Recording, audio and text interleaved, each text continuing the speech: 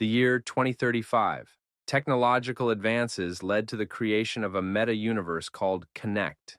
It was virtually indistinguishable from the real world. Here, NPCs looked as if they were alive. Players could master any martial arts skills or acquire magical abilities. These opportunities attracted hundreds of millions of people to the world of Connect. A battlefield unfolded on the steps in front of the entrance to the ruined building. Dozens of bodies of destroyed warriors lay there. Armed warriors continued to fight, no matter what. They faced a single opponent, Bae Do-hyun, nicknamed the Destroyer.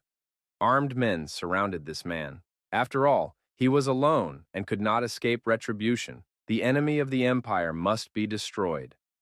The Destroyer was ranked 13th in the Connect rating and had the Psychokinetic class. The archers lined up in battle formation and prepared to open fire on command. The command was given.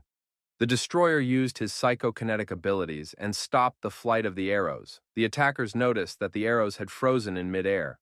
A moment later, the arrows turned around and flew back at those who had shot them. The archers were struck by their own weapons. Baek Do-hyun armed himself with blades and prepared for hand-to-hand combat. The attackers realized that the Destroyer possessed the art of telekinesis. It was a stunning power.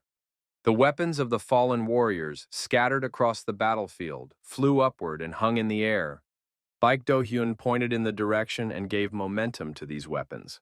Blades, swords, spears, and axes rushed toward the armed warriors. Their speed increased. Baek Do-hyun left the battlefield, leaving bloody traces behind. All his opponents were destroyed. The Destroyer looked around. Where was it? The wounded priest lay on the floor. He thought, is this the end? The warrior noticed the pendant on the priest's chest and realized he had found what he was looking for. The priest said that the prophecy stated the saviors will reveal themselves. The priest grabbed the young man's hand and asked where they were. Who would stop these endless wars? Why had the stranger brought chaos to this world? Why was he burning cities and destroying innocent people? Why was he enslaving their people? Baek Do-hyun took the pendant from the priest's chest and told him not to blame him, but the guilds working for the government. Baek Do-hyun looked down the corridor and realized that reinforcements were arriving for his opponents. The priest said goodbye, saying that everything would be as God intended. Everyone would pay for their actions. Baek Do-hyun approached a huge box standing between the columns. The Destroyer placed the pendant on a recess in the lid of the box. Magical circles appeared between the pendant and the box. The warrior's actions proved to be correct. The mechanism worked, and the box moved aside. In its place, an entrance to the underground opened up. According to the information received, this was where the first mythical artifacts of Connacht were kept. 5 years ago, the major guilds signed a treaty with the Empire and destroyed this world. Baek Do-hyun thought that the old man's lamentations were trivial compared to what he himself had gone through in the last 6 months. The guild took control of Connect, and the Crusher remained the only solo player in the top 100. Bae Do-hyun decided to take all the available inventory and leave. Having finished his business, Bae Do-hyun realized it was time to leave. However, his gaze fell on a game cartridge lying on the floor. What was it doing there? The young man picked up the cartridge, and at that moment something incredible happened. Everything around him began to shake. Was there a connection error? But why? A bloody stain appeared on his chest. The player heard an order not to move. People in black suits stood in front of the chair where the young man was sitting. One of them asked why he was trembling. He had a knife in his hand. The young man could not imagine that these scoundrels were capable of going so far. The villain was talking on the phone. He reported to the president that they had this man. After finishing the conversation, he reported that the president had ordered him to be killed and his head brought back. The villains grabbed the young man by his arms and legs and told him that he shouldn't have gone to the next level. Did he really think he was too cool and that he was too good at the game? Had he completely lost his fear? The young man replied that this was not the case. The villain ordered a bag to be put over the young man's head.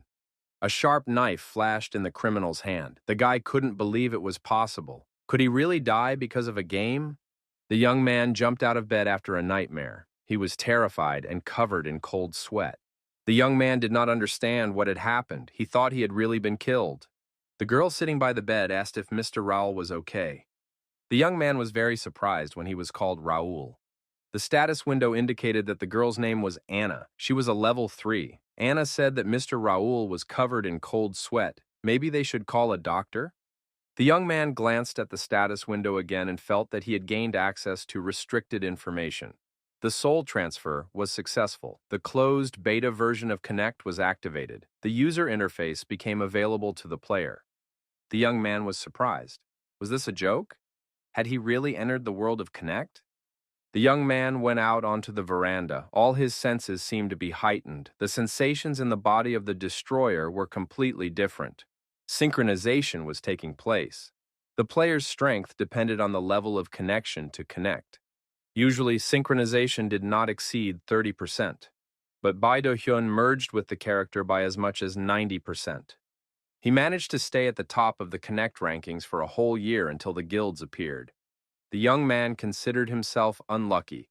He had spent too much time getting into such good physical shape, and then everything fell apart. The notification mentioned a closed beta version and the number of users, so he was the only one who had entered the system. In that case, he still had access to his previous inventory. The information scan began. Hidden user data was discovered. Updates were being downloaded. With the knowledge and strength he had gained in his previous life, the player hoped to become number 1 again. The young man clutched his head. His name was Raoul Ashton, the youngest son of the 5th Earl of Ashton from the Kingdom of Reuben. His county would soon fall. The Ashton family held orthodox views. The count and his eldest son died suddenly, and the middle son disappeared without a trace. When the youngest inherited the throne, a coup took place. At the same time, the barrier protecting the forbidden territory collapsed, releasing monsters into the wild. The inhabitants fought back, but were unable to repel them. The young man realized that he was in the body of Raoul Ashton, the count's youngest son. He looked ahead. In 3 years, this beautiful city would be completely destroyed. Our hero decided that he would not allow this to happen. Bai Do-hyun and the destroyer remained in the past. Now his new life had begun. Raoul Ashton thought that a sad end awaited him in his past life, but if he missed the second chance that fate had given him, he would never forgive himself. Raoul Ashton realized that there was only one way to prevent the county's collapse. It had to become stronger. In a month, the traditional coming-of-age ceremony would take place. If the young man reached the semi-finals, he would be able to enter the Royal Academy. There, training would help him regain his former form. In that case, the hero would be able to defend himself. Raoul Ashton pulled his sword from its sheath, swung it a few times, and felt that he was weak. He was already out of breath. He was only at the 5th level. He hadn't gotten very far from that maid. He needed to start preparing for the tournament urgently. After a month of training, the day of the competition arrived. Raoul Ashton glanced at the number of participants and thought that there were a lot of them this time. The guy was surprised. Would he really have to fight these big guys? It took him a lot of effort to get to the qualifying rounds. The last time Raoul Ashton looked at the status window, he was at level 13. His endurance had increased. The guy also had a backup plan. Raoul Ashton was confident that he could make it to the semifinals. A young man approached him and asked, "Has the noble aristocrat decided to participate in the tournament?" It was Dion with his cousins. Dion said that there was no place for crybabies here. Raoul Ashton realized that this was the middle son of Viscount Austin, his uncle, that is, his cousin. Dion always picked on Raoul during martial arts classes. However, the instructor and the count did not intervene, strictly following the family charter. The charter stated, "You must fight as if you were on the battlefield. Treat your opponent as an equal and take responsibility for your own injuries." Raoul Ashton thought that Dion could bully the younger ones as much as he wanted. Dion promised to smash him to smithereens if he didn't leave. Dion told his cousins to let the weakling go, let him go cry into his pillow. Many assumed that Dion would be the winner of the tournament. Raoul Ashton decided that this guy could laugh while he still had the chance. In the final, there would be no trace of him left. The assistant reported to his master that the report on the first day of the competition had arrived. After studying it, the master asked where Raoul was. The assistant replied that the young man had eaten and was now resting in his chambers. The young man needed to regain his strength after the intense qualifying round. Count Melvin Ashton, Raoul's father, told the assistant that he could leave. The Count laughed and said that his son was simply brilliant. He had managed to get through the group stage after all. Melvin Ashton thought that Raoul had always been the weakest of his sons, so no one insisted that the young man learn sword fighting. However, just a month before the tournament, Raoul began to practice and achieved outstanding results. Although his first training session was a complete failure, it did not discourage him. Raoul was teased and mocked, called a weakling, but the Count did not want to interfere so as not to aggravate the situation and put his son in an awkward position. Melvin Ashton waited for the moment when Raoul would be able to stand up for himself. The Count thought that his younger son had exceeded all his expectations. Melvin Ashton planned to talk to his son after the tournament ended. The day of the final competition arrived. Dion didn't understand why Raoul was still standing. The audience demanded that Dion finish off the boy quickly. Dion attacked his opponent and asked if it was time for him to give up, but our hero blocked the blow. The audience was surprised. Raoul took the attack again. How long would he keep defending? It turned out that this guy could really stand up for himself. Dion shouted that this kid couldn't keep running away forever. However, Raoul successfully continued to dodge his opponent's attacks. Dion asked if this was how the offspring of noble families behaved. Enough running away, it was time to fight for real. Raoul told his opponent to watch his language. The audience was dissatisfied. Why couldn't Edmund defeat this boy? Edmund declared that the jokes were over and it was time to finish. The spectators couldn't understand why Raoul wasn't dodging. After another clash between the opponents, there was a powerful explosion and thick smoke enveloped everything. The referee stepped between the players and announced that the contest was over. Raoul was the winner. The spectators acknowledged that the younger son of Count Ashton had put up a magnificent fight. Edmund Dion objected. Why was this boy chosen as the winner and not him? If he hadn't been stopped, he would have destroyed Raoul. The referee called Dion a fool and told him to look at his neck. If the fight had not been stopped, Edmund would already be dead. There was a bleeding wound on his neck. Edmund realized that Raoul had been aiming for that spot and was just waiting for the right moment to strike. Dion realized that he had nearly been killed, and fear overwhelmed him. Raoul declared that Edmund would be punished for insulting the county of Ashton. The young man added that they would have a serious conversation after the tournament. Our hero couldn't hide his joy at having managed to win after all. An update appeared in the status window. The player had improved his sword skills, reaching the 9th level of the novice rank. Raoul thought that his plan had really worked. He took advantage of the game's features and gained experience and skill points by fighting stronger opponents. The longer the battle lasted, the more points he earned. All this was possible thanks to the experience multiplier that the young man used in exchange for the ability to respawn, because he was playing in hardcore mode. More risk, more reward. Initially, our hero was unhappy with this, but if it weren't for hardcore mode, he wouldn't have been able to achieve such results in a month. Raoul was most pleased with the 5 unique characteristics. Telekinesis was an ability possessed by Bai Do-hyun. Noble blood was Raoul's special feature. The other 3 were to be revealed as the hero's level increased. Raoul Ashton tried to use his abilities in the next competition. Raoul Ashton also emerged victorious in the following battles. The audience said it was amazing. He's just lucky. There were even speculations that the guy was using various tricks to win. The residents of Connect had no idea about the abilities possessed by the players. The hero decided that it was better not to use telekinesis unless absolutely necessary. It was good that his acting talent did not go to waste. A servant entered the room and asked if Mr. Raoul was injured. The young man replied that he was perfectly fine, but if he received a serious wound, he would call a doctor or a priest. Yvonne told the young gentleman to remember that not every wound could be healed by healers and urged him to be careful. Raoul replied that he would take note of this. Raoul Ashton thought that Ivan genuinely cared about him. This was unusual. In his past life, the hero had been left to fend for himself. Ivan handed him a piece of paper and said that he had fulfilled his request. But was Mr. Raoul sure? The hero replied that there was no need to worry. Raoul Ashton declared that he would definitely win. Ivan bowed and said he believed in the young master. The servant thought that Raoul reminded him of Mr. Melvin in his youth. He too was a confident young man. However, this time his opponent would be Sir Dion. This player spared no one who stood in his way. After reviewing the information, the hero realized that there was a betting system in Ashton County. It was created to promote the tournament. Part of the money collected went to the participants. That would be enough to become a worthy member of the Count's family. Raoul decided that all that remained was to crush Dion. Dion was an overly confident player. The time had come for the final match. The protagonist was determined. Some of the spectators shouted for Raoul Ashton to show a real fight. Others were sure that Dion would knock the wind out of him.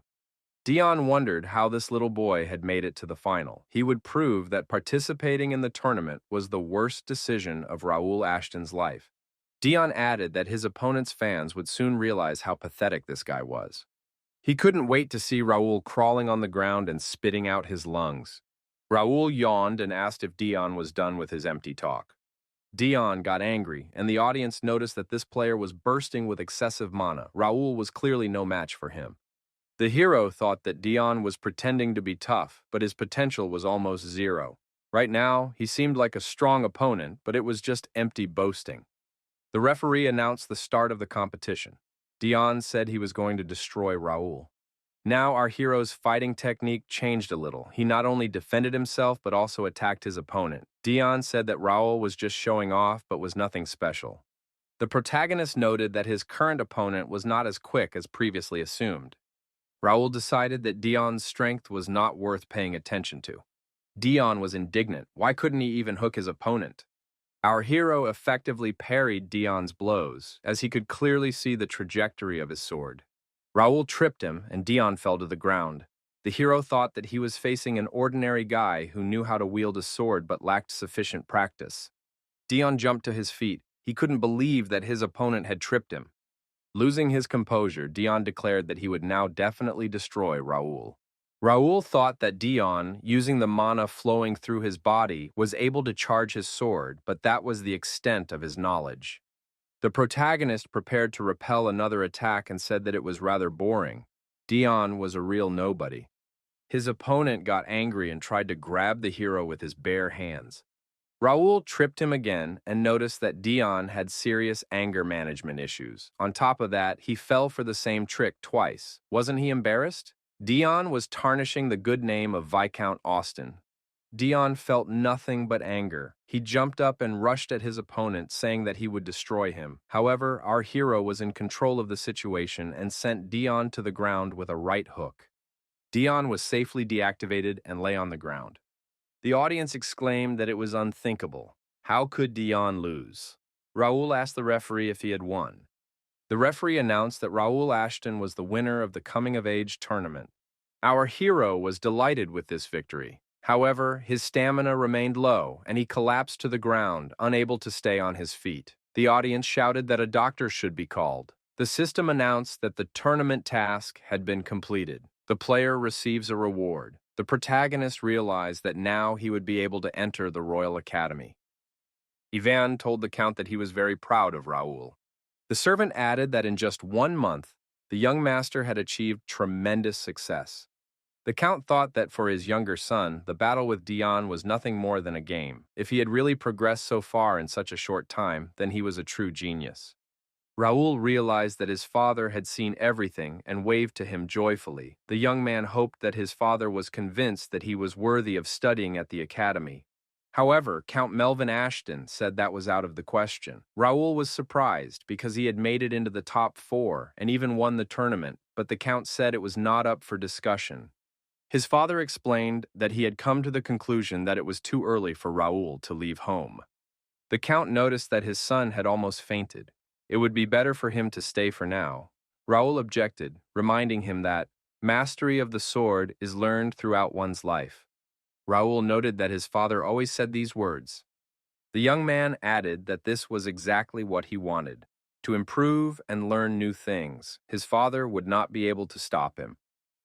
The Count thought that his son had indeed grown up. He grabbed his sword and said that he would let Raoul go if he could defeat him. Melvin Ashton added that he would not go easy on the young man. Did Raoul agree? A month passed. Our hero finally managed to leave his father's house. Raoul couldn't believe it. Had his father really let him go?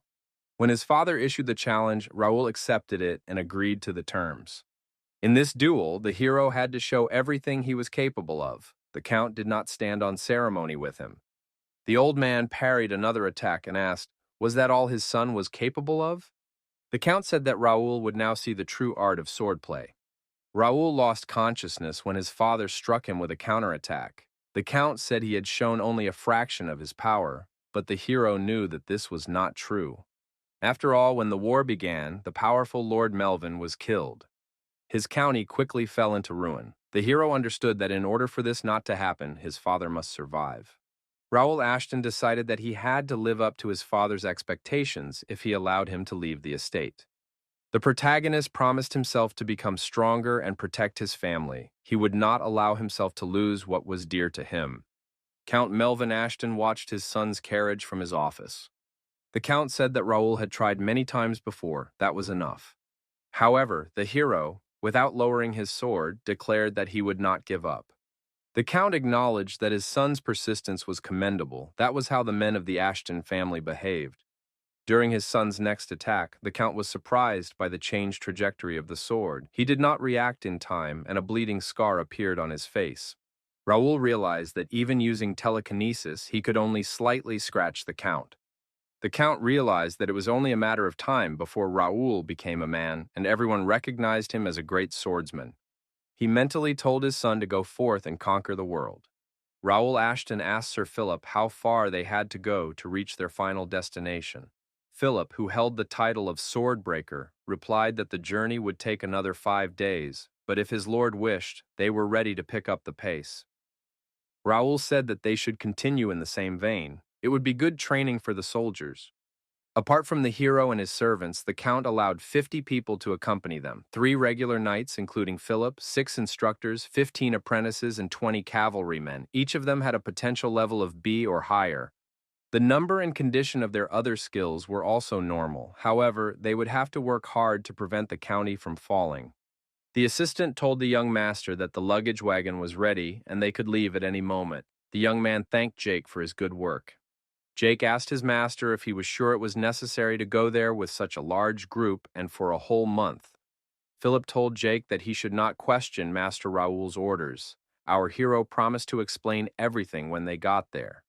Raoul added that something very interesting awaited them ahead. It was the free city of Mira, one of the first cities players visit after completing the training mission. Here, players will find many quests and hidden artifacts. There are also restrictions on the use of mana to avoid senseless slaughter among newbies. Mira's resources are practically limitless, which is why players love this place so much. The Domain of God is an area where you can destroy as many monsters as you want. This is the place Raoul wanted to show his fighters. His goal is to raise their skill level as quickly as possible.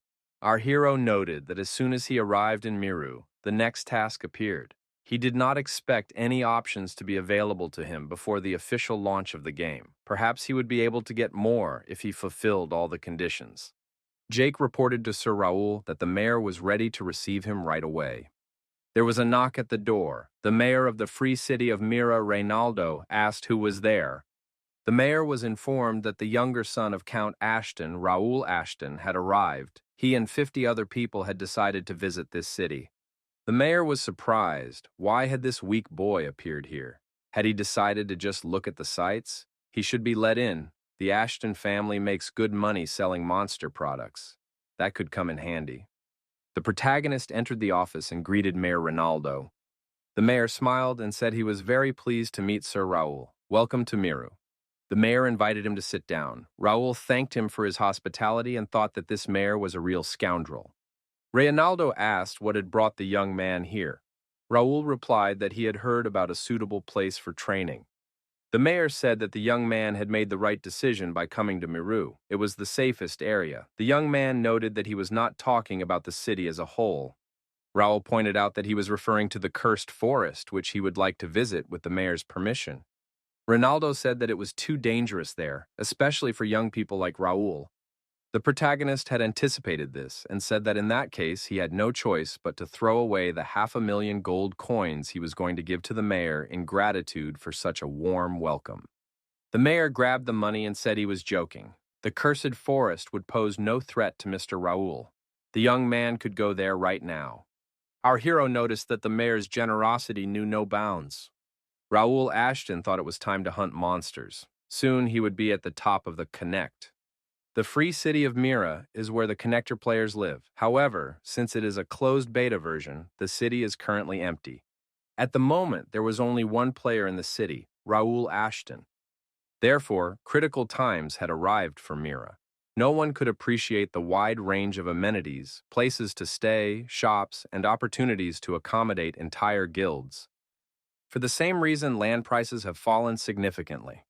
The real purpose of our hero's visit here was to purchase real estate.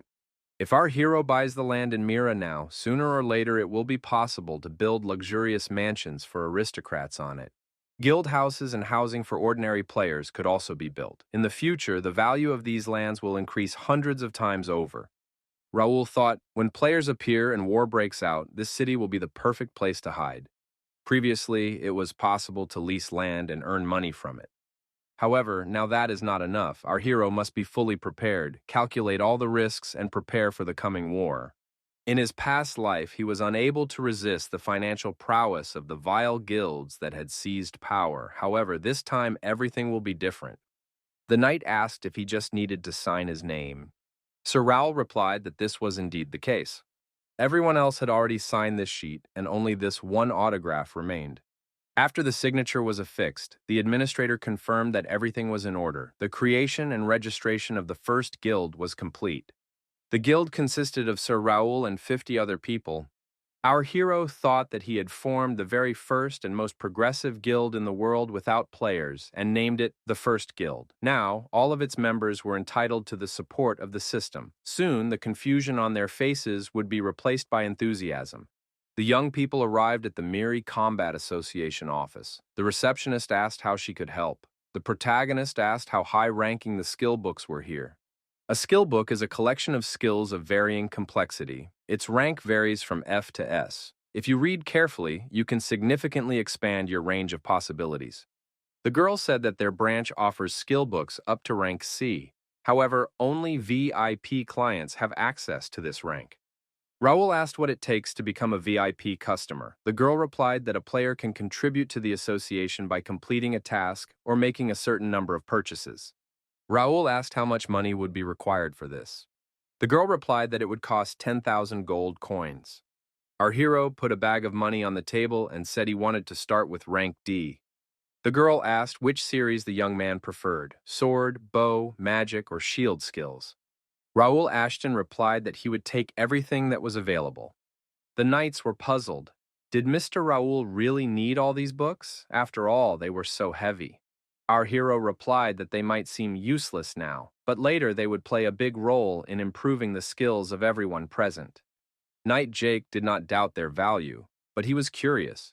Was reading more effective than practical experience? Philip agreed and asked if it would not be better to spend the same money on combat armor. Raoul said that they needed to be patient. They would find out everything the next day. Looking at the number of books, our hero thought that this time he had really gone too far. There are limits to the number of skills a player can have. It is unlikely that he will be able to use all of them at the same time. The protagonist remembered that when he woke up in Raoul's body, there were 2 unknown items in his inventory. What could they be? However, the day before, when the young man received the assignment, the items were opened. One of these items turned out to be a skill dex. What if he could activate it by completing the current task? The protagonist prepared to open the skill dex and add the skill book to it. The book began to overflow with mana and trembled in the young man's hands. Our hero realized that he had succeeded. After a while, the mana energy stored in the book disappeared. However, the young man thought that he would be doing this forever. Was there a way to add all the skill books at once?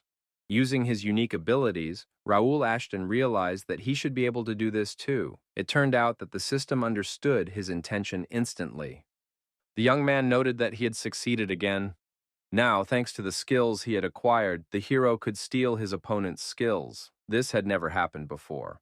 Our hero knew it was the very artifact he had found just before his death. Some characteristics and inventory items from his past life had been preserved. Now it became clear what power lay within them.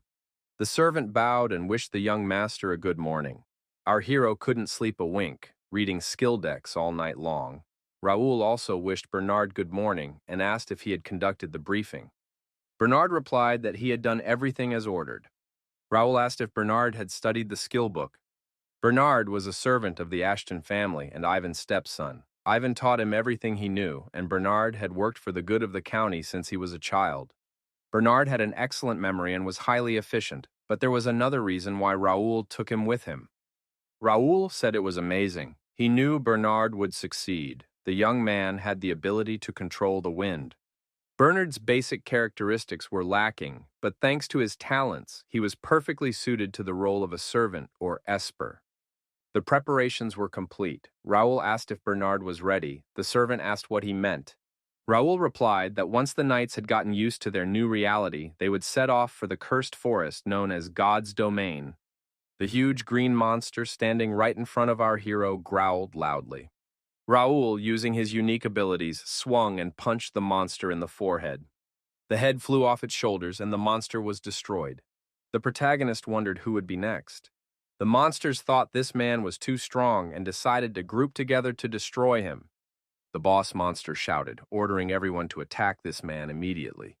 Raoul Ashton found himself surrounded. The ring was closing in. Our hero was not afraid and, luring the monsters, told them not to stop and to continue attacking. The cursed forest, God's domain. This forest is not only a territory for hunting monsters, but also a symbol of the world. If players are injured, they are healed, and if they die, they are reborn in the city. Therefore, it is believed that there is no better refuge than Mira. As for the monsters, even if some of them are destroyed, the total number of monsters will remain unchanged because Mira blesses them. People cannot be reborn in the cursed forest or use items received as rewards for hunting monsters outside of it. If they are taken out of the forest, they will immediately turn to dust and disappear. This is because humans are forbidden to touch the property of the gods. However, this rule only applies to the inhabitants of Mira. Players are allowed to take trophies obtained in battle out of the forest. Knight Jake hoped for help from the system. After our hero took the blow, the monster boss asked in surprise what kind of power this man had. Raoul Ashton proudly said that this power is called telekinesis. Jake acknowledged that it was a useful ability. Philip asked his partner to cut up the fence in silence. Jake asked if that was why he had come all this way to Mira. However, they gained a lot of experience after this training. Sir Raoul continued to fight all kinds of monsters. Our hero thanked the knights. It was only thanks to their joint efforts that such an excellent result was achieved. Now the knights will be able to become stronger by studying the skill books. The leader asked Philip if he now understood why the skill book was preferred over combat armor. Philip admitted that it was amazing. This time he had mastered the new skill very quickly. Where did the young master get such knowledge? Philip said that a new notification had appeared in the guild chat. Sir Raoul should take a look at it. After looking at the notification, our hero ordered an immediate return to Miru. The player stabbed his opponent in the back with his sword and said he should have done it sooner. It was hard to hold back, watching these Ashton kids do whatever they wanted. The player noted that if his opponent had listened to him, they would have put their opponents in their place long ago. The knight asked the enemy what they were trying to achieve. The villain swung his weapon and reminded them that their great-grandfather had taught them to be cautious and told them to avoid trouble. The villain turned out to be Ramon, the eldest son of Viscount Randall. Jerry, the Viscount Randall's middle son, was also there. The youngest son of Viscount Randall was named Kyle. The wounded knight, bleeding profusely, said that the young master would regret this. Ramon struck the knight again and demanded that their master hurry up. They were happy to talk. Ramon became wary. Something was wrong. Why weren't these knights dying? Jerry Randall said he couldn't wait to teach little Raoul a lesson. Cale pointed out that members of noble families were forbidden to draw weapons against each other within the free city. Ramon replied that he didn't care. If anyone asked, they would claim they had nothing to do with it and find a way out of it. Ramon added that it was a great idea to put an end to the Ashton family. Ramon noted that their great-grandfather might even praise them for it. Suddenly, the unbelievable happened. His older brother's head exploded in all directions, and a fountain of blood gushed out. Jerry and Kyle looked back. Who could have done this to their brother? Raoul Ashton stood behind them. He was furious. How dare they commit a crime against Ashton County? Now there was more at stake than their worthless lives. The brothers would pay dearly. Jerry said the man was insane. How dare he destroy a member of the Randall family? Kyle shouted for the guards to come immediately. Who had let this man in? The knight reported that he seemed to have found the Ashton County detachment. Philip said that Viscount Randall's knights were surrounded. We must make sure there are no townspeople nearby. Raoul Ashton praised them. It was a job well done. Our hero ordered Bernard to take the bloodied knights to the temple. The protagonist turned to his inventory.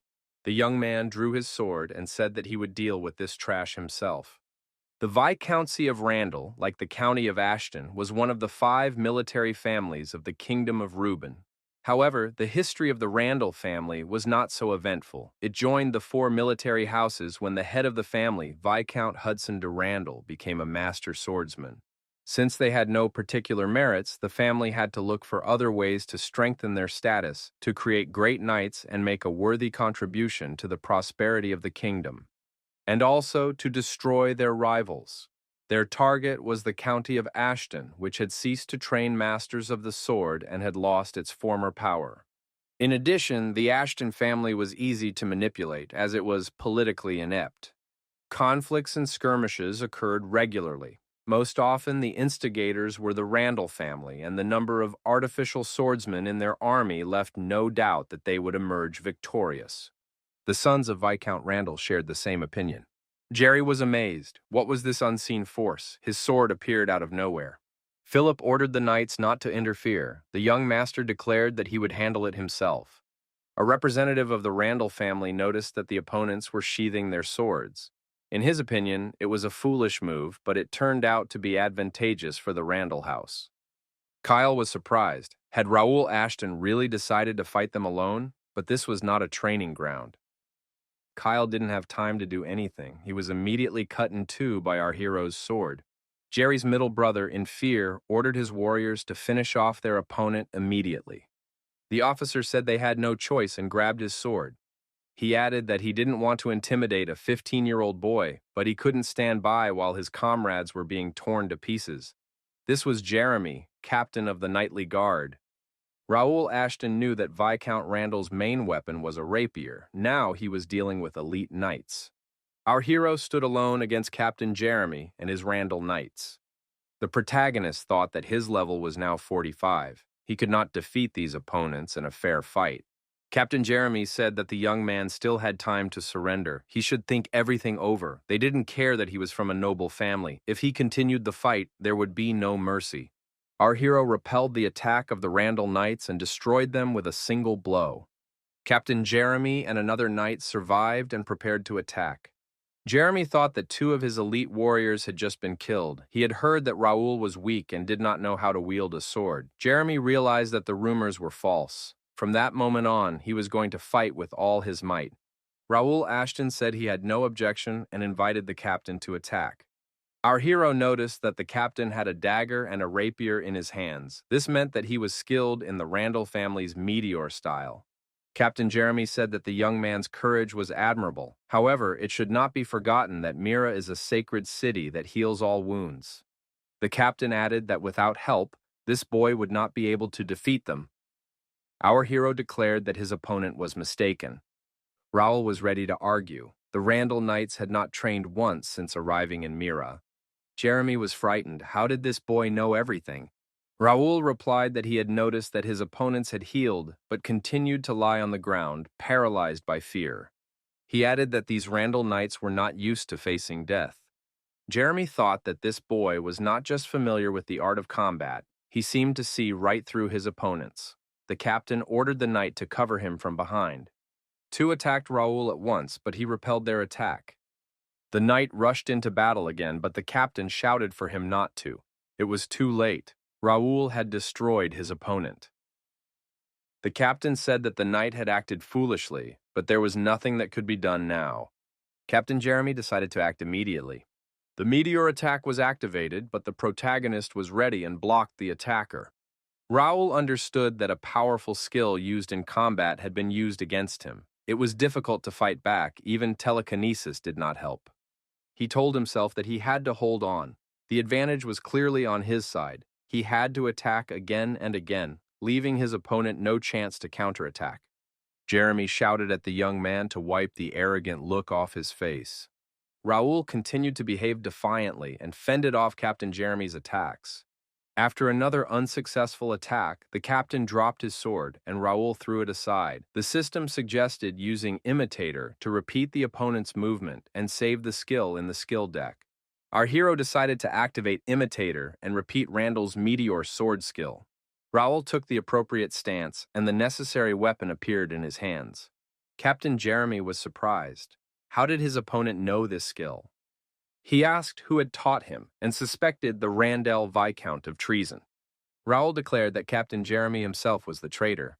He thought it must have been difficult. Using the S-rank imitator skill required a lot of energy. Imitator is a skill learned through skill decks that allows you to steal your opponent's abilities.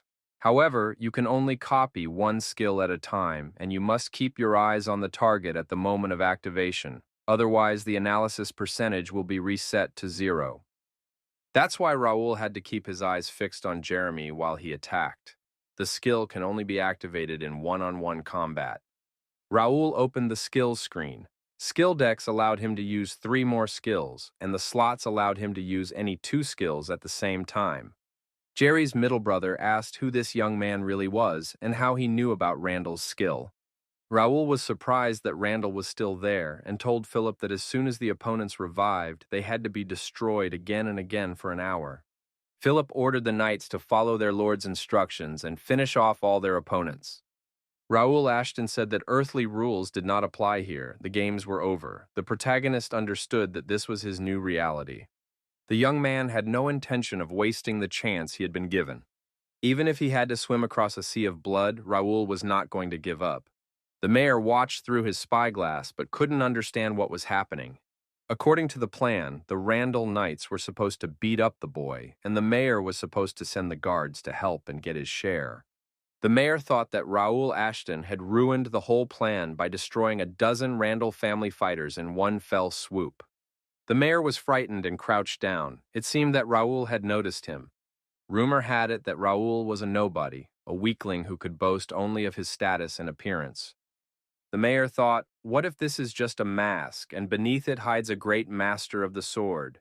If his guesses are correct, the boy has long been aware of his machinations. It is necessary to build a relationship of trust with the county of Ashton. Ashton thought he had gone a little too far, but it was worth it. Raoul completed a random task, taught the family's enemy a lesson, helped his comrades, and took revenge.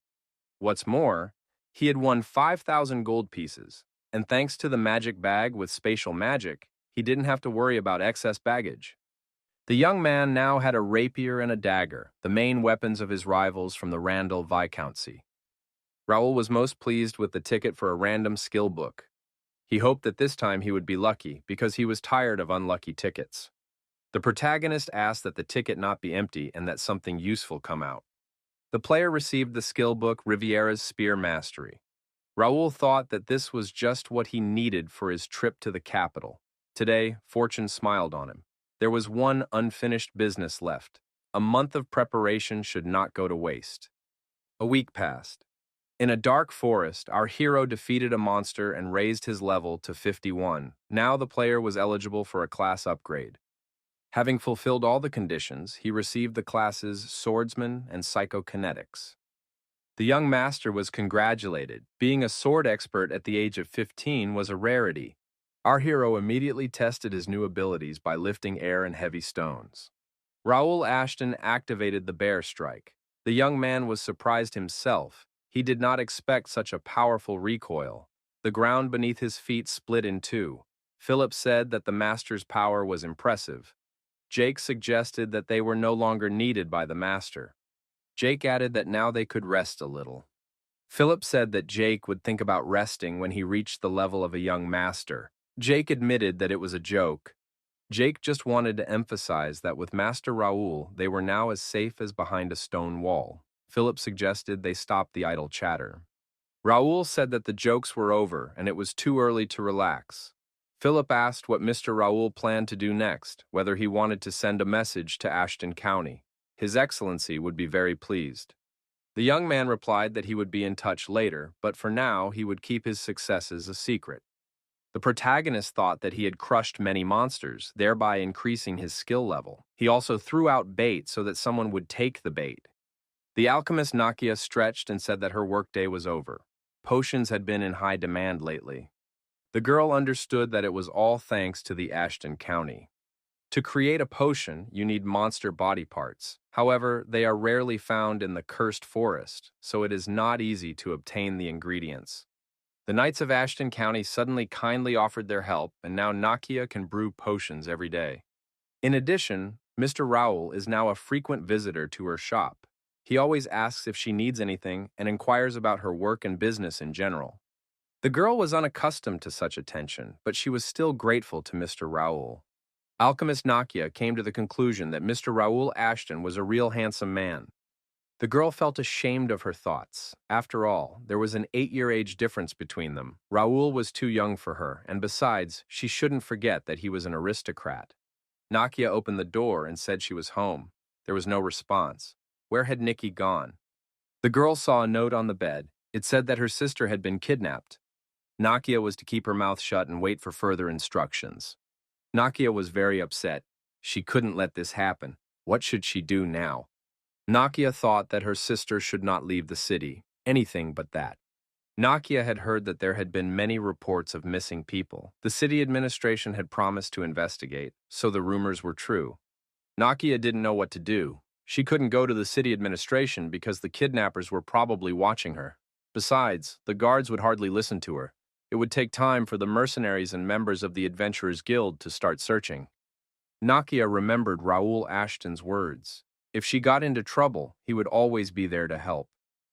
Nakia realized she had no other choice. She had to find Mr. Raoul Ashton immediately. The girl changed her route and set off in search of our hero. Raoul received information that Nakia was heading towards him. The young man thought that it had happened. Our hero ordered everyone to take their positions, focus on the goal, and report any changes in the plan. Raoul entered the Community Connect. The connection was established. Cafe Connection is an information cafe that the protagonist ran in his previous life. The cafe was only accessible to the premium class. As a star player, our hero received the necessary information from fans and informants. Gradually, the cafe turned into an information treasure trove, where all the hidden information of the Connect was stored. Fortunately for our hero, the cafe had not disappeared. It is impossible to make further plans relying solely on memory, so the Sviaz Cafe is quite helpful in this regard. A search for information was carried out using the query Free City of Mira. Our hero looked through all the available buildings. The plan should work. Raoul was informed that Nakia had arrived. The young man wondered if he could change her future. Crazy alchemist, bloodthirsty witch, taboo breaker. People called Nakia different names because they were terribly afraid of her. Many civilians suffered because of her in the process of creating chemical weapons. She experimented on people in an effort to take revenge on the Empire. However, now our hero was faced with a desperate girl who needed help. Nakia said that Nikki was missing. Urgent help was needed. Raoul Ashton said he would help, but he needed all the information. What happened? Nakia reported that her sister had been kidnapped. They needed to find her poor little sister. Raoul told Nakia not to worry, he would definitely find her. He even knew where she might be. The young man promised to let her know as soon as he found Nikki. Nakia can stay here for now. Bernard will take care of her. Bernard said that Nakia had made the right choice in turning to the young master. The master always keeps his promises. Philip reported that Pierce was tracking them. The assistant added that he had received permission to carry out the operation from the mayor. Raoul replied that this was excellent. Our hero asked Philip if he had given the mayor the list of rats. Philip confirmed that he had. The mayor said he would definitely reward him for this later. Our hero wrote down the names and locations of all the criminals in the city on the list. All available channels of communication were used to obtain the necessary information. Raoul Ashton told his people that they were moving forward. Jake was the most excited of all. At this time, the spies were hiding in the bushes and watching the enemy's actions, gathering the necessary information. Among the spies was Pierce from Ashton County. He held the Order of the Golden Bear and was a knight in Raoul Ashton's guard. Pierce thought he had found them. Judging by the tracks on the ground, they were here. It was time to begin the operation. Pierce climbed a tree and decided to try out a skill he had recently learned. The detection skill was activated. The criminals were cautious and kept their bows and arrows at the ready. Pierce thought that the young master was right. Pierce remembered that just 6 months ago, his life had been completely different. The youngest son of Count Ashton, Raoul, unlike his brothers, grew up to be a weak and untalented child. Most of the servants and knights tried to avoid him. When he was looking for volunteers to accompany him on his journey, few expressed a sincere desire to go. Raoul visited the training ground and talked to the knights. Among these knights was Pierce, holder of the Order of the Golden Bear. Raoul said he would help the knight exceed his limits. Then Raoul picked up a sword and began to guide Pierce, pointing out areas that needed improvement. Pierce said he wanted to achieve more, but doubted that Raoul could help him. However, after training, his movements became much clearer. Raoul said that it would be difficult for Pierce to master the bear strike. His advantage was not in strength, but in agility. Pierce should hone his archery skills because he had great talent. Pierce thought that few people knew he could shoot a bow. However, Raoul noticed it. Perhaps the young master could really help. Pierce decided to follow Raoul from now on. Pierce thought it was the best decision of his life. Those who had refused Raoul's offer must be kicking themselves now. But why did the young master hide his strength? Thanks to the skill books that Raoul bought, Pierce not only reached the level of an expert in archery, but even improved his skills. Without the help of the young master, nothing would have worked out. Pierce assumed that Raoul Ashton would demonstrate his true power today. Climbing down from the tree, he greeted Raoul Ashton with his arrival. Our hero assessed the situation and thought that all criminal gang hideouts were similar, no matter what city they were in. However, spies from the Kranan Empire were hiding here. Usually, Connect players receive tasks while at starting points such as Myri, and then they receive rewards for destroying monsters or villains. However, now Raoul Ashton was dealing with more than just ordinary villains. A slave trader who kidnaps people or a mercenary who wants to earn more money is no match for Kranan spies. They are also called Imperial Trackers. They track down players, blackmailing them and depriving them of the opportunity to cooperate with others. The trackers cause a lot of problems, so our hero cannot allow them to continue their rampage. Raoul Ashton gave the command and Pierce fired his bow. The arrows hit their target and the way was clear. The protagonist hoped to dispel the magic circle with a scroll he had recently acquired. However, our hero saw a stream of mana. Maybe he could absorb it? Our hero succeeded, and the magic circle was destroyed. Knights Philip and Jake were extremely impressed with the young lord's abilities. Raoul thought that now he would be able to save money instead of spending it on scrolls. Pierce told his assistants, Jackson and Neil, that they were moving on to the bait stage. He would let them know when it was time to go in. Raoul Ashton thought that his elite knights were by his side, and that was good. It was time to hunt.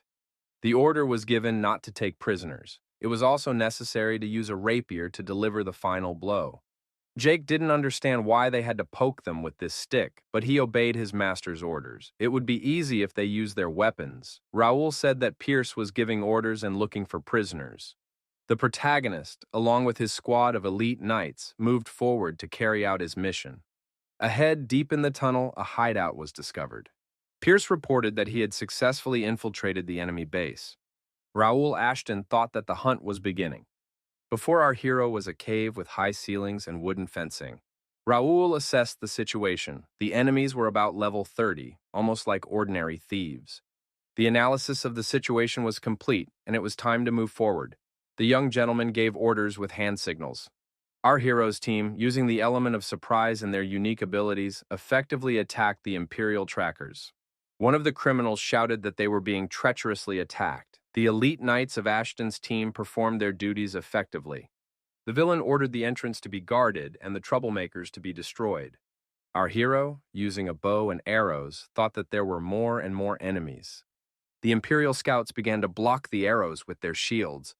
The enemy archers spotted our hero above and aimed their arrows at him with the intent to destroy him. Raoul Ashton, using his unique magical abilities, effectively repelled the invasion of enemy arrows. The enemies were perplexed because the arrows simply bounced off the young man. The villain shouted that they needed emergency reinforcements.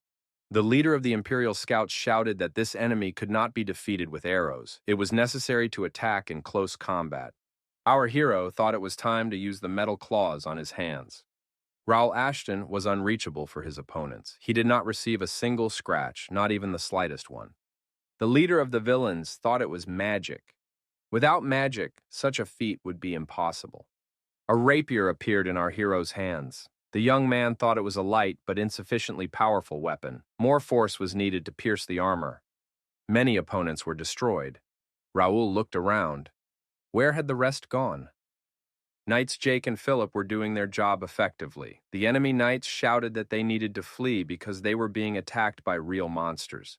The protagonist noted that Jake was rebelling against the use of the rapier. It would be better to save mana because he had been ordered not to leave any traces indicating his skill with the sword. Raoul thought that it was not worth worrying so much after all. Assessing the situation, the protagonist thought that the small foes were finished. Pierce reported to his master that they had searched the entire prison but had not found Miss Nikki. Raoul asked if Pierce had briefed the prisoners. Pierce said that they had been given clothes and food and warned to wait quietly until the end of the battle. Jack asked if the boss really thought they had dealt with all the criminals. Were these really the kidnappers? Raoul knew something wasn't right. First, Nikki was not there. Second, all the criminals they had captured were equally strong. This raised the question, where was the leader? Third, there was a magic circle waiting for them at the entrance, but no one had noticed the magician. It turned out that the important criminals and the other captives were somewhere else. Jake told Pierce that the operation could not be considered successful unless they found the hostage and the leader. Pierce said he had checked all the suspicious areas but found nothing. Perhaps his abilities were not enough. There was definitely a skilled mage at work here, capable of creating a high-level magic circle or system. Raoul said that it had only been a month since Pierce joined their guild. He was doing well. No one could hide from his keen eye. Raoul Ashton told everyone to follow him. He knows where the enemies are hiding. Upon arriving at the location, our hero ordered the huts to be searched and reported if anything suspicious was found. After a while, a report came in that everything was clear. The young man entered the room and said that this was the only place left to check. Everyone needed to get ready. The most interesting part was about to begin. Raoul destroyed the floor in the room and discovered a secret entrance. The secret entrance was also open, and a hidden staircase leading to the basement appeared before the expedition. The protagonist sensed that something was approaching them from the basement. A huge monster burst out. Philip ordered everyone to stay close together. There was no point in spreading out. In that case, it would be more difficult to suppress the monsters. These were demons of the Imperial Cavalry. Their vital organs were located differently than in humans. It was necessary to cut off their heads. Jake asked what they were doing here in the first place. Raoul Ashton thought it was necessary to study their characteristics. At the same time, our hero wielded his rapier effectively. The demon cavalryman of the Imperial Army was an experimental mutant. These monsters had caused our hero a lot of trouble in his past life. After 6 months of playing Connect, the protagonist received an order to raid the Empire's lair in the starting city, just as the best players had almost cleared it. 10 of the best players changed classes twice and formed a punitive force of 100 guilds to capture the fortress. However, as soon as the secret Imperial Cavalry appeared, most of the players didn't last a minute. That day, our hero miraculously escaped, and for the next 6 months, none of the rankers dared to approach the Empire's lair. At that time, the demon cavalry numbered about 50. It is not surprising that players who had barely reached level 50 were unable to defeat them. What will be the outcome of the battle this time? Our hero noted that there were far fewer demons today. Moreover, their level of training was no match for the skills of Ashton's elite knights. Moreover, our hero saw all the enemy's weak spots. Raoul thought that all that remained was to strike, which he did effectively. After some time, the demon cavalry was destroyed. Our hero's squad suffered no losses. The protagonist did not understand what they had forgotten here.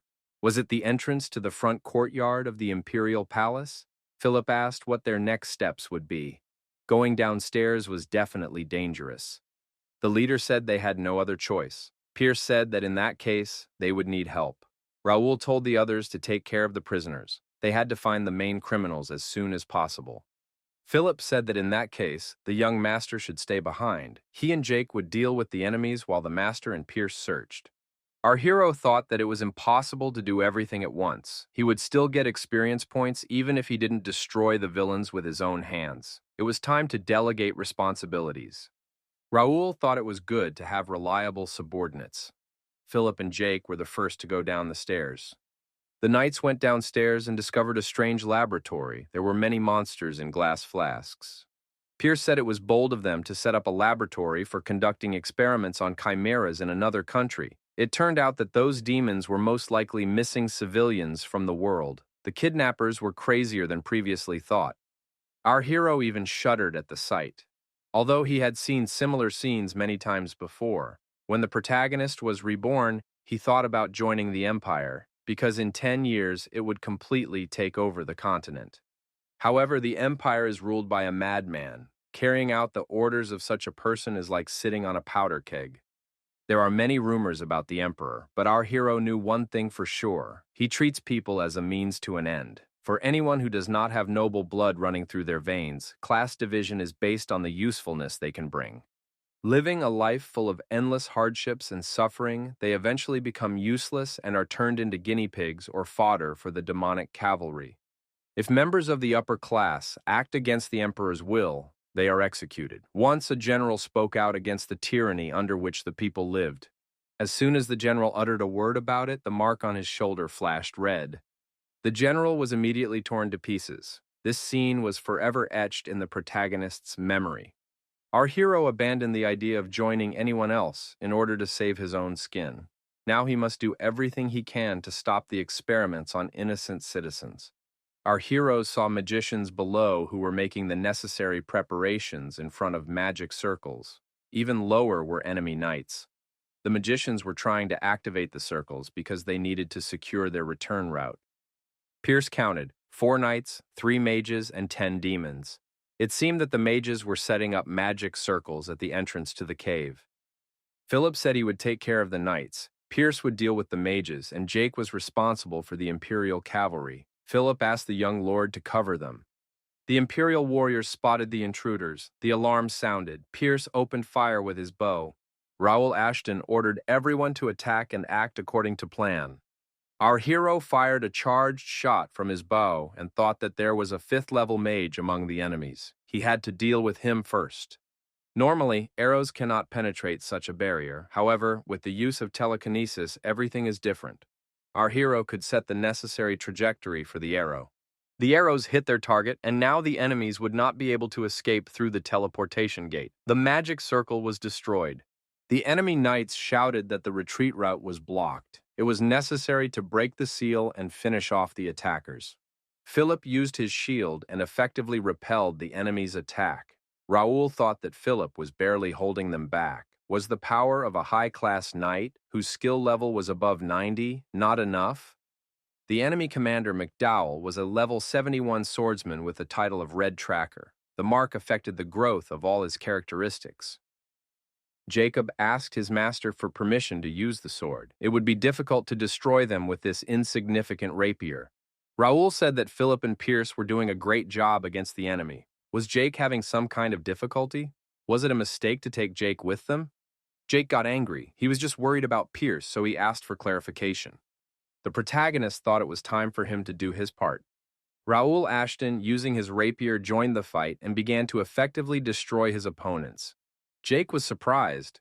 How did the young gentleman manage to find the enemy's weak spots so quickly? McDowell was puzzled. How could the attacker surpass them in strength?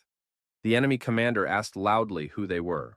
They were fighting with rapiers, which meant they must belong to the Randell Viscountcy.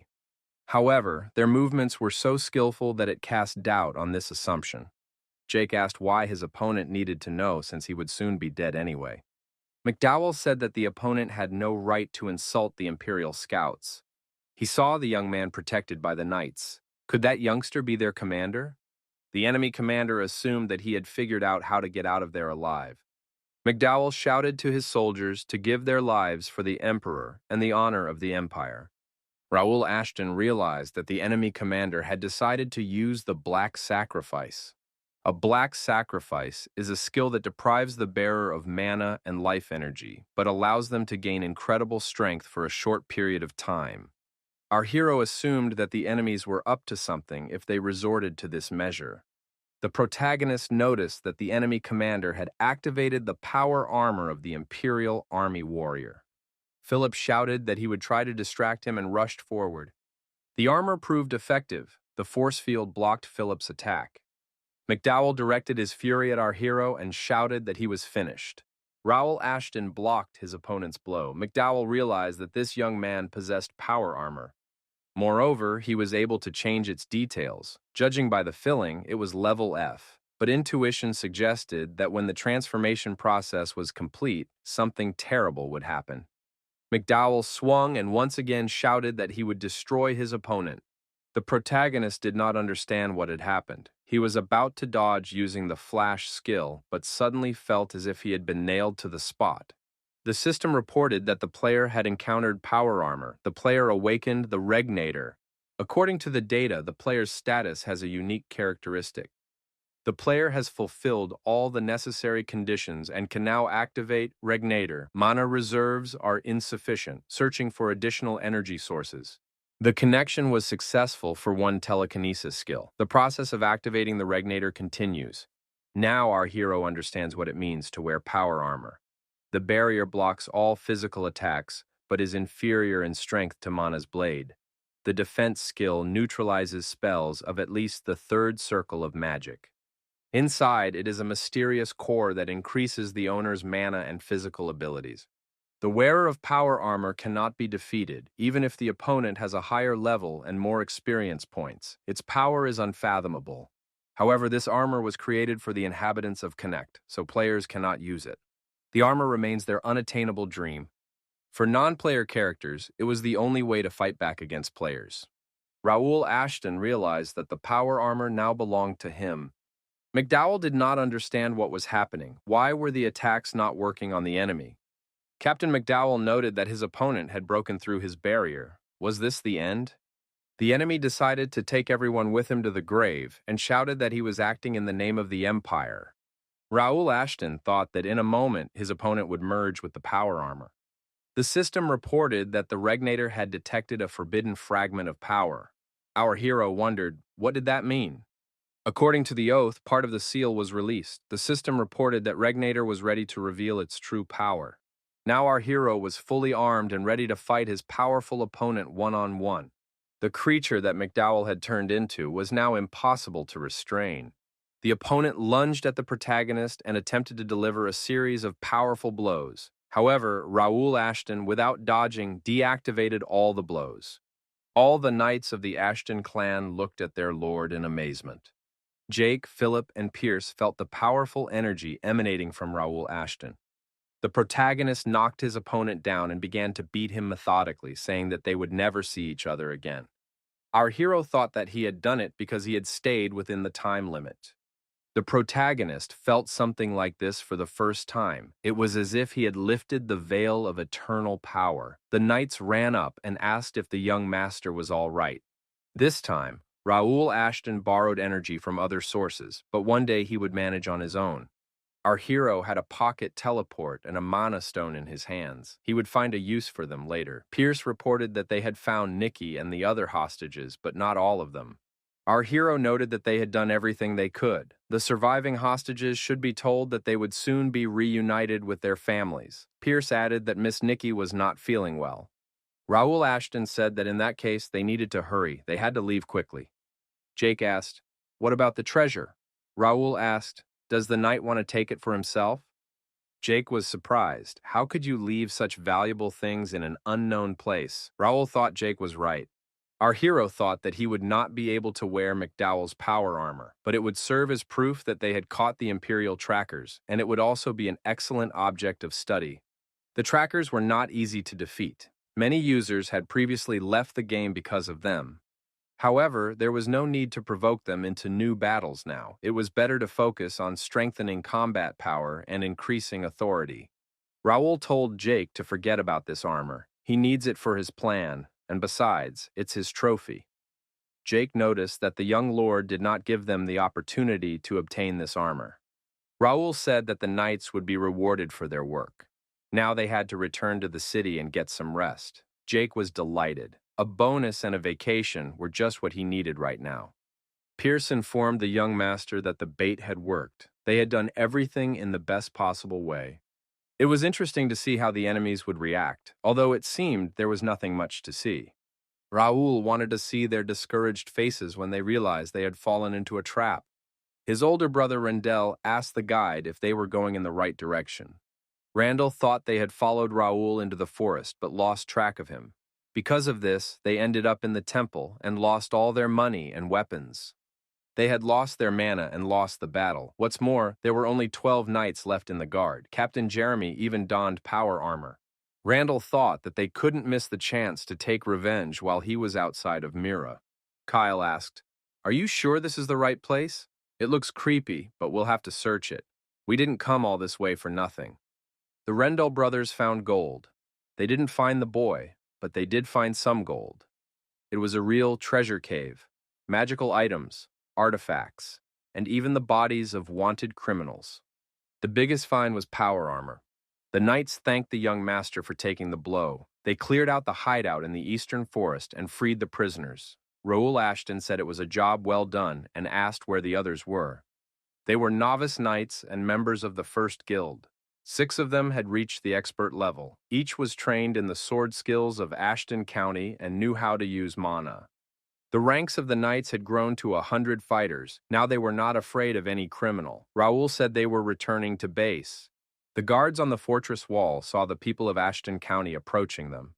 But why were there so many of them? Our hero was holding Miss Nikki in his arms. The girl was indeed feeling unwell. The knight told our hero that he had orders to gather all the civilians. Ashton thanked him for his good work. The civilians were grateful. After all, this was the knight who had found the missing people. Nakia saw her little sister. Raoul said that Nakia must have been waiting for them. The girl thanked him for saving her sister. Raoul added that Nikki was not feeling well, but they would take care of her in the new palace, and she would definitely get better.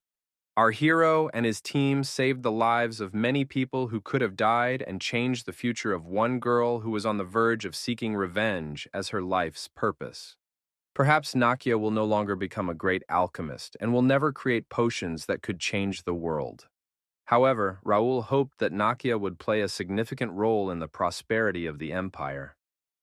When our hero returned to the past, much had changed. He was not afraid to influence the course of history. The protagonist no longer followed the principles of humanity and was not afraid to take away someone's future. Today, Raoul could have saved many more people if he had acted faster, but he turned away from them, driven by the desire to please Nakia and earn points.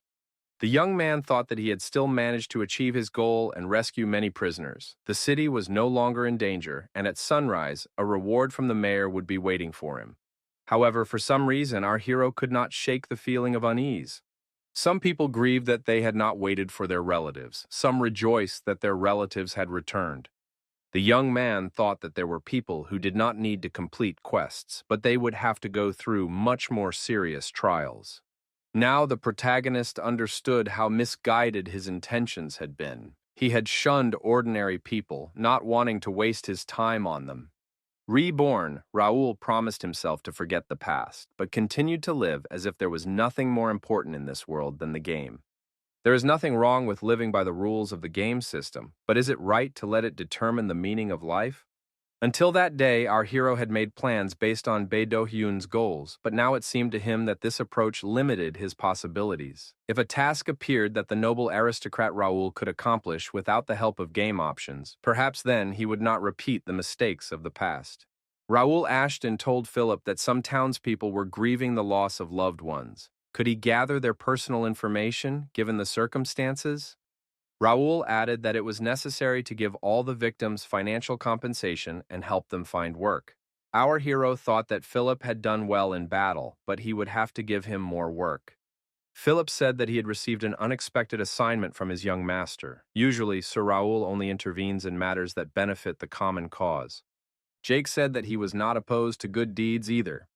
The townspeople welcomed the young master, Raoul Ashton.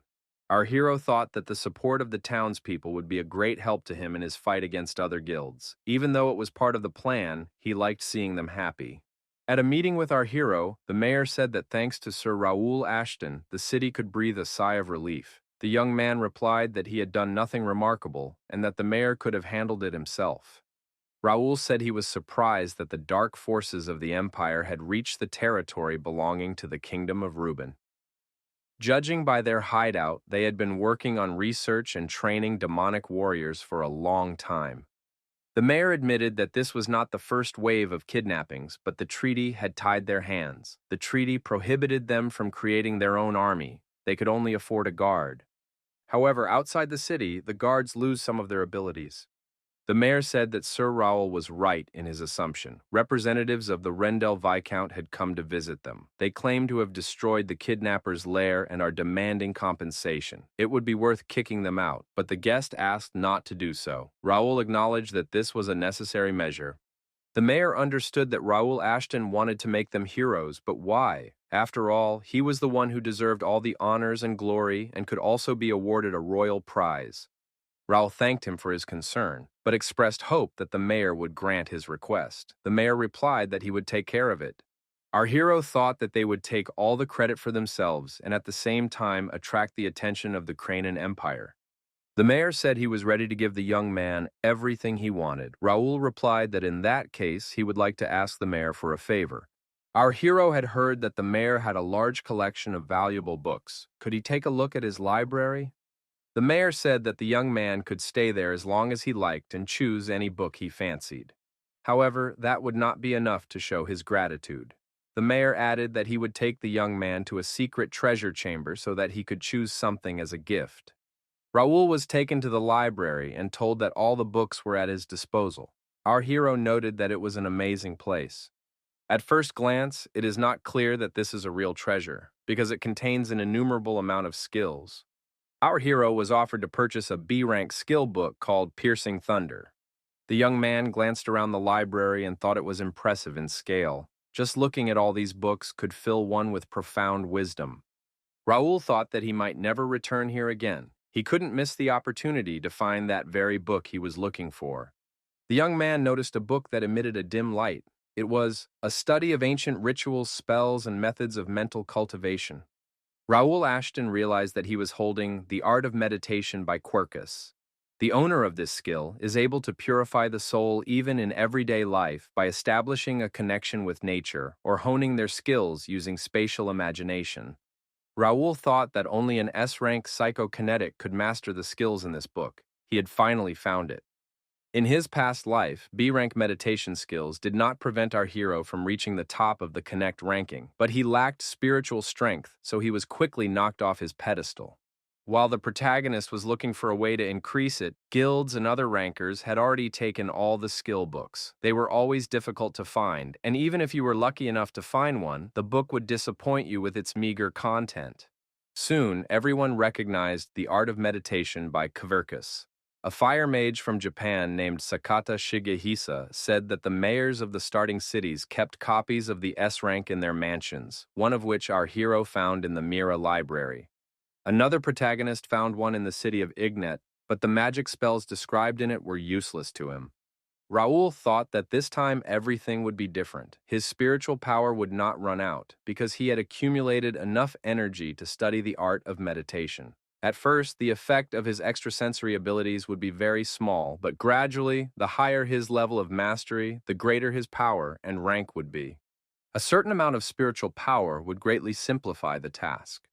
If the protagonist reached the same level of mastery as in his previous life before the war with the Empire, victory would definitely be his. The young man thought that this day would go down in history.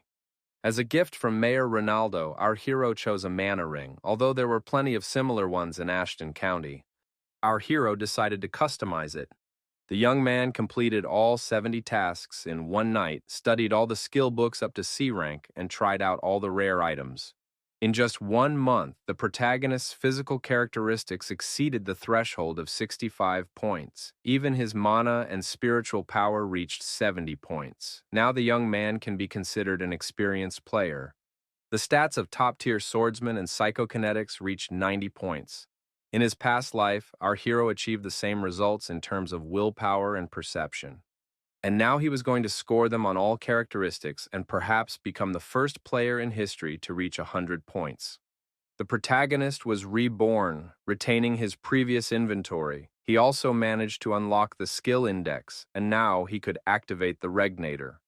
In the case of the skill index, the young man was tasked with breaking the seal, but to do so, he had to complete 50 more tasks related to skill slots. However, with the regnator, everything is different. Even the current power seems insurmountable. Raoul Ashton unlocked a special characteristic called Keen Eye. This effect allows him to see the situation through the eyes of the developer and steal information from the system. Thanks to this, he can see the status of non-player characters and track the flow of mana. The young man received a new task. He must obtain fragments of a magic stone. If he follows the familiar path, he will constantly encounter the Empire's warriors, because they are also searching for fragments of the magic stone. He must find a way to avoid crossing paths with them. Raoul understood that this was not necessary now, since he was both a player and a resident of Connect. He decides for himself how to construct the scenario and what task to perform next. Our hero no longer wanted to dance to the system's tune. If his goals did not coincide with its plot, he would follow his desires, even if they conflicted with the tasks and scenario. The next day came. The assistant looked into the office and asked if the young master was there. Bernard said that Miss Nikki had regained consciousness. Her sister requested a meeting with Mr. Raoul. Our hero replied that he would be happy to meet with the girls. Nakia thanked our hero again and asked how she could repay him for his kindness. Raoul told Nakia not to worry and to take care of her sister until she was back on her feet. Raoul thought it would be a good idea to check her status. Nikki thanked our hero for saving her. Nakia warned that her sister was a little shy. He understood. Our hero thought that Nikki was clearly unwell. The protagonist looked into Nikki's eyes and was surprised. Could it be that the others didn't see anything? To be sure, the young man decided to use his keen eye. Raoul Ashton said again that this couldn't be. He thought Nikki was an ordinary person. However, the girl had SS rank potential. Her illness was suppressing her abilities. But what if she were cured and her abilities returned to their previous state? It was frightening to imagine how powerful she would become in the future. Nikia looked at our hero and asked, "Is something wrong?" Raoul replied, "Everything is fine." However, he needed more information. After a while, the protagonist gathered all the necessary information. He thought that they would soon leave Mira. Now, Mira is the safest place on the continent. Construction was complete, and the guild house opened its doors to its first guests. Many townspeople decided to thank our hero for saving their lives and offered their help. Among them were talented craftsmen, so the success of the work was almost guaranteed. All that remained was to resolve the issue with Nakia. The girl said that her sister was feeling much better. Nakia thanked Raoul for inviting the priests. In reality, things were different. Nikki was still unwell. Divine power alone was not enough here. Nakia heard that Mr. Raoul Ashton was leaving today, but she didn't have time to thank him properly. Raoul said that they had stayed longer than planned and were now in a hurry. Nakia asked how she could be of help. She was sure that Raoul had not helped her and her sister for no reason. The girl really wanted to help, but she was afraid that Raoul would turn out to be like most of the noble aristocrats she had encountered before. The world is full of greedy people, and first impressions can be deceiving. However, she didn't want to disappoint Raoul. The protagonist told Nakia not to worry about unnecessary things. Raoul handed her some papers and told Nakia to read them. Among the papers was a letter of pardon. All sins and charges against Nakia had been dropped. The girl asked how Raoul had managed to achieve this. The protagonist replied that money could work wonders. This document forgave all the mistakes that had been made. Raoul had to spend a considerable amount of money to obtain the Alliance's permission, but it was nothing compared to Nakia's value. The girl had suffered from a ban on using mana for 5 whole years. She thought she was stuck in this trap forever. Raoul solved all her problems in no time. How could he be compared to others? The protagonist asked how Nakia had been banned from using mana. The girl replied that she had left home when she was still young. Her mentor saw her talent and helped her join the Alchemists Association.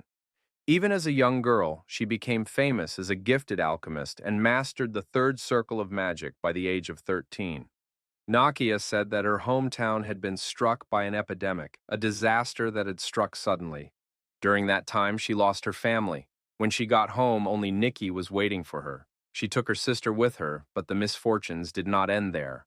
When Nikki turned 6, she was diagnosed with an incurable disease. Perhaps Nakia was to blame for constantly working with dangerous substances. Nakia spent 2 years searching for a cure. At 18, she reached the 5th circle of magic, but it no longer mattered. When the danger to Nikki became critical, her sister broke the taboo and used alchemy on a human. With the help of substances stolen from the association, she kept Nikki alive. However, Nakia could not feed her sister medicine indefinitely. Without it, she would immediately lose consciousness. Soon, their deception was revealed, and Nakia was expelled from the association and banned. The girl added that after some time wandering, they came to Miru. It was safe here, and with God's blessing, Nikki was getting better. But upon learning about the ban on Mana and her sister's illness, not all the townspeople accepted them. Raoul said that the girls had been through a lot. He offered Nakia a mixture and told her to drink it. It should set her free. Nakia drank the contents of the bottle and felt changes in her body. The girl felt at peace again, as if the past 5 years had never happened, how she had missed this feeling. Now Nakia understood how she could repay Raoul. She declared that she would serve Sir Raoul faithfully and look forward to him saving and making other people happy. The protagonist accepted this devotion and promised not to forget her words. Raoul said he was giving her these papers. These were notes on Mona Filaria, which should help Nikki. They were the works of the great alchemist who had already left this world. However, a fragment was missing, so they would have to work on them. Now Nakia can create the perfect medicine for her sister. This will be her first task. The girl declared that she would create the best medicine in the whole world. Nakia once again thought that she would serve faithfully until the end of her days.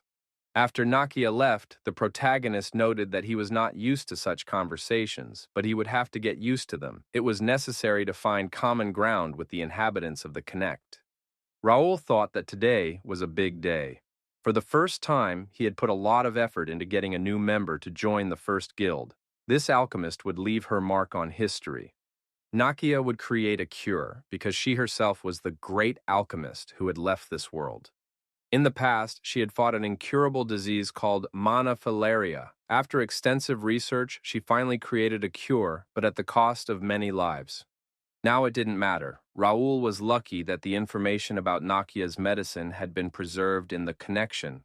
He deliberately gave her incomplete records so that she would develop her skills. When his sister recovers, the burden on Nakia's shoulders will be lifted. If she fails to make the medicine in time, she will have to return the missing fragment. The protagonist thought that his mission in Mir was over. It was time to move on to the next destination. This was the capital of the Kingdom of Reuben, also known as the Tomb of the Sword, the large and populous city of Turim. He was looking forward to seeing this city. After a while, the hero announced that they had arrived. Jake noted that everything was different in the capital. For Ashton County, entry into the city was without queue, so they simply had to proceed forward. Most of the members of the first guild remained in Mir.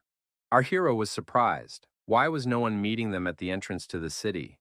Raoul asked if Bernard had sent a message about the visit. The servant confirmed this. Bernard suggested that there had been a mistake. He would go to the estate and bring an escort. Raoul said they would go together. Bernard asked passers-by where the Ashton County estate was located. The passers-by replied that they did not know. The man asked if the place belonged to one of the kingdom's 5 military families. He wasn't sure if they had their own opinion, but suggested looking in the noble district. In the noble district, they explained that there was no Ashton County estate there, so they could not let the young man pass. Raoul understood that his family was not particularly popular, but to this extent, it was surprising. Jake said that the warriors of Ashton County risked their lives fighting monsters, but here it was, as if no one had heard of them. The young man thought that the townspeople were unaware of his family's influence. The capital was far away, and the Earl of Ashton rarely visited here. But why had no one heard of the name Ashton? There must be a huge estate somewhere around here where nobles and members of royal families stay. Raoul told Bernard to visit the information bureau and find out the address of the Ashton estate. The guard said that it was the address of Baron Gender. Mr. Gender had been living there for about 10 years. Bernard reported that Baron Gendar, 50 years old, is a distant relative of Raoul and is responsible for foreign affairs. Raoul decided to see the estate with his own eyes and ordered to be taken there. At the estate, Bernard announced, "The younger son of the Earl of Ashton, Sir Raoul, has arrived. They would like to meet with the ministers of foreign affairs." The guards demanded to see the invitation. Philip asked what invitation they were referring to. The guard replied that it was an invitation to a celebration. Raoul Ashton was surprised. What celebration was he talking about? Jake grabbed the guard and demanded an explanation. "How dare you not let the master in? Bring the Baron here immediately." The guards raised the alarm and intruders appeared at the gate. The captain of the guards ordered, "Don't move, you people. What is this commotion? Who are they?" The horseman introduced himself. "My name is Philip. I am the Supreme Knight of the Order of the Golden Bear of Ashton County. Where is Baron Gender now?" The captain was surprised. Why did he need the Lord?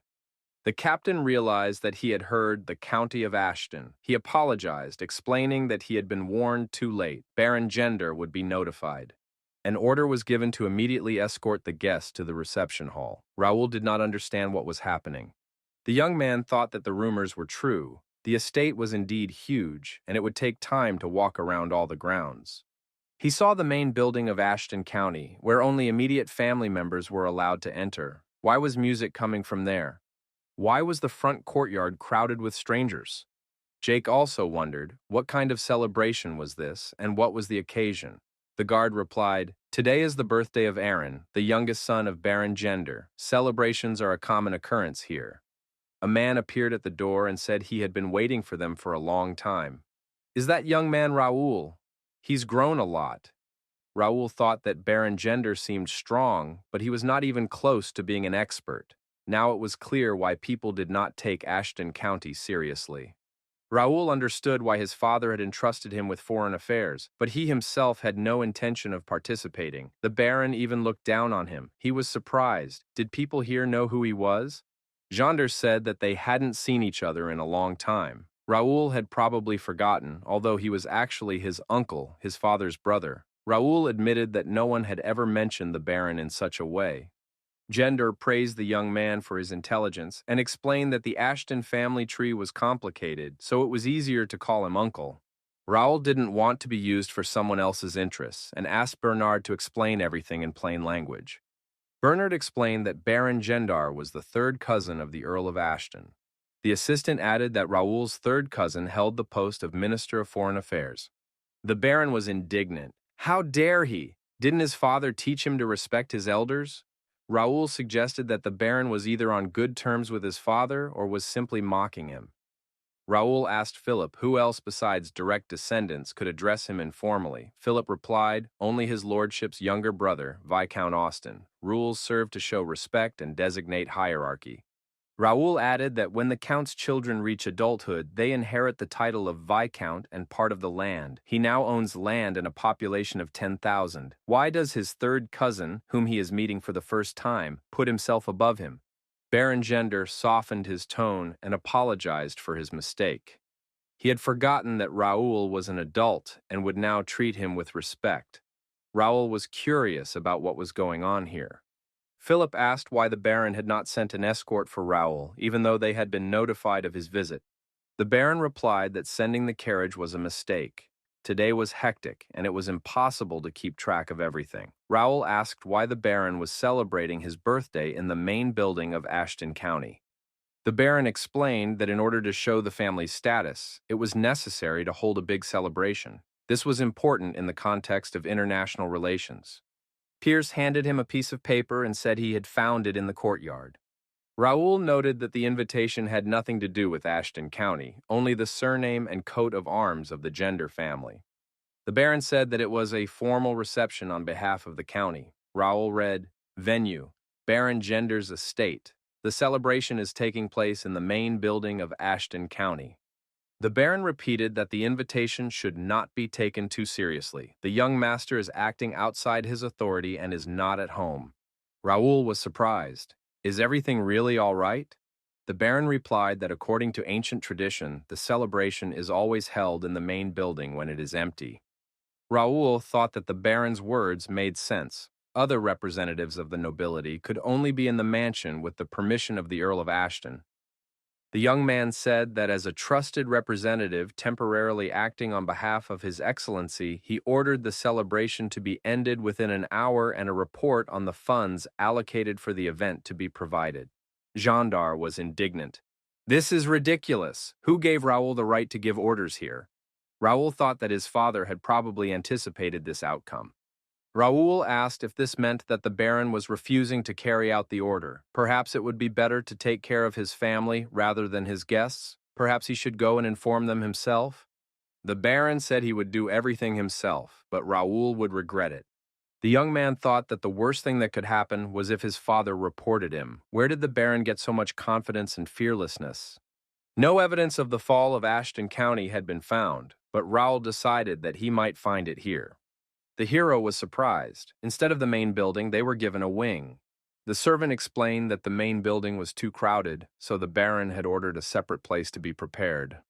Raoul turned his horse around. He would live only in the Ashton County mansion and ordered them to follow him. Raoul, Philip, and Jake entered the main building. The young man was surprised. The Baron had settled his entire family in the 3-story mansion, where only the Count and his relatives had the right to reside. Raoul wondered how the Baron would explain this. Would he claim that he was using the study and the main building according to tradition? Gender replied that these were temporary measures. The Ashton family rarely visited, so it was wasteful to keep the house empty. Raoul ordered everyone to leave the building immediately. Jake grabbed his sword. Raoul said that if the mansion was not vacated today, he would disregard family ties and behead everyone. Raoul declared that from that moment on, he was relieving Baron Gendar of his duties as Minister of Foreign Affairs. Raoul added that if the Baron wished to raise objections, he could bring documents tomorrow confirming that he was performing his duties to the fullest extent. Our hero looked out the window at the departing Baron and thought that he had dealt with the matter. Now he needed to find some information. The young man was afraid that, given the condition of the estate, it had long since been disposed of, but it turned out that this was not the case. All documents related to management and finances were in the office. The Baron must have been sure that the truth would not be found. However, in his previous life, our hero had studied business administration and worked for a trading company. Bernard was an expert in everything related to estate management. Philip reported that the Baron and his family had left the building. The knight added that they had calmly gathered their essentials and left. Rule suggested that they thought they would return soon and live here as if nothing had happened. Philip asked if the young gentleman was sure about his decision. Maybe they shouldn't have rushed into it. Raoul replied that it was necessary to get rid of rotten people quickly and not miss the moment while they were still looking down on them. The protagonist thought that a branch of the First Guild would fit in perfectly here, and if he sets the rules in his house, he will not allow any scoundrels to contradict him. Pierce said that Baron Gender was under someone's protection. Something bad was coming. Raoul said that one should simply believe in the power of Ashton County. Jake told his colleagues to finish their serious conversations and go with him to inspect the estate. Mr. Raoul says there is no need to worry. Rule added that now they need to get some rest, because tomorrow they have great things to do. Everyone except Bernard can be free. Rule asked Bernard if he knew what they were looking for. Bernard said he could be relied upon. The next day arrived. Raoul Ashton conducted training using magic swords. Bernard cautiously watched the young master and parried his attacks. Our hero said that progress was evident. He did not think that Bernard would learn to wield 2 swords at once so quickly. Raoul thought that it had been a month and a half since Bernard discovered his psychic abilities with the help of a skill book. Given his success, it was safe to say that he had great talent. It is usually difficult for wind mages to achieve perfection in weapon control. At this rate, he would reach the expert level in about 6 months and become one of the most gifted mediums. Raoul said that now it was time to move on to martial arts. Bernard's power is not only measured by his superhuman strength. The easiest and most effective way to raise your skill level at the beginning of your journey is to apply several skills at once. Bernard, using his psychic abilities, said that they seemed to have guests. Rule thought that the wind mage was able to pick up information from a great distance. The young man said that they should greet the guests properly. Bernard asked if he should bring what the master had prepared the day before. Raoul replied that Bernard should bring everything. Raoul intended to receive a reward for his hard work. Bernard thought that the young master's expression did not bode well. The Baron would have a hard time if he stood in his way. Jake was surprised. Was there some kind of treasure buried here? Otherwise, why would so many people have gathered? Baron Gender stood in the center of the inner courtyard. Some of the knights exuded tremendous energy. The outer courtyard was filled with warriors. Jake doubted that the young master could handle them alone. The knight hoped that his master knew what to do. Braun believed that everything was going according to plan. In Raoul's absence, all issues must be resolved, and then he will be able to take office. The Ashton family's blood relatives living in the capital, having learned of what had happened, could not remain on the sidelines. The Baron thought that by expelling him from the estate and depriving him of his position as minister, Raoul had created problems not only for him but for others as well. After all, they also held banquets at the expense of the county budget and even received payment for managing the estate through his pocket. Having lost such a lucrative source of income, they would not remain silent. The Baron thought it was his mistake to organize the celebration in his own name and use the Count's office, but his relatives were unaware of this. Surely this boy only knows how to pretend to be a noble aristocrat, but in reality has no idea what he has gotten himself into. The Baron did not understand why his brother had made his son his representative, but he would not miss this opportunity. Raoul Ashton came out to the guests, accompanied by his knights. The young man was determined. Our hero smiled and said that he did not expect to see so many guests today. Could it be that everyone present was concerned about the rights to the estate? The Baron confirmed that they had all gathered here to express their outrage at Raoul's unreasonable behavior. Perhaps it was time to clear up this misunderstanding and apologize. Raoul Ashton asked if Baron Gender was speaking on behalf of everyone. If so, he was ready to figure out who was right and who was wrong. Gender said that for many decades, blood relatives living in the capital had managed the estate, succeeding one another. This was done so that some boy from the main family would not come and cause disorder. Those present considered it rash of His Excellency to grant authority to a child and also to cut funding. What was the Count thinking? Raoul thought that he should be heard so that he could explain what Baron Gender was guilty of. Raoul thought that the consequences could be much more serious than previously thought. 5 influential families had gathered here. The first were the blood relatives of the Ashton County. They took part in the meeting without hesitation. The second were scouts from the Cranon Empire's Guild of Trackers. Their appearance was logical. The Empire was behind any conflicts occurring on the continent.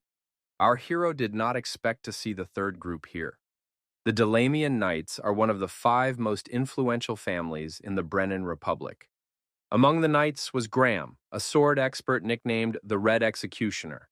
Next to him were several other sword experts. Our hero did not know why representatives of a much more powerful family had appeared here.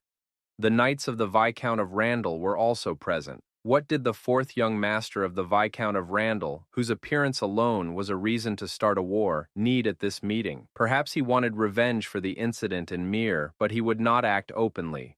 The traitors of the Ashton family, the culprits of this chaos, were also present. Everyone is ready to take the reins when something goes wrong. Among those present was Titus, a sword expert, the eldest son of Viscount Jaden, our hero's cousin. Count Melvin Ashton had 2 brothers, the elder Jaden and the younger Austin. Melvin was the most talented, but according to the right of primogeniture, the position of count was to pass to Jaden. Jaden was an arrogant and cruel man. He either maimed or destroyed anyone who annoyed him. One day, Melvin reached the level of expert in sword mastery, increasing his chances of becoming count. Jaden realized that his brother was surpassing him and became jealous. Jaden planned to assassinate Melvin, but his plot was uncovered before he could carry it out. After that, Jaden was stripped of all his privileges. The time came and Melvin became a count. Jaden still received the title of Viscount and a large piece of land. However, this man could not accept defeat. As a result, he sold his assets to his rival, Marquis McNeil, gathered his supporters, and left the kingdom. This story took place 15 years ago when Raoul Ashton was born. The appearance of Viscount Jaden's son makes it clear whose side Baron Gender is on. The incident that led to the breakdown in relations with Viscount Jaden did not affect the others present in any way. They probably hoped to get rid of the Count by taking his estate for themselves. In a previous life, the Ashton estate was divided into many factions and then collapsed completely. Perhaps they made a wise choice. However, Raoul Ashton was now present. He would make it clear to those present that they had made a big mistake. Knowing the whole picture, Raoul could make the first move. Philip banged on the shield and got everyone's attention. Our hero said that he had heard enough complaints. Now, it was his turn to speak. The young man told Bernard and Pierce to hand out the books. Each of those present received one copy. It was a report on management and financial operations relating to the estate of Count Ashton. It contained evidence and materials from the investigation into the case of Baron Gender, who was suspected of embezzlement and misappropriation of funds. Everyone present was surprised. Baron Gender was outraged and very angry. Gender claimed that it was untrue and forged. Those present agreed that it appeared to be official data, but it was difficult to believe. Could the young count have arrived only yesterday and managed to gather all the information in one night? Raoul suggested that those present were now ready to talk seriously. According to the documents, there were currently 200 people on the estate receiving free training to become knights. Where were they? Gender said that they had taken their equipment and fled. Raoul asked if they were all from other cities. It was strange that the Baron was recruiting students from outside Turim, even though the purpose of the free classes was to spread his influence in the capital. Jander repeated that they had run away, and then he decides who to take as students. Raoul said he would continue the investigation and check the addresses of each of the students listed in this book.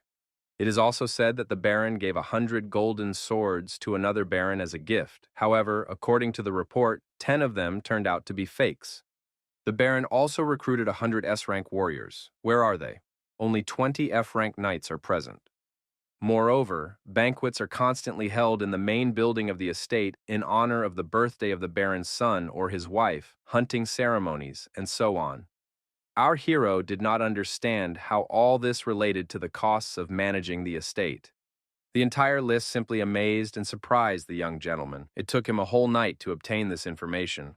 When our hero discovered that some of the documents were forged, he had to sneak into the Baron's house. There, thanks to Pierce's ability to analyze information and his research skills, they found the real account book. After that, Bernard set about organizing the report book. Finally, our hero used his copying skills and made dozens of similar books in a 4 format. This was necessary in order to open the eyes of everyone present to Baron Gender's machinations. Raoul said that he had provided everyone with evidence that more than half of the funds had been embezzled by Baron Gender. Were there any objections to the Baron's dismissal from the post of minister? Gender said that it was amazing. He was simply stunned. How long had Raoul been preparing all this? Who would have thought that his nephew was such a terrible person? The Baron said that he had never seen such a thoroughly prepared report in his life. A formal investigation usually takes a maximum of 3 pages, but here there were 30. The Baron continued that his nephew claims to have done this work in one day, but that is simply impossible. He must have planned everything long before his arrival. First he deprived him of his post as minister, and now he will put a spoke in the wheel of everyone else. Those present declared that this smacked of political conspiracy. The young man was trying to save budget resources. Would the Count really stop supporting other families? The Baron gave the order, and Jackson handed over the list of their demands. If Raoul Ashton signs it and leaves the capital, he will be forgiven for this offensive behavior. Raoul asked Jake to read the document aloud. Jake said, first, to transfer ownership of the estate to Baron Gender and his family members. Second, the right to manage the estate, including its administration, will be determined by members of the Ashton family living in the capital. Third, to lift the ban on learning the art of sword fighting for members of the collateral line of the family. Jake was outraged. They were throwing a feast here with money earned from hunting monsters, and then they were making demands. Gender was outraged that the knight was being insolent to them. Jake got angry and said that these people would never see the estate. He had never heard such insolence before. The Baron drew his sword and said that his patience had run out. Raoul had crossed the line. Everyone present drew their swords, and the situation became tense. Our hero told Jake to calm down. Jander was surprised. He pointed his sword at the young man, but he didn't even blink. He couldn't intimidate him. Raoul is surrounded by the 3 best knights of the Order of the Golden Bear. There is not the slightest chance against them. The Baron said that Raoul's knight had insulted them. If he did not apologize immediately and execute the knight, they would consider it an insult as well. To avoid bloodshed, Raoul had to do it immediately. Our hero said that Sir Jake had only stated the facts. The young man added that judging by those around him, there was no hope for a peaceful settlement. Raoul Ashton drew his sword from its sheath and said that Baron Gender was much more treacherous than expected. The young man added that the Baron knew that he would never sign such demands. Our hero wondered what the Baron really wanted. Baron Gender had heard that the Count's youngest son was the weakest and most talentless. He had no intention of giving in to this young man. The Baron said that Raoul would not be able to outsmart them. He would not leave this place until he signed the agreement. Those present told Raoul Ashton to think carefully about his actions. Our hero said that Gender had dug his own grave. Did the Baron realize that his actions could be seen as a declaration of war on the county? Those present told the Baron that this was not what they had agreed upon. Was the Baron really going to go against the county? They no longer wanted to be involved in this. Gender said that it was too late to back out, now that they were all in the same boat. Did they really think they still had a chance of the Count forgiving them? Raoul suggested ending the discussion. What would Baron Gender do next? He was not going to sign the papers. The Baron said that the young man did not understand the essence of what was happening. Hundreds of knights and guards were waiting for his signal. Would Raoul's men be able to deal with them? Gender believed that he had an ace up his sleeve that even the Order of the Golden Bear could not handle. As our hero thought, the others are just watching, afraid to do anything. In that case, no one will stop him. Raoul told the Baron that he didn't care. Gender thought that Raoul was a very confident young man. Was he really not afraid of knights armed to the teeth? He saved his secret weapon for the most extreme case. With its help, he would definitely start a war. The Baron thought he had no other choice. Who could have known that this young man was not a weakling? Gender said that Raoul had insulted him by providing false documents and humiliated him in front of all these people. He calls for justice. The Baron demanded that Raoul Ashton perform a blood sign. This meant a challenge to a duel, which could only be issued once in a lifetime. It was the only way to fight a member of the higher nobility. Was the Baron really prepared to go that far, against his own nephew? He had gone too far.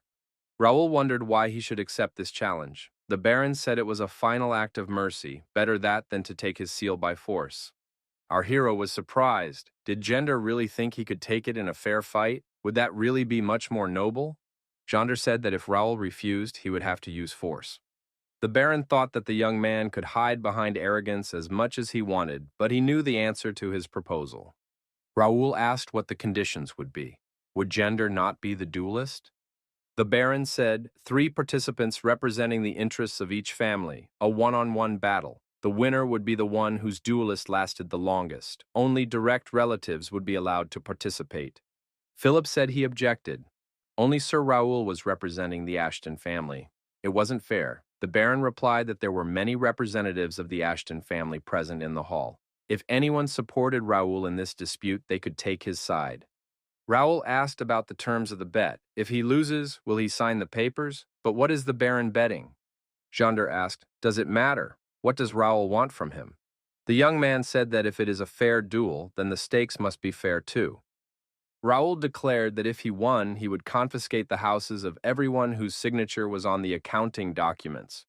Our hero added, if his opponents did not agree, there would be no duel. The Baron thought that with such antics, the young man would turn everyone against the Ashton family. That suited him fine. The main thing was to force the young man to comply with his demands. Gender said he agreed. Would Raoul accept this challenge? Philip said it was a bad deal. There were other ways to get what he wanted. Raoul thought Philip was right, but he had already decided to accept the challenge and had even received a new assignment. Therefore, there was no turning back. According to the assignment, our hero must win the duel alone. Raoul asked Philip if he really thought he wouldn't win. Philip suggested that unforeseen circumstances could arise.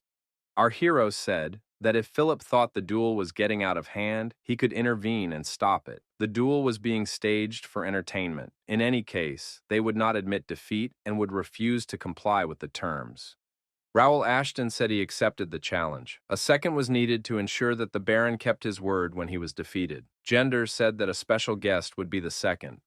The Baron asked one of those present to take the place of the second. The man replied that it would be a great honor for him. Those present looked around. Who could it be? The Baron said that this man was known for his excellent sword skills. He was a prominent figure, a rising star in the kingdom of Reuben. Everyone saw that it was Raphael Rendell, the fourth son of Viscount Rendell. Jake said that he was an enemy scoundrel and asked what he was doing here. Raphael suggested that everyone remain calm. He had not intended to come, but it would have been rude to decline the invitation. He was here to greet Sir Raoul. He had not expected such a tragic event to occur. Raoul expressed his hope that Raphael Rendell would judge the duel impartially. Raphael confirmed this. The second asked all participants to come to the center of the hall. Raoul Ashton found himself alone. He knew that no one would dare to support the Ashton family. That meant he wouldn't have to deal with the scum. The time for the first match had come, and our hero's first opponent was the third son of the Gender family, Aaron. Aaron thought that this boy had ruined his holiday. He was the weak link in the Ashton family. Raoul had become too cocky after winning the tournament. He needed to be knocked down a peg. Aaron swung his arm and shouted that Raoul's end had come. The duel did not last long. Raphael announced that Raoul was the winner. Baron Gender didn't even notice when his son lost. Aaron let his guard down for nothing. He missed his chance to restore his family's honor. Raphael asked if the participants were ready for the next duel. Baron Kesby, one of the best swordsmen in the capital, was next to enter the arena. This fight promised to be exciting. He was the second representative of the Gender family. During the battle, Kesby noted that his opponent had good technique. His movements were confident, his reflexes quick. Now it was clear why Aaron had been knocked out with a single blow. Baron Kesby thought that this boy had incredible sword skills, even though he was 20 years younger than him. Kesby activated Bear Strike. Raoul blocked the blow and remained standing. The protagonist thought it was a pathetic parody of his family's technique. What was his opponent thinking using this technique now? Now our hero could easily block the sword filled with mana. Kesby was surprised when Raoul fought back. Was he really familiar with this sword technique? Baron Kesby attacked his opponent again and said that the young man would definitely not be able to withstand it. Raoul thought that his opponent had learned new techniques in the capital and was now trying to use them in the fight. They were, of course, much more powerful. Those present said that the boy did not have enough combat experience and would not last long. Raoul found this amusing. Were these the words of losers with inferiority complexes who had left their hometowns for life in the capital? They were just jealous. Raoul thought that his family had strong personalities with many virtues who had gone to Tarim in pursuit of a big dream, but these honorable aristocrats chose a different path. They refused the count's support and built their own families. Raoul said that if his rival had delved deeper into studying the Ashton family's techniques instead of spreading himself too thin, he would have achieved much more. Kesby was indignant. Who was this boy to teach him? Wasn't he being too presumptuous? Did he really think he could defeat someone who had 15 years of experience with the Bear Strike? His opponent used the Stormwolf Strike. However, our hero was not afraid at all. The spectators thought that Kesby's service in the guard had not been in vain. This time he would definitely win. Raoul said that it was not important what skills a warrior had been taught, but how masterfully he wielded them. Kesby said that Raoul would not be able to defeat him with the basic sword form. Kesby prepared to block his opponent's blow, but something incredible happened. In a split second, Raoul changed the trajectory of his blade. Was this the fifth form of the Bear Strike technique, piercing charge, or the eighth form, horizontal slash? Had his opponent now used the third form, fiery whirlwind? How did this boy know the sixth form, vertical slash? Kesby didn't understand anything. His opponent was changing from one form to another very quickly. It was simply impossible to keep up with him. Kesby did not believe that such a fusion of forms of a single technique was possible. Sword technique consists of several forms. They are a combination of basic styles such as horizontal slash, vertical slash, and piercing strike. Therefore, when using sword technique, they are often changed, creating various combinations. However, Raoul's movements were too unpredictable. and in a short period of time, he changed forms at lightning speed without losing any quality. Who knew that such a gifted offspring was growing up in the Ashton family? Raoul said that a simple combination of forms could achieve a lot. Did his opponent understand that this technique had enormous power? The judge announced that Raoul had won. He understood that sharp eyesight, quick reflexes, and the ability to assess the situation were what was needed.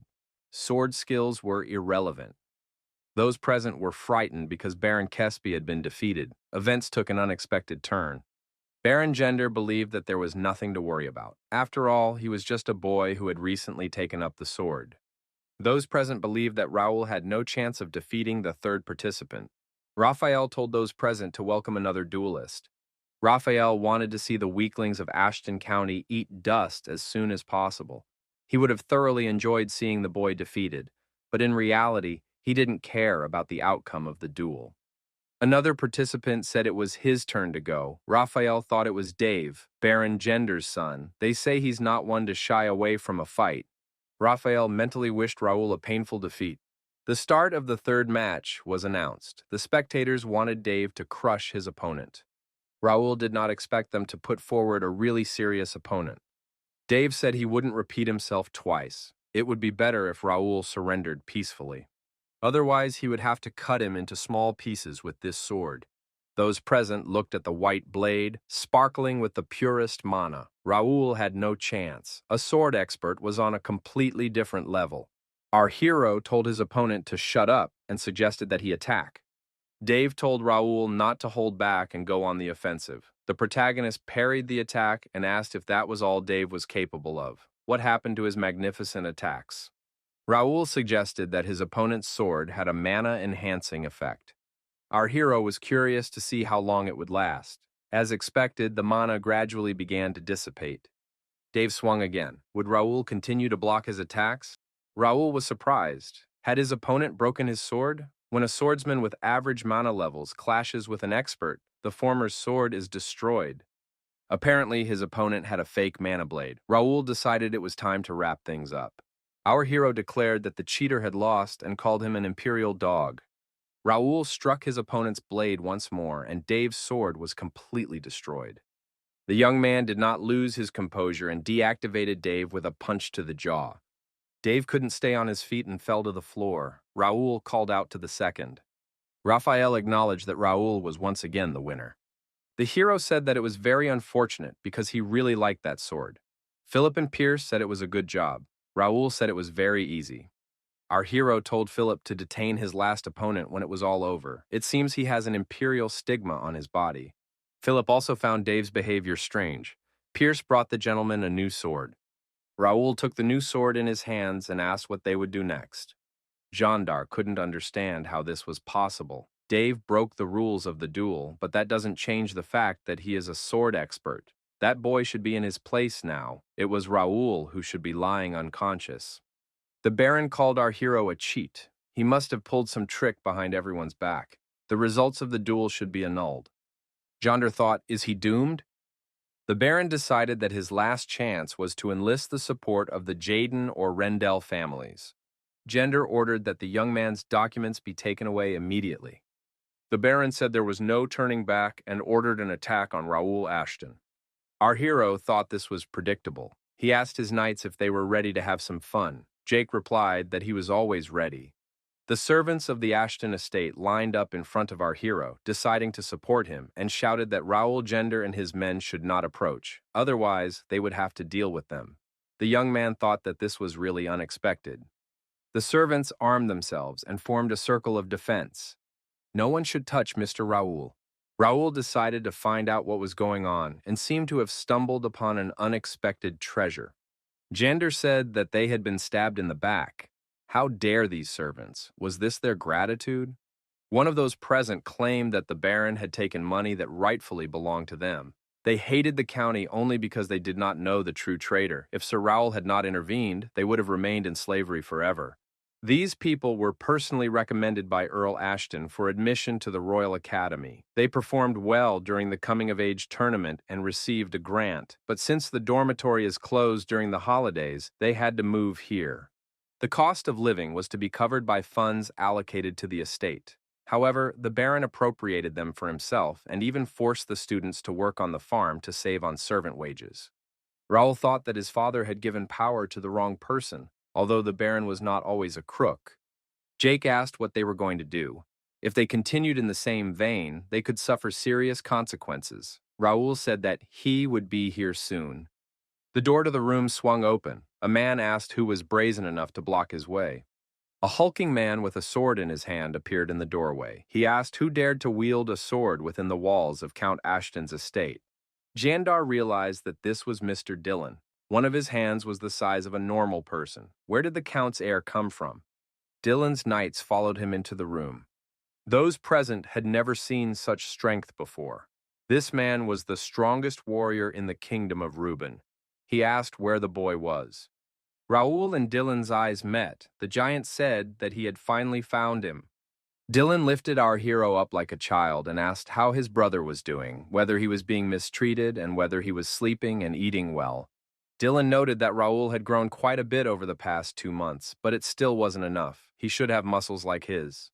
Dillon said he had walked the entire way bare-chested. He wanted everyone in the capital to appreciate his muscles. Raoul thought it was very shameful for the Count's successor to walk around the capital without clothes. Dillon noted that it was important to take care of one's health. If Raoul had the same beautiful body, no one would think of raising a sword against him. Dillon asked those present if they were ready to answer for their actions.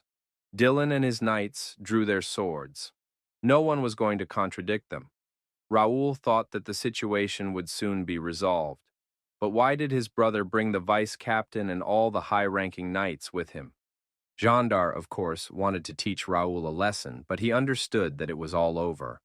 The Baron saw that Raphael Rendel was trying to escape.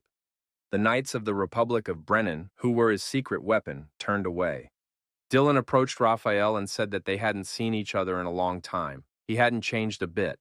What number was he? Raphael replied that he was the 4th.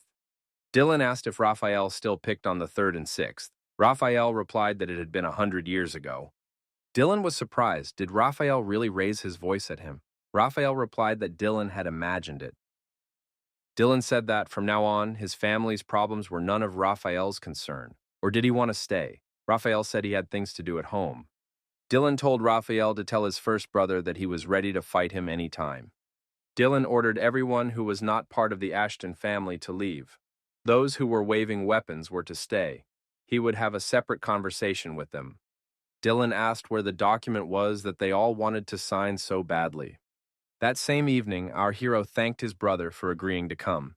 Raoul asked why his brother had mobilized so many people and who was left to protect his wife and son. Dillon replied that he couldn't come to his brother empty-handed. Raoul said he had contacted his brother late at night. It must have been difficult to organize everything in a hurry and come to the capital. Dillon replied that Raoul knew why he had done so. His father had entrusted him with the seal for a reason. He had to simplify the process a little.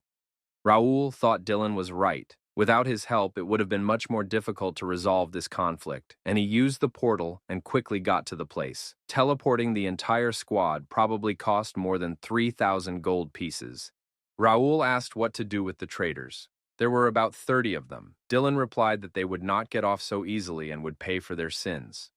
Raoul said that his father's brothers were among them. Would the Count take this news calmly? Dillon said that his father had not said anything against it, which meant that this was a chance to get rid of the traitors. They had already gotten away with a lot, and the Ashton family's capital had been significantly reduced thanks to their efforts. Raoul suspected that Dillon was behind everything that was happening. According to the connection, he was a politically active and calculating person. He had both muscle and brains, a strong opponent. Dillon said he wouldn't touch them, he would just cut their funding. Raoul said they had taken too many liberties, so he had to intervene. Dillon called his brother Sweetie because he had written a whole report and defeated everyone in a duel. Raoul replied that he was too old for such tenderness. Tenderness could be left for Libya. Dillon remarked that he would be happy to, but his wife forbids him from touching their daughter. Raoul showed his brother the report on the results of the blood sign. What should be done next? Dylan looked at the report and said that all 27 mansions belonging to those who had demanded that the young man sign the papers now belonged to Raoul. He could do with them as he wished and ask for help if necessary. Raoul was surprised. Did all this really belong to him? He thought that if it was a family matter, they would deal with it together. Dylan said that this was Raoul's reward for winning a fair fight. The mansions rightfully belonged to him. A man must be confident. Dylan added that Raoul was the son of the Ashton family, which meant he should be much more confident. He deserved it. Raoul thanked his brother and said he would try to follow his advice. The young man handed the documents to Dylan and told him to take care of it. He would keep only Baron Gender's house for himself. The value of the papers depended on who disposed of them. Besides, it would be incredibly difficult to sell all the mansions. Dylan said he could be relied upon. He promised that his brother would lose nothing. As a reward, he would teach Raoul something. Dylan said that Raoul would be able to learn the secret of the perfect body. Dylan asked if his brother was already excited, thrilled, and inspired. Raoul replied that he certainly was. Dylan said that his father and Lawrence were also eager to learn this secret, but he would only reveal it to Raoul. Our hero was surprised. Did his brother really have some secret that could build muscle mass? The protagonist was in for a hellish month of training with his brother. Raoul swore he would never train with him again. The day of the academy entrance exam arrived. The young master was wished a safe journey and high results on the entrance exam. Raoul promised not to try too hard. There was no need to give it his all in a children's test. Dylan asked if his brother was sure it was a good idea. Raoul was surprised. Did Dylan really think he would have to sweat? Dylan said there was nothing to worry about. He would wait for his brother after he passed the exam. Our hero wanted to pass the test quickly and leave the academy. Studying was just an excuse to get out of the house. His real goal was something else. Trying to fit in with the group, Raoul thought it would be a waste of energy. He didn't need it. Our hero did not expect it to be so crowded on admission day. Dylan noticed that there were more people than usual in this city because some of them had postponed their admission. Our hero was curious about the real reason. He couldn't find any information in the connection. Moreover, there's a waiting list consisting of aristocrats who are supposed to enroll this year. Something is clearly wrong here. Raoul didn't expect much from life at the academy, so it hardly mattered. Raoul heard the congratulations and was surprised. After all, Philip said that there would be no applicants from military families this year. Why are there so many of them now? Philip replied that when they left Miru, there was no news. Raoul thought he had spent a whole month training with his brother. Bernard was dealing with estate management issues. The young man asked if Dylan could explain what was going on. Dylan winked and said that his brother would soon find out everything. He must remember not to try too hard on the exams. Raoul asked Jake and Pierce to gather information for him, including about the training ground. Our hero did not even imagine that there would be so many strong applicants this year. Even members of the highest aristocratic circles arrived. Raoul told Philip that he didn't want to compete with his peers. The young man decided that it was not worth worrying about this, and that it was better to focus on carrying out the plan. The solemn initiation ceremony for students began. The speaker sincerely welcomed everyone to the Academy of the Kingdom of Reuben and added that he would now introduce the professors. Raoul had already studied the staff list, and there was nothing remarkable about it. The first to be introduced was the acting vice-rector of the Academy, as well as the head of the Department of Magic and Management, Alfredo Gray. Raoul thought that this was one of the three wise men of the continent, the supreme magician of the Eighth Circle, Alfredo Gray. But what was he doing here? Alfredo Gray greeted everyone and introduced himself. He was the acting vice-chancellor of the Academy. It was a great honor for him to be invited to such a prestigious institution. Our hero thought that the supreme magician of the Eighth Circle possessed unsurpassed magic of illusions and visions, and also practiced alchemy. What made him come here? Gray loves to wander the world, which is why he is nicknamed the Wandering Sage. Even the Magic Tower has to ask the Information Guild for the whereabouts of their master. Could this man really have taken the position of vice-rector of the Academy? Raoul did not expect to see him so soon. He was supposed to appear during the formation of alliances. Gray said that leadership magic would now be included in the curriculum. They will demonstrate how it works during the entrance exam. The rector of the academy, Mr. Spence Templeton, said that Gray had mentioned changes to the curriculum. In connection with this, the materials prepared for the entrance exam had also been revised. Raoul thought that the level of preparation required should remain the same, otherwise he would have to work hard. The rector added that whoever showed the best results would receive a special reward. Our hero had never heard of a special prize. He believed that the exam was conducted in order to divide applicants into groups. The fencing faculty was divided into 5 groups. Was it worth striving for more? Raoul did not understand what the best student would receive, so he saw no point in standing out. Jake also admitted that there was nothing remarkable about the special prize. However, after learning about the benefits for the student with the highest score, our hero decided to definitely take first place. A personal training room and an entire library are provided. You can't miss such an opportunity. Attending lectures helps improve skill levels, but does not give experience points or rewards. The young man left his father's house and came here to meet one very important person. He would rather spend his time hunting monsters and exploring dungeons than sitting in lectures. However, the availability of equipment for training vision magic changed everything. Even though the summoned monsters were not real, the young man could still earn experience points. The only problem was the cost of using magic, but if it was free, there was nothing to worry about. There were many hidden items in the library. Raoul could obtain hidden quests and skill books with the necessary information. The halls were divided by year, and each one was accessible. Raoul thought it would take him at least 3 years to take advantage of all the academy had to offer, but now he could save a lot of time, provided he passed the exam with flying colors. Our hero was called out. The man asked if he was a young man from the Ashton family. It was another descendant of the Rendell family. Raoul asked who he was. The man said that it was not for nothing that everyone called the Ashton family creepy and ignorant. Raoul turned around and said he didn't have time to deal with this person. He was leaving. Jake stopped the stranger and said that no matter what family he belonged to, there was a limit to everything.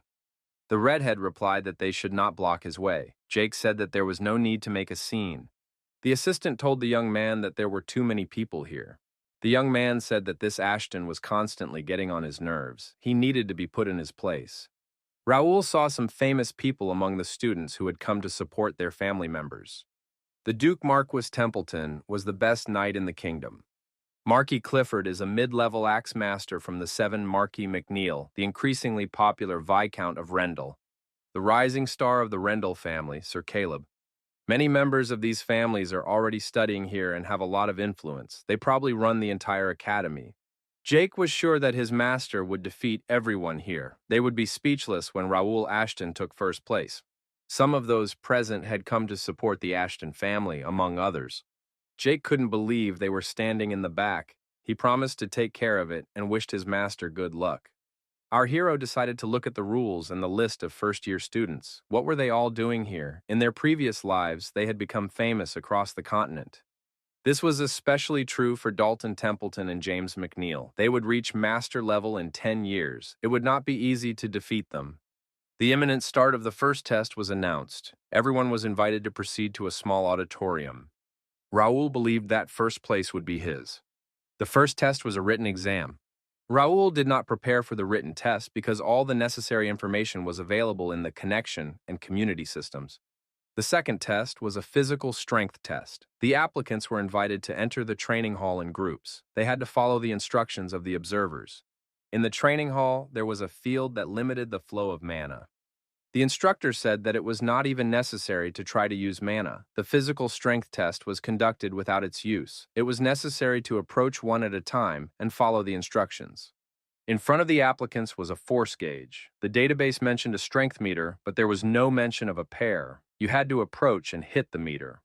The higher result of the 2 attempts was recorded. On average, the force of the blow reaches 1,000 to 1,500 units. Raoul looked and determined that this guy's endurance was 43 points and his strength was 50 points. He is among the top 5 in the group. I wonder how he will do. The young man struck a blow. The result was 2,250. The audience shouted that they expected nothing less from McNeil. Raoul thought that this man was the first to break the 2,000 mark. Karau now knew what result he had to achieve. The speaker said that for a kingdom famous for its best knights, their students set a high bar overall. In addition, they had not had such gifted applicants in a single year for a long time. Upon hearing about Mr. Gray, they immediately submitted their documents. Gray said that the physical strength of young men under the age of 20 reaches over 1,000 units. Representatives of the Kingdom of Leslie would surely impress them all. He added that their academy focuses on magic. The professor was curious as to what had prompted Gray to join them. A month ago, the Magic Tower had made it clear that they should not wait for anyone. Gray said he wanted to evaluate the actions of the new magic circle. It sounded as if Gray was going to use the students as test subjects. The professor said it was a great honor to participate in Gray's projects. Gray said he was delighted to be here and see the young talents. He had heard that many of them came from military families. The 13th son of the Rendell family was introduced. The young man's name was Caleb. He was introduced by Viscount Mackenzie Rendell. Seeing the boy's outstanding abilities, his lordship volunteered to train him himself. After that, Caleb asked for permission to enter the academy. Now everyone was eagerly awaiting his performance. Caleb scored 3,500 points. The young man was incredibly talented. It was no wonder that Count Rendell favored him. One of the participants thought that their competitors were several steps ahead of them. They would have to work hard to even the odds. The next participant was announced. Next was James, one of the 7 Marquises of McNeil, grandson of Lord Clifford. Wasn't he the one the Order of Knights wanted to recruit? This young man's talent goes beyond the academy. James scored 3,500 points. It was the highest score among first-year students in the history of the academy. Vice-Chancellor Gray said it was amazing. Even Knights barely managed to score 3,000. The next participant was Dalton, the swordmaster's grandson. This was his first public appearance. Dalton scored 2,900 points. These results were lower than the previous ones.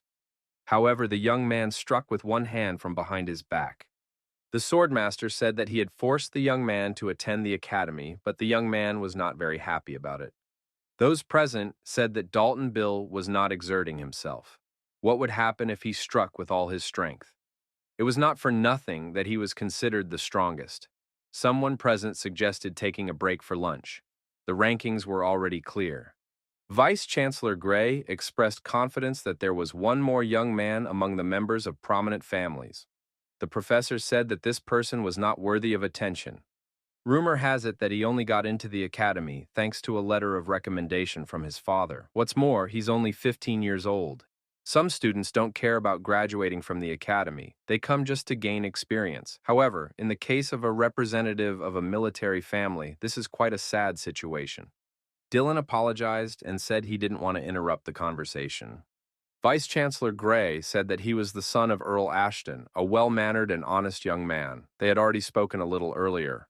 Dylan said he was honored that the Vice-Chancellor remembered his name. Gray replied that he couldn't forget such a strong man with a frightening gaze. Dylan noted that he was amused by the old-fashioned reasoning of those present. How could one believe rumors without having an opinion of one's own? It seemed rather egocentric.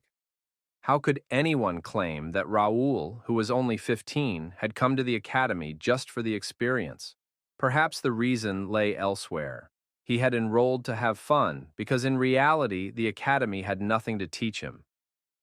Those present considered this to be insolence. Was Dylan really saying that his brother was capable of leaving his mark on the academy's history? The professor remarked that this was typical of the Ashton family. They only engage in empty talk. Gray asked where the freshman from the Ashton family was. Looking at the screen, the vice-chancellor said that the young man seemed to radiate light. Were they really going to take him? Dylan confirmed that this was his younger brother Raoul, the jewel of the family. The professor added that with such good looks, his lack of sword skills was forgivable. Dylan thought that the old man was right to be so excited. He knew about Raoul's skills after the incident with Baron Gendar. Dylan decided that now that the situation had heated up, Raoul had to give it his all. Raoul approached the stand, swung his sword, and struck. The professor said it was excellent. If he could grade students on tests, he would give him the highest mark. The young man almost scored 3,000. If he had shown up a year later, what would his score have been then? Raoul began to prepare for the next strike. He believed that everything was going according to plan. Those present thought that the young man would succeed and score more than 3,000. Age is no obstacle to strength. You need to gather your courage and strike with all your might. That's exactly what Raoul did. He swung and hit with all his might. Dylan said his brother was doing great. The shot was scored at 3,615 points. He exceeded the best result by 3 points. The young man had thought everything through in advance. Raoul thought that everything had gone according to plan. After the test, it was necessary to enter the names of the students whose results exceeded 2,500 points. It was necessary to monitor updates and record the results. Raoul decided that no one should suspect his actions.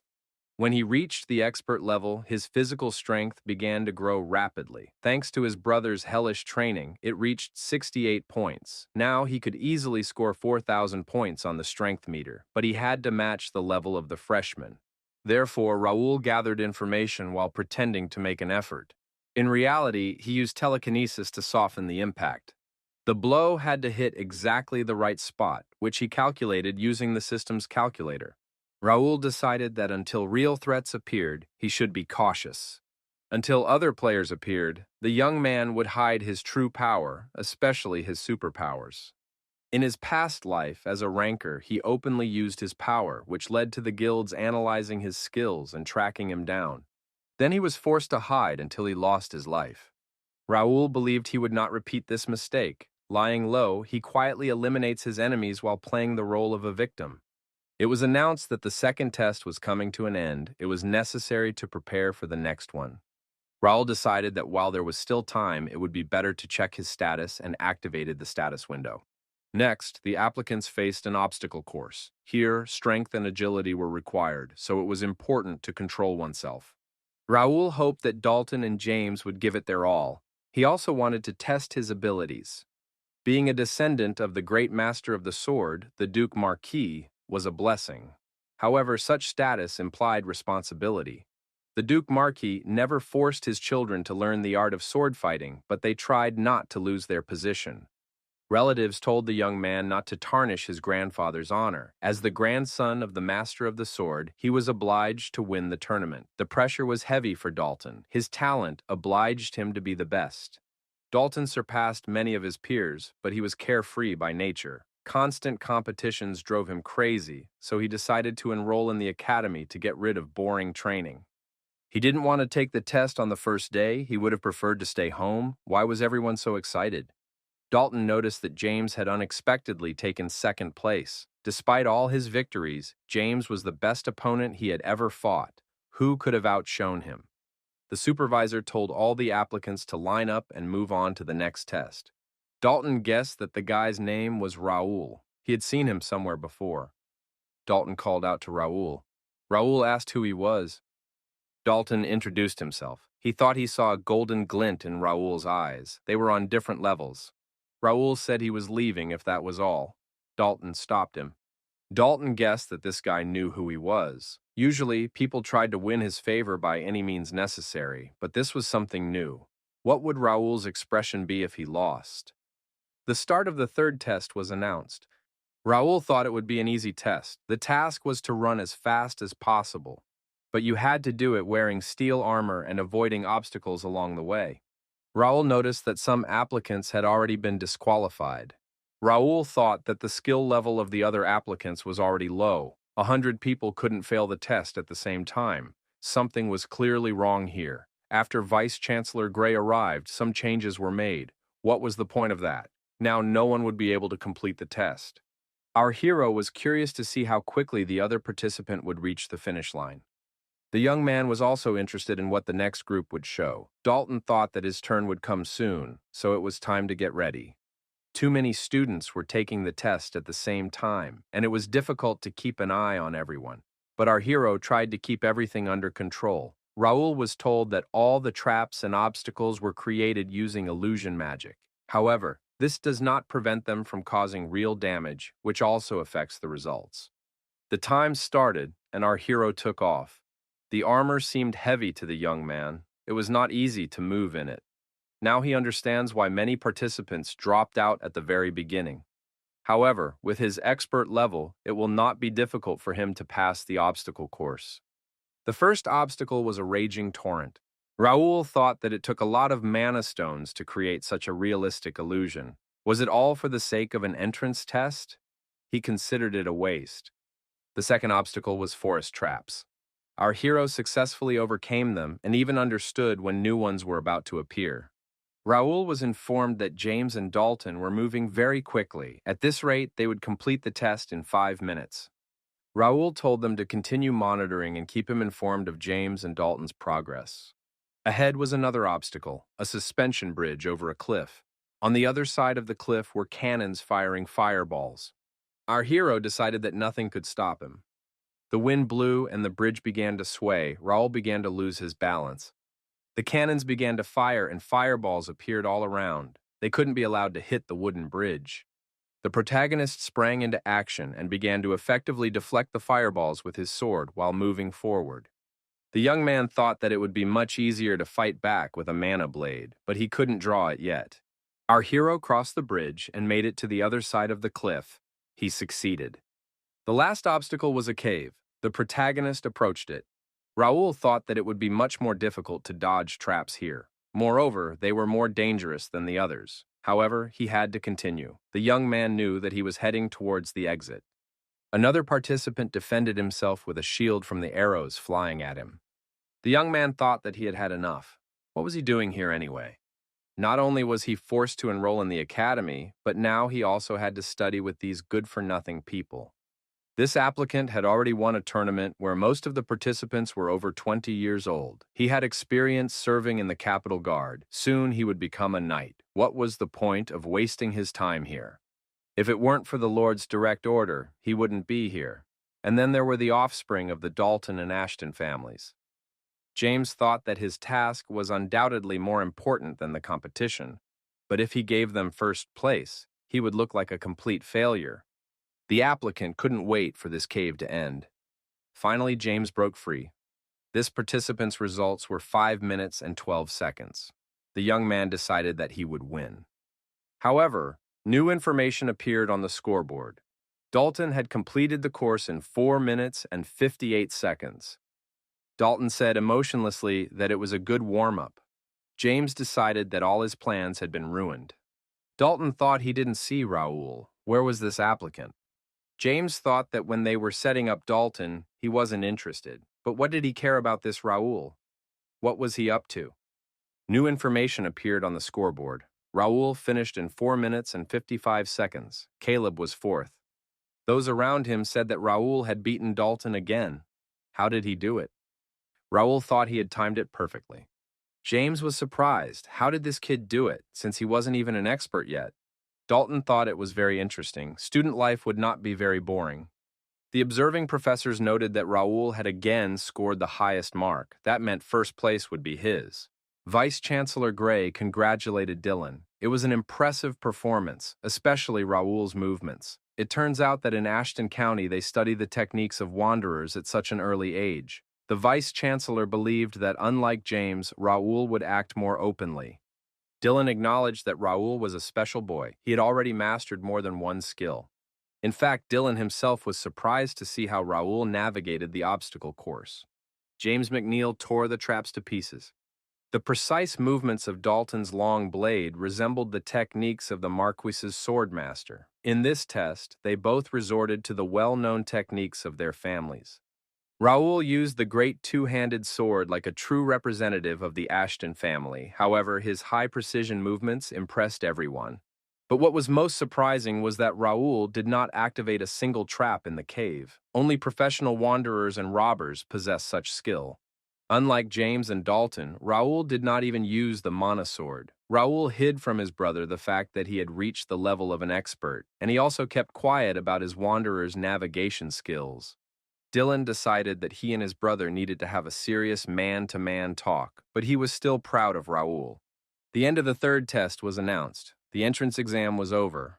After the long trials, his brothers congratulated our hero on his victory. Raoul got into the carriage so as not to attract any more attention. The young man thought it was quite tiring to restrain his power, but fortunately he managed to fool everyone. Our hero believed that this time he had accomplished his task. Now he could lie low. It was time to rest a little. The hooded man held the girl in his arms and shouted, "Why did he do it?" Han Gilju, the head of the Daesan Guild, was surprised why he was acting as if he had lost his family. He laughed and added that he had forgotten because his interlocutor was an orphan. The guild leader had a bloody knife in his hand.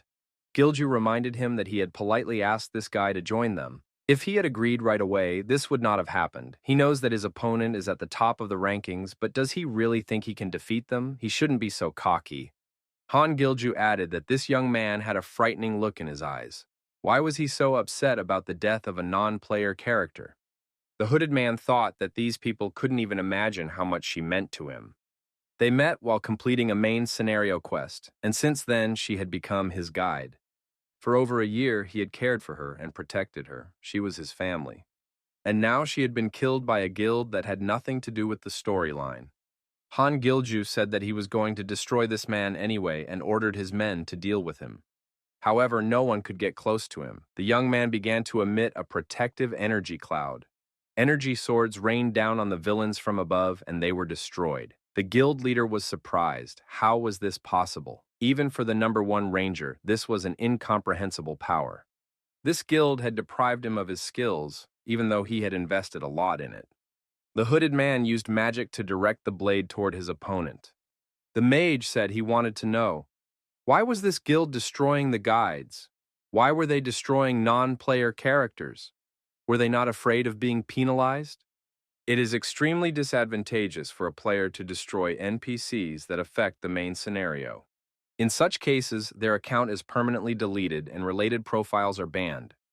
The mage said that new ones would come to replace them anyway, and their deaths would not affect the course of the game. Why then take the risk and take the lives of innocents? Han Gilju was surprised. Does the player really think that he cares about such a trifle as a penalty? Only worthless players are afraid of this. Let's face it, many dream of destroying an NPC for 10,000 coins. The player grabbed the guild leader by the throat and demanded a clear answer. Gilju asked why he needed it, since his opponent would destroy him anyway, but then he would return to the game and resurrection would cost him a few coins. The player had heard about this. Gilju was the grandson of the owner of one of the 5 richest companies, Daesan. Gilju said that this player would crawl at his feet anyway. In life and in the game, the one with more money always wins. However, the player did not change his decision. The guild leader was destroyed. That day, he knelt before the girl he couldn't protect and made a promise. He promised to do it. He would destroy them again and again until they got tired of being reborn. He swore to get rid of the Daesan Guild forever. Raoul thought it was strange. It was the first time he had dreamed about his past life. The propagandist regretted that he had not been able to keep his promise. Our hero received a message from the system. Another update was released. The young man knew it would come someday, but he didn't think it would be so soon. That meant he would meet her again soon. This time, he wouldn't let her die. The problem was that the young man couldn't predict the exact time of the update. Therefore, at the moment, his preparation left much to be desired. Raoul understood that he only had a month left. Nothing spectacular would happen immediately after the update, but if he missed this chance, he would not be able to carry out his plan anytime soon. He needed to speed things up. He had to take control of the scenarios and gain as many advantages as possible before other players appeared. Raoul thought that his future depended on how well he used the time he had been given.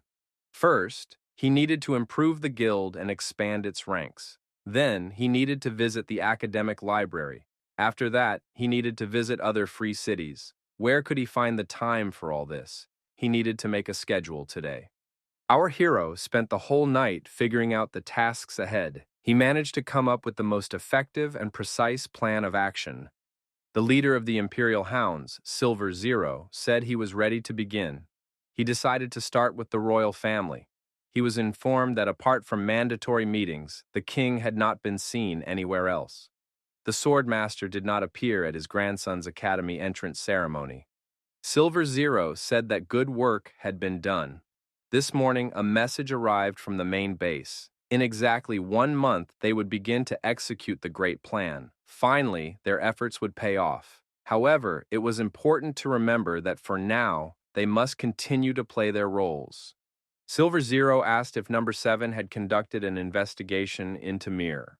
Number 7 reported that the first stage was complete, but he was unsure of the outcome. Due to the kingdom's interference, it was not easy to get close to the battlefield. One of those present expressed confidence that the Rendell family was also involved. His comrade was indignant because the Rendells had not taken any action. Could it be that those who had been exiled to Miru had invaded their camp? The speaker stated that the facts spoke for themselves. On the same day, the Rendells declared themselves heroes. Combat armor and other weapons with tracker spells were clear evidence of their involvement. However, it was completely unclear what forces they had used to carry out such an operation. Silver Zero asked if there was any more news. He was told that the Duke of Ashton's younger son was in the world at that moment, although he had not been seen near their base. Silver Zero asked if anyone thought that the county of Ashton could be in collusion with the Viscount Rendell. That seemed doubtful. Another person present reported that the information had not been confirmed, but one of their people had seen a man who looked like Gray.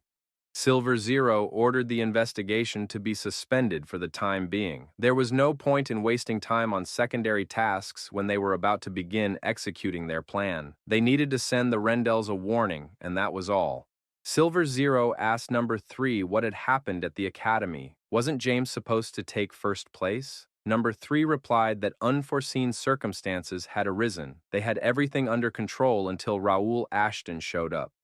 Silver Zero asked Number 6 what was going on. Wasn't he in charge of the Ashton family? Number 6 replied that he was at a loss. Last year, Raoul showed no sign of talent, but this year he suddenly began to demonstrate excellent skills. They keep a close eye on him, but there is a feeling that the young man is hiding something.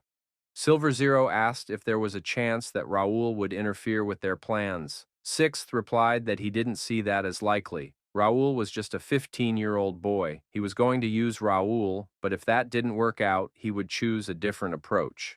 Silver Zero thought that Raoul had been popping up too often, but now was not the time to waste on him. Right now, it was more important to focus on Gray. He needed to find out the reason for his sudden appearance. If the option with the best freshman failed, he would have to try another approach. Had Number 8 finished with the criminal world? The 8th replied that there was one problem left to deal with, but he would take care of it before the great plan began. Silver Zero said he would repeat this one last time. Those present had a month to make sure that nothing and no one would interfere with their plans. They must remain vigilant. One random variable could spell disaster for them. The next day arrived. Raoul thought that it was difficult without sleep, of course, but now he didn't have to worry about anything. He refused to live in the dormitory because it was more convenient for him to get to the academy by carriage and solve problems on the way. He also made his schedule so that he could attend the academy only for specialized subjects 3 times a week. People said he was the best freshman, even though he was only 15. This year, some really talented kids got into the academy, but this young man beat them all. With his sword skills, he could even become a knight. Doesn't he belong to one of the most influential families? Raoul thought that the academy was a negligible part of his journey. Our hero saw the entrance exam results posted on the wall. Raoul Ashton was enrolled in the S-rank group and took first place. The young man thought it was a fairly easy task, so the reward was small. What could the bonus reward be? The lectures turned out to be not as useful as he had expected. Although they were elective subjects, the teachers only provided the basics. Raoul noticed that his classmates were avoiding him. James, Caleb, and Dalton were acting calmly. It would be great if they continued to ignore him. After the first day of classes, a messenger arrived and said he was looking for Mr. Raoul. Our hero was presented with information about benefits for achieving the best results on the entrance exams. He had to show this at the entrance to the library or training hall, and the young man would receive official access. Raoul Ashton was also expected by the Vice-Chancellor, and the young man could proceed to him. The bonus reward was a meeting with the great sage Alfredo Gray. He is a significant figure in the history of Connecta, a hero who led the fight against the Empire. The protagonist was happy to have the opportunity to talk to this man, but at the same time, he was concerned. Raoul Ashton entered the office, and Alfredo Gray greeted the young man. The Vice-Chancellor asked the young man to wait a moment while he finished some paperwork. Our hero was meeting this man face to face for the first time. Previously, he had only seen him in photos and videos of other players. Alfredo Gray seemed like a typical aristocrat, but in reality, he was surrounded by an unusual aura.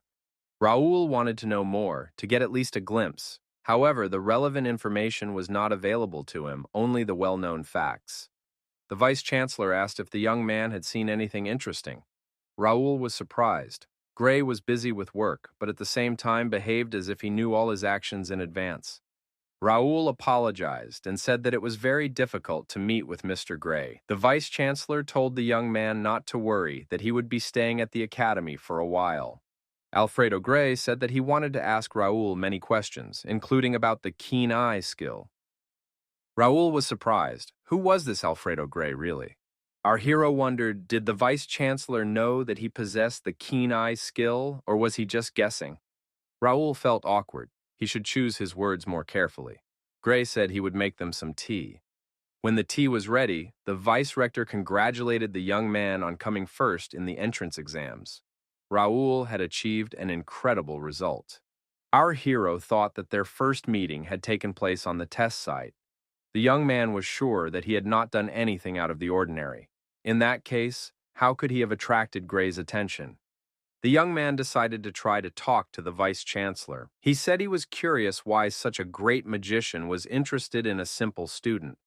Alfredo Gray asked if Raoul knew about an organization called the Imperial Pathfinders. 50 years ago, due to the invasion of the Kranan Empire, the continent of Connecta was plunged into chaos. 4 kingdoms were on the brink of destruction.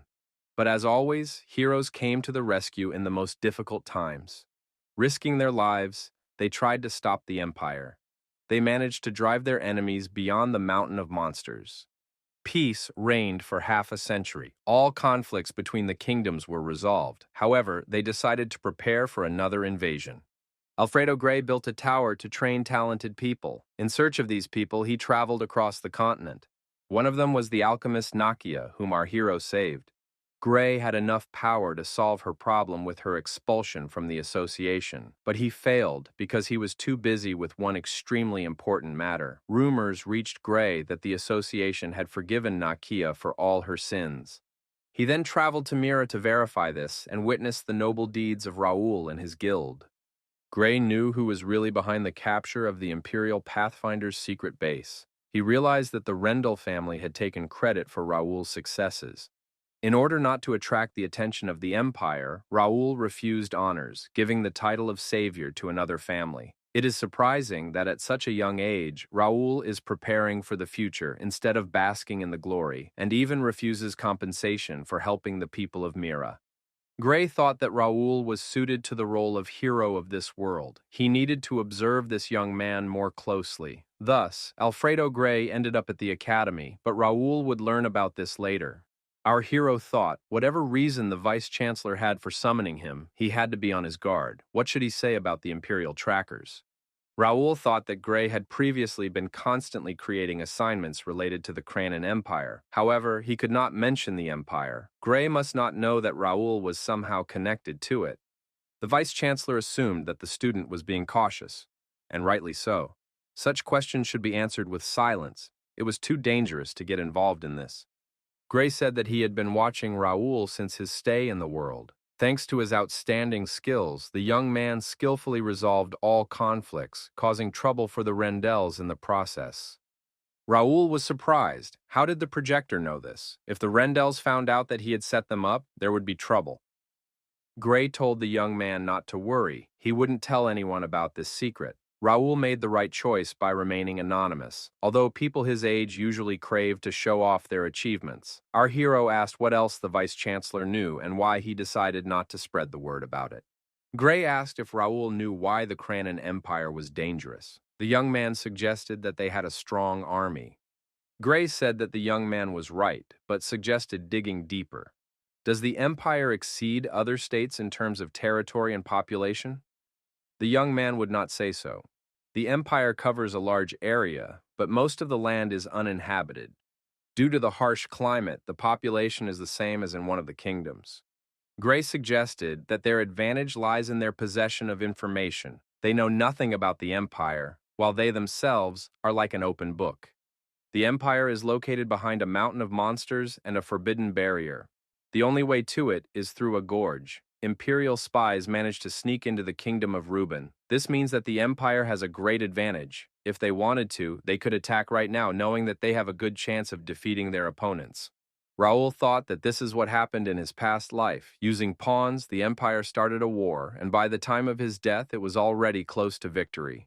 Gray said that the kingdom needed people like Raoul. Raoul could be their secret weapon. The protagonist thought maybe in his past life, Nakia achieved greatness thanks to Gray. If so, his help could be very useful. By accepting his offer, he could improve his skills and crush the empire. Gray said that changes were coming. Raoul must lie low and make wise decisions. The vice-chancellor said it was late and time to say goodbye. In gratitude for this meeting, he wanted to give him a gift. Alfredo Gray said that this gift would be useful to the young man in the future. The instructions for use are inside, and it is essential to read them. Inside the box was a ring. It looked quite expensive and seemed to be imbued with mana. Gray said that the young man could consider this ring a reward. Our hero thanked the vice-chancellor for everything. Gray expressed his hope that academic life would not disappoint the young man. Raoul thought that the meeting had gone much better than expected. He even received a gift. What kind of ring was this that exuded mana? It was Gray's polymorphic ring. The body of the owner undergoes a transformation and takes on the desired form. Our hero was delighted because it was an item that gave superpowers. Raoul thought that until that moment, his status had limited him in many ways. He had to think through every step and travel everywhere with guards. He sorely lacked an item that could hide his identity. The young man was surprised that the ring also changed his appearance.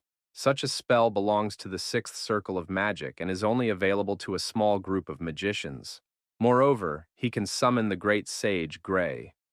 Raoul decided not to worry. Gray had been very supportive of him anyway, and the young man decided to use the gift wisely.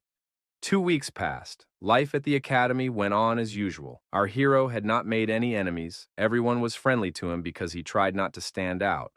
However, a guy named Dalton stuck to him like glue and followed him around all day long. Dalton said he had found a good weapons workshop. Raoul reminded him that he was busy and asked him not to wait for him. Dalton told Raoul not to refuse. If he went home now, he would be forced to train immediately. The young man wanted to study in peace, but Dalton appeared on the horizon every day. Every day, Dalton got on Raoul's nerves and didn't even try to talk to anyone else. At least Dalton didn't start fights, and thanks to his company, the other students didn't bother our hero. Raoul said he had a lot of important things to do. Dalton could call someone else, and it was time for him to go to the library. Dalton said that it was better to swing a sword all day than to read anything. Raoul thought that one of the privileges granted to students for passing the entrance exams was access to every floor of the library. But in reality, access was restricted beyond the 4th floor. Only royalty and certain professors could enter the 5th floor. However, this did not upset the hero. Even the doors to the 3rd floor were open to only 50 students. It was time to look for valuable copies. A fairy flew around the library. She saw familiar faces, but not a single freshman. The books were all old. The fairy decided to look for something new, rummaging through her bags. She said that this girl always works tirelessly. It's nice to see diligent students. The fairy saw a sleeping student and was indignant. Isn't it shameful to sleep in the library? The young man was slapped and woke up immediately, not understanding what was going on. The fairy said that sleeping over a book in the sacred library was not allowed. She, the guardian of the library, would not allow it. Raoul thought that there were many more useful books and skills on the 2nd floor than on the 1st. The students laughed at their sleeping colleague. He got a slap on the back of the head from the ghost and woke up instantly. You can't sleep here, or you'll get a slap. Raoul thought that a protective spell had been cast on the library. Where could a ghost come from here? The fairy thought that many students were trying to annoy her today. It was exhausting. Something seemed strange to the fairy, and she decided to check it out. She saw a glowing book. This book could no longer relieve her fatigue. Would she have to find a new home? A high-quality spell book could sustain her life force for about 1,000 years. She needed a book of the same level. However, the shelves were filled only with low-quality editions. In such conditions, she would not last a year. The fairy thought that she had one cherished wish left. She felt that something special was coming. The fairy saw our hero and became interested in the books he was holding. The girl hoped that this book would help her. The fairy said that this book must be the one and rushed towards it. Raoul realized that finding a unique book of skills was not easy. He would not be able to use the copies he had already acquired. The young man hoped to get at least one book on telekinesis. Even the knowledge he had gained from another psychokinetic couldn't help him. He needed more information. The protagonist found one book on the shelf, and it seemed suitable to him. It was Horse Acrobatics S Rank, a martial art. Raoul thought it was a great compensation for the artistic skill touch of the brush that he had stumbled upon earlier. It was time to add it to skill decks. There is a restriction on saving skills. You must delete an old one to add a new one. However, this rule did not apply to unused skills. The young man added the book to skill decks, and it worked. After adding the content to skill decks, the book itself became useless. Any other player could take it in the same way. It was necessary to extract as many skills as possible. While the book was being saved, our hero decided to continue his search. The fairy watched him, thinking that this man was behaving suspiciously. The young man takes several books with similar skills and reads the same page over and over again. His preferences were also somewhat strange. Raoul thought, the will of the creator, the power of time, unique handwriting. They stand out from the crowd. The fairy thought that this young man was unusual because he understood such books. But it didn't matter. He still couldn't save her. Only great sages and archmages were capable of interacting with her. However, even that didn't bear fruit. The fairy owed her existence to numerous sacrifices, a harsh fate, and a combination of circumstances. She barely managed to maintain her life force, and placing her hopes in people was very exhausting. The fairy thought that despite their uniqueness, these books were not suitable for her. She thought she had sensed something, but it seemed that her intuition had failed her. But what is this young man doing? At first glance, the book does not seem to be anything special, but the symbol on the cover suggests otherwise. She had the feeling that the book was calling her. The fairy noticed that the power of one book had been transferred to the other, or rather, that the other book had absorbed it. But why hadn't the book changed at all?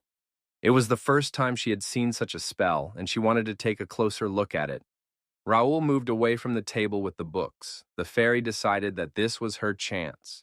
She flew closer and thought that perhaps she had found what she had been looking for so long. The girl put her hand on the book and was surprised. Why wasn't anything happening? Even the great book of spells and sacred manuscripts told her their stories and allowed her to stay close. But the fairy decided not to give up so easily. No matter how hard the girl tried, nothing worked. Suddenly, a human shadow appeared over the book. Raoul asked in surprise why she was sitting on his book and what kind of creature she was. Our hero couldn't understand. Was it a ghost or a fairy? Why did she look as if she was about to disappear? The fairy was surprised. Could this man really see her? The girl was frightened, turned around, and tried to run away. The young man was curious, but he did not chase after her. It seemed that she was interested in the skill book, which meant that she would return soon on her own. For now, it was more important to find the skill book. When the absorption process was complete, the protagonist decided to check everything. Now the young man had about 700 skills in his inventory, scattered in a chaotic order. Even in his past life, no one had managed to accumulate so many. But the skill book was still considered a rare item. How many more books would he have to collect to unlock its true power? At that moment, someone called out to the young man. The fairy peeked out from behind the table and asked what kind of book it was. Raoul noted that the creature had returned rather quickly. He decided to be strict with her at first. The young man demanded that she apologize for touching someone else's things. And anyway, why should he answer her questions? The girl apologized for touching his book. She found it strange that he could hear her voice. She introduced herself. Her name was Ravelina Harriet Meridian, but she could be called Ravel. She was a forest fairy who loved harmony and order. Our hero also gave his name. He said his name was Raoul and that he was a first-year student. However, Ravel was not like a normal fairy. She herself admitted that she was more like a ghost, and that was what the students called her. Ravel explained that she was just a soul on the verge of life and death, an entity not subject to the laws of the familiar world. The young man asked what attracted her to this book. The fairy replied that it was unique and incomparable even to the rarest of books. Raoul asked if she knew its essence. Ravel said that the book did not respond to her call, but she was confident in her observations. Could she look inside? Our hero knew little about the skill decks. In his previous life, there was also almost no information about it. Perhaps Ravel would be able to improve it. In any case, she would not be able to escape with the book. Raoul agreed, but on one condition. Ravel would have to tell him everything she learned about the book. The fairy agreed. The hero opened the book, and Ravel began to study its contents. She immediately noticed that an incredibly powerful stream of energy was flowing through the book. Suddenly, a light flashed. The fairy exclaimed that this couldn't be. How could this be? Could he have foreseen this? But the appearance of this book at this time broke the rules. Raoul asked if she was all right. The excited fairy asked where he had found the book. The young man reminded her that he was waiting for her to tell him about its contents. Ravel declared that this book possessed the power of a creator god, and not just any creator, but an ancient one who was listed as missing. The hero was surprised. An ancient creator god? What is she talking about? The information that the book contained the power of an ancient creator god meant nothing to him. Ravel was genuinely surprised. How could anyone not know about the creator himself? The young man said that he was much more interested in the details about the book itself. The fairy replied that she had only glanced at it and had not yet figured out the details. However, she was sure that it was a banned publication that had lost its power for some reason. Raoul asked if it was possible to return the book to its previous state. The fairy admitted that she did not know. The book was being capricious and did not want to talk to her. The hero decided that it was a waste of time, but Ravel said that quick answers couldn't be expected. She needed to get inside. At that moment, the protagonist received a message from the system. The spirit of the forest fairy was asking for permission to settle in the skill decks. If the player agreed, she would become the library manager. Raoul realized that the fairy was looking for a warm place to stay. It was beneficial to him, but he wasn't going to let a stranger use the book just like that. The fairy was surprised by the look on his face. Raoul doubted that she needed his help. Now he knew that something was wrong with the skill decks, but he hoped to fix it himself. The protagonist said it was late and he had to go home. The fairy asked him not to leave and to listen to her, but Raoul said he had things to do and they would talk later, although he himself doubted that he would return. The fairy apologized if she had accidentally upset him. She hadn't talked to people in a long time. The hero decided to put a little more pressure on her. He repeated that he was busy and didn't have time. Ravel promised to be helpful. This book was really important to her, and the man had to listen to her. Raoul realized that the fairy was ready to negotiate. Ravel admitted that she was desperate. Why didn't he believe her? Raoul apologized and said he didn't want to make her cry. The young man explained that he couldn't just open the book for her, it was too important to him. First, he wanted to know what had happened and how the fairy had ended up in such a hopeless situation. Only then would he decide what to do with her. Ravel decided to tell him because she had begun to trust Raoul. She warned him that it would be a long story. Long ago, the continent was engulfed in a great war between different races, gods, demons, and even extraterrestrial beings. The world was on the brink of destruction. The forest fairies were threatened with extinction. Then Ravel's kin tried to save her, the youngest descendant of the clan, by sealing her inside a book. She was their last hope. However, due to the disruption of mana flows and spatial instability, her soul was trapped in the book and her body disappeared into a rift. Ravel fell into a long sleep, and when she awoke, she discovered that in order to stay alive, she had to move from book to book. Each time she awoke, she lost part of her memories, but she knew she had a duty. Ravel added that she was obliged to find other forest fairies who had been scattered around the world. She was sure that she was not the only one left alive. Before she died, she had to share the wisdom and experience of her people. But the truth was that she was trapped in the world of books and couldn't leave the library. What's more, the books she could live in were almost gone. Now Ravel smells the same scent that came from her first book. Perhaps this book is even better than the first. Raoul must give her the opportunity to enter the book. After listening to the story, our hero agreed to let her do so, but the fairy will have to become the book's manager, which means she will have to interact with people. Is she okay with that? Ravel agreed. She will do anything to stay in this book, but first she wants to know, why does this person need this book?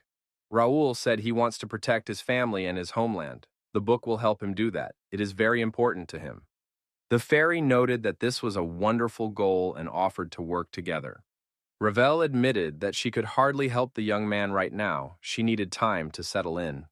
The fairy said that she would fall into hibernation for about a month, but the book would continue to function as usual.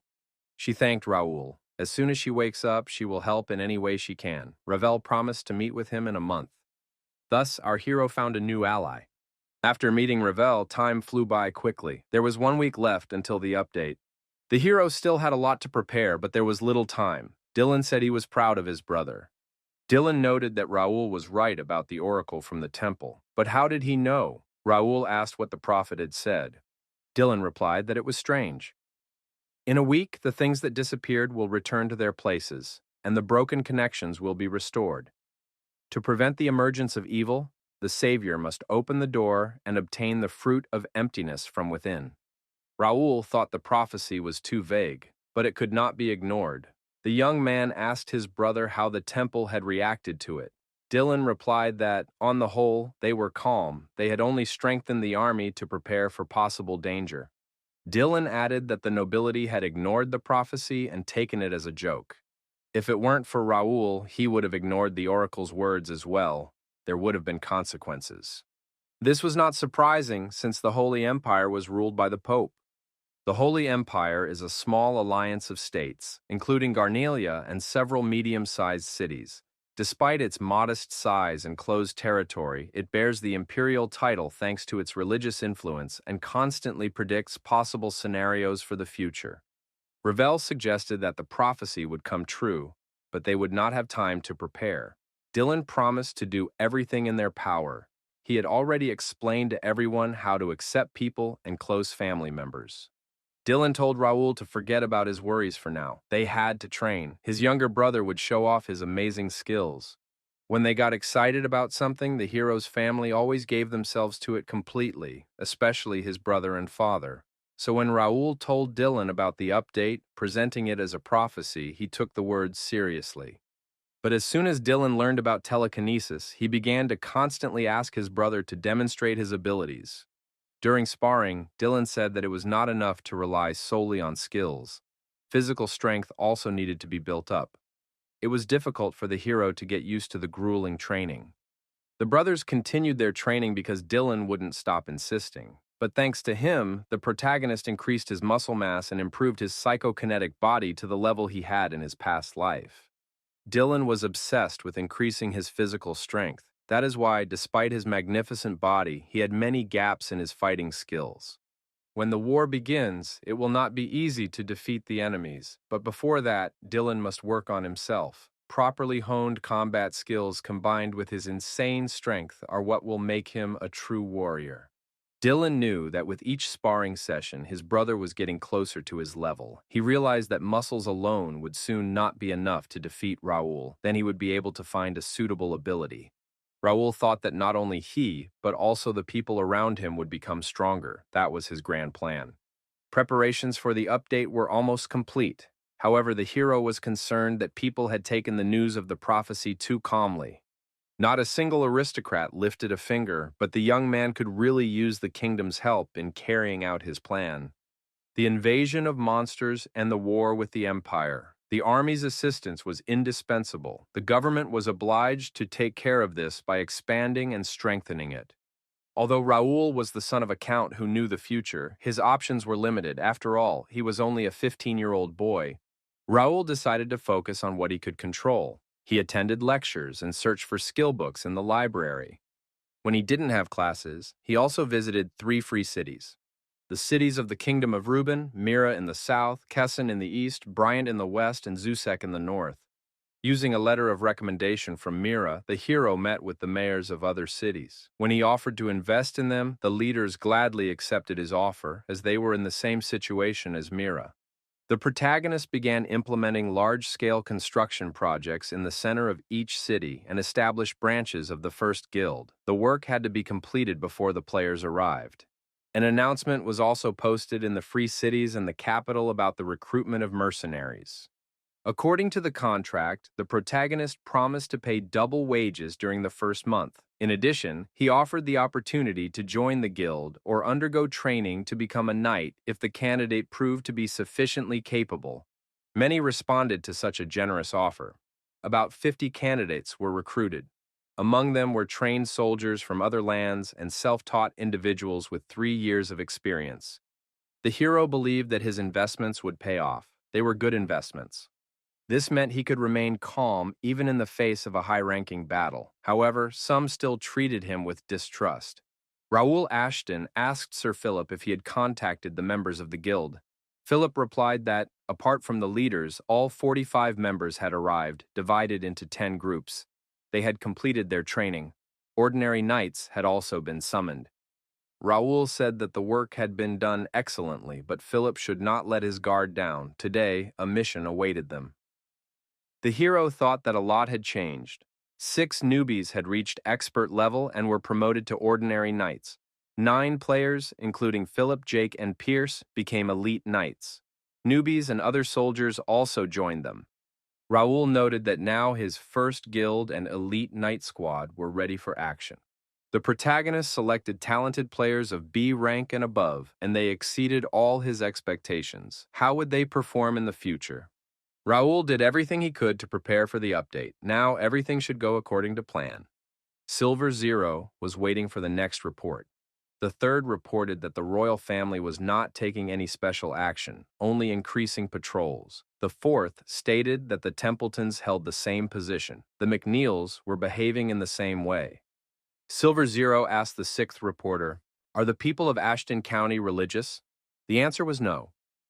The sixth added that they maintain good relations with the temple but do not adhere to any religion. The boss was informed that Alfredo Gray was currently focused solely on the academy. Silver Zero asked number 8 if they had managed to infiltrate the mercenary squad. The 8th replied that they had tried but failed. The 6th was surprised. Was it possible that none of their people had made it through among 1,000 fighters? The 8th explained that they had easily passed the preliminary test but failed the main one. It could be assumed that Raoul possessed some kind of special ability. Silver Zero asked if Raoul Ashton could really be a problem for them since he didn't seem to have any particular advantages. In any case, they needed to keep an eye on this young man. What was the news from the secret agents? The 4th reported that they were all in position. Silver Zero said that soon they would carry out their grand plan and put an end to these noble scoundrels once and for all. Everyone welcomed the future emperor. The city's residents saw many shooting stars in the evening sky. What could this mean? This was followed by a strong earthquake. People began to run away in panic. Suddenly the gates opened, blazing from within. Armed, bloodthirsty monsters burst out of the gates. Brave knights with swords in their hands came to the defense of the civilian population. The captain of the knights announced that it was unsafe here and demanded that civilians hide in a safe place. Jake, commanding the knights entrusted to him, gave clear orders to protect the population and repel the advancing enemies. Jake stated that it was necessary to evacuate the residents to a safe place and hold the defense securely. Pierce reported that a gate had also opened on outer wall number 3. Several monsters managed to break through, but there were no casualties. Philip reported that gates had also been detected in his sector. He assured everyone that the situation was under control and that the area would be handed over to the guards. The protagonist stood above the map of the area and received reports from hotspots. A message came in that a group of goblins had broken through the gate. Our hero realized that this was the update. Raoul ordered Bernard to select several warriors from the advance guard and distribute them across the sectors. He knew that this event would happen sooner or later, but he did not expect it to be so large-scale. The knights' preparations were insufficient, and they were barely able to cope with the onslaught. Raoul understood that he had lacked information from the very beginning. He knew that in the year 521 of the Connecta calendar, the kingdom had suffered greatly from the appearance of the gates. Their number, location, and rank remained unknown. The young man would have liked to clear them out himself. But now he was not alone. Using the power of his guild, he could minimize casualties among the civilian population. If our hero knew the rank of the gates, he could distribute his troops more rationally. A new task was received, to close as many gates as possible, stop the monsters, and save the civilians. The gates were refreshed every midnight. Was there really no way to avoid this?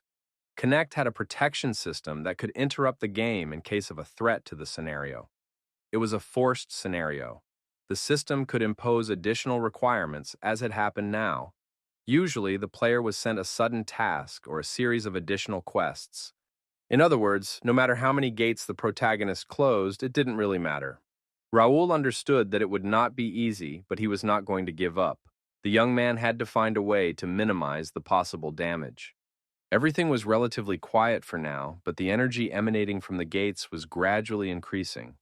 Raoul shouted for everyone to stay away from the gates. They could suck a person into a parallel dimension. Caution was needed. Our hero realized that he could no longer just stand there and give orders. He had to deal with this himself. The protagonist activated his battle sword and moved forward to accomplish the task at hand. On the battlefield was Josh, a 21-year-old C-rank mercenary. After leaving the walls of his native farm, he worked hard to reach his current level. An aristocrat was recruiting knights, and Josh seized the chance to become one of them. The mercenaries were provided with comfortable accommodation with a double bed. Josh had never tasted such delicious food in his life. He thought he would enjoy a peaceful life, catering only to the whims of the nobleman. But Josh was definitely not ready for this turn of events. Monsters in the form of rats rushed at him from the fiery gates. The young man used his new skills to effectively deal with the pack. However, their numbers did not decrease. Josh realized that he would not be able to hold out for long. The leader of the gang of rat monsters emerged from the fiery gates. The young man realized that he was no longer able to withstand the onslaught. He decided to play for high stakes, destroy the leader, and then the rest would fall. Unexpectedly, Raoul Ashton came to the mercenaries' aid. Our hero destroyed the leader and apologized if he had gotten in the way. Raoul noted that this knight looked familiar. Was he by any chance from the first guild? The young man introduced himself. His name was Josh, and he was C rank. Raoul saw an ambitious guy in front of him, although he was too risky in his actions. After all, it's not so easy to defeat such a beast. Our hero acknowledged that Josh was a capable warrior, but it was still difficult to deal with D-rank gates, so he offered Josh to join his team. The mercenary inquired who he was speaking with. Jake appeared nearby and noticed that Josh was apparently new, but even so, he was obliged to know his master's face. Jake said that he was standing before a master of the first guild, Raoul Ashton. Jake asked Josh if he thought that since the guild was created by the Count's son, he would have a sweet life. In that case, he didn't belong here. Jake added that they only employed professionals in their field. Raoul ordered everyone to get ready and hope for luck. The squad began to destroy the monster rats and acted very effectively. Our hero assumed that there would be quite a few monsters. It was good that he personally decided to be present. Raoul understood that he did not have enough time to clear all the gates at once, and it needed to be done as soon as possible. Jake told the boss that there were too many monsters. Perhaps their base was somewhere nearby. Raoul ordered a scout to be sent out. The protagonist clearly understood that saving lives was their top priority. Another group of monsters was successfully destroyed. Jake looked at Josh's actions and said that this guy had no brakes. He needed to hone his sword skills, and he also had well-developed senses. Raoul thought that if Josh learned to control his mana properly, he would achieve better results. The scout reported that a base of rat monsters had been discovered behind the forest. However, not a single inhabitant was found at the base. Despite its large area, there were no other monsters inside. Jake noted that they had made sure to remove all inhabitants from the gates, so they should not be there. Raoul ordered another check of the surrounding area. Today, they had to leave without any casualties. Closing the gate was an important task, but saving the civilian population remained the top priority. Raoul said that Josh should go with him to the base. The commander warned everyone that a long night lay ahead and they needed to be prepared for it. In the morning, during a virtual conversation with his older brother, Raoul reported on the situation. Dylan suggested that Raoul had been through a lot and noted that it was time for them to resume training. Raoul said that this was not the time for jokes. Then he asked how things were going back home. Dylan replied that they had enough data to prepare well. His younger brother asked how many gates had opened. Dylan said about 100, but they had handled it without any problems. Raoul said that things had turned out much worse than he had expected. Our hero promised to come and help his brother. Dylan was surprised. Why? They had already closed the gates. Dylan added that it only took them about half a day. Their father had done a good job. Trevor, the master of the Golden Bear, and Commander Ernest also took part. Everyone was excited by what was happening, as if at a festival. They were bored with their ordinary lives. Dylan said it was funny to watch the old men having childish fun. Raoul remembered that his family was not the most adequate. The young man knew that no one had been hurt, but he thought Dylan had still acted too rashly. The D-rank gates were too dangerous, and it wasn't worth getting close to them. Dylan was surprised. Did his brother really suggest waiting until he arrived and used his superpowers? Dylan said that Ashton was a powerful state. He and his father were far from weak, and there was no need to worry about them. They were always ready to fight back against the enemy and could handle any number of gates. He added that the Ashtonians possessed enormous power and did not need help. They could easily close even several hundred gates. Dylan told Raoul not to worry about the house and to go about his business. He and his father would take care of everything. Raoul admitted that his brother was right and realized that he had been too arrogant. Dylan reported that some of the gates had not disappeared after they had been cleared. What could have caused this? Raoul was surprised. What did he mean? They hadn't disappeared. Could it be that not all the gates could be destroyed? After talking to his brother, our hero gathered the knights and informed them that the E and D rank gates, unlike the others, had not disappeared. Jake suggested that they had serious problems. Such gates could not be left unattended, but this situation could not continue indefinitely. He noted that if surveillance was increased, the defense forces would have to be reduced. This issue needed to be resolved as soon as possible. Raoul promised to find out why the gates were not disappearing and to find a solution. Bernard asked if it was worth preparing a squad. He suggested taking only the 3 best fighters with him: Philip, Jake, and Pierce. Philip was surprised. Was the young master sure of his decision? Raoul replied that the elders in Ashton County were giving it their all, so he couldn't just sit idly by. Raoul suggested that they might encounter survivors, so a dozen soldiers should be sent to the gates. Jake recommended taking food with them so they wouldn't be uncomfortable. Philip reminded them that this was not a picnic and they couldn't relax. During the battle near the gates, the monsters were destroyed as expected. Jake said he didn't even have time to warm up and that they didn't have any extra time. It was time to speed up. Jake efficiently destroyed the monsters and remarked that it was too boring for him.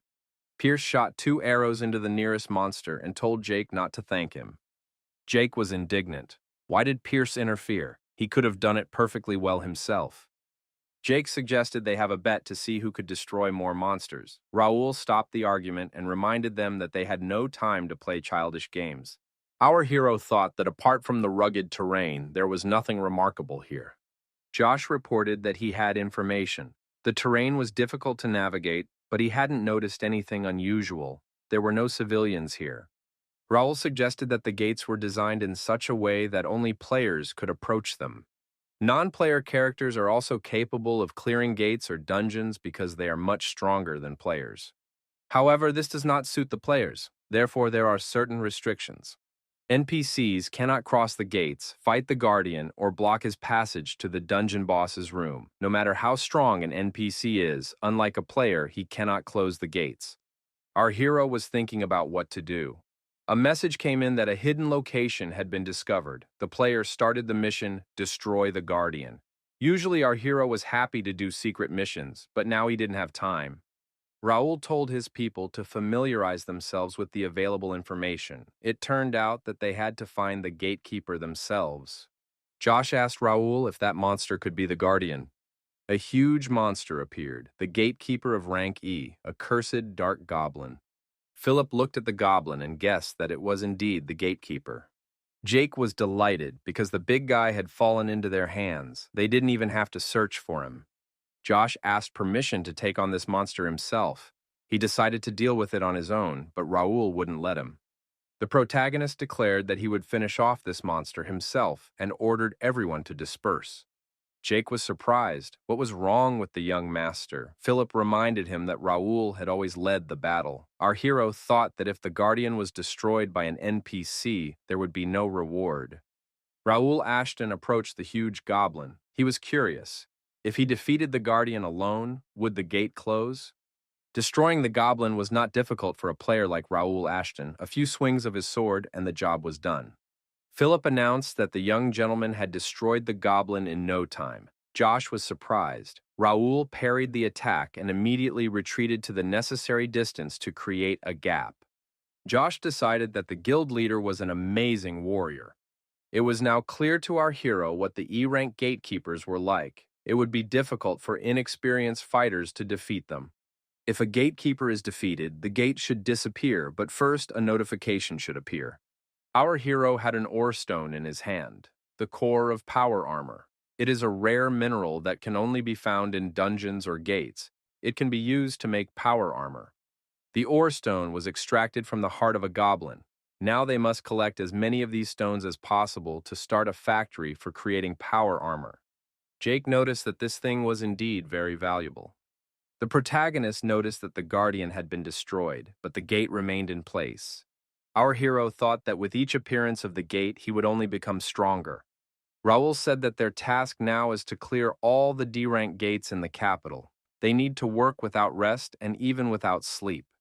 The leader decided that they needed one more person. Was Josh ready to join them? Raoul said that this time he didn't give Josh a chance to prove himself, so he was offering him a new opportunity. Josh was delighted and said he was grateful to the gentleman for such a chance. Raoul noted that his team was now complete and ordered everyone to move forward. Raoul Ashton and his squad arrived at the new gate. Could this be the entrance to the dungeon? It looked like an ordinary cave. It was good that the gate was glowing. Without it, it would have been pitch black here.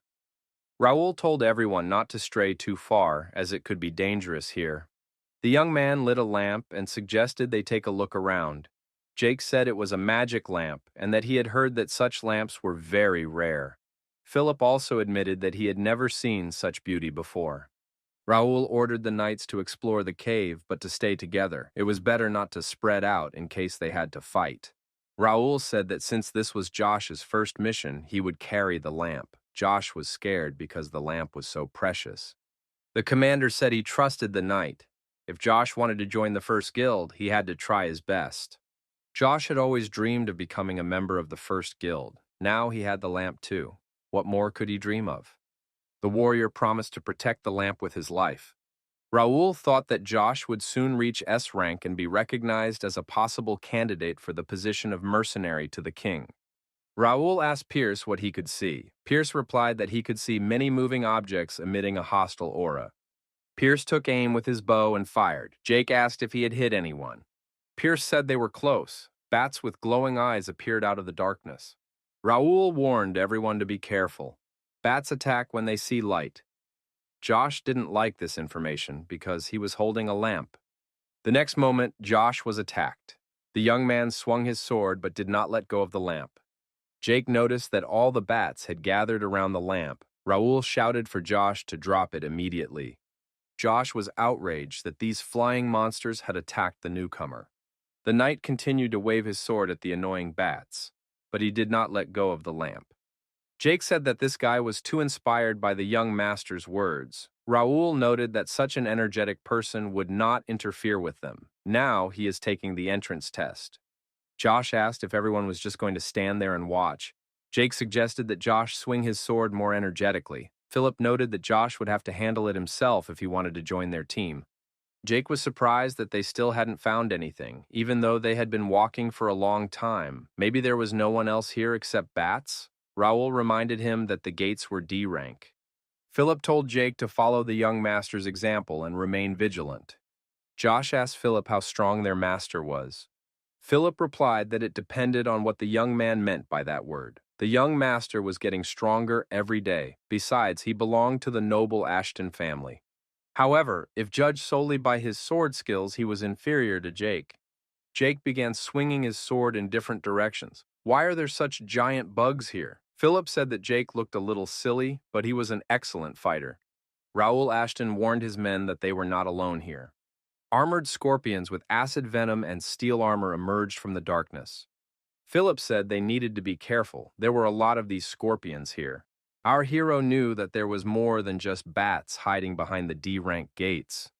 Raoul said that the scorpions were part of the mission and had to be dealt with at all costs. Their armor was as hard as steel, and they had poisonous stingers, so extreme caution was required. The task was to eliminate the enemy, not capture them. There was no mention of destroying the gate. To begin with, the protagonist decided to deal with the scorpions. George once again proved himself in battle. The commander stated that fighting and watching the lamp at the same time was not an easy task. Raoul added that he was once again depriving the young man of the opportunity to prove himself, but from now on, the lamp would be under his protection. Jake said that the young gentleman had destroyed all the monsters again. He didn't get to stretch his legs.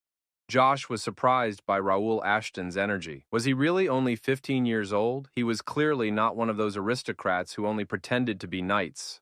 Raoul Ashton was a true master, and Josh decided to serve him without fail.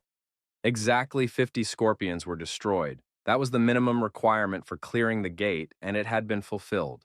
Raoul said that since they were already here, they had to see it through to the end. It was dangerous to abandon a D-rank gate halfway through. Jake thought he had been premature in rejoicing about getting out of this cave. Philip told him to keep his cool. Raoul reasoned that the minimum requirement had been met. But then why hadn't the hidden task of destroying the gate appeared? Apparently, they hadn't found the Guardian yet. It was dangerous to leave him alive. The search might take some time, but the gatekeeper had to be found. Pierce reported that he had reached the end of the cave. However, it would be better for the gentleman to see with his own eyes where the cave had led him. Before Pierce stood a huge, ruined amphitheater. It was a very strange gate, with an arena in the middle of the cave. Jake suggested that the Guardian was standing in the center. Raoul agreed with this assumption. But why wasn't the Guardian moving? Was he waiting for them in the arena? The Guardian of the D-rank gate was a level 64 Scorpion champion. Raoul found this amusing. The Guardian was inviting them to fight, and they simply had to accept the challenge. Raoul stepped forward, apologized to the knights, and said that this time he would not back down. And it wasn't just about the reward. Raoul declared that the Scorpion champion had been waiting for him. Could he show what he was capable of? The battle was fierce and spectacular. Raoul Ashton behaved with dignity as a representative of his family. The monster had no chance of winning. Philip said that this monster turned out to be a strong opponent. It's not so easy to defeat the Guardians of the D-rank gates. Josh offered to help the young master. Jake objected that the master had an undeniable advantage. Against the sword, claws, and poisonous sting of the Guardian, Raoul Ashton used only his sword from the very beginning. The young man remained quite relaxed, thoroughly enjoying the battle. Our hero thought he had already forgotten this feeling. Finally, he could take a break from training, real estate issues, and guild management. Now he could focus solely on the battle. However, all good things must come to an end. Raoul considered himself a busy man, so he decided it was time to move on to the next stage. The protagonist told the monster that it had been fun, but unfortunately he didn't have much time. The monster was surprised by what he was talking about. It turned out that the monster could shoot poison, which meant they had to be more careful. Pierce noticed that the enemy was capable of wielding a mana sword. The situation was becoming critical. Josh repeated that the master needed help. Jake told Josh not to interfere with Raoul. That way, they would only harm and distract the gentleman. All that remained was to believe in him. Raoul remembered how he could live, forgetting those days when all he did was fight endlessly, living on the edge and experiencing constant tension. Our hero decided to squeeze everything he could out of this monster. After all, he was dealing with the Destroyer, a great solo player. The protagonist acknowledged that the monster was a strong opponent. It used a mana sword and ranged attacks. The scorpion was strong and agile, but its movements were repetitive and sweeping. This was its weakness. Raoul thrust his sword forward and rushed into the attack. Our hero tried to guess what would happen this time, sword, claw, or sting. The scorpion brought its claw forward and immediately paid the price. It was destroyed. The claw flew off to the side and the scorpion took damage. The monster screamed loudly in pain and frustration. Our hero continued to strike his opponent, accurately hitting his pain zones. Raoul thought it was nice to remember the old days. Jake noted that the young gentleman had become stronger again. Philip said that not long ago he had been an expert, but now he had reached an intermediate level. It was only a matter of time before the young man surpassed Jake in sword skills. Jake suggested they hurry to the other gate, but he wanted to defeat the next Guardian himself. Raoul was surprised. What had come over this knight again? Raoul apologized to the knights for making them wait. Perhaps it was boring just watching.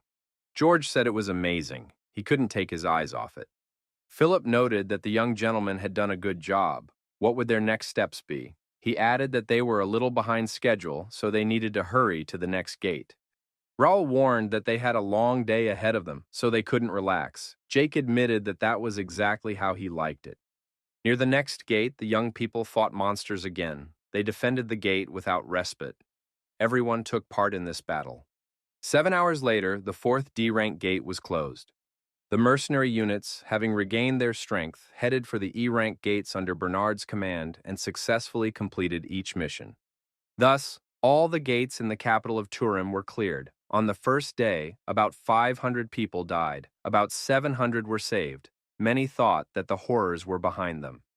However, our hero knew that this was only a warm-up before the real war. The survivors discussed the gates and monsters, as well as the fact that some unfortunate people had been dragged to the other side by the monsters. Many were interested in how many mercenaries and knights there were. They must have known about the invasion and were ready to fight back. The girls discussed the fact that the knights belonged to the main county of Ashton. They were commanded by the count's youngest son. After an exhausting day, the protagonist decided to rest, and it was well-deserved. At the Randall County residence, they understood that the danger in the capital of Turim had been eliminated. The noble Ashton military family thus marked their return. Who is this Raoul Ashton, whom the people of Turim have dubbed their new hero? The head of the Randall family said that this was a big step forward. He could bring the Ashton County back into the political arena. The head of the family was angry. All their preparations had gone to waste. What was the point now? Brian told his father not to worry. The head of the family said that at the age of 60, he had 30 sons, and none of them were any good. And now Ashton's sons were getting in the way. The head said that Brian couldn't handle even a drop of pressure. How dare he call himself an expert? The man ordered Brian to compile a detailed report on everything that had happened in his absence while he spent a month in secluded training. The head of the family was Earl Hudson Randall. Brian reported that about 2 weeks ago, the temple had sent an official document. It contained a detailed report on the number of gates and other related information. Hudson suggested that the knights were afraid to enter the gates, which led to an increase in the number of casualties among the soldiers. At the moment, all the gates are closed and under surveillance. Count Randall was furious and threw his son out of his office. He said he would banish Brian from the family so that his spirit would no longer be here. Until he was needed, he was forbidden to appear on the territory of Randall County. The Count ordered Brian to leave and tell the third in command that he was waiting for him here. Earl Hudson Randall cursed the Ashton family. The Royal Academy. The girls noticed the young Lord Raoul from Ashton County. This young man and his knights had contributed to the defense of the kingdom. He was the first among the juniors to earn the highest score on the entrance exams. In addition, his knights received high salaries. One of the young men was unhappy that everyone was paying attention to Raoul Ashton. Why is he being praised? Surely his family did everything for him. The young man declared that as soon as his family sent him reinforcements, he would immediately prove that he was the best. Raoul began to feel nervous because of all the attention. He felt like an animal in a zoo. Dalton said that Raoul had become famous in just a week. It was a great job, and now everyone in the capital was talking about him. Raoul said he wasn't interested in that. Dalton asked if the rumors were true. They say that Raoul is the true heir to the county of Ashton. Otherwise, who would have allowed him to take so many soldiers? Raoul replied that his older brother would inherit the throne, and he didn't care. He stated that he had assembled his own order of knights without the support of his family. Dalton asked if he could go to the gates with Raoul next time. Our hero looked at Dalton and thought that he had got himself into trouble. It might seem that the young man had entered the academy only to escape from home, but in fact, he had another goal. He wanted to find skill books and hidden talents. Despite the fact that with Gray's arrival, the list of students had undergone changes, the young man had already selected candidates for recruitment based on data from the connection. One of them was this Dalton. In fact, the strongest man in the kingdom was the swordmaster, Marquis Templeton. In the world of Connect, where it is practically impossible to establish relationships with high-class NPCs, our hero had the perfect opportunity to meet his grandson, Dalton. At the moment, the gates are open only to a limited circle of people. You must have official permission or at least 50 fighters and 3 knights with you. In other words, Dalton would never have been able to pass through the gates alone. Although he was an expert, he had no chance to prove himself in real combat. Therefore, he definitely wanted to conquer the gate. Raoul said that Dalton could join. He was glad that they had become friends. Raoul added that he had conditions. First, he would only take Dalton, no servants or guards. Dalton agreed. Second, this outing had to be kept secret. Raoul wanted to avoid another wave of gossip. Third, Dalton had to get permission from the Duke. The young man was surprised. Was that really necessary? Raoul said it was obvious. What if something happened to Dalton? Someone had to be there to provide support if necessary. He added that this was not a pleasure trip, but an official visit. He had a whole squad of knights and was responsible for them. Our hero said he would revisit the issue once Dalton had spoken to the Duke. Dalton began to think about how to convince his father to let him go. At home, the young man was asked how things were going at the academy. He replied that the constant attention was tiring, but overall everything was fine. Raoul said that this was exactly what he had been aiming for. Bernard noted that they would try to keep public opinion at the same level. Raoul asked how the deployment of troops was going. Bernard reported that over the past 2 days, 100 fighters had been used as bait. They had also recruited a dozen more mercenaries. In the main unit, 24 spies had completed their basic training. The battle for public opinion was underway. In this fierce battle between the nobles, it was necessary to strengthen their positions. The young man thought that turning to the voice of Reuben was the right decision. Since they had passed on the information about the gate without asking for anything in return, word of their good reputation quickly spread throughout the kingdom. Those who wonder how such influence could have been achieved probably do not know how much power this source of information, Connect, wields. It is an elite organization consisting of magicians. Moreover, the president of the Press Association is one of the 3 great magicians of the continent, genus White. He surpasses even those who hold high positions in status. The voice of Reuben is the most influential media outlet of all. In battle, it is not necessary to fight only with a sword. Any means can be used. Raoul said that it was necessary to double the number of mercenaries and make sure that there were people in reserve who could keep up the conversation. Sooner or later, they would be visited for inspection. Philip wondered who it could be. Bernard suggested that it could be greedy nobles. Since the situation with the gates had stabilized, they would gradually try to get closer. Raoul would gladly welcome them if he could control the gate, but that was impossible. Bernard suggested that these nobles would try to tarnish the master's reputation. The protagonist said to let them try. Only the chosen one could close the gate anyway. Raoul asked that no one disclose this information. If it reached the ears of outsiders, the lords would immediately pretend that they were indifferent to the gate. Turning their greed to his advantage, Raoul decided to gather all the warriors of the kingdom. Only then would they be able to face the coming danger. The man sped down the deserted narrow street, constantly increasing his speed. He believed that his pursuers would stop chasing him after the gate was opened. What else did they want? His task now was to distract as many villains as possible so that his comrades could escape. The man's path was blocked by people in cloaks, their faces hidden under hoods. The hooded man with a mask on his face said, "I am Elias Faceless, leader of the information organization Wings of Freedom. Pleased to meet you." The man replied that they had been pursuing criminal guilds for 6 months. The masked man noted that Faceless was quick-witted. It was no wonder he headed the kingdom's best information organization. Elias asked what had brought them here. Was he their next target? The masked man said that at first he wanted to destroy Faceless, but decided to make him an offer instead. Elias could surrender. It would be a shame to destroy such an important person. If he agreed to join them, he could count on mercy. Elias drew his sword and said he would never agree to that. The masked man activated his power armor. Elias was surprised. It couldn't be. The Faceless one said he had guessed that these people had been sent here by the Empire. The masked villain remarked that this was an interesting conclusion, one that would cost the Faceless his life. Now they had no other choice. He ordered his men to destroy Faceless. However, at that very moment, the Faceless one disappeared. The villain realized that invisibility magic had been used. They decided to search the area as he couldn't have gone far. Elias thought that the secret organization that was exterminating guild members was working for the Empire. What was going on in this kingdom? The masked men combed the entire perimeter. Raoul was informed that it had just become known that the right to use the F-rank gate by the knights of the First Guild had been revoked. Our hero said that sooner or later this was bound to happen. What about the E and D rank gates? The messenger reported that they were still accessible. Raoul asked who was now responsible for the F-rank gates. The messenger replied that several families were now in line. Our hero thought so. Given the low level of danger, the F-rank gates are ideal for bragging rights. In addition, the nobles will be able to make good money on them.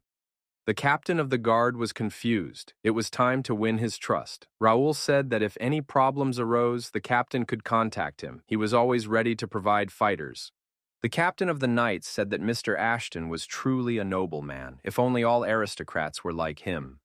Raoul noted that defending the city and its inhabitants was his direct duty. He offered to work together with the captain. The captain said that there were rumors that the Randall family was behind it. However, he thought that the Ministry of Finance was the initiator, but that was just his guess. Many employees of the department have ties to the Randalls, including the minister. The captain added that the situation was rather strange, so he decided that Mr. Ashton should know about it. Raoul told his people that there was nothing to be surprised about. They had expected this outcome. Jake said that it seemed excessive to him. Why were they being deprived of their rights? Raoul replied that they would have to obey the royal order. Our hero added that there was nothing to worry about. After all, they had lost nothing. Ordinary soldiers can easily handle F-rank gates. There is no point in sending mercenaries. They will only waste money and receive mediocre items. It is better to focus your efforts on E-rank gates and above. As a result, they would receive mediocre items. It would be better to focus their efforts on E-rank gates and above. Philip asked what to do with those responsible for the F-rank gates. Raoul replied that they should be sent to the suburbs and use this opportunity to clear the remaining gates. The young man added that those who ignore items will not last long anyway. Keeping the gates under control is not easy, so they will most likely get them back. For now, they need to focus on achieving recognition and glory. The leader added that they should forget about everything else and take care of themselves. It is necessary to manage hired fighters and personal growth. In a week, the official annual knighting ceremony will take place. The knights of the First Guild must show what they are worth. Raoul understood that they had to work hard to attract everyone's attention, so that they would be known not only in the kingdom, but also beyond its borders. The guards guarding the gates were not sure they would come. But what would they do if something terrible happened? In any case, they would have to eliminate the problem. Suddenly, the knight shouted for everyone to step aside. The aristocrat appeared on horseback. The knight asked to make way for the fourth son of Viscount Carrington, Asen. The knight said it was an honor to meet Sir Asen. He added that he was responsible for guarding the gate. Asen asked the knight if these were the very gates. The knight confirmed this. Asen told the knight that his men were blocking the passage. They must move out of the way. Asen said that they were about to cross the gate and ordered his men to follow him. The knight asked, "What about the horses? If there is no one to look after them, I can do it." Asen Carrington became angry and kicked the knight in the chest. He told the warrior to know his place. How dare he ask him to dismount? Asen told the knight to shut up immediately. He would have to talk to his captain. The knight said that in any case, he had warned Carrington. Now it was not his fault if the horses went mad as soon as they entered there. The knight thought that Carrington didn't know that there was a high concentration of mana on the other side, which is why horses were not allowed to accompany them. Even if he was lucky and survived, he would not escape torment. The knight thought that this night could bring many casualties. Asen asked his subordinate what exactly awaited them beyond the gates. The knight replied that there were only orcs or goblins there, so there was nothing to worry about. Asen was disappointed because he had hoped to get his hands on some treasure. Asen thought that if this Raoul Ashton hadn't gotten in the way, he could have become a star in the capital by destroying several monsters. Asen planned to bring Raoul down by closing the remaining gates. Asen said that in order to clear the gates, they had to destroy every monster. They needed to split into squads and engage in battle. Imperial Guard. Marco told Sir Asen that this could be dangerous. It would be better to send scouts ahead and have the rest stay together. Asen replied that if Marco gave in to fear, he would not be able to clear the gate. What would people think of them if they couldn't even handle such a trifle? Marco suddenly perked up and told Sir Asen to hide behind him. Monsters appeared unexpectedly. Asen asked what these creatures were. Asen Carrington was seriously frightened. His knees trembled.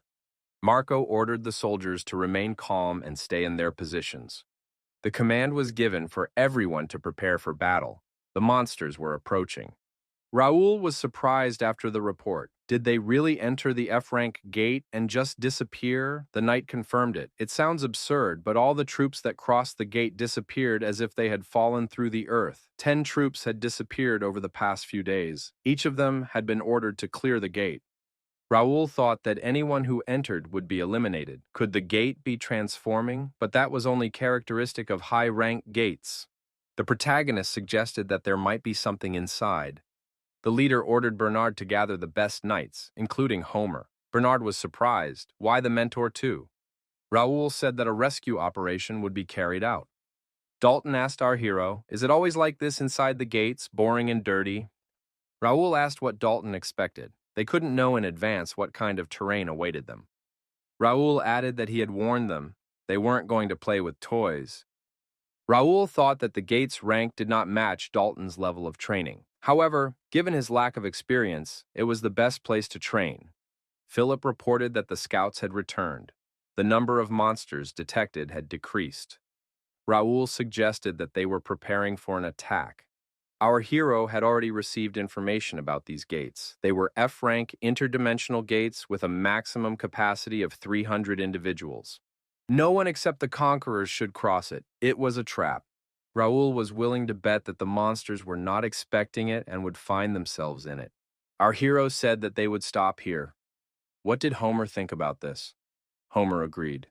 Homer, a knight of the First Guild, said that there was open territory with swampy areas ahead of them. He also thought it was a suitable place. Raoul said that in that case, they would get to work. Our hero said that this would be the location of their base. Everyone should take their positions. Dalton was surprised. What was Raoul going to do on this hill? The young man replied that he would build a fort here. Homer ordered the artifacts to be activated.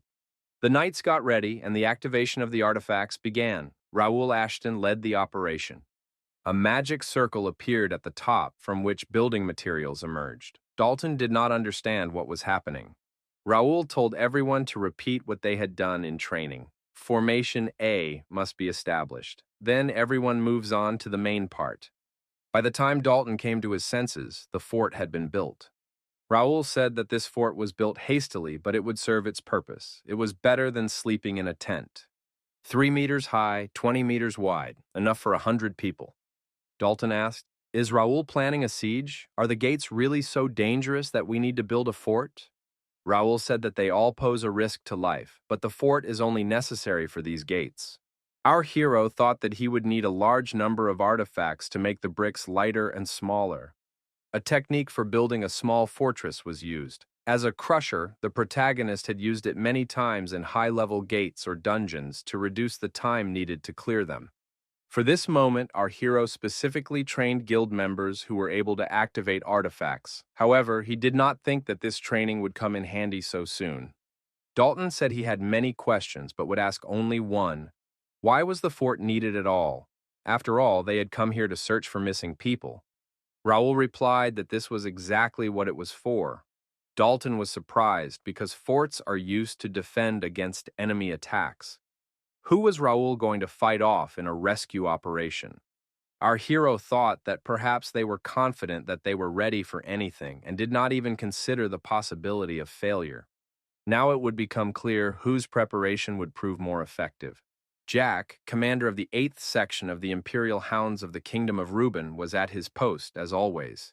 The messenger came with a report to the commander. They had taken the hostages, as the commander had ordered. Jack asked if the squad was already in place. The assistant said that the number of fighters was about the same as in the captured squad. Intelligence was monitoring them. Jack hoped they would be able to entertain him. He was tired of dealing with weaklings. Jack said they should follow the captain's orders, and it was time to go hunting.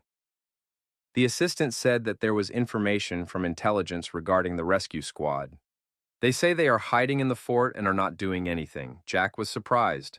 Dalton wasn't doing anything. It was boring. He thought that this wasn't what he had agreed to. Was Raoul sure they would come after them? Raoul told Dalton not to relax too much. They could show up at any moment. Dalton realized that Raoul had built this fort for a reason. But could he say who their enemy was? Raoul said he had no intention of hiding it. Our hero said that Dalton could ask them himself. The young man looked into the distance from the fortress wall. Jack and his warriors were approaching the fort. Dalton asked, "So, will we be fighting them?" Jack was outraged. When did they have time to build this fort? Where were his scouts looking? Raoul thought that everything was going according to his plan. His rivals were sure that they would catch them in a trap. How confused were they now? The rivals realized that they had fallen into a trap. Raoul gave the order to the archers to get ready. Raoul understood that his rivals did not expect to be ambushed at the gates. He should take advantage of the enemy's confusion. Raoul looked at Jack and guessed that he had a quick temper. That meant he could be provoked. The protagonist asked why these imperial dogs were walking around without a leash. Our hero added that in their ridiculous gear, they looked like morons. Maybe they were lost? Jack asked our hero if he was from Ashton. Jack added that he would gladly destroy these enemies. He would personally deal with their leader. This fort would belong to them. Jack commanded his warriors to attack. Our hero thought that now the rivals were definitely caught. He still didn't understand what was going on here, but he was sure that his opponents were from the Empire. Raoul gave the command and the archers began firing to kill. Our hero also joined the battle and began to effectively destroy his opponents using his sword and unique abilities. Dalton thought that it would be more pleasant to deal with toads than with these imperial dogs. Jack said that another upstart had appeared. That's interesting. Isn't it time for them to show some respect? The commander sounded the alarm. Raoul couldn't help but notice. Huge monsters came to the aid of Jack and his warriors. Dalton was surprised. What kind of monsters were these? Raoul replied that they were Imperial soldiers. Since their last encounter, the Imperial soldiers had undergone a significant upgrade. They were probably their best warriors. Raoul thought that in that case, everything would go even better than planned. The knight on the fortress wall explained that these were the Empire's magical warriors and that there was no need to panic. The Imperial soldiers roared loudly and rushed to attack the fort. Philip said that they must not be allowed to approach the fort and that fire must be opened. The Empire's magical warriors came under heavy fire. Dalton said that arrows were useless against them and that ordinary weapons would not even scratch them. Raoul said he had a plan, but he would need help to carry it out. Dalton said that was why he had come here. Philip ordered them to hold their position and gave the spearmen the command to attack. Jack laughed. Did they really think they could hide in the fort? He would show them that the Empire was not to be trifled with. The fort would be destroyed. Raoul Ashton and Dalton simultaneously rushed into the attack. This was unexpected for Jack. The Empire's magical warrior was attacked. Dalton said that his sword could not pierce the monster's strong armor. Raoul admitted that they would have to work hard. Jack said they had no business being here and should try to defend their fort instead. He had never met such fools before. Dalton said that this guy was starting to annoy him more than the monsters. He didn't want to listen to him anymore. Raoul said that in that case, they would have to shut him up. Our hero activated his huge two-handed sword. Dalton wondered if he really had complete freedom of action. That's exactly what he needs right now. The Empire's warrior was attacked by the protagonist and bleeding profusely fell to the ground. Dalton did the same, and another monster was taken out of action. Philip and the knights watched the battle with interest as Mr. Raoul defeated the magical warrior. Raoul asked his opponents why they had fallen silent. Was this all their fighting power? The young man said that the knights' loyalty to their lord depended on the presence of magical warriors. Jack said that it was getting even more interesting. Finally, he would be able to have some fun. He should thank the Ashton family for providing him with a worthy opponent. Dalton said that if this warrior commanded the Imperial army, then he was stronger than these monsters. Did Raoul need help? The protagonist replied that he could handle it himself. Besides, Dalton had another opponent. Another magical warrior of the Empire appeared, armed and even more terrifying. Raoul warned that their opponent was well armed. Dalton reminded him that he didn't come from a simple family, so there was no need to worry. Raoul thought that this young man, Templeton's grandson, really was nothing to worry about. Even if this was his first real fight, he could be relied upon. Raoul thought that the young man was covered. It was time to finish off Jack. Our hero apologized for the wait and said he was ready to begin. Jack asked the young gentleman from the Ashton family his name. The protagonist gave his name. Jack said that everyone in the Empire had heard of this family. They say that the Ashtons use a two-handed sword, but he believes that this is not the case. Raoul thought that this opponent talked too much and looked like a gorilla. However, one should not look down on him.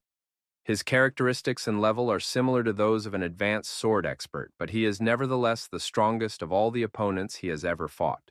Jack said he had hit the jackpot because he was facing two young gentlemen from noble families. Would they be able to surprise him? Raoul thought that he must remain vigilant. His opponent had strong characteristics and powerful armor. However, by leveling up, our hero had improved his stats and invested in equipment, so he also had something to boast about. Now Jack can assess what a reborn, fully equipped player is capable of.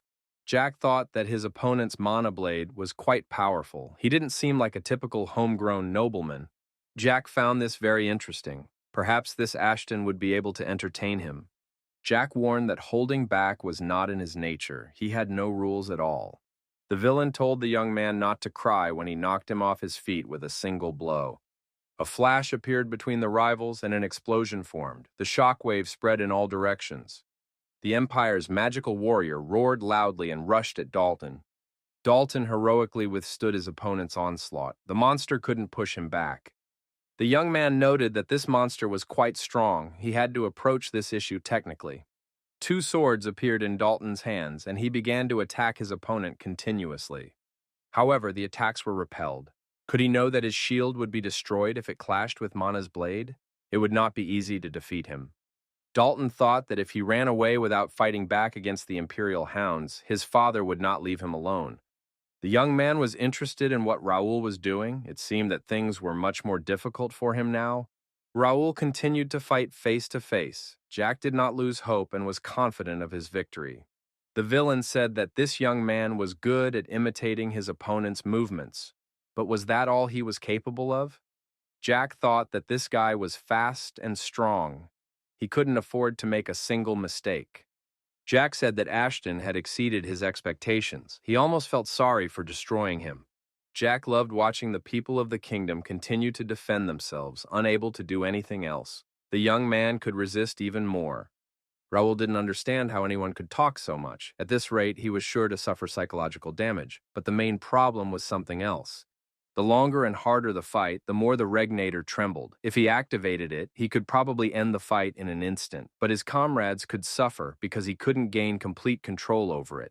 It was necessary to distract them to buy time to carry out the plan. Bernard reported via internal communication that the situation had been resolved, the prisoners had been rescued, the enemy had been defeated, and the plan had been successfully executed. Jack asked why his opponent was smiling. Did he really want to surrender? What about the rescue plan? Raoul used his magical abilities. He said that his plan had been in progress all along, and now that it was complete, the moment of the real battle had come. Jack could try to attack one more time. A little earlier, the man in the mask and hood saw a broken weapon on the ground. It seems that they are right when they say that aristocrats are not cowards. Asen Karantog sent his knights forward in hopes of avoiding a confrontation. The masked man said it was unfortunate. An aristocrat stood surrounded by knights and trembled with fear. Marco told his master to remain calm. In moments like these, it is important to be able to control oneself. Asen could not imagine that the Empire was involved in this matter. That is why they fell into the trap so easily. Asen thought they would not be able to escape. The masked man said that they were not going to kill these people, but if they resisted, someone would certainly get hurt. The masked man thought that the young master was enough and his guards could be disposed of. The villain ordered the nobleman to be captured and the rest to be destroyed. Suddenly, the masked men were attacked and destroyed. Their leader did not understand what was happening. Marco and Asen were also surprised. Who had come to their defense? The Knights of Ashton appeared on the battlefield. Jack asked how they dared to set foot on the territory of the kingdom. The Imperial soldiers would be destroyed. The leader of the masked squad was surprised. The attackers instantly defeated the warrior who wielded magic. He didn't even have time to use his mana blade. Jake said he got a little carried away. Initially, he didn't want to start all this. Jack smiled and said that one prisoner would be enough for questioning. Why spare the rest? Marco recognized Jake from the Order of the Golden Bear, so the Knights of the First Guild had come to rescue them. Jake looked at Asen and asked in surprise why his knees were buckling. Josh said that in such a situation, this aristocrat couldn't even stand firmly on his feet. It was a sad sight. Apparently, not all young gentlemen were as brave as Raoul Ashton. Asen thought that just a few warriors had defeated the monster and the Empire's elite soldiers clad in power armor. This is what Raoul Ashton's first guild is like. At that very moment, Bernard reported to his master that the situation had been resolved. The prisoners had been rescued, the enemy had been defeated, and the plan had been successfully carried out. Raoul Ashton accepted a one-on-one fight against Jack.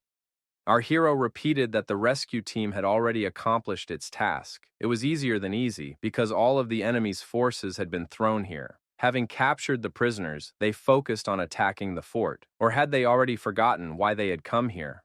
Raoul noticed that his opponents were too confident, assuming that everything was under control. However, they themselves had fallen into a trap.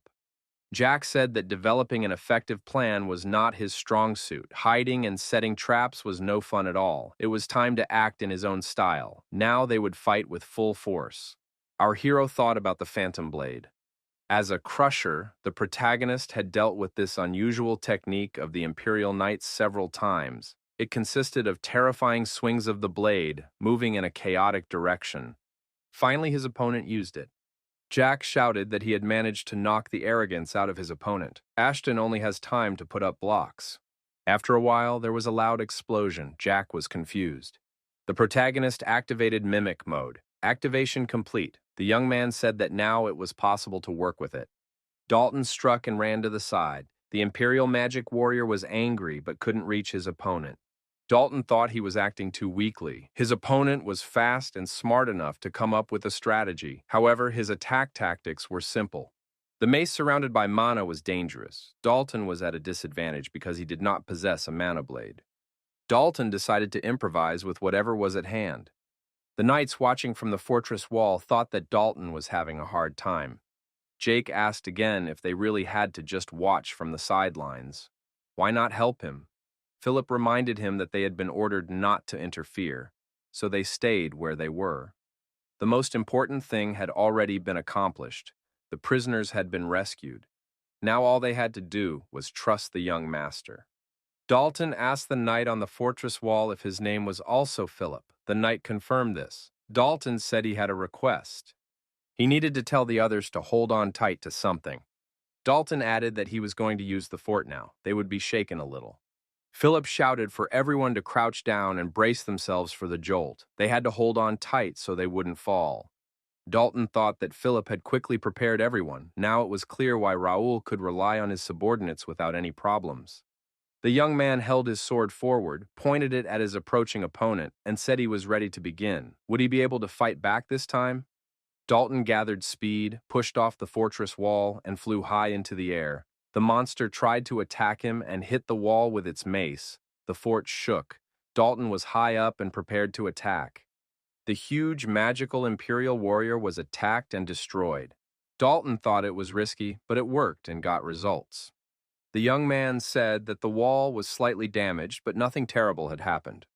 The knight said that even though this was Dalton's first real battle, he was holding his own. Philip added that he was even a little proud. After all, he was a Templeton wolf and the grandson of the master of the sword. Raoul looked at Dalton and thought that their enemy had been defeated. Our hero decided it was time for them to wrap things up. How long could they stand around doing nothing? Jack said he agreed. However, Ashton shouldn't count on victory. He had imitated his opponent's technique quite well, but simply repeating the movements was clearly not enough. Jack, swinging his sword, said he would now show the difference between them. The battle continued with renewed vigor. Raoul Ashton continued to put up a worthy fight against his enemy. Our hero successfully counterattacked, and Jack ended up lying on the ground. Raoul asked if his opponent now understood the difference and what he had to say about it. Raoul thought it was a pretty powerful and useful skill. It had been a long time since he had come across anything worthwhile. the system reported an error, invalid actions detected. In accordance with the rules of using the regnator, the imitator skill will be removed. Our hero was surprised. Would he really not be able to use imitator now? Raoul thought he had found a good skill, but in the end, he would lose it without even trying it out properly. However, it seemed that he would be able to use it until he found a replacement. During this time, he needed to finish the battle.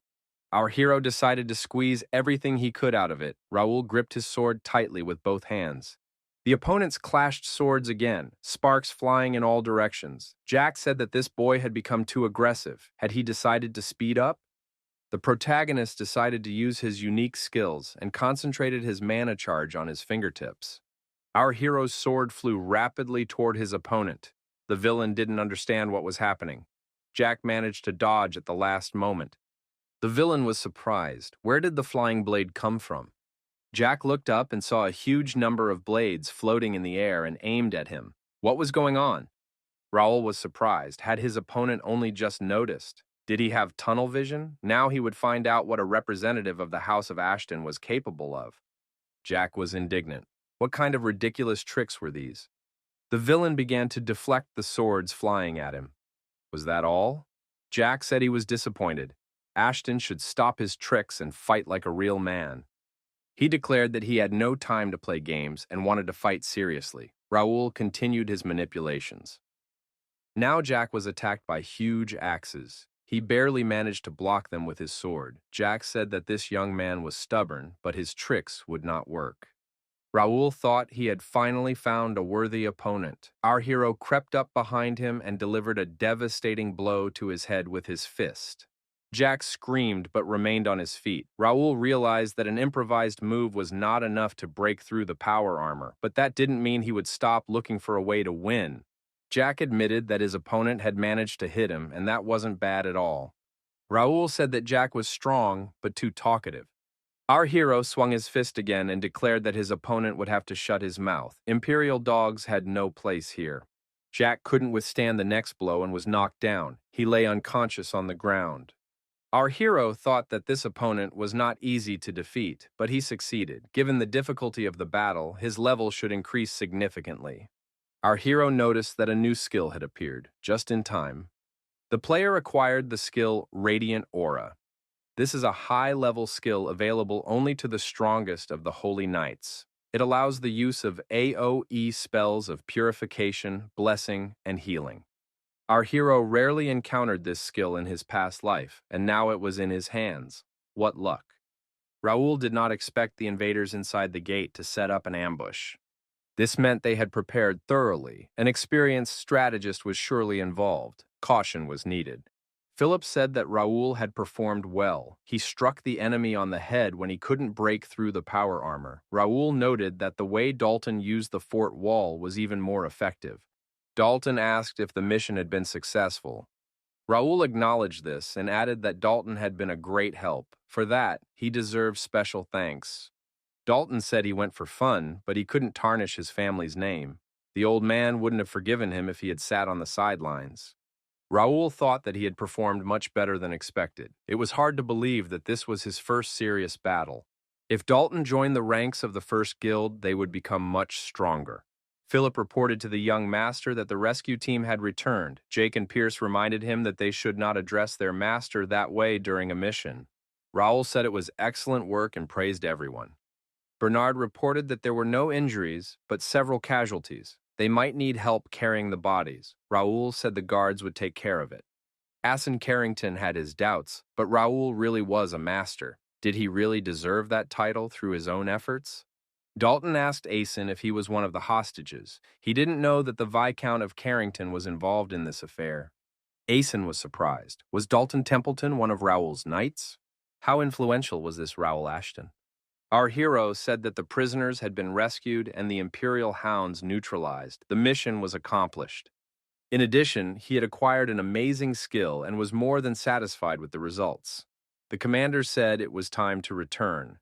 After returning, the protagonist inquired about the fate of the captured Imperial soldiers. Philip replied that they had been secretly transferred to Lord Grey, as requested by Mr. Raoul. Bernard added that the hostages' condition remained unchanged. Apparently, the Empire had cast a spell on them that blocked their minds in case of capture. Without Mr. Gray's help, it would be difficult to get any information out of them. Raoul was not sure that Alfredo Gray would find a solution. Our hero inquired about their motives. Philip replied that they had disguised themselves as guards to get into the city. Nothing else was known. In this regard, a large-scale internal investigation is planned. That is all the information they have. It is difficult to determine the motive. Raoul said he would like to have more specific data. More information will be needed for the next attack. Their method of operation is very precise and dangerous. A solution must be found. Our hero decided to leave the matter to the kingdom and Lord Grey. Tomorrow there will be a ceremony for the knights. The capital is currently in turmoil, so the ceremony will be small and quiet. Raoul assumed that a real inspection awaited them, not just a pompous presentation, but that was for the best. Our hero understood that this was still a significant event. He needed to prepare properly. The most influential families and knights of the kingdom would gather at the ceremony. The first guild would take the big stage for the first time. Our hero understood that it was necessary to make a good impression so that word of them would spread throughout the kingdom and reach the empire. It was necessary to show the greatness of the first guild so that it would be talked about in every corner of the continent. The next day arrived. Passers-by recognized the young master, the head of the first guild. He was the true defender of Turim. The townspeople agreed that the red-haired knight was also handsome. Josh was pleased. The girls wanted him to look at them. Jake noticed that this was the first time Josh had been the subject of such a warm welcome. Jake told Josh to get used to it. For mercenaries working under the banner of the first guild, this was normal. There was no need to be modest because he deserved it. Josh waved back at the girls. Everyone was very happy, especially Josh because he had joined the first guild. The townspeople welcomed the defenders of Turim, the knights of the first guild. Our hero did not expect so many participants to gather. It seemed that even the free knights had come. Even other knights noted that representatives of the first guild had appeared, newcomers who had solved the problem with the gates. Could the entire first squad be here? However, his colleagues did not understand what was so incredible about these knights. Surely they were just ordinary show-offs. According to rumors, there were few official knights with confirmed diplomas among them. Raoul saw that they had attracted attention, and that was not a bad thing. After all, they were here to show what they were capable of. A man approached our hero and said, "Finally, he has the chance to see the revered defender of Turim in person." The man introduced himself as Jerry DePlank, the Minister of Finance. He had heard that this guild had played an important role in the recent incident with the gates and suggested that our hero talk to him in private. Raoul was surprised. What did the Minister of Finance want from him? Jerry DePlank said that he had wanted to meet Raoul Ashton for a long time, but the young man was always busy. After all, he was now the most sought-after hero in the capital. Raoul was surprised. Had the finance minister come just to meet him? What did he want? According to the captain of the Capitol Guard, most of the finance department was controlled by the Rendells, and this Jerry DePlank was surely one of them. If he came to meet him in person, it wouldn't end with just a greeting. The young man thought, maybe this man wants to reveal his plans.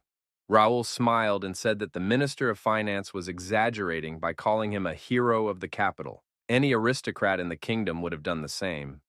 The minister said that the whole capital was talking about the young man's exploits and the achievements of his knights. All knights want to be like Raoul Ashton.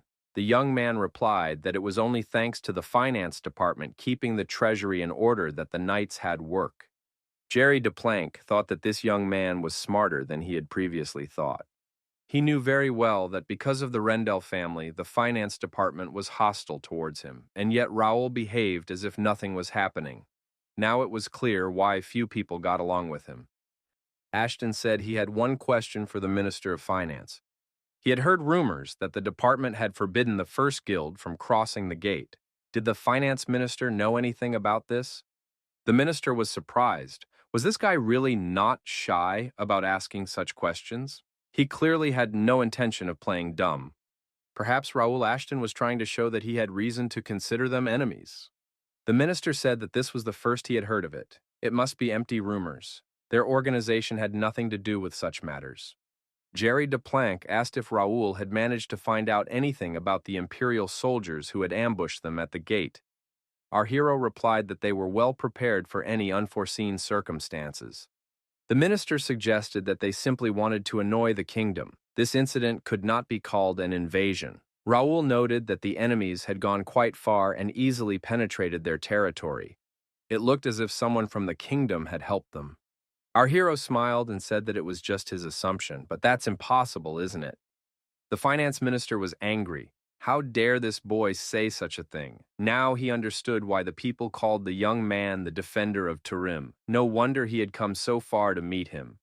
Jerry Duplank said he would have to leave the young man. He expressed hope that Mr. Gray would be able to get the prisoners to talk. Raoul found this strange. The fact that Mr. Gray was involved with the prisoners was kept strictly confidential. The young man assumed that the Department of Finance was aware of many things. The minister said that this was indeed the case. After all, they played a significant role in the organization of the kingdom. Jerry Duplank said he enjoyed the conversation. He expressed hope that they would meet again. Raoul Ashton exceeded the finance minister's expectations, but the minister would have been happy to destroy the young man. Our hero thought that the finance minister had gotten involved with the wrong person. Small talk had always been an important skill for playing Connect. The protagonist did not know how Plank was connected to the Empire, but from now on they would put even more obstacles in his way. Raoul Ashton was ready for that. He was not going to give up so easily. It was announced that the mentors competition would begin soon. All participants were to gather in the hall. Jake said he had been waiting for this moment for a long time. Raoul saw that his knight was excited, even though he had recently complained that he hadn't signed up for this. Jake admitted that he had changed his mind. Raoul said that this ceremony meant much more to them than it seemed. It was an opportunity to show their talents and skills. The young man said that people looked down on them, but everything was going according to his plan. The only thing missing was fear. The protagonist said that the goal was to make them afraid. Fear would lead to respect. The first guild must leave a lasting impression on them so that they will forever understand what these knights are capable of. Raoul said that Philip would remain in charge, while he himself would take to the podium. The commander ordered his rivals not to underestimate them and to focus on the goal. Now our hero could rely on his knights and stop worrying. Raoul Ashton had other concerns. He asked the man in the hood if he had gotten what he came for. Our hero noticed that he did not understand the point of this game of hide-and-seek. If you have questions, you should ask them. The man was surprised how this young man ended up here. The hooded man asked how quickly the young man had figured him out. Raoul replied that it wasn't easy. This man was quite good at disguising himself. As expected from the leader of the best intelligence organization, Wings of Freedom, detecting the presence of the faceless one is not so easy. The protagonist suggested putting an end to these games and talking seriously. Raoul asked why Wings of Freedom was following him. The young man hoped to resolve the issue peacefully. He had no desire to use force in a public place. The faceless one said he had no right to disclose the information. Raoul noted that his interlocutor had no choice. If the head of the Wings of Freedom himself had taken up the matter, it meant that there were problems within the guild. Faceless was surprised. Had this young man really understood everything so quickly? The rumors were true.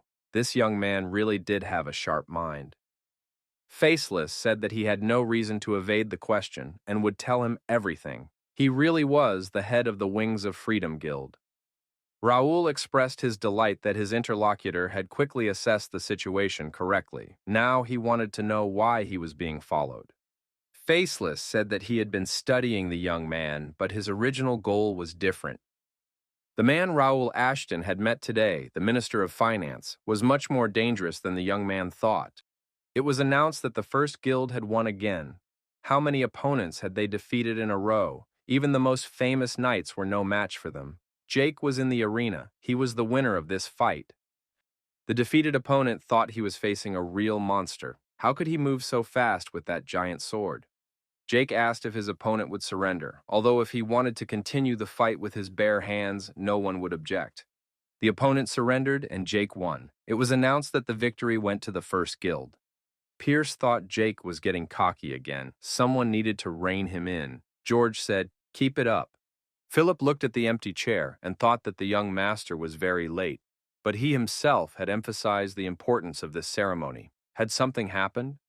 Raoul asked his companion if the Information Guild thought he should be wary of him. Faceless said that the Minister of Finance was more dangerous than the young man could imagine. Faceless added that if his guess was correct, they posed a great threat to the entire kingdom. They were the Imperial Hounds. Had Raoul Ashton heard of them? They were a special unit of scouts from the Kranan Empire. Their existence is considered a myth, as there is no reliable information about them. Faceless said that if Ashton had any information, it would be easier to explain everything.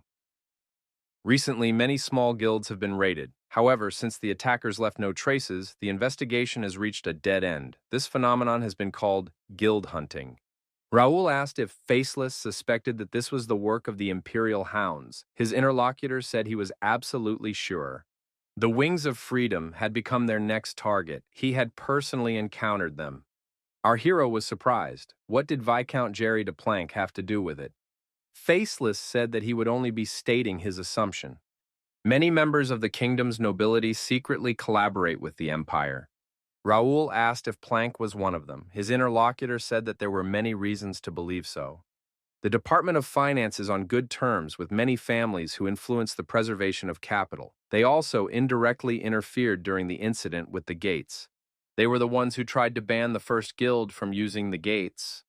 It is difficult to understand the nature of their actions. Why restrict the rights of those who provided the most support in resolving the situation with the gates?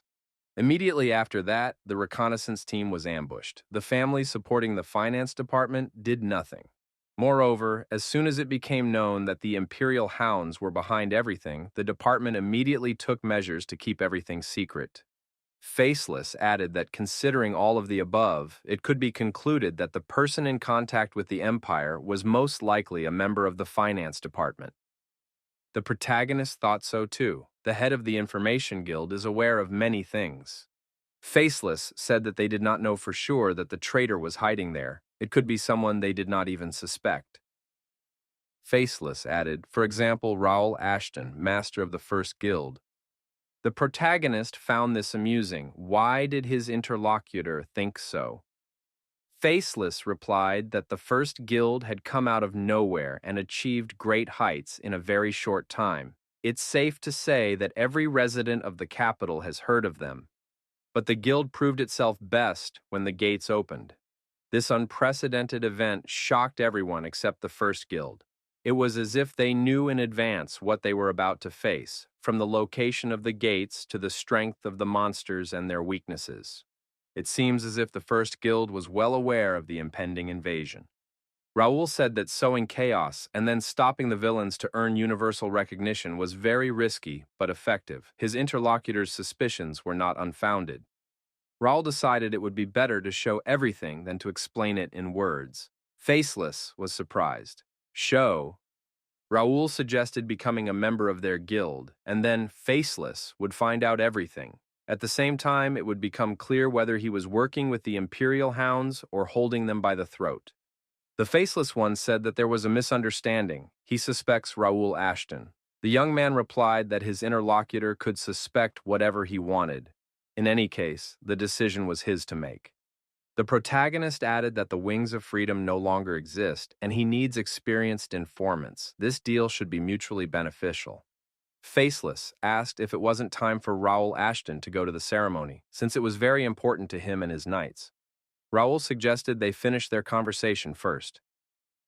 Faceless said that the Knights of the First Guild are fighting to gain official recognition from society, but Ashton, as their master, behaves rather carelessly in this situation.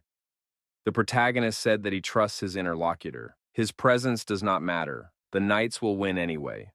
Faceless noted that renowned knights from all over the kingdom are participating in the ceremony. They should not be underestimated. Raoul said he knows his guys will have a hard time. However, he believes in them because they have been through many battles. They will not lose for anything. Faceless said he agreed and was not opposed to cooperating with Ashton. But he needed time to think about the offer to join the First Guild. The young man noted that his interlocutor had made the right choice. Faceless said it was time for him to go. He didn't like to stay in one place for too long. Faceless said that the master could call him Cain. Our hero thought that the meeting had gone well. He wanted to find a suitable informant, but ended up getting the master of the Wings of Freedom himself. The young man hoped that the knights would forgive his absence. It was important to resolve this issue right away. However, Raoul could not miss the entire ceremony. He needed to see how his knights were doing. Raoul Ashton returned to the Colosseum, the venue for the competitions. The knights' duels were in full swing. The passions in the stands were running high. Rendell won the current duel. This family had another victory. The head of the Rendell family thought that they had once again used the unbreakable falling star strike. Only the first guild could match them in strength. Jake said he saw a lot of aggression. Surely it was too much. Philip suggested that they were trying to impress the audience and outshine them. Pierce noted that only they and the Rendells remained undefeated, but they hadn't had a chance to fight each other yet. Jake concluded that, judging by their hostile attitude, they planned to give their all in the battle with the first guild. Jake asked Josh how he was feeling.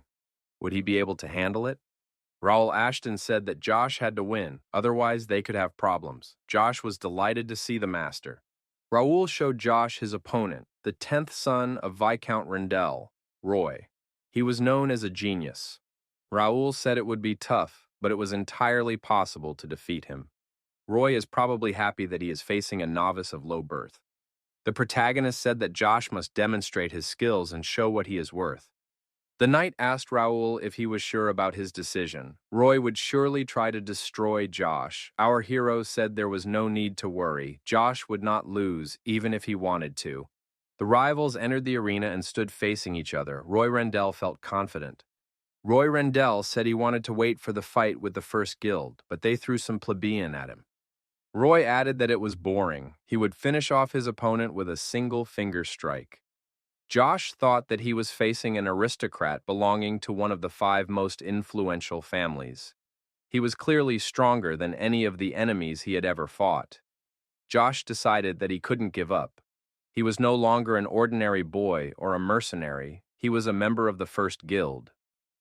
Josh was sure he had to win for the sake of his master and his comrades. Roy attacked, and Josh easily parried the blow. Rendell noted that his opponent had managed to track the movement of his sword. Another attack followed, and Josh coped again. The audience saw that the first guild was blocking all the blows. The fighter didn't even look tired. Who was this guy? Josh tripped him, and Roy sprawled on the ground. This caused general laughter and was humiliating. Josh was surprised. Was that all his opponent was capable of? It was easy to predict his every move. There was no fear at all. Josh thought that if Roy was incapable of more, then victory was assured. The audience was puzzled because the Rendell offspring couldn't fight back. Was this guy really a mercenary? Josh was clearly well prepared. Roy was puzzled as to how this pathetic plebeian dared to disgrace him. Josh thought that he didn't have to care about his opponent's feelings. No one was going to cater to his mood. Roy asked, "Does this boy even know who he's facing?" Josh was surprised. Did it matter? All participants in the tournament were on equal footing. Josh said that arguing about who was aristocratic and who was commoner was pointless. The only thing that mattered was who was stronger. Roy became even more angry and shouted at his opponent to shut up. Josh remained calm and continued to fend off his opponent's attacks. Jake said that there was nothing special about Roy, even though he initially seemed like a genius. Raoul said that he was considered an artificial fighter among the Randalls. However, Josh was much stronger than him. Jake noted that this young man exceeded all his expectations. Perhaps Randall decided that he would defeat him if he acted tough, but he miscalculated. Raoul said that Josh had successfully completed his mission in the goal and would not lose for anything. Josh asked his opponent how many blocks he could make. It was time for the aristocrat to fight for real. Josh successfully attacked his opponent, and Roy was forced to retreat. The first guild knight seized the moment and punched the Rendell family representative in the jaw. Roy was outraged. How dare this mercenary swing his fists at him? After all, in this battle, it is customary to demonstrate sword skills. This is not a street brawl. Josh asked if Roy understood how real combat worked. There was no concept of honor in it. The punches continued to rain down. George reminded him that his opponent had intended to destroy him, so now he could surrender if he was afraid. Roy said he would shut that bastard's filthy mouth. The rivals continued to exchange sword blows. The spectators were glad that Randall wasn't giving up so easily. The spectacle was becoming more and more interesting. Philip noted that, unlike the others, Roy was very persistent. Raoul said that was why he was called a genius. However, that wasn't enough to defeat Josh. Josh didn't hold back and headbutted his opponent in the face. It hurt. Roy asked what that was. Josh said that sometimes you have to use your head in a fight, and Roy should remember that. Roy called it a dirty trick. Roy said that he had already endured too many insults. His opponent had left him no choice, and now he saw no point in holding back. Josh realized that he was about to see the Randell's shooting star. Many of the kingdom's glorious knights had been defeated after using this technique. But when genius comes into play, the blow must be even stronger. Was it possible to block it? He rushed at his opponent, saying that now he would definitely destroy him. This nobody had the honor of dying by Randell's blade. Josh noticed that his opponent's movements had become fast and terrifying. However, compared to what he had experienced on missions with the First Guild, it was absolutely nothing. Josh delivered a devastating blow, and his opponent couldn't stay on his feet. Roy Rendell was lying on the ground. The representative of the First Guild said that in a real fight, everyone is equal. The judge announced that the First Guild was the winner. Josh was the winner. The defeated Roy Rendell was deactivated and lay in the dust. The audience was ecstatic. This newcomer had defeated the genius of the Rendell family. It was simply amazing. The rising talent had lost to a newcomer mercenary. It was decided that the First Guild would be the winner of this competition. The young man said that these guys were very strong. It was just incredible. His interlocutor replied that the rumors were true. Now he believed that their master was the son of Count Ashton. It was worth sending him a congratulatory letter and contacting representatives of the Ashton family from the capital.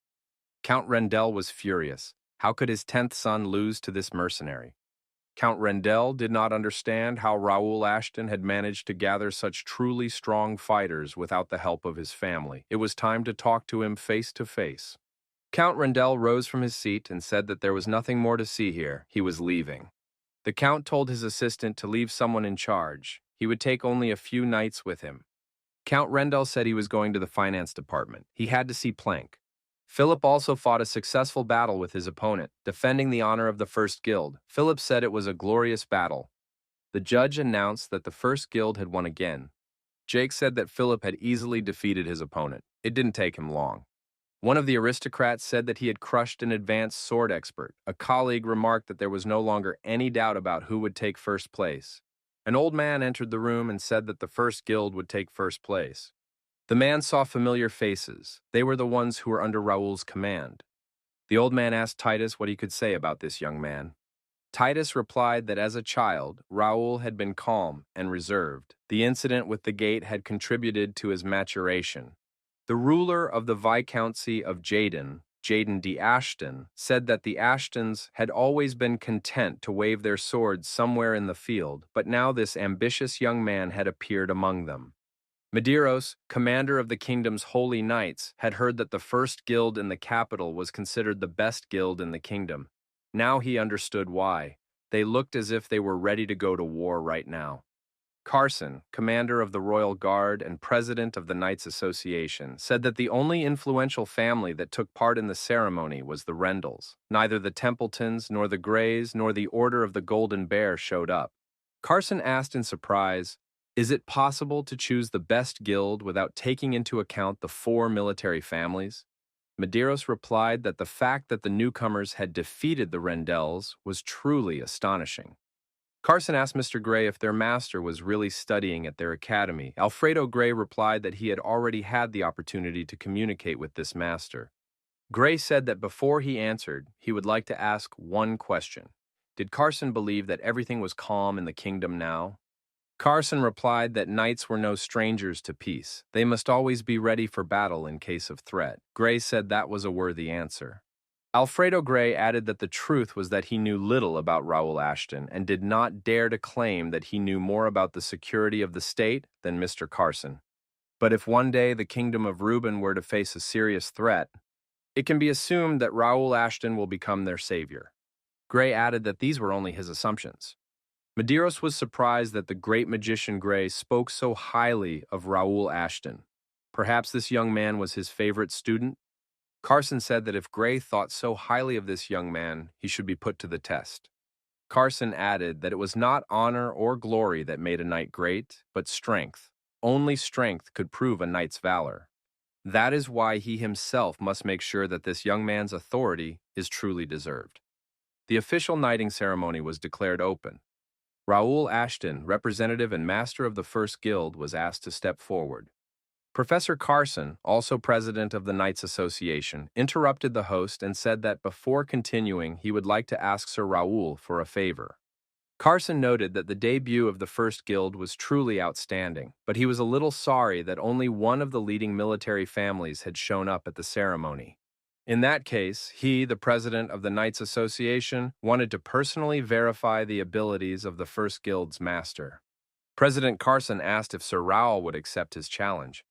When it comes to the strongest knights in the kingdom, Viscount Carson cannot be overlooked. He is not only the captain of an elite squad, but also a master swordsman. Even though he is only at the first level, the difference between an expert and a master is too great. Raoul thought that if he accepted the challenge, the president of the association would become his strongest opponent after his rebirth. Carson said that he found it strange to see the young man hesitating with his choice. He thought that a master of the First Guild would agree without hesitation. Pierce did not understand what was going on. Why was the president so insistent on a duel? Philip suggested that Carson wanted to test him personally. Philip thought that the young gentleman had never had to deal with a master swordsman before. He couldn't defeat Carson, but if he didn't fight him here and now, all the work they had done to build their reputation would be wasted. It was a challenge that could not be refused, and there was not a single chance of victory. What would the young gentleman do? Raoul Ashton replied that he accepted. It was a great honor for him to fight the respected chairman of the Knights Association. Raoul added that he hoped to learn a lot from the chairman. Carson noted that since many people would be watching the duel, they would decide its outcome on behalf of all the knights of the Kingdom of Reuben. Raoul Ashton said he had no objection and expressed his gratitude for the opportunity. Josh asked Vice Master Philip what was going on, as this fight had not been planned. Philip explained that such duels were not held at tournaments, so they were not included in the plan. However, the format and scale of this tournament had undergone significant changes, so the old rules were no longer valid. Jake was angry because they had decided to subject the First Guild to a double check. Chairman Carson was very strict about this and wanted to personally verify the choice of the winner. Philip suggested that the master had agreed to the duel for a reason and that they should trust his decision. Alfredo Gray thought that his comments had put Raoul in an awkward position. Medeiros had a different opinion. He believed that the young men were very lucky. When else would they have the chance to duel with the chairman of the Knights Association? Professor Medeiros added that he had known Sir Carson for many years, but had not seen him so enthusiastic in a long time. Raoul Ashton said he was ready for the duel and grabbed his two-handed sword. Raoul Ashton attacked his opponent. The president of the association easily parried his opponent's thrust. Raoul thought that he needed to deprive his opponent of space for a counterattack. If he paused even for a moment, the professor would immediately strike back. Raoul attacked the professor again. However, now his blows were more balanced and cautious. The professor was always one step ahead of his opponent. Our hero tried to take control of the fight, striking again and again. Raoul Ashton now understood what a true master of the sword was capable of. However, he could not give up. The audience enthusiastically supported the young participant. Not everyone would dare to fight the professor. Josh was watching such a fight for the first time and was inspired by the swordmaster's work. Raoul Ashton understood that his opponent was strong. It was impossible to find his weak spot. There was only one thing left to do: exchange blows. Professor Carson said that was enough. He appreciated the young man's skills, but there was something more important.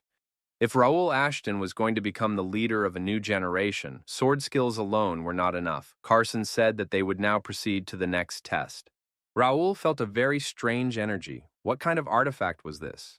How does Professor Carson intend to use it? Alfredo Gray asked what it was.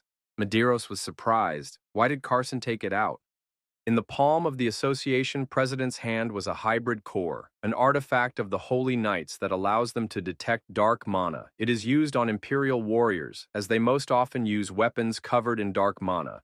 Medeiros said that the core was intended to detect Imperial spies at the tournament, but the plans changed because they were confident in the security of the event. However, Carson had already brought it. Professor Medeiros did not understand what Carson had in mind. Carson said that considering how much the First Guild had done for the kingdom, there was no reason to be suspicious. However, he wanted to be sure of everything. The president of the association expressed his hope for Sir Raoul's assistance. Our hero felt a strange, heavy energy spreading throughout his body. Kingdom of Reuben, Ministry of Internal Affairs. The minister said he did not expect to see Count Randall here as he was attending the ceremony. Was the Count sure he should be here? Randall replied that he wanted to ask the same question. Was the minister indifferent to such significant events? The Count couldn't understand why Plank was so calm. They shouldn't be underestimated. The minister suggested that the First Guild had caused a sensation at the ceremony. Randall had no doubt that they would try to stand in their way, but it was the minister's job to stop them. Mr. Plank said there was no need to worry. Such minor problems would not interfere with their plans. The minister added that if the entire county of Ashton had targeted them, there would be cause for concern. But with Raoul and his knights, the situation was different. The First Guild operates independently of Ashton County. However, judging by how the kingdom's inhabitants praise Raoul, he risks becoming more dangerous than the Order of the Golden Bear. The Count was surprised. Why then did the minister not see them as a problem? Minister Plank said that Raoul and his guild were indeed a nuisance to them. Plank added that Raoul may be a hero, but he cannot wage war alone. Perhaps he has no idea that the war has already begun. On the minister's desk lay a mask of the Imperial Hounds. President Carson continued to hold the object that emitted dark energy in his hands. However, the flow of divine power released was becoming more powerful. How was this possible? Raoul reminded himself, knights know no peace. Only vigilance and combat readiness determine knightly valor. The young man added that he was familiar with the teachings that the chairman imparted to his students. As a knight of the Kingdom of Reuben, he was obliged to show his full potential in a duel. The president of the association thought that the young man had passed the test of the hybrid core and was even able to use its divine power. Does this mean that at such a young age he has the highest divine rank? Our hero's back was adorned with glowing wings. Association President Carson was very surprised. The spectators in the stands had never seen anything like this before. Could it all be true? After the potential and energy calmed down, our hero asked the association chairman if he had passed the test. The audience decided that Master Raoul was a divine apostle because everyone had seen his glowing wings. Could this young man really be a messenger of God, capable of wielding sacred power? The First Guild is God's knights. The spectators welcomed the defender of the tournament. Jaden Dye Ashton said that he had seen enough and that it was time to return. Even though he was just a boy, it was understandable why Randall was so cautious with him. The old man did not expect such a unique talent to appear in their family. Jaden added that it would be fun. The leader of the knightly order, master of the First Guild, was Raoul Ashton. As a representative of the Knights Association of the Kingdom of Reuben, Carson asked Mr. Raoul, did he swear allegiance to the kingdom and his majesty? The protagonist knelt, bowed, and said he swore. Does Raoul swear on behalf of the First Guild to defend the royal family and the people with his life and to repel enemies who threaten the kingdom? Raoul Ashton repeated that he swore. Does Raoul Ashton swear to hone his skills with humility and diligence and to follow the code, defending the honor of the country? The young man swore a third time. Carson said that Raoul must be strong, noble, and loyal for the prosperity of the kingdom, the honor of the knights, and justice. Association Chairman Carson declared Raoul Ashton and his order to be knights of the great kingdom of Reuben. After the ceremony, Professor Medeiros asked Carson what he thought. Carson replied that his colleague had seen everything for himself. The young man possessed all the qualities necessary to be worthy of the title of knight. Medeiros noted that it was not only about skills, but also about the true strength that emanated from him. Carson repeated that he wanted to test Raoul because he wanted to verify Mr. Gray's words. Three things had alarmed him. He had mentioned a threat to the kingdom and was confident that Raoul would be their savior. But what puzzled him most was that these words were spoken by Alfredo Gray himself. Carson asked, Medeiros, have you ever heard Mr. Gray talk about danger or single out anyone as a savior? Although he claimed it was just his guess, he couldn't be taken at his word. Medeiros inquired, is Carson implying that Mr. Gray feels that a threat is looming over the country? Carson added that the threat was so great that they could not cope with it on their own. Medeiros asked if Carson now held the same views as Gray. Carson replied that he wasn't sure. However, he knew one thing for sure. If Raoul remained Ruben's ally, he would be their savior, and if he turned against them, he would be their worst nightmare. Medeiros asked if he had failed the hybrid core test. Carson replied that the core only determines whether a person possesses dark mana. It is not known whether he will be an ally or not. Carson said that his uncontrollability raises questions. It is necessary to keep a close eye on the situation and monitor developments closely. Medeiros thought that Carson was, as always, very serious. He hadn't changed at all over the years. Jake continued to train Josh relentlessly. The young man was completely exhausted. Josh asked how Jake managed to block every one of his punches. Jake replied that Josh's attacks were fast and powerful, but too predictable. They might work on the Randalls, but not on those who had experienced real combat. Jake added that sometimes aggressive movements can be an advantage, but against experienced opponents, they become a weakness. Jake added that Josh needs to learn to change his fighting style. Jake added that after the ceremony, their ranks had grown considerably inspired by Josh's fight. He would have to answer for that. The knight added that Josh is now a role model. We can't lower the bar. Jake noted that Josh was chosen as a role model among all the brave knights. This must not become a problem. Bernard informed the young master that everything was ready for the recruit's entrance exam. Raoul suggested that the effort put into the ceremony had paid off. The atmosphere in the guild would become much livelier. Bernard wondered if there was a reason why they suddenly needed to expand. Brandon added that steady growth was always good, but the gentlemen seemed to be in a hurry. Raoul asked if Bernard thought they were living in peaceful times. Small problems sometimes occur, but at the moment, the kingdom is not experiencing any misfortune. Will it stay that way for long? Raoul added that in 5 days, an event would take place that would put an end to the peace in the kingdom. They cannot sit idly by, for it is up to them to prevent it. The young man on the throne sincerely thanked Sir Carson for organizing the ceremony on behalf of the royal family. Carson replied to His Highness that it was his job. Gerald de Reuben, the 6th prince of the Kingdom of Reuben, said that due to the incident with the gates, they were not in a position to participate in such events at the moment. He hoped for understanding. Anything could happen, so it was important to keep the members of the ruling family safe. The 6th prince heard that the newcomers were the most impressive at the tournament. It seems to be the first guild? Carson confirmed this. One of the military families participated in the ceremony, but no one was able to defeat the first guild. Gerald Reuben said it was amazing. When he met them at the academy, he realized that this was no ordinary young man. And when the gates opened in the capital, his knights fought on the front lines of the city. They even defeated the scouts who had crossed the border. The 6th prince added that an order of such high standing was undoubtedly a credit to the ceremony. Perhaps they should be awarded a medal on behalf of the royal family. Moreover, they were still guarding the gates. The prince would like to visit them personally and reward them. What did Mr. Carson think about this? Carson replied that the first guild was forbidden to cross the gates within the capital. Gerald was surprised. What prohibitions could there be when, during the incident, they had done more than anyone else to protect the people? Who had given the order? Carson replied that the order came from the Randall family, who are responsible for the defense of the capital. They claim that this is a necessary measure for a more effective distribution of forces.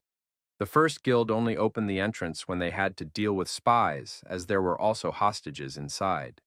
Carson added that in such difficult times, there was no room for infighting. It was necessary to put an end to this. The 6th prince said that he must meet with Count Randall in person. The gates on the outskirts of the capital were relatively calm. Monsters appeared from the gates, armored boars. They had mutated fangs and were armed. The gates became agitated, informing of the monsters' approach. The knights guarding the gates engaged the monsters in battle. Raoul thought that he was facing a whole pack of armored boars. The capital would be plunged into chaos if they got out. They had to be dealt with here and now. The protagonist found himself surrounded. The armored boars were approaching from all sides.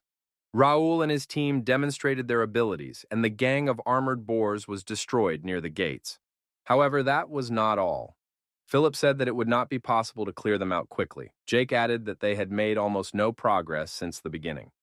Pierce said they had to finish them off here. They couldn't be allowed to cross the gates. Josh asked if they could really do it. Raoul said there was no need to worry. Everyone here was ready to help. Our hero looked to the side. A girl was approaching the gate. She apologized for being late. She needed time to brew a potion. Raoul said that the success of this mission depended on Nakia. Nakia had to show the monsters what alchemy was capable of. Nakia said she understood everything and set off the alchemical explosive devices. Jake said that he had never seen anything like it before. Was it magic? Philip noted that it was magic combined with alchemy. Nakia was unstoppable. Her abilities amazed everyone. The monsters burned in the flames and screamed in despair. Raoul thought that this girl wasn't crazy. Her sister had been saved. He thought that this would make her weaker, but her skills were simply amazing. Nakia's alchemical magic had reached a respectable level. She exceeded all expectations. After the job was done, Nakia asked if she had gone too far. Philip said that using a potion to increase mana was a brilliant idea. Raoul admitted that it was amazing. Our hero thought that with such a powerful mage, they had become much stronger. Nakia would become their most powerful weapon. Josh said that the girl had to join their team. The leader said that thanks to Nakia, they easily dealt with the boars, but this was only the beginning. Raoul said that the S-rank gatekeeper was next. In Randall County, the host apologized. He did not know that the sixth prince would visit them, so he could not prepare for his arrival according to protocol. The sixth prince replied to Lord Randall that everything was fine. He had no expectations in this regard, so there was no need to blame himself. Randall thanked the prince for his understanding. Gerald Rubin said he would like to discuss one issue in detail. Since it was extremely important, they would get straight to the point. The sixth prince stated that he was aware that Randall had demanded that the first guild be prohibited from crossing the gate. For what purpose was this done? Randall replied that it was a necessary measure for effective control of the gate. The decision had been agreed upon with the head of the Capitol Guard. This restriction applies not only to the first guild, but also to other orders of knights. The prince said he understood Randall's concern for the city's safety, but the current situation was such that every soldier counted. Therefore, he was lifting the ban on the use of the gates for both the First Guild and the knightly orders, as well as groups of mercenaries who were obliged to do everything possible to defend the capital. The prince added that he would personally inform the commander and asked Lord Randall to leave the control of the gates to the Capitol Guard. Randall was angry. This prince didn't care about his family, Ashton, the First Guild, or Prince Gerald. Soon he would wipe the smiles off their faces. During the battle with the monsters, Josh didn't understand why the passage was so narrow. You couldn't even swing a sword freely. Philip said, but no one can surround them. Pierce said that the landscape would remain the same for a while, so they needed to prepare. Nakia accidentally stumbled and almost fell. Josh managed to support the girl in time. He said, "The road is uneven, Lady Alchemist. You need to be careful."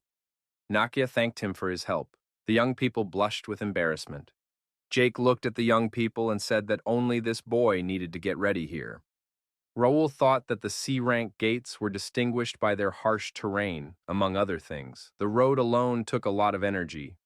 They only managed to enter thanks to the guard who was indebted to our hero, but since the operation was considered unofficial, Raoul was only able to take a few knights with him. Fortunately, Nakia was a great addition to the team. However, at this pace, everyone would be exhausted before the raid even began.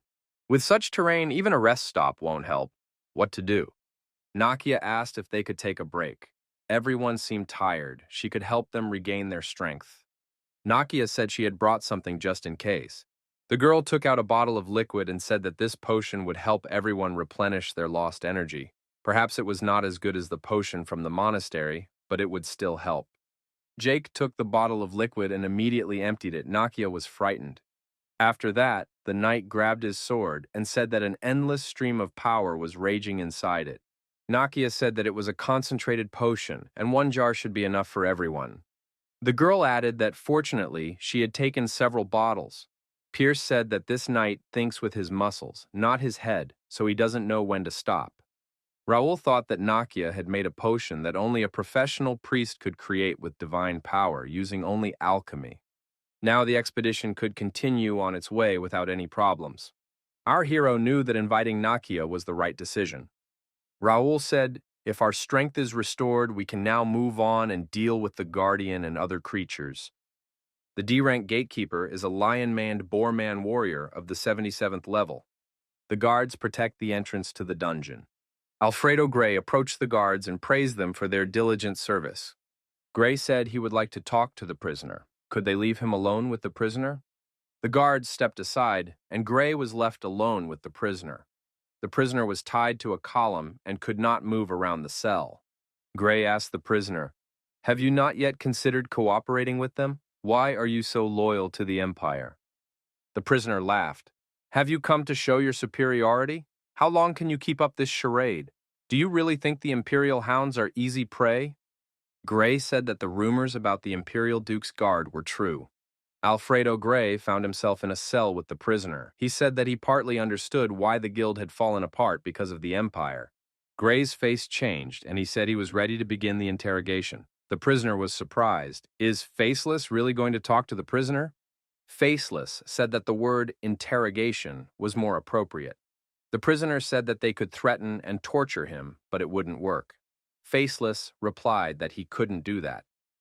The man added that he was no longer a member of the Wings of Freedom, but now belonged to the First Guild. The First Guild was against torture, and he had to follow the rules. The prisoner laughed. "The great Faceless is at the beck and call of a nobleman who is not a knight. His comrades are indignant in the afterlife." "Does Faceless really hope to extract information from me using the methods of the First Guild?" asked the prisoner. Faceless said he would show how the First Guild conducts its business. When interrogating, knights do not resort to torture, threats, or persuasion. He added that they use artifacts. He held a glowing medallion in his hand. The man claimed that this thing paralyzes the mind, loosening the tongue of the enemy. With a few deft movements, he would erase the prisoner's memories of the past few hours. The Faceless man added that the prisoner would forget about their meeting and that he had revealed all their plans. The man said that he would get what he wanted and the prisoner would remain loyal to the Empire. Did he like this arrangement? Faceless moved the token closer to the prisoner and asked what the main goal of the Imperial Hounds was. Jake was furious. They just crossed the gorge and now they have to go down into the dungeon? What's wrong with these gates? Raoul said that this structure was created with mana and powered the gate. Its formation was not yet complete. When the gate reaches C rank, the terrain itself will change. They had to hurry. If they didn't destroy the Guardian, there could be complications. If the dungeon engulfs the entire gate area, even more powerful monsters will descend upon the capital. There is no time to lose. They must move faster. Raoul thought it was too strange to be a coincidence. This place appeared shortly before the event itself, and C-rank gates and above are impossible. The captain of the Capitol Guard received an urgent request for support from the D-rank gate. The message said that the gate had undergone drastic changes and assistance was needed. It seemed as if someone had deliberately lured Raoul Ashton and his squad here. Jake asked the master, "Are there any problems?" Raoul replied that everything was fine. The commander said that before moving on, they needed to scout the situation. They had to prepare carefully because no one knew what awaited them ahead. Perhaps our hero was getting himself worked up because there was still time before the event. One way or another, they couldn't just leave the gate, so they would have to break through. Imperial hounds watched Raoul Ashton and his squad from their hiding place. Under cover of darkness, using only the lantern traditionally held by Josh, the knights moved along their planned route. Jake said, "It's too quiet for such a large space." Perhaps this was because the dungeon was not yet fully formed. Pierce added that they must remain vigilant. The dungeon did not appear dangerous, but there was a distinct sense of dark energy here. Josh asked, "Do dungeons always look like this? I can't believe it appeared on its own." Philip noted that this dungeon was made of ruins and was relatively larger than others. Dungeons are formed by the concentration of a huge amount of mana per unit area. Their shape changes depending on the movement of its flow. Thus, not only gates but also dungeons can create monsters. Philip added that, in other words, it is unknown what they might encounter, so it's best not to relax. Nakia said she saw amazing pillars. The moss here accumulates magical power. Can she collect some samples? Josh suggested that Ms. Alchemist wasn't worried at all. Philip noted that this was a privilege of the strong and that they would have to be nervous. Raoul thought that for the initial phase, the dungeon seemed quite large, but the danger level was low. This was unusual even for a C-rank dungeon. In addition, there was a very dense concentration of mana here.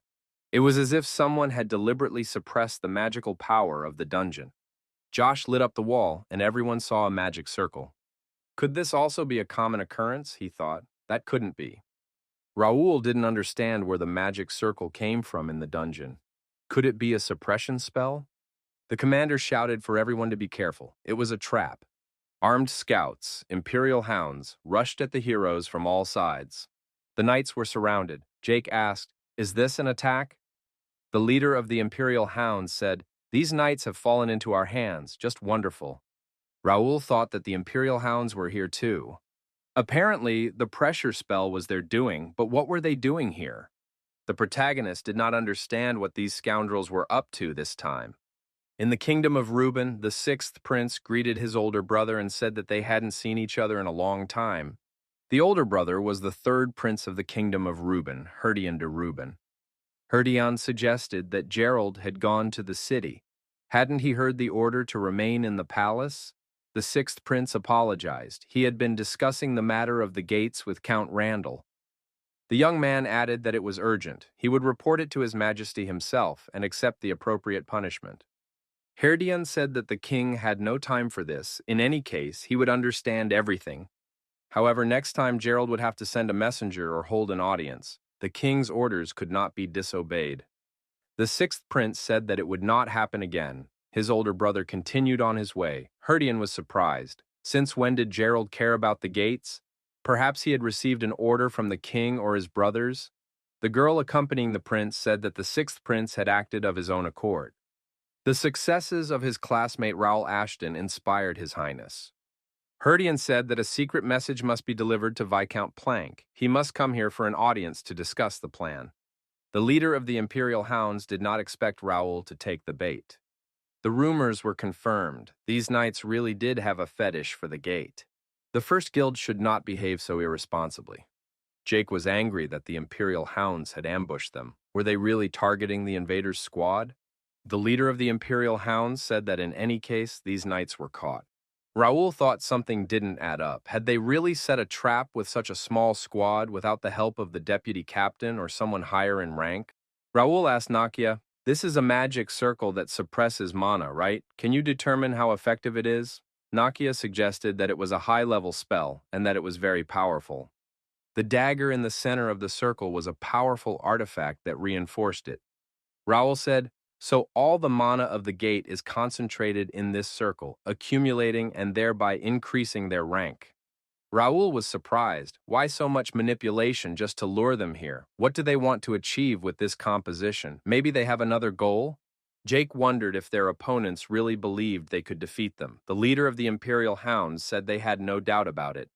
The knights would not be able to handle them. Bait is bait. Clear it out in 2 days. The dungeon would also be difficult to deal with. The knights drew their swords, hoping they hadn't been captured just to be used as entertainment. Philip swung his sword, and 2 opponents were seriously wounded.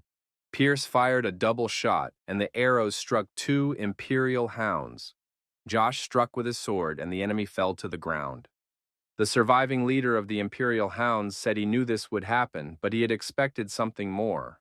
Philip asked, "Then why did he set this ridiculous trap?" The enemy replied that everything was going according to plan. There was nothing ridiculous about it. Nakia thought that this artifact contained another spell. The villain said that the empire was stronger than the kingdom, and that destruction was only part of their plan. Now the main task had been accomplished. The magic circle began to glow brightly, and Nakia cried out in surprise. The next moment, the glow stopped, and the magic circle went out. Nakia said that a self-destruct mechanism had been installed in the artifact. When the spellcaster dies, the collected mana is released and becomes uncontrollable. Raoul heard a sound and thought that something was approaching from the depths of the dungeon.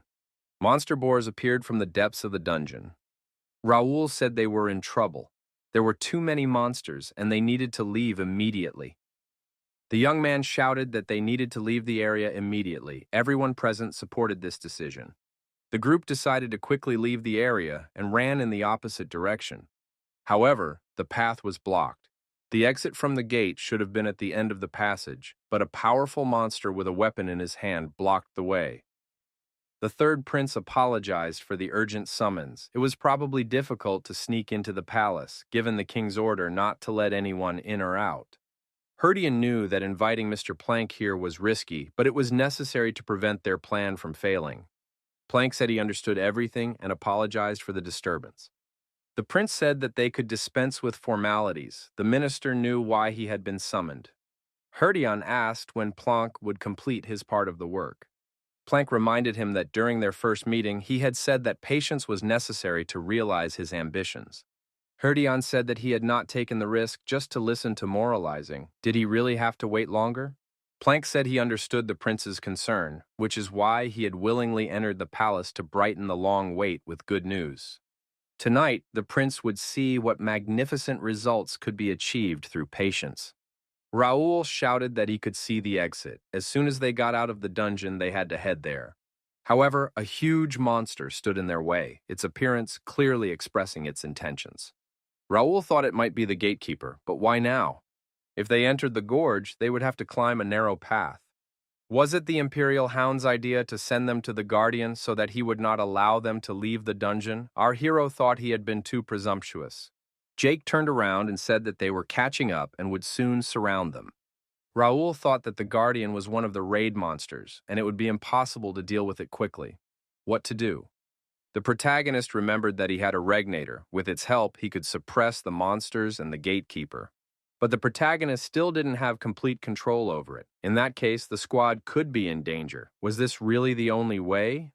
Suddenly, Nakia stepped forward. Josh was surprised. What was the alchemist planning? Nakia told the commander that she would stop the monsters. The girl was holding a bottle of liquid in her hands. She added that the knights should help the young lord clear the way.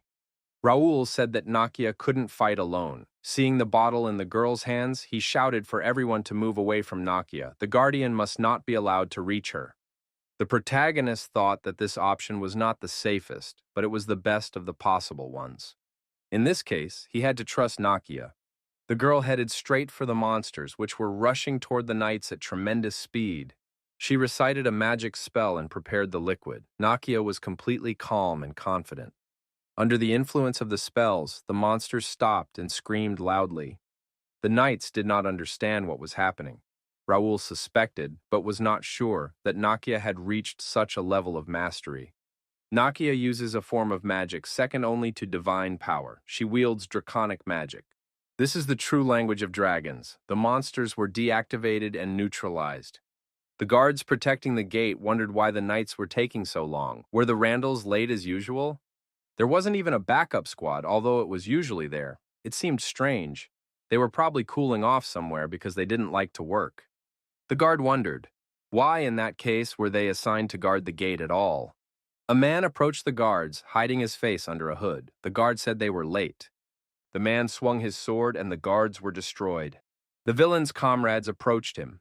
Looking around, they said that there were no more witnesses. Now the gate area was completely under their control. The masked man said that in that case it was time to begin. The time had come to take control of the gate. The faceless one told the prisoner to repeat his words. The prisoner reported that the Imperial Hounds had already infiltrated every corner of the kingdom, and their plan was in motion. Faceless asked if the capture of the gate and the elimination of the guilds was a simple provocation. The prisoner replied that it was not done for the sake of provocation, but in preparation for war. The prisoner added that the war would begin today in the heart of Reuben. Upon receiving this information, Faceless turned and headed away from the dungeon.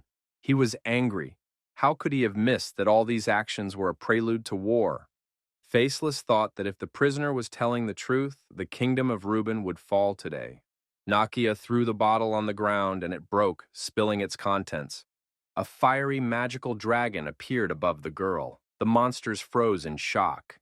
Nakia continued to chant a spell in an incomprehensible language. Josh didn't understand what was happening, but it was clearly something insane. Raoul thought that the power of the dragon was shaking the dungeon. With such power, the girl was capable of defeating the boss with a single blow. The boss monster attacked Raoul, but the young man managed to raise his sword in time. Raoul assumed that the monsters were targeting Nakia. He couldn't let the boars get to her. The leader shouted for his knights to keep the monsters away from Nakia. The girl stood frozen, the monster approaching. She needed to buy some extra time. Nakia finished her preparations and shouted loudly. The monster stopped again and screamed, but only out of fear. After everything calmed down, a long tunnel opened up in front of Nakia, with light appearing at the end. Raoul thought that this was truly an incredible power. The girl had simply swept away the monsters with a single scream. The fact that the gatekeeper tried to stop Nakia indicates that he sensed a real threat in her. This time, Nakia exceeded all of the protagonist's expectations. The next moment, the girl lost consciousness and almost fell. Josh managed to catch her in his arms. Jake was surprised. This fragile girl had single-handedly dealt with a whole pack of monsters. Philip also said it was amazing. Raoul told Josh to take care of Nakia. Josh said it was a great job. The girl had saved them all. Raoul and his knights drew their weapons and said they would take care of the rest themselves. On the western border of the kingdom of Reuben, the knights destroyed the monsters. Dylan asked about the current situation. The knight reported that there was nothing special nearby, no monsters, no wild beasts. Dylan said that he had issued an order for urgent extermination, claiming that dangerous monsters had appeared at the border. But these were just a few orcs and goblins. What was going on? The Knights of Templeton were sent to the northern border. The knight confirmed that they had not received any urgent orders from the Royal Intelligence Service. Rumor has it that the knights were led by the Master of the Sword himself, who suspected the appearance of a powerful monster comparable to a dragon. Dylan said that if the matter was so serious that he decided to intervene, it was quite possible. He hoped that they had not come all this way for nothing. The knight told the commander that something was wrong here. He found it suspicious. Sending knights to slay monsters was commonplace, but selecting only elite knights from the capital was unprecedented. Sending the main forces straight to the borders was extremely unusual. The capital was becoming vulnerable. The knightly orders of McNeil and Randall are still in the capital, so there should be no problems. Dylan said that the team must be divided into two groups, one to be sent to his father's estate, the other to the capital. We need to secretly monitor the situation in the royal castle and report continuously. Dylan said he had a bad feeling about this. Raoul and his squad continued to fight bravely against the monster boss. It seemed that this monster was completely invulnerable. Neither arrows nor swords could harm it. What to do next? Pierce was knocked far back by a single blow. This couldn't go on. Jake and Philip continued to strike, but to no effect. At one point, the monster attacked and the knights were thrown far back again. Jake got to his feet and said he had underestimated this monster. Philip asked if he could continue fighting. Jake replied that he was fine. Pierce thought that this was much more difficult than expected. Such movements were very rare for a creature of this size. It wouldn't get any easier. Among the monsters they saw outside the gate, this one was the strongest. Raoul asked Philip if he was okay and if he could fight. Philip replied that he was fine. Philip told the young master that they needed to be careful. This guardian was on a completely different level compared to those they had encountered so far. Raoul said that the magic of the gate, which had been suppressed until now, had suddenly been released and affected him. He was no different from an S-rank guardian. They couldn't give up. The stronger the enemy, the greater their growth. That is what their first knightly order stands for. Raoul said he would create an opening, and Jake and Pierce would attack when he gave the signal. They had to aim for his blind spot and destroy him with one blow. The knights said they understood and were ready for action. Philip reminded them that this monster had exceptional reflexes and that creating an opening would not be easy. Raoul told the knights to just watch him. He had been looking for an opportunity to use this in a real battle anyway, and they had met the perfect opponent. Our hero activated his radiant aura. His armor immediately lit up. Glowing wings appeared behind our hero. It was a completely different level. Jake and Pierce didn't understand what was happening to them. Were they being healed? Was this the effect of that skill? George said he saw the same thing at the initiation ceremony. The master is truly amazing. Even Nakia in Josh's arms opened her eyes slightly. Raoul said that this was the first time he had used it in real combat, so he was a little nervous. But these knights followed him here. They are willing to risk their lives for the great idea. Shouldn't he behave like a gentleman? Nakia finally came to her senses. Raoul said they had stayed here long enough. It was time to end this. The protagonist put all his power into the blow he delivered, attacking the monster. However, the monster managed to raise its weapon and defend itself from the blow. The next moment, it jumped aside. Raoul was surprised. Why is it so fast? Is it really a gate monster? Raoul thought that he couldn't defeat this monster alone, but at least he could tie it up until they could deliver the decisive blow. Josh asked if Nakia was okay. The girl replied that she was feeling much better. Jake said again that the gentleman was fighting alone. Shouldn't they help him? Pierce told Jake to calm down. Had he forgotten the order? There was no signal yet. They had to wait patiently. They had to trust the commander. Our hero continued his confrontation with the gatekeeper. The monster was indestructible. Raoul thought if he could hold out a little longer, then his telekinesis would work on his opponent's weapon. Finally, the right moment came, and under the influence of telekinesis, the monster flew far back, hit by a shockwave. The monster jumped to its feet, turned around, and began to run away. It shouted that now everyone should attack it. Philip said that now was their time, and they rushed to strike the gatekeeper. The monster began to bleed. The knights' attacks continued, and the boar monster was close to defeat. Raoul Ashton stepped aside only after the monster's body stopped moving and lay motionless on the ground. Philip approached and asked if his master was all right. Raoul replied that he was fine, but needed a little rest. Jake said that it was too much because the master had used his healing skill for their sake. Raoul replied that he couldn't defeat the monsters alone anyway. You have to trust your comrades in arms. The commander said that the alchemist had also tried her best. Bernard contacted the master with important information.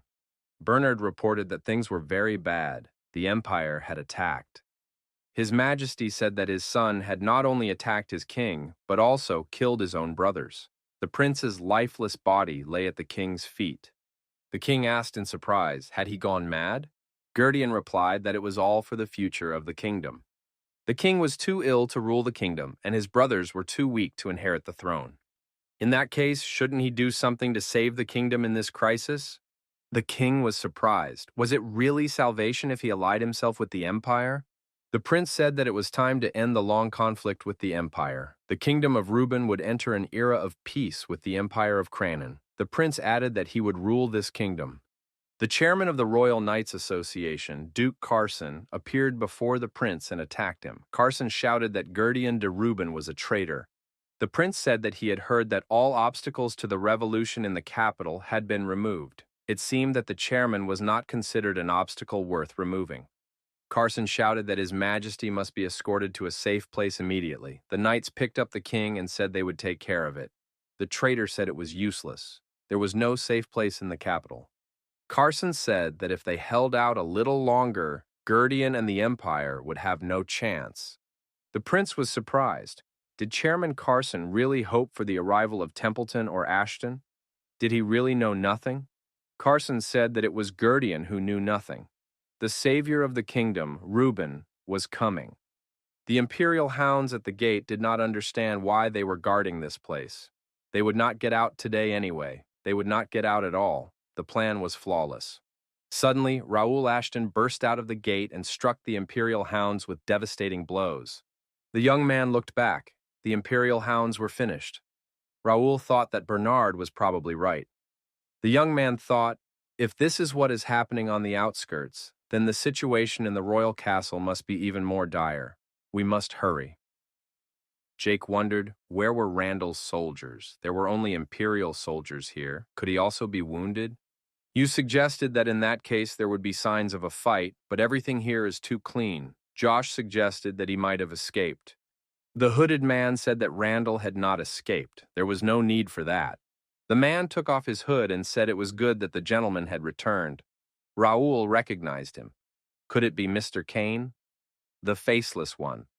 Raoul asked what was happening in the capital, what the situation was like. Kane said that it was urgent. The imperial hounds that had infiltrated the capital were now attacking openly. They were led by none other than the Randall family. Kane added that they had joined forces with the imperial hounds to attack the royal castle. Raoul realized that this was true, a rebellion in the kingdom of Reuben, an event in which the internal forces of the kingdom, having joined forces with the empire, staged a rebellion with the aim of seizing royal power, which ultimately led to the fall of the Ashton family. Raoul understood that this was bound to happen, but he thought he still had time. Did his actions affect their plans? Raoul asked Kane what had happened to Bernard and the knights. Faceless replied that Bernard had left with Homer and his warriors. However, due to the enemy's tricks, all of the kingdom's main forces are far from the capital, making it difficult to even approach the royal castle. The young man thought that the main forces of the rebels were the Randall family, who were responsible for the security of the capital. Jake was furious. How dare these scoundrels stage a rebellion? What's more, they had also joined forces with the Empire. Pierce said they needed to calm down. They would be quickly dealt with if they remained in their current state. Everyone was exhausted, both physically and magically. This issue needed to be approached technically. Josh told Nakia to sit down and rest on her own. Jake still couldn't calm down. Philip asked Nakia if she had any more recovery potions left. She said she had a few, but if she took any more today, it would exceed the safe dose and might not be effective. There could even be side effects. Kane said that they had anticipated this situation and removed all potential obstacles to their uprising. Raoul thought that in such an exhausted state, they could not use the aura of radiance. The battle at the gates had been more exhausting than expected. What should they do? Raoul looked at the information window. Librarian Rebel asked him to use the D-class mana stone in his inventory. The fairy asked the protagonist if he had any problems. The girl greeted him and said that she hadn't seen Raoul in a long time. The young man was surprised. How did Rabble end up here? The imperial hounds saw the consequences and thought in surprise, could there really still be people with such skill in the capital? What order does this knight belong to? Although it doesn't matter, he simply must be destroyed. Marco, sword in hand, had no intention of surrendering. He was protecting civilians. The Imperial warrior said that it was Marco, the former captain of Viscount Carrington's guard. He had deserted after the incident at the gate. The Imperial warrior added that if Marco had stayed with Carrington, he could have participated in this revolution. Templeton and the Ashtons had been transferred to the border, and the whereabouts of McNeil and Greer were unknown. The only forces capable of resisting the rebels were a few guards. Marco thought, was this the end? The Imperial warrior said that even if he asked Marco to join the Empire, he would still refuse. Out of old affection, he would have to be quickly finished off. The young man standing behind him asked, who said they would succeed? The young warrior attacked the Imperial soldiers and destroyed them. The young man was dissatisfied because he wanted to leave at least one alive to get the necessary information. The young man asked if the captain from Carrington he saw at the gate was the same one standing before him. Marco confirmed this and introduced himself to Lord Dalton. Marco was surprised. Was Dalton still in the capital? He had heard that Templeton's knights had been sent to the northern border. Dalton was surprised and said that he must have missed that. It was difficult not to catch the old man's eye. The young man said that he could not have imagined that something like this could happen in the capital. Marco agreed. A woman with a child in her arms thanked the knight for saving them. Marco said that Lord Dalton deserved the thanks. The woman asked if the Knights of Templeton would protect them. Dalton said that they would most likely not be able to help, as the Knights of Templeton were not in the capital at the moment. Dalton added that there was no need to worry. That guy was here now, the Guardian of Turim. Rabel said that a lot of time had passed. Surely Raoul couldn't have forgotten her.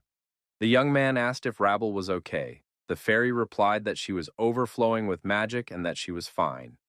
Rabel said it was all thanks to Raoul accepting her. She was very grateful. The young man was glad he could help. The fairy said that Raoul looked very tired. Could he be having problems? Rabel added that since he was her benefactor, she would help him this time. if he could lend her this mana stone. Jack asked if the gentleman was okay and why he was talking to thin air all the time. Raoul came to his senses. He had forgotten that others could not see Rabble. Our hero asked the fairy if she could really help them. Josh was surprised. Why did the gentleman suddenly start behaving this way? It's not a connection with the guild, so who is he talking to? It's a weak form of another kind of magic. Maybe the gentleman really is talking to someone. Nakia suggested that the young gentleman had some kind of plan. It was necessary to wait a little. Rabble said that thanks to the Mana Stone, she could temporarily heal everyone using spirit magic, but it wouldn't work on Raoul, who was immune to potions. Rebel said temporarily because the healing magic she uses forcibly consumes stamina, so they had to finish before dawn. Raoul told everyone that they were in a situation where they couldn't waste a minute. Everyone was tired, but he had found a way to restore their strength.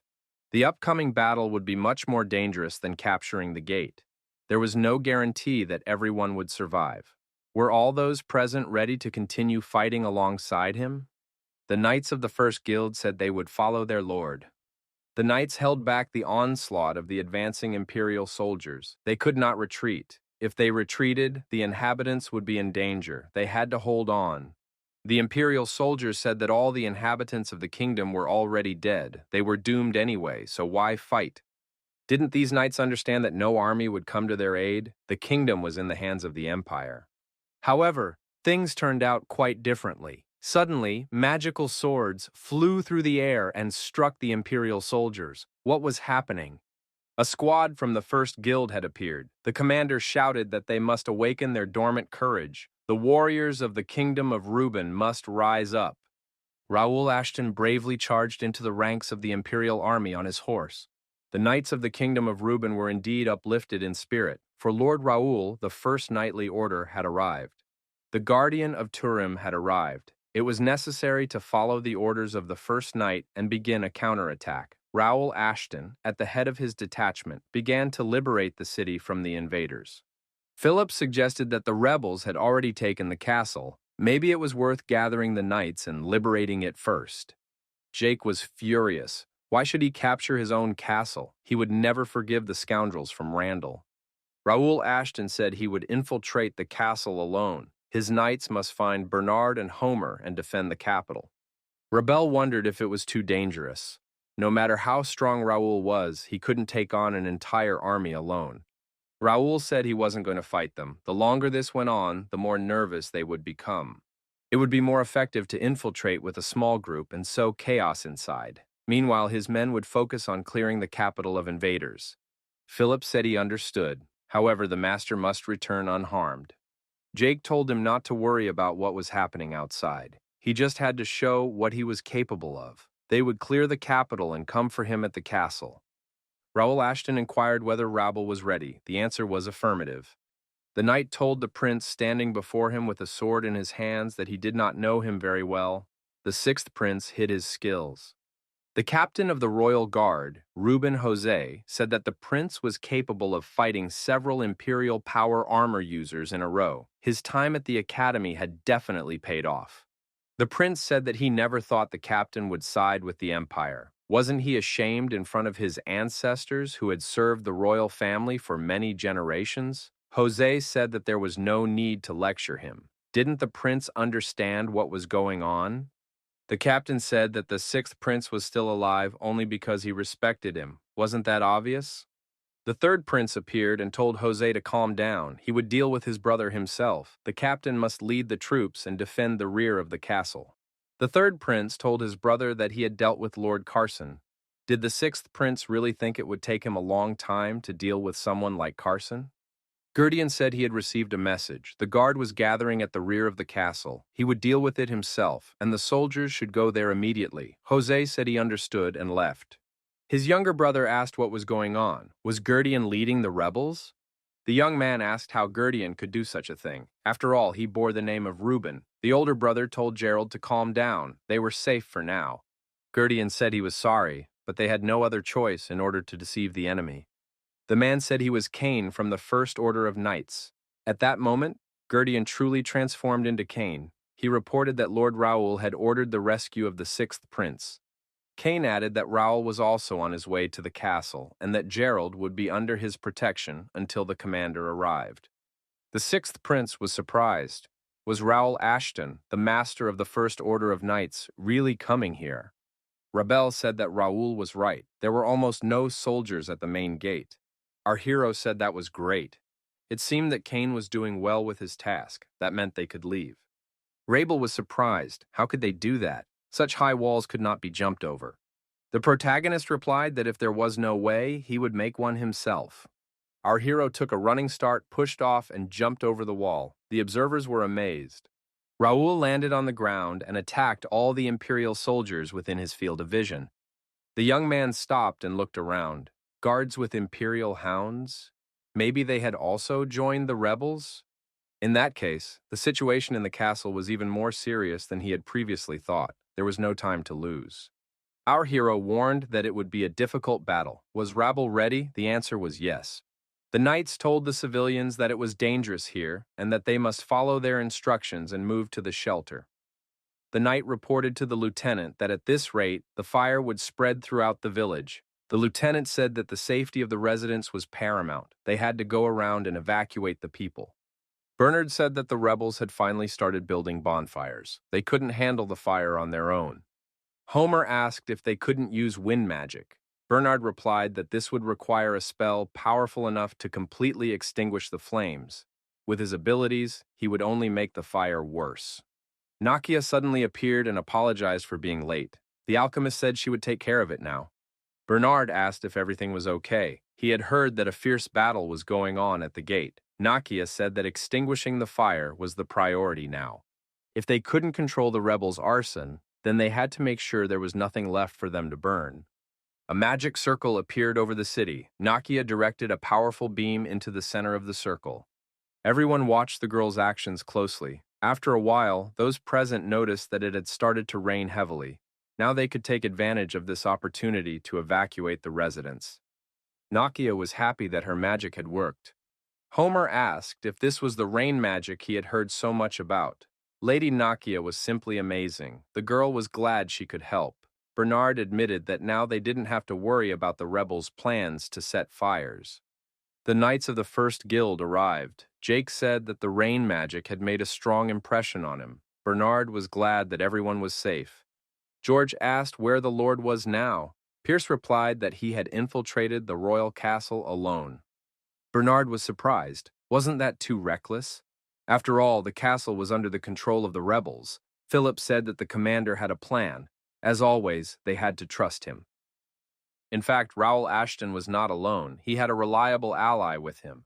Association Chairman Carson stood with his sword against the third prince, Gurdian. Gurdian was forced to admit that his opponent had earned the title of Master of the Sword for a reason. Carson demanded that the prince drop his sword. If he surrendered, he would still have a chance to stand trial.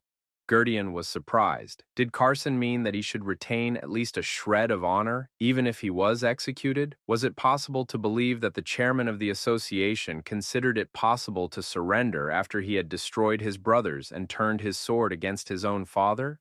The third prince said that if Carson wanted to stop him, he would have to destroy him.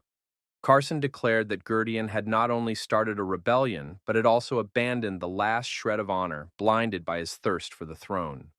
He added that, in the name of the chairman of the Knights Association of the Kingdom of Reuben, he would immediately execute the leader of this rebellion. Minister Plank suddenly appeared and said that this would not happen. He attacked the chairman of the association, Carson, who was wounded. Plank apologized to the prince for being late. How fortunate that the prince had survived. The minister said that he had encountered several difficulties on his way here. The prince asked why Minister Plank had not taken Carson out of the capital. Plank replied that there was a risk that Carson would ruin their plans. However, that no longer mattered. Carson could no longer do anything on his own.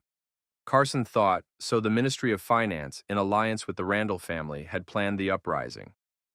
Where did Plank get this strange, magical power? Was he even human? Plank said, if the royal family falls and the prince remains the only one unharmed, won't there be unpleasant rumors? As promised, Gurdian is almost reaping the fruits of his patience.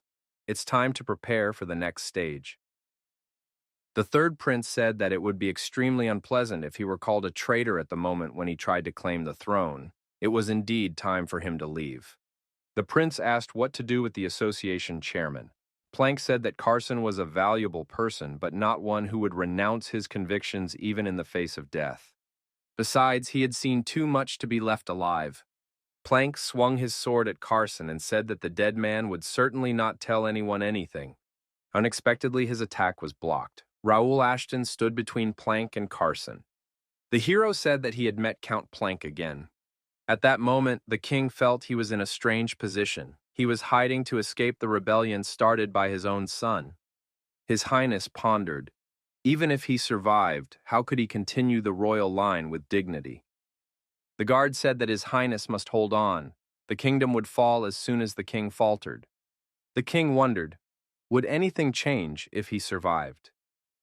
The crown prince and the second prince were already dead. The third prince had led the rebellion. Perhaps in order to avoid unnecessary casualties, it would be better to simply give the throne to Gurdian. The sixth prince entered the room, accompanied by Cain. The king was delighted to see that the prince was safe. His Highness said that the third prince, Gurdian, had gone mad. He had killed his brothers and even turned his sword against the king. The young man replied that he knew all this, but now the most important thing was to save His Majesty's life. The king said that the rebels had already captured the castle. Who could drive them out of there? The sixth prince said that there was a man who could do it. This man is capable of saving the entire kingdom. He is the head of the first guild, Raoul Ashton. The hero asked Minister Plank if he was too busy. Raoul asked if Plank had managed to transform himself from treasurer to rebel leader during his absence. It seemed that he had a new hobby, playing with dark magic. Plank said that he was quite surprised to see Mr. Raoul Ashton here. Carson asked how Mr. Raoul had gotten there. The hero saw the association chairman and greeted him. The young man explained that he was unfamiliar with the layout of the castle, so he was a little late. The protagonist added that he was glad he had finally found his way here. Carson heard that the knights had been trapped at the gates occupied by the rebels. Had they managed to get around them? He remembered Alfredo Gray's words about this young man, that he could become the savior of the entire kingdom. Carson, the chairman of the association, now understood the true meaning of Professor Gray's words. Minister Plank said he did not expect to meet Raoul Ashton here. He thought the young man would be securely chained at the gates. The traitor admitted that he had indeed underestimated this young man. Raoul Ashton said that he had underestimated Minister Plank. He did not think that the uprising could be so carefully planned. Raoul Ashton said that they had entrusted the defense of the capital to the Rendels, allowing them to organize the uprising from within. They even recruited the captain of the guards so that the imperial hounds could infiltrate the royal palace. They moved all forces that could interfere with their plans far away from the capital. Since the third prince, who led the uprising, had great influence over the army, this proved to be easy. By tying up the first order of knights at the gates, they ensured that there were no forces left in the capital capable of suppressing the uprising. Raoul had to admit that it was a carefully thought-out and bold plan. The third prince said that Raoul Ashton was, as expected, very witty, but it was a mistake to come here. Our hero replied that a scoundrel who had dealt with his brothers had no right to speak. He was just a rebel, not a prince. So it was better to remain silent. Otherwise, he would have to be destroyed right there. Plank noted that this was just a weak provocation designed to delay the third prince. It was not worth giving in to it. It was necessary to remain calm.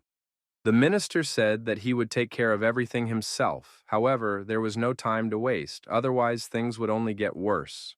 Raoul told the prince to get out of there. He was only getting in the way. The prince threatened that when the uprising was over and he ascended the throne, he would see to it that the Ashton family was destroyed. Raoul thought, unfortunately, this prince does not even realize that the empire is using him. Our hero told the minister that he had gone to great lengths to turn the third prince into his puppet.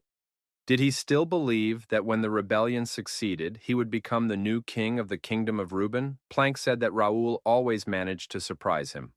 But, to be honest, Plank wasn't lying. The prince will indeed ascend the throne. Even if only as a figurehead king, his wish will be granted.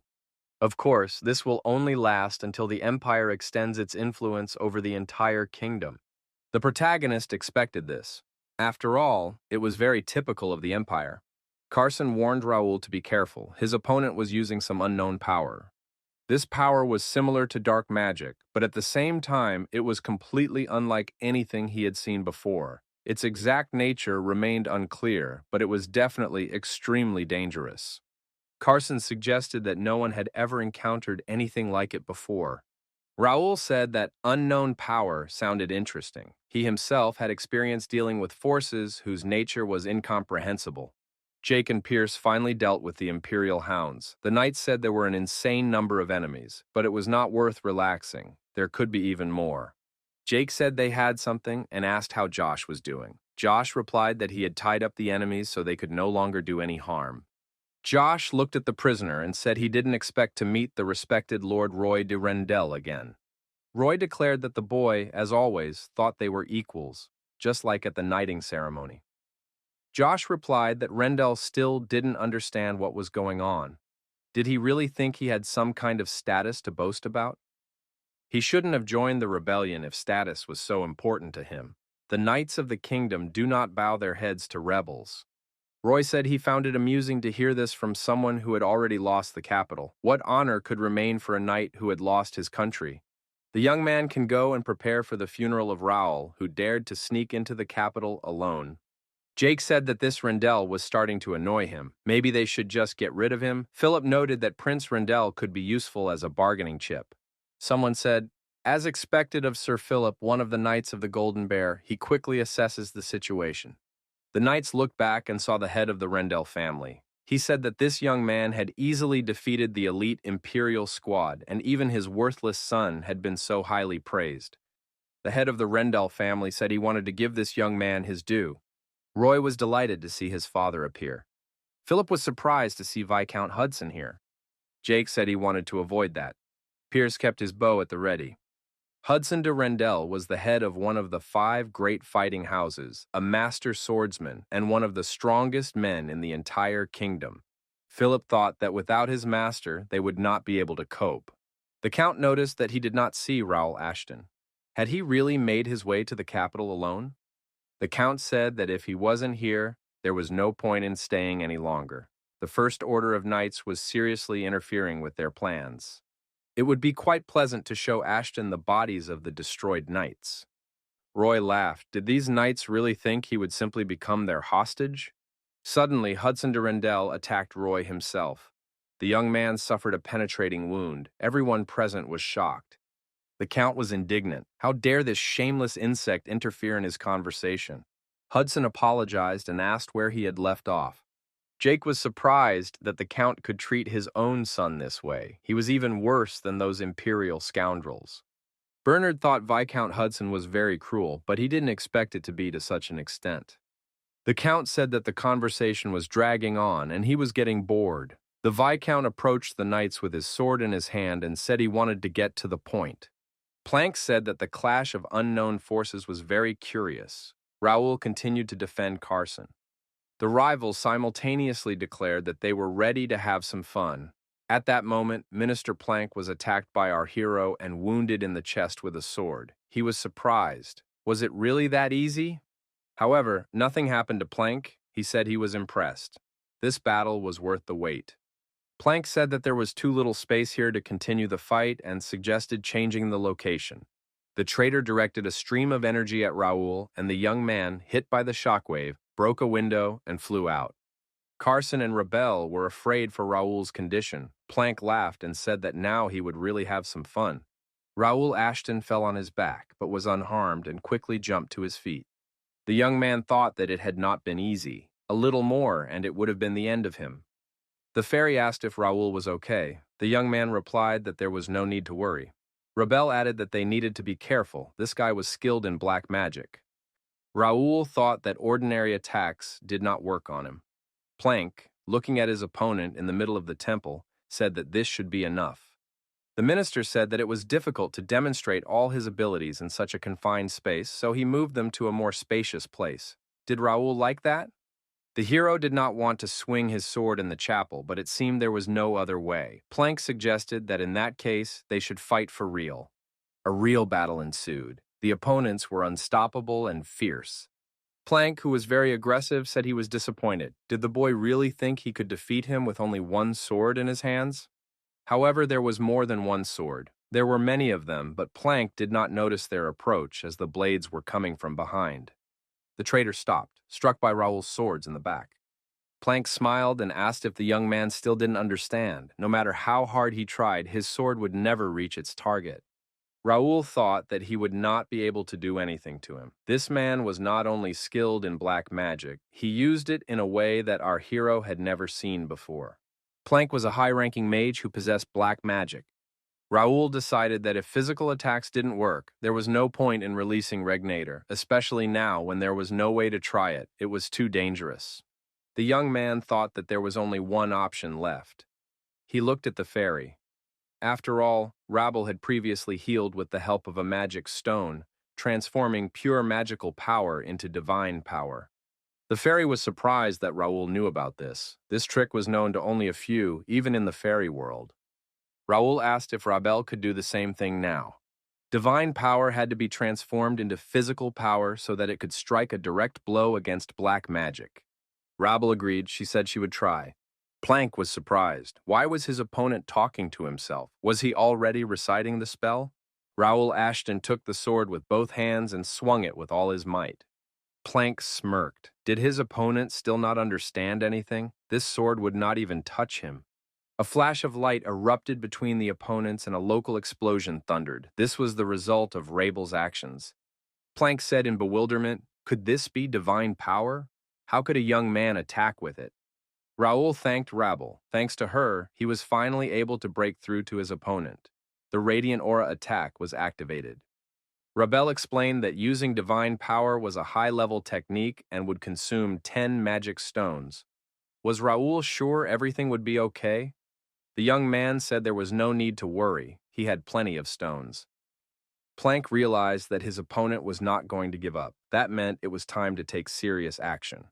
He said that the warm-up had gone on long enough, and now he was going to fight for real.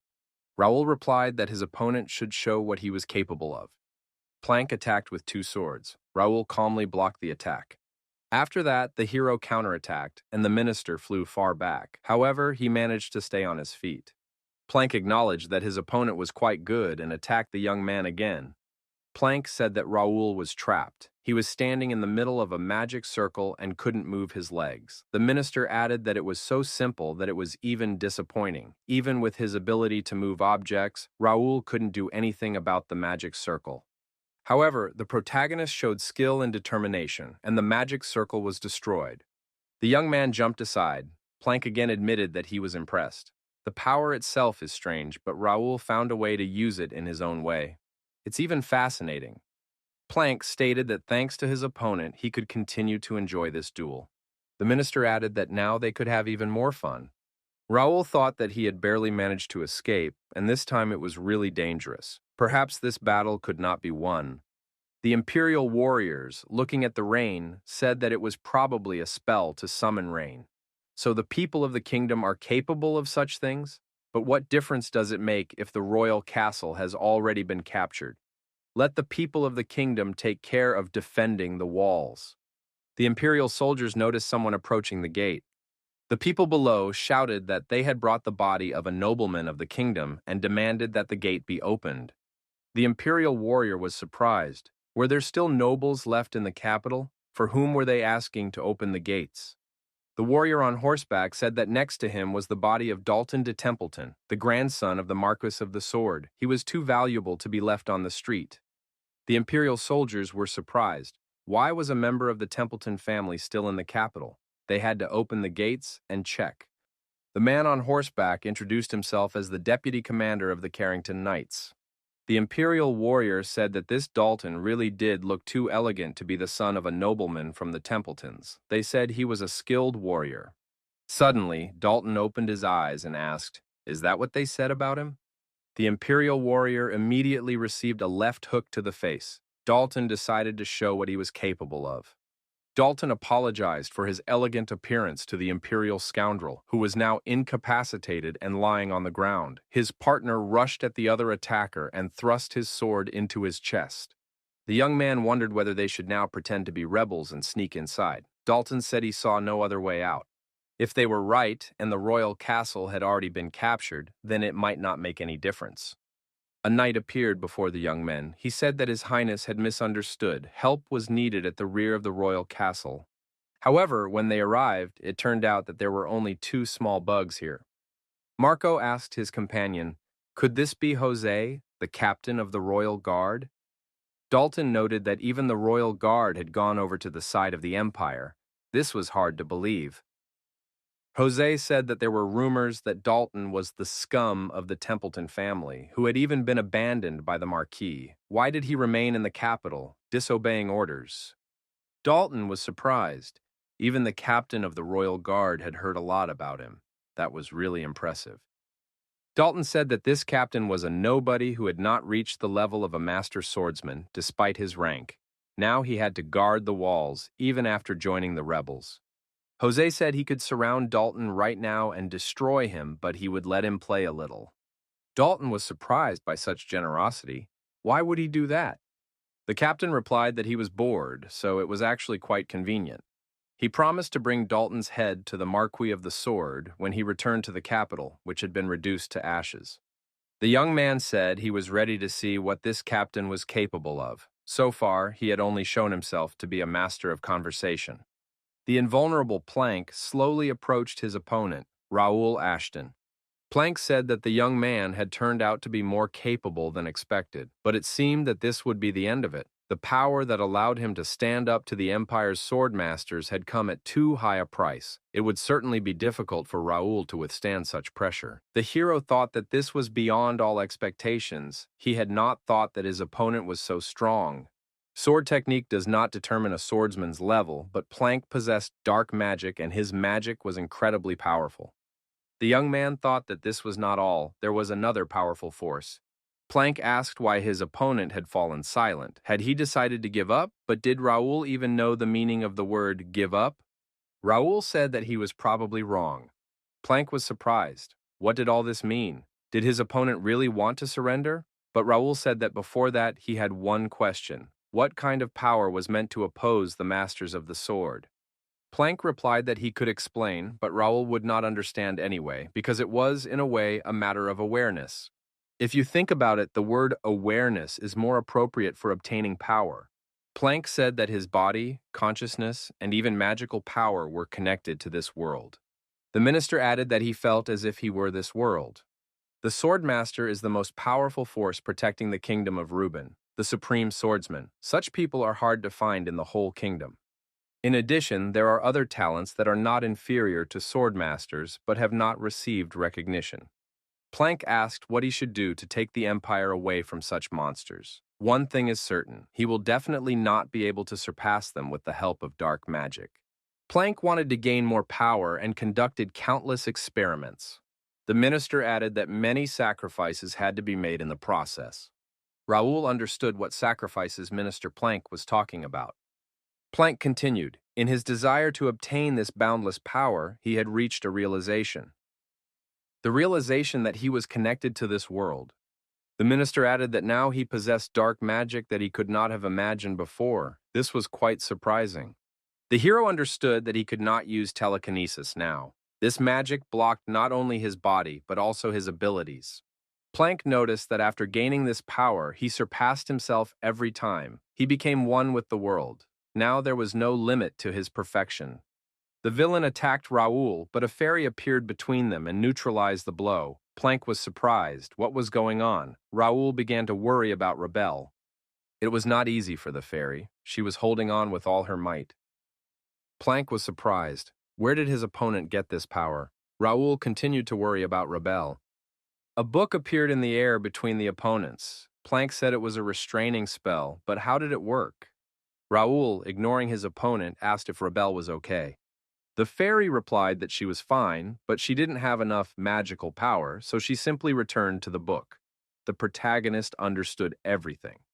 The fairy asked what they should do now since she couldn't help while she was restoring her strength in the book. The young man replied that she had already done enough. Plank couldn't believe that the young man was able to use a protection spell of such a level in a situation like this. Be that as it may, he had underestimated Sir Raoul Ashton. The villain said that this fight was getting boring and it was time to end it. Plank headed toward his opponent again and said it was time to put an end to it. The king was under constant protection. However, he was surprised. What was that noise? What was going on?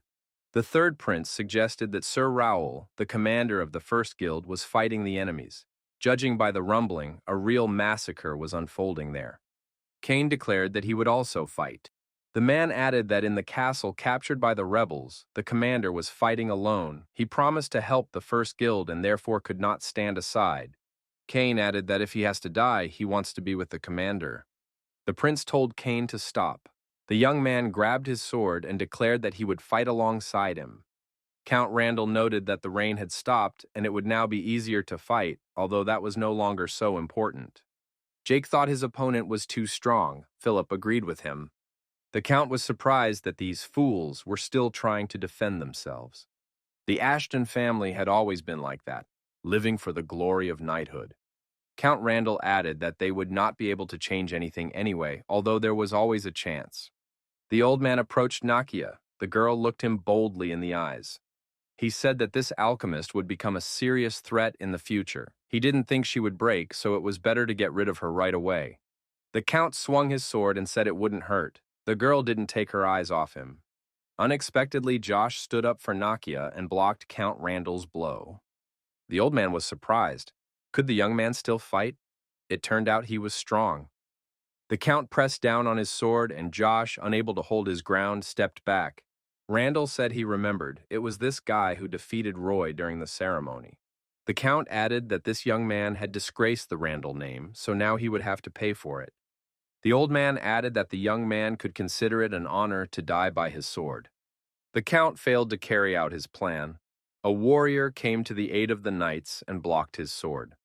The Count recognized him. It was the great paladin Medeiros. Professor Medeiros greeted the Count and said that this was their first meeting since the ceremony.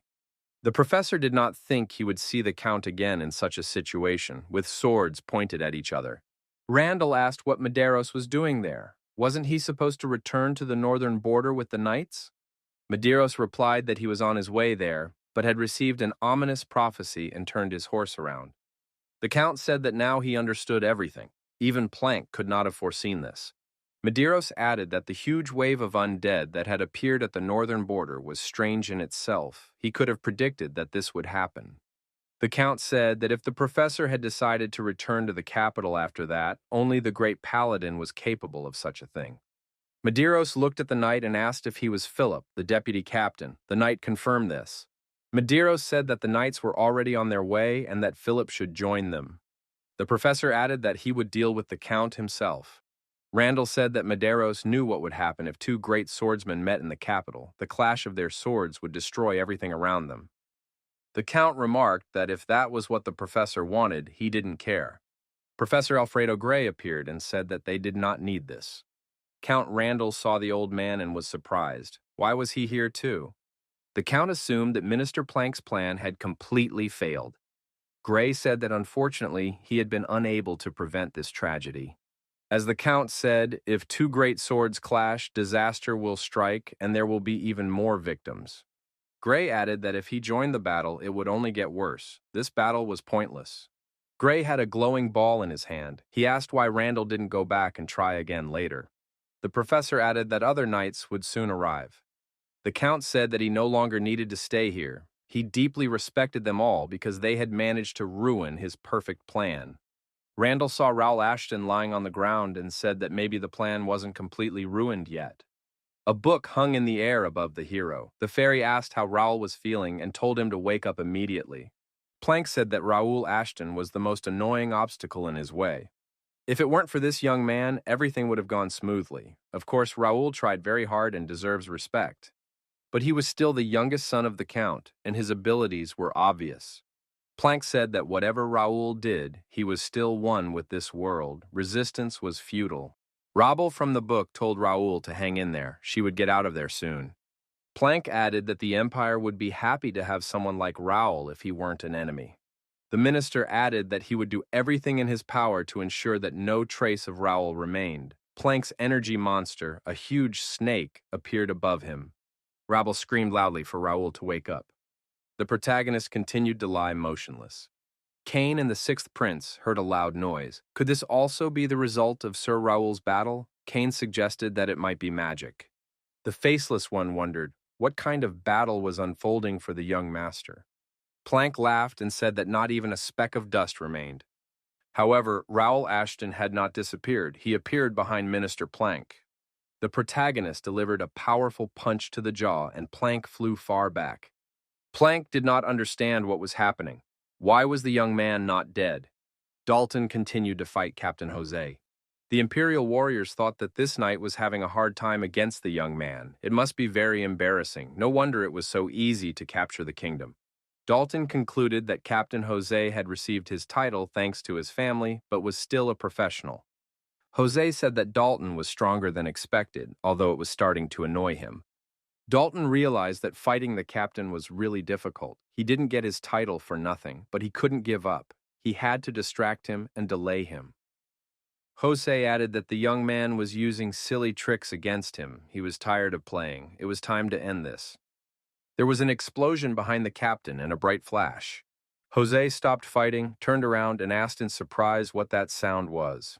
The captain was informed that they had a problem. The knights had returned to the capital and were heading for the main gate. Their troops were mostly on the opposite side, and the main gate would not hold out for long. Marco said that Paladin Medeiros was also here. Dalton noted that the professor seemed to have noticed that something was wrong. The knight asked the captain what to do. Jose was surprised. Why was the knight asking him? They had to run and pass the information on to the Imperial soldiers. Captain Jose said that Dalton was lucky. He would have to finish with him later. Dalton thought that the captain would now have to walk around looking over his shoulder. Dalton figured that it shouldn't be difficult to liberate the castle now that the knights had arrived. Raoul Ashton continued his confrontation with Minister Planck. Planck asked in surprise how this boy managed to still be standing. He was annoyingly persistent. Raoul threw his sword aside, approached his opponent, and swung his fist again, preparing to strike. Planck blocked the blow, grabbed the sword, and raised it above our hero. Raoul jumped aside and prepared to attack his opponent again in hand-to-hand combat. Planck thought that the young man had used psychokinesis on his legs to change the trajectory of his movement. Raoul struck his opponent with his fist once more. Planck flew far back and thought that this was impossible. Where did his opponent get such strength? The minister asked how the young man still had any strength left since he was barely alive. Rebelle was in the book, but she helped Raoul as much as she could. The book flew open and the fairy flew out. Now she could provide proper assistance. At that moment, our hero continued to strike, while Planck only defended himself. Raoul's next blow was so powerful that Planck, defending himself, was forced to retreat to a safe distance. Raoul was unarmed, while his opponent had swords in his hands. Planck did not understand where the young man got so much strength and how he could become stronger on the brink of death. What kind of tricks were these? Planck asked himself, could Raoul be like him? He assumed that there was another person like him. Planck said that the young man also felt power, which is why he was not like everyone else. Planck added that Sir Raoul was familiar with the feeling of being connected to the earth, the feeling of the earth giving him strength and making him one with the whole world. Raoul said that this was due to a high synchronization frequency. The indicator shows how ready the senses are to unite and is used to measure strength. Raoul suggested that this was what Planck had confused, although it was strange that an NPC like him had sensed it at all. Raoul watched Raoul Ashton closely. Planck was surprised. What was this guy talking about? What did NPCs have to do with it? Raoul said that since he woke up in this world, his indicator had always been at 100%, and he had never used it. Planck wondered, what kind of nonsense is Raoul talking about? Stop talking to yourself. The young man used his magical abilities, and Minister Planck felt his body freeze. Raoul said that he had decided to perceive this world as a new reality instead of a game. But that didn't mean he shouldn't benefit from it. An excessive empire is always bad. The protagonist thanked Plank for reminding him of who he was. Raoul Ashton punched Minister Plank's jaw again. This time, Plank flew even further. Plank said that Raoul would not be able to stop them anyway. No matter what the young man did, he would not succeed. The kingdom would fall anyway, and the empire would prevail. Plank added that the Ashton family and the knights could do nothing, and they would forever be remembered as failures. Raoul said he was tired of these conversations. NPCs with long monologues are very annoying. He already knows everything about this quest. Raoul said he was done talking and intended to end this. He was getting bored. Plank summoned his energy monster, a three-headed snake, again, and declared that the young man could not hide from him. Raoul was not afraid and fought back against the energy monster. The snake had to retreat. With the next blow, our hero knocked his opponent down. Plank ended up on the ground and didn't have the strength to get up. Plank smirked and said, "Who would have thought it would end like this? I planned everything perfectly, but because of this boy, everything went wrong." He thought he could destroy the kingdom and raise the flag of the empire. Raoul asked, "Why did you need to do that? What's the point? What motivated you?" The protagonist noticed that Plank was silent and did not answer. The young man realized that there had never been any reasons. Everything became clear. This scenario was created for the beta version. The connection was perfectly tuned, but emotions for random NPCs were not programmed. But that didn't mean Plank would be forgiven. Too many innocent people had died because of this traitor. People lost their loved ones and hid in fear. The protagonist said that when he woke up here, he decided to consider this world his new reality. The young man could not forgive those who tried to destroy his world. Plank suddenly shouted, "Who is this Raoul anyway?" The protagonist swung his fist again and replied, "I'm a player." Plank was finally and irrevocably destroyed. Raoul said it was a difficult quest.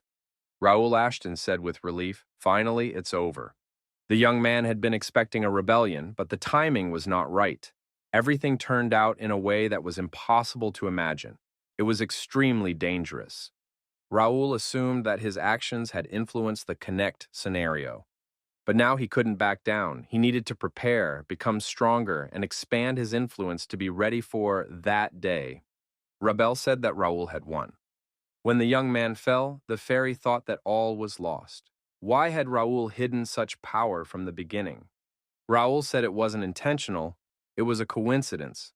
The boy decided that now he could tell everything because he couldn't hide it forever. However, the young man's legs buckled and he fell to the ground. The fairy was frightened. What had happened? The sun appeared outside the window. Was it morning already? Rabel said she had many questions, but they could discuss them later. Raoul was very tired. The fairy noted that he had done very well today.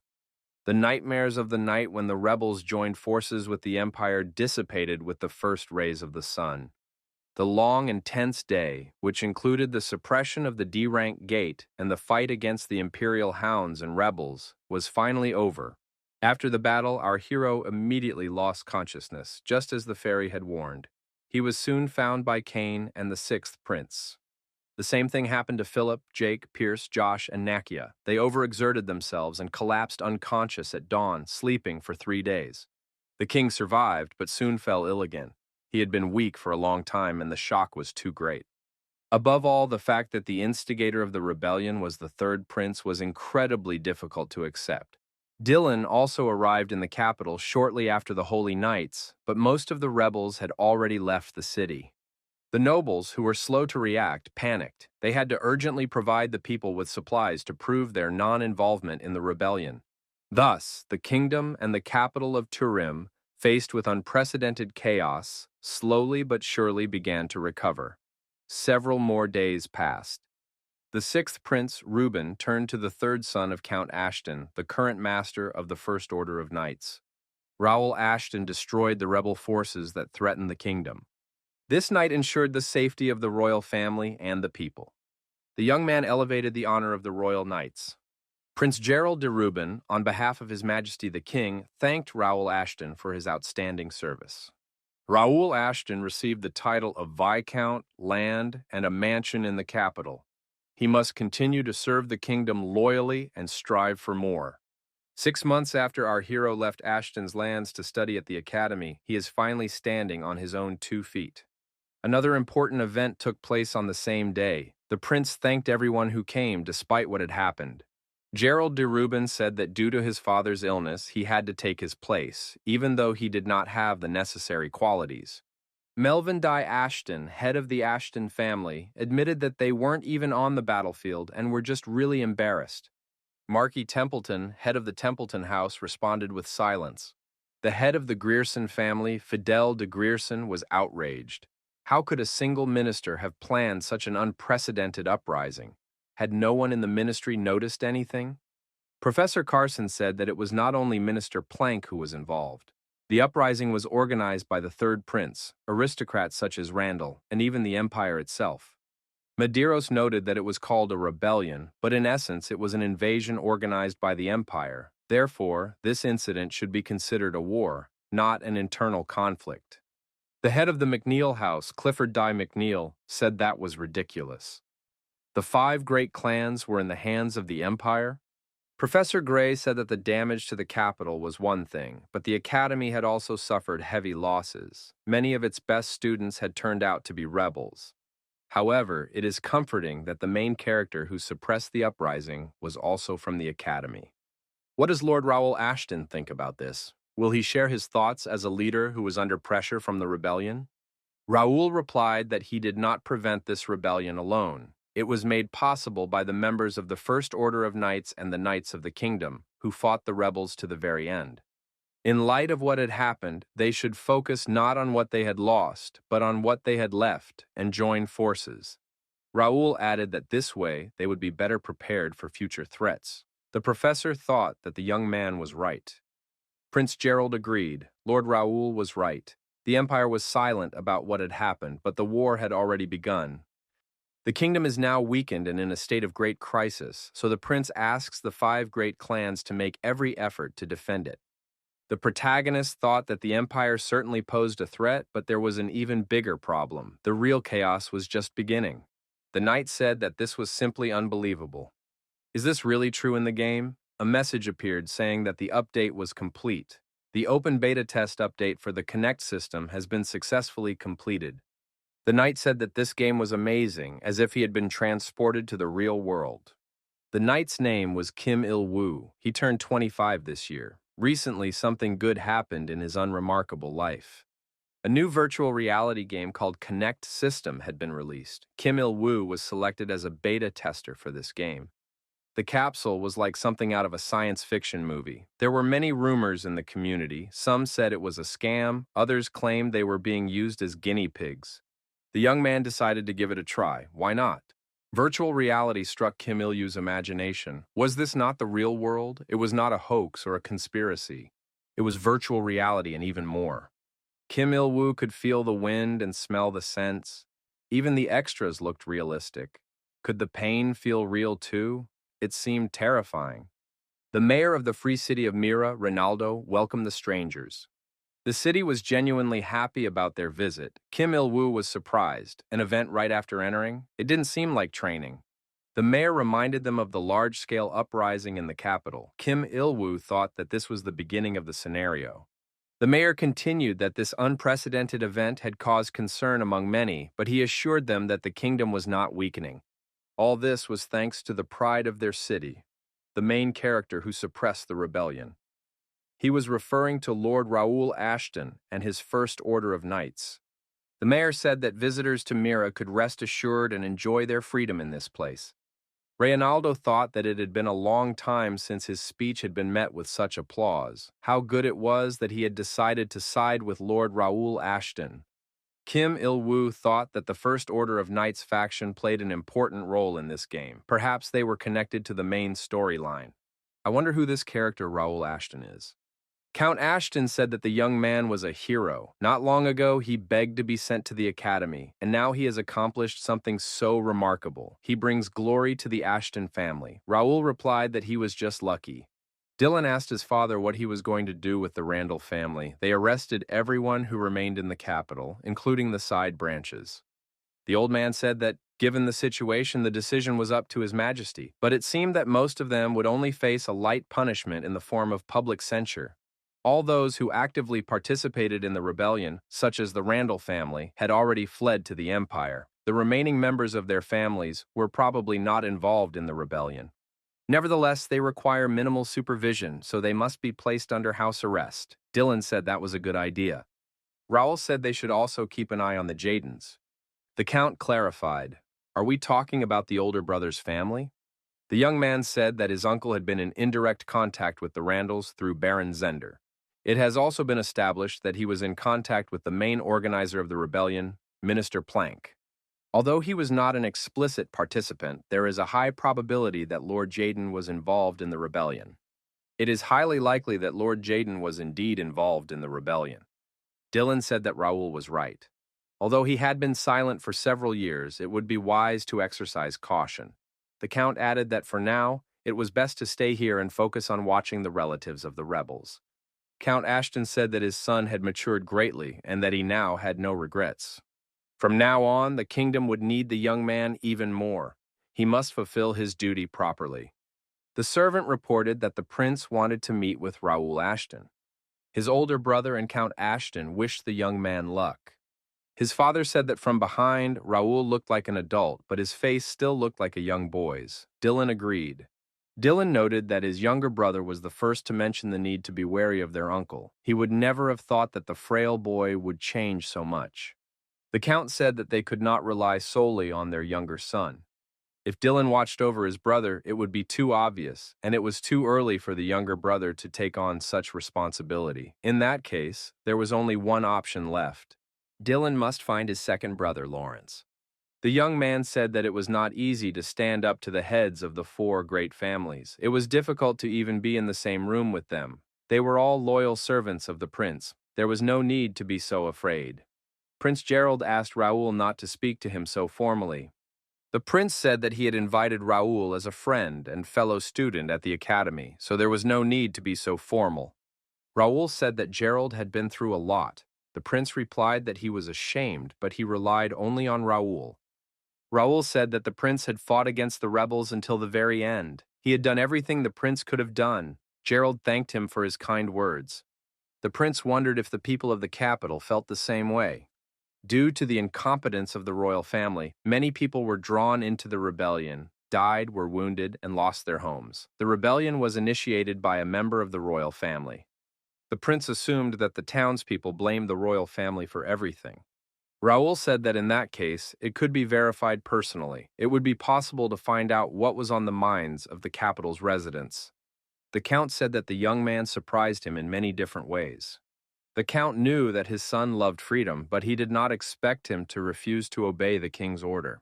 The young man replied that the royal order had been given to the family, not to him, although there was little difference between the two. The Count said that he had sent his son to the academy to teach him discipline. As a member of the Templeton family, he should value honor and be more responsible. The Count did not want his son to remain in the shadow of the title grandson of the Master of Arms. Therefore, he needed to prove himself. The Count added that it seemed his efforts had not been in vain. When he heard that Dalton had joined the operation to suppress the gate and fought the rebels alone to save the citizens, he couldn't believe his ears. After all, Dalton was a man who never participated in family affairs but was very active outside of them. The young man was pleased to receive praise from the Count. The Count continued, "Thanks to Dalton acting on his own, the Templetons were able to maintain their dignity." The Count began to think that perhaps it was worth allowing the young man to be more free. It was the best solution for the family and for himself. If the family restrained the young man, he would no longer force him to play a certain role. Perhaps Raoul's first order of chivalry would be more suited to Dalton's spirit. If Dalton wanted to go with Raoul, no one would stop him. The young man should think carefully about this. It could be beneficial in the future. After the failed uprising, the Empire may abandon its strategy of undermining the kingdom from within. They may begin to prepare for a full-scale war, and the rebel forces that have found refuge in the Empire will likely join them. The old man added that if the day came when they faced the Empire head-on, he, the swordmaster, would not stand aside. Sword fighting training was in full swing. The instructor said to watch more carefully. The sword is an extension of the warrior's arm. Raoul said that everyone here was working hard. The students noticed the master approaching. The instructor asked what had brought the prince here. The prince replied that they should not pay attention to him. He had come to observe as a student of the academy. Raoul said that the new recruits would not recognize the prince anyway, so they could pretend he was not there. Raoul had heard that there were many new recruits and that the place was bustling with activity. The instructor admitted that all the places were taken, so some had been enrolled as cadets. Many of them were boys who had suffered from the recent uprising. Raoul said that in that case, they needed to talk to them. The protagonist said that the boy was training hard. How old is he? The young man replied that he was 13. Raoul was surprised. Isn't it too early to join the knightly order? Why did he decide to join? The boy replied that he wanted to become strong and deal with the bad guys. The young man said that he would protect his family from the empire and someday defend the kingdom. He wants to be like the knights of the kingdom who defended the king, like Viscount Raoul, who defeated the leader of the rebels. He wanted to be like Prince Gerald, who never backed down. He wanted to fight bravely against the empire. Raoul told the prince that young people like this young man were gathering from all over the kingdom. This shows how the people who survived the rebellion feel about the royal family. Prince Gerald asked the young man his name. The boy replied that his name was Arthur. The prince said that Arthur was a good name. His Highness Prince Gerald knelt before the young recruit. The knight who was training the recruits was surprised. What was going on? Raoul also watched with interest. The prince said that he felt very ashamed when he saw the courage of this young man. He was small and young, but strong in spirit. The prince knelt in respect for his bravery and in apology for what the young man had gone through because of him. The prince swore to everyone present that he would accept their courage as his own and defend the kingdom, even if it cost him his life. He would no longer be weak. King Tadeus II, ruler of the kingdom of Reuben. He was originally believed to have died in the uprising in the world of Connecta. He survived the failed rebellion, but his condition remains critical. The crown prince and second prince were killed during the uprising, and the third prince, the main culprit, fled to the empire. This incident made the fourth prince first in line to the throne. Raoul Ashton saved his family from destruction. He thought it didn't matter who became the next king, but he was wrong. The ideal candidate, possessing royal qualities, was now right in front of him. Prince Gerard asked the young man again, was his name Arthur? The prince said he would remember that name. The young man was destined to become a great knight of the kingdom. He hoped they would meet again. Raoul thought that in the face of trials and division, it was this ruler that the people needed most. Someone strong and brave enough to stand up to the imperial hounds. One who strives to unite a kingdom torn apart by rebellion. A ruler who cares for the people and knows what humility is. The best candidate by blood is the sixth prince, Gerard de Reuben. The protagonist thought that the next king of the kingdom of Reuben had already been decided. Raoul said that the royal person was kneeling before the commoners. It was good that they did not know that the prince was in front of them. Otherwise, there would have been a great commotion. Gerard thought that this was probably true. The prince noted that he wanted to thank them, even if he had to do it this way. Thanks to these children, he understood something. Raoul said that these children would undoubtedly grow stronger, but the kingdom needed someone it could rely on right now. The prince said that this person was right in front of him, Tarima's guard, Raoul Ashton. Now he should be called the guardian of the kingdom of Reuben. The entire population of the kingdom already relied on him. Raoul said that simply being a support was not enough. They needed someone who could unite the forces of the kingdom, the order, even mercenaries and wanderers, and lead them with strength and gentleness. His Majesty is seriously ill, and most of the heirs to the throne are dead or missing. Raoul added that he considers Gerard to be the only one who can take this place. Raoul said he was speaking as a friend. Did Gerard understand what he meant? From now on, the empire will no longer act as openly as before. First, it will gather strength, and then it will be ready for full-scale war. The kingdom needs to unite more than ever, but when the time comes, not only the nobles, but also the royal family itself will be in turmoil.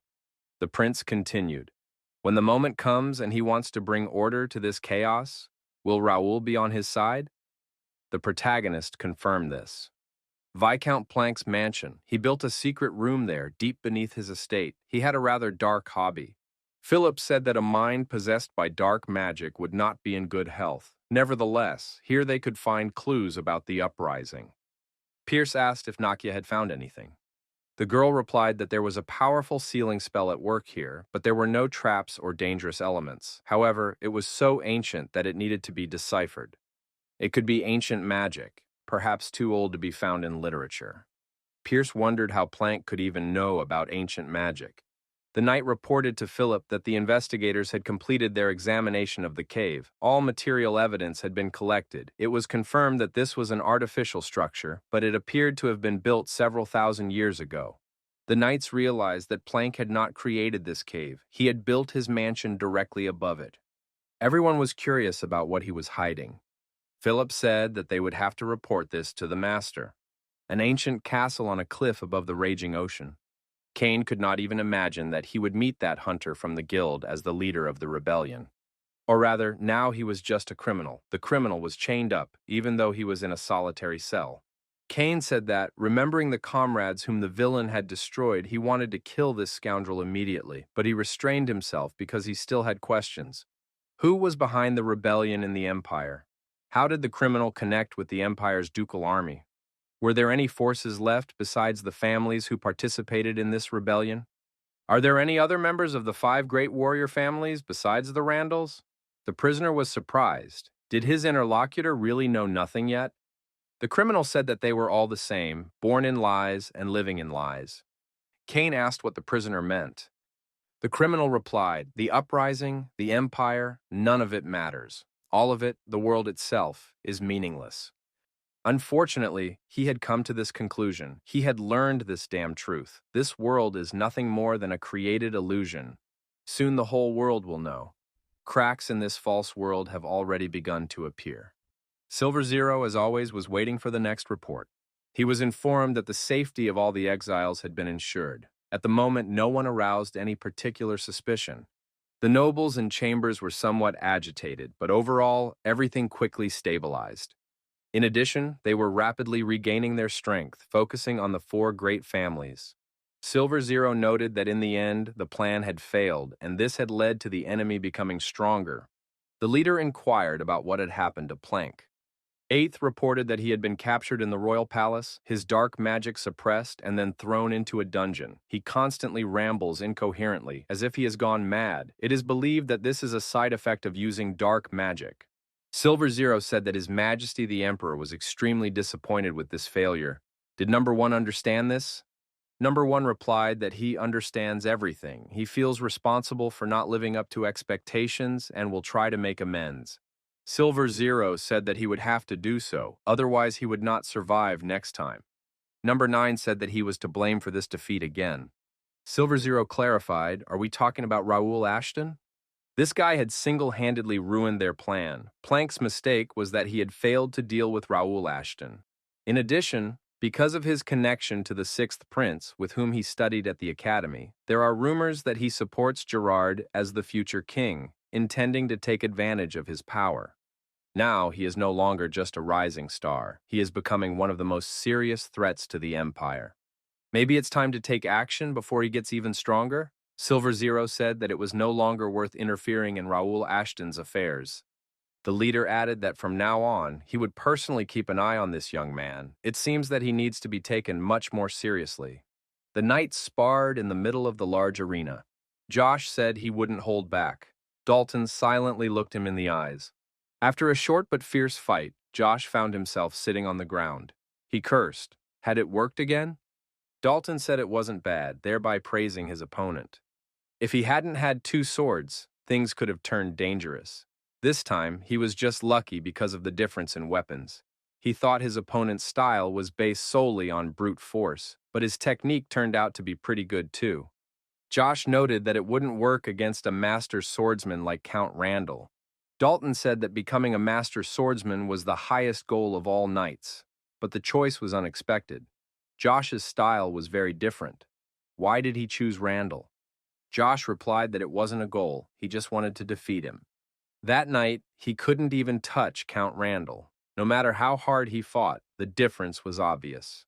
The pinnacle of knightly skill is Master of the Sword. It is too high and unattainable. It is practically impossible to achieve, let alone surpass. Dalton noted that Josh nevertheless names him as the one he wants to defeat. Most people, sensing such an overwhelming difference in strength, quickly give up. As soon as they realize how unattainable the height is, fear takes over. Dalton noted that Josh is not like that. Instead of giving up, he tries to find a way to achieve his goal. Josh said his interlocutor was right. Members of the First Order of Knights don't give up. There were indeed many worthy people here. It was becoming interesting. Raoul Ashton saw a glowing magical sign on the wall in the basement under Plank's mansion and was surprised. Were there really ruins under the mansion? Nakia said that it was definitely a powerful magic seal. Removing it could be dangerous.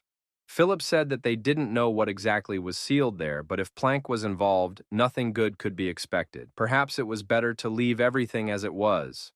Raoul thought that during the era of the Crusher, they had explored all the ruins in Connect, but he had never seen anything like this before. Could this change in Connect also be because of him? The protagonist told everyone to step aside. He had to deal with it himself and examine everything.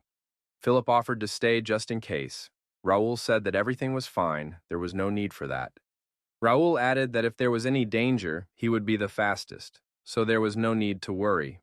The protagonist thought that he hadn't explored ruins in a long time. They had to decide how to get through this door. Even Nakia couldn't figure out this spell. The young man thought that with his strength, it would be difficult to destroy it. If it was lost ancient magic or fairy magic, he didn't understand it at all. It dawned on the protagonist. He knew who could help him with fairy magic. Raoul Ashton called Rebelle. The girl said she was always there. The fairy was delighted to learn that Raoul needed her help because she was always ready. All he had to do was ask. Our hero pointed to the marks and asked if Rabel knew what they were. Rabel looked closely and said that it was fairy seal magic. It was a high-level magic that had been used since ancient times. Rabel was surprised. What was it doing here? Only a few fairies could create something like this. Now it was no surprise to the hero that Nakia couldn't figure it out. Raoul asked if Rabel could remove the seal. The fairy replied that this was not the kind of magic that could be destroyed. Raoul was surprised. What kind of seal was this that could not be broken?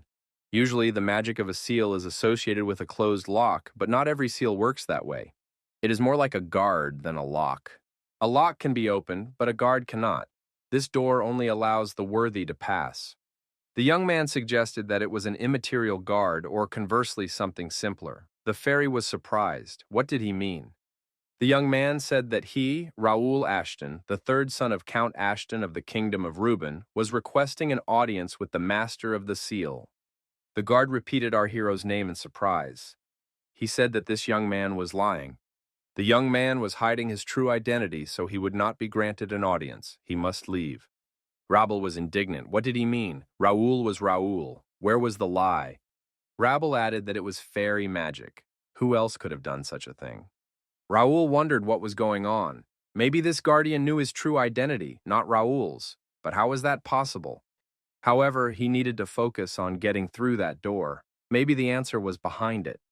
The answer to the question of why he woke up as Raoul Ashton.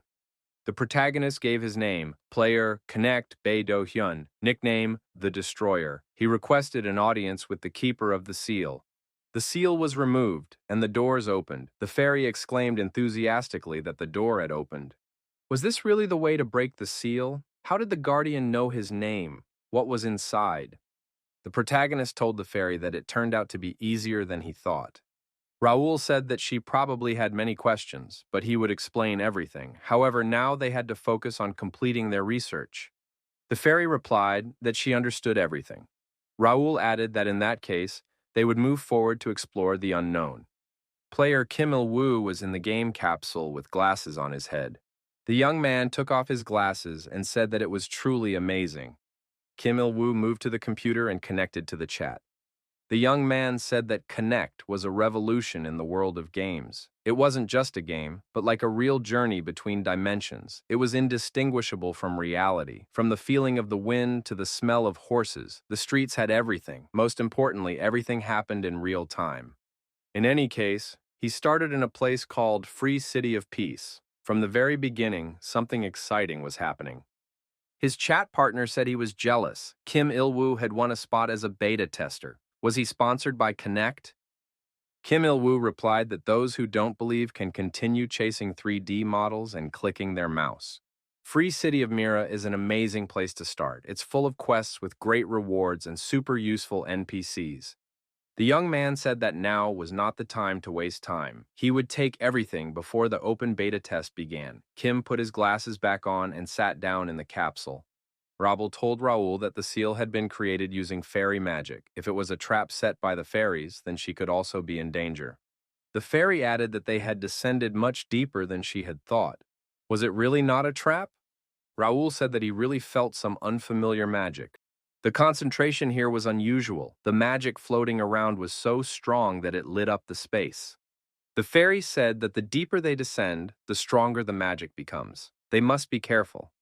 Raoul thought that with such a high concentration of magic, it must be some kind of ruins or a high-level dungeon. Could he have missed something like this during the days of the Destroyer? It seemed that his presence and actions had changed the course of events, but places don't just appear out of nowhere. Rabel said she could see light at the end of the tunnel. Could this be the exit? At the end of the tunnel was a huge room with a glowing gate in the middle. The gate was on a pedestal in the center of a pyramid. The young man was surprised.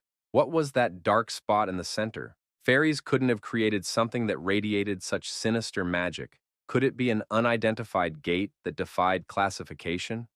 Raoul suggested that it might be a passage to the demonic world, a dark gate. The protagonist had encountered dark gates several times during the time of the Destroyer. He had tried to pass through them, but only while completing quests. Never before had they appeared in such hidden places. If no one had found the gates, the demons would have broken out, and the entire continent would have been plunged into chaos. But why were they here? A person appeared behind our hero. The fairy was frightened and said, "It's out!" The stranger approached the protagonist. Rabel and Raoul were cautious and careful. Raoul caught himself thinking that he felt nothing, even though it radiated powerful magic. Our hero thought, what kind of creature is this? The man told the stranger wearing Ashton's mask to put away his sword. That sword couldn't reach him anyway, and vice versa. Raoul wondered if the owner of the dungeon was standing before him. The man said that this was not quite the right question. He was only a trace, a ghost of the past. The man called himself Cardenas. He was the guardian of the Dark Gate, the bridge between the world of demons and humans. Cardenas saw Rabel and was surprised. Could it really be a fairy? He hadn't seen one in a long time. Rabel was surprised. Could he really see her? The gatekeeper said that the blue fairies on Lake Valatia had taught him a couple of spells. That was over 1,000 years ago. Rabel was delighted, so he had already met fairies. There's a legend that fairies once lived by Lake Valatia. Cardenas repeated that he was just a remnant of the past, just a fragment of the seal that protected the gate from the world of demons, but he still had to ask something. Who was this stranger wearing Ashton's mask? Raoul said he saw no point in hiding the truth any longer. He was going to tell the fairy anyway. In fact, his name is not Raoul Ashton, but at the same time, he is Raoul Ashton. His real name is Bae Do-hyun. His other name is the Destroyer. He comes from a world called Earth, which belongs neither to this world nor to the world of demons. For some unknown reason, he woke up in the body of Raoul Ashton. The protagonist added that he had been killed in an ambush, but for some reason he woke up in this world, in the body of Raoul Ashton. He doesn't know why this happened, but he considers it a second chance and has decided to accept his new reality. The gatekeeper asked if it was all for revenge. The protagonist replied that it was possible. The desire for revenge still smoldered within him, but even if he took revenge, it would not be enough. The young man said that he had been given a second chance and now wanted to correct his past mistakes and achieve what he had not been able to before, to reach the top. Our hero added that this was how he had decided to live as Raoul Ashton. Cardenas said that he had heard a rather interesting story from the stranger. He would like to hear the rest, but that could wait. It seemed that they had an uninvited guest. The gatekeeper grabbed his sword. Raoul looked at the gate. Its appearance clearly showed that someone was approaching from the other side. A demon appeared from the gate and said that they had not seen the ghost of the past, Cardenas, for a long time. The demon noted that the gatekeeper looked weakened. It seemed that even he could not escape his impermanent nature. Cardenas said that this was a demon of the 98th rank from the demonic world. Was he still not giving up? His stupidity remained unchanged even after centuries. The demon smirked. Is that how you greet an old friend? The gatekeeper's temper remains as unyielding as ever. The demon added that neither of them had time to enjoy the joy of meeting. The monster told his old friend that he wanted to get down to business. Cardenas, addressing our hero, ordered the stranger to step aside. This was his battle, and a man from this world had no reason to interfere. The gatekeeper said he would do everything in his power to ensure that the demon could never cross the border into this world again because he was a rejected creature. The demon declared that he could not leave until he had repaid his debt. The battle began. Philip, Pierce, and Nakia stood at the closed doors. Philip noticed that the master was late. Could something have happened? Probably the fact that the seal is not an easy task for the master. Perhaps he is looking for clues to destroy the magic. Philip said they should trust the master and wait. Pierce asked what was wrong with Nakia as she looked worried. Philip suggested that the magic seal was bothering her. Nakia replied that the magic was too unfamiliar. It was unknown what dangers it might hold. In fact, from the moment they arrived at the mansion, she had felt something strange. It was a faint feeling, but it seemed very alien and caused a strong sense of unease. Nakia added that it was like something that did not belong to this world. The battle between the gatekeeper and the demon was in full swing. It was difficult to determine the winner. Raoul noticed that the gatekeeper was delivering powerful blows, and this was power without the use of a mana blade. The demon turned out to be Viscount Fumus. He was an opponent that our hero could not defeat at this moment. Was anyone capable of fighting such an enemy on equal terms? Definitely, it was only the gatekeeper of Cardenas. Who is he anyway, this fragment of memories? Fumus did not expect such strong resistance this time. This gatekeeper is very stubborn. Fumus used all his demonic abilities and delivered a catastrophic blow of the 4th degree of complexity. The ground shook beneath Cardenas's feet, but he stood his ground and was ready to continue the fight. Fumus said he was right. The altar supported the guardian's power and prevented him from aging. When the altar was left unattended for many years, Cardenas gradually lost his power. The demon said that he should thank the people for this. He added that thanks to them, he could now repay his debt. Fumus noted that most demons were essentially just beasts hungry for power. They would have simply come out and tried to overwhelm Cardenas with brute force. But he was completely different. He was one of the leaders of the demon world. Unlike those beasts, he knew how to use his mind. From their last battle, the demons suspected that something important was connected to this altar. It was a pity that the battle he had been preparing for hundreds of years was ending so trivially. However, it didn't matter.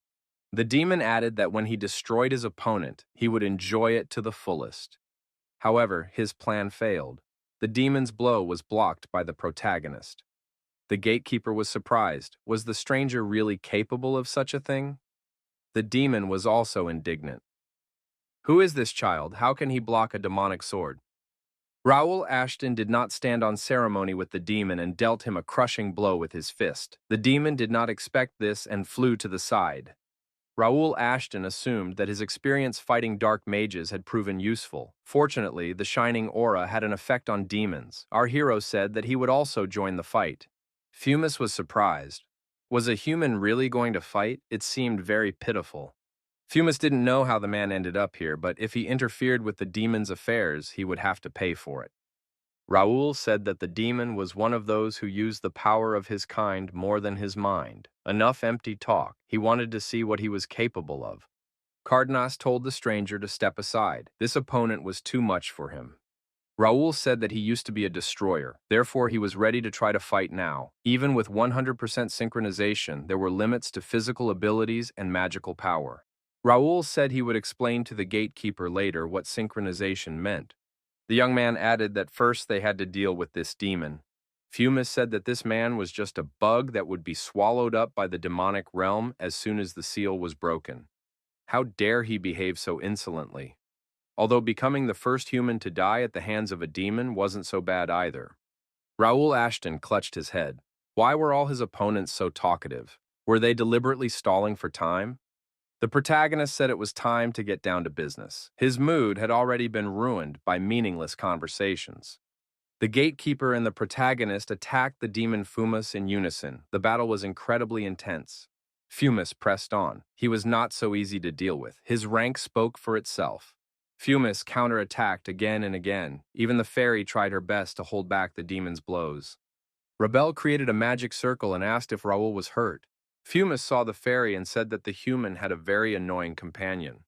The demon asked, "How is this possible? Why does the fairy serve a human? Are the proud fairies who once fought demons a thing of the past?" Rabble said that she was not a servant, but a friend. The demon could not understand such a relationship. Raoul thanked Rabel and asked if she could fight alongside him. The fairy replied that she couldn't just stand by when it came to demons. Fumis was surprised. Could it be that a human, a fairy, and a ghost were joining forces against the demon commander? It was amusing, but also disgusting. Fumis said that thanks to them, he could no longer hold back and think about the consequences. The demon declared that, out of mercy, he would allow them to see the seal on the gate destroyed, and then he would annihilate them. They would witness demons pouring into the human world. Cardenas declared that this would never happen. He attacked the demon again. Fumis was surprised. Did the gatekeeper really think he could protect the seal? After all, he was just a ghost, losing his power. Cardenas said that it would not be him who would defeat the demon, but the man whom the demon had underestimated. Fumis said he would never allow that to happen. After all, that man was incapable of anything. The fairy continued to hold the magic circle. Rabel placed the circle above the demon's head. Fumis noticed that his body was no longer obeying him, but he did not understand why. Rebel shouted to Raoul that it was time to act. Raoul swung his sword and prepared to deliver a devastating blow. Cardenas also prepared to attack. The joint attack was successful. Fumis was destroyed. He lay on the ground, bleeding demonic blood.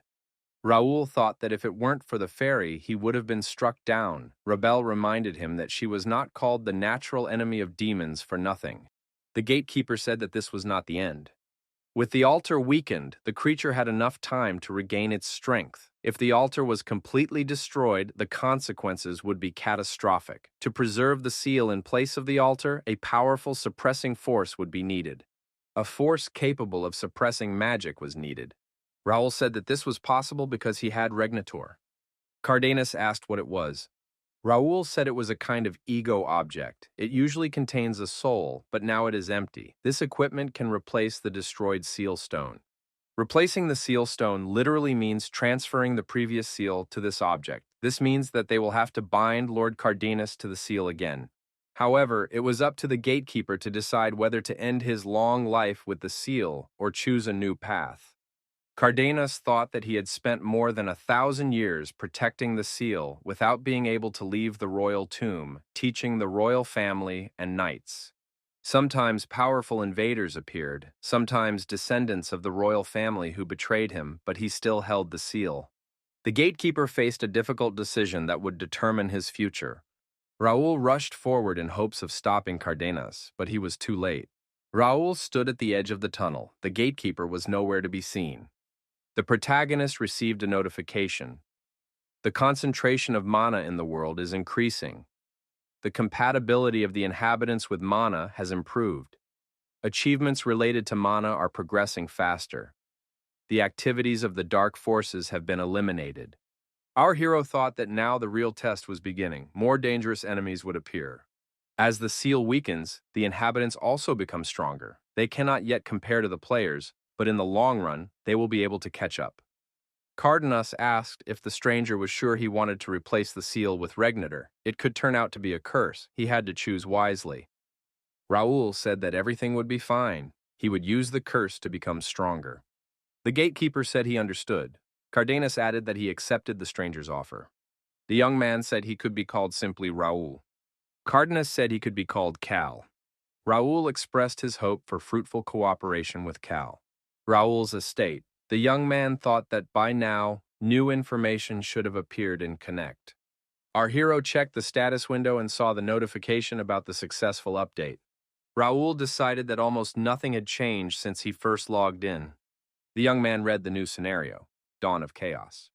Flashes of gates engulfed the continent. Many lands and territories were destroyed by monsters due to weak defenses. Humanity lost many regions.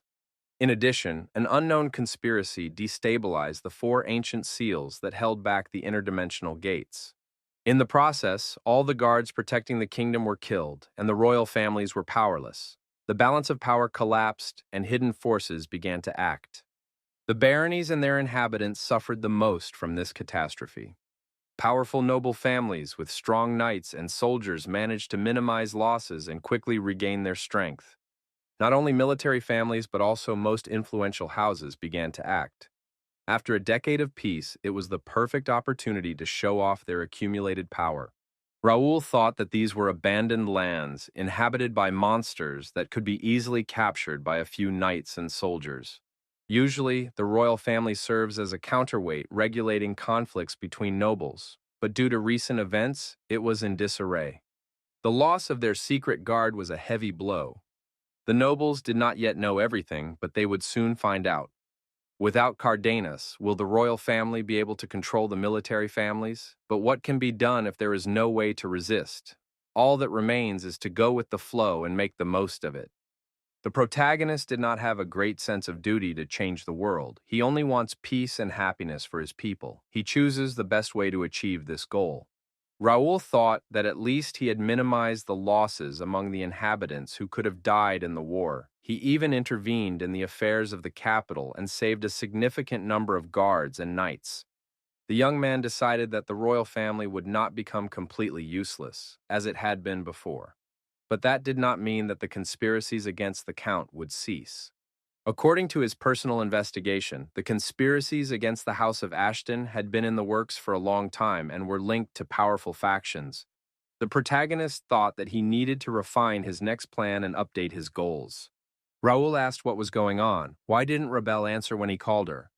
Rebelle asked if Raoul didn't already know. The young man was surprised. What was she talking about? The fairy said it was incredible. Now she knew what the internet was. It was like a sea of information connecting the whole world. Raoul replied that last time he had been in a hurry and hadn't been able to explain everything properly. The young man said that this time he would explain everything so that the fairy would understand. However, the situation changed, and the explanation had to be postponed again. Raoul saw Kalia in front of him. Cal asked why Raoul had called him. The protagonist wanted to explain once again what he had already mentioned. Cal asked if it was about his true identity and past. Our hero said that he had changed the subject then, but now he wanted to tell everything. After all, they are now destined to follow the same path. He wants to be completely honest about everything concerning him. Our hero said he would now explain everything in order.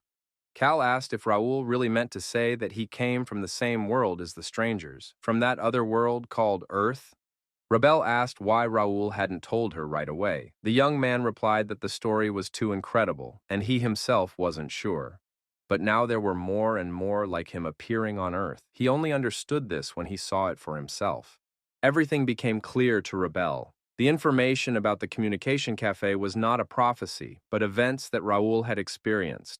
The fairy believed that Raoul was a messenger of God, but it turned out that this was not the case.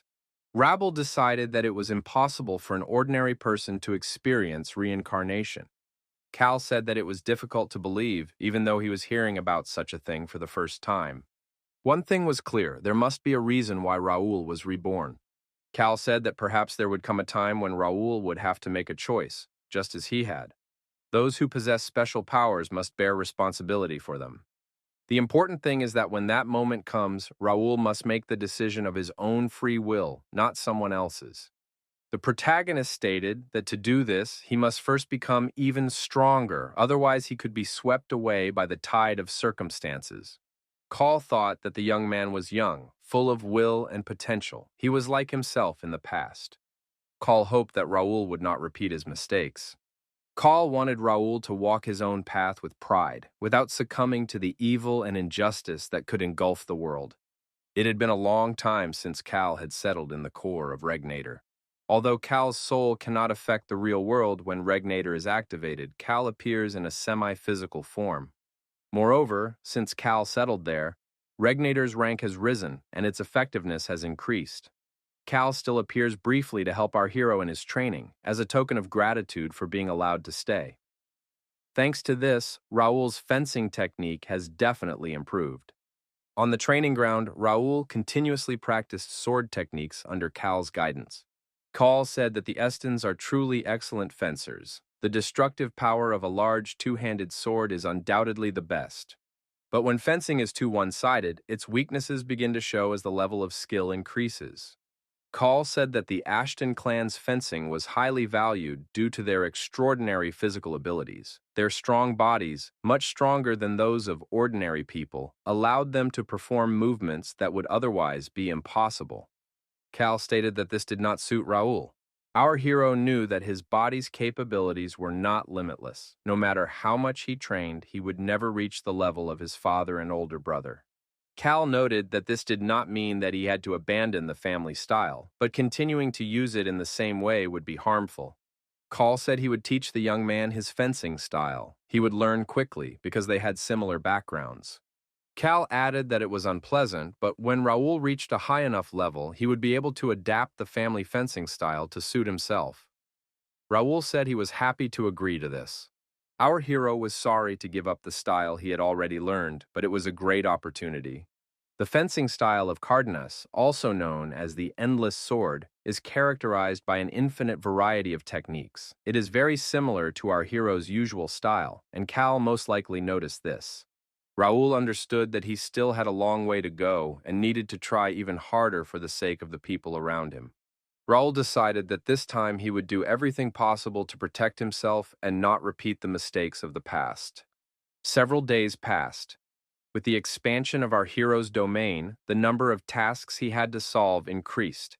He instructed the guards to constantly check the newly appearing gates so that they would not turn into dungeons.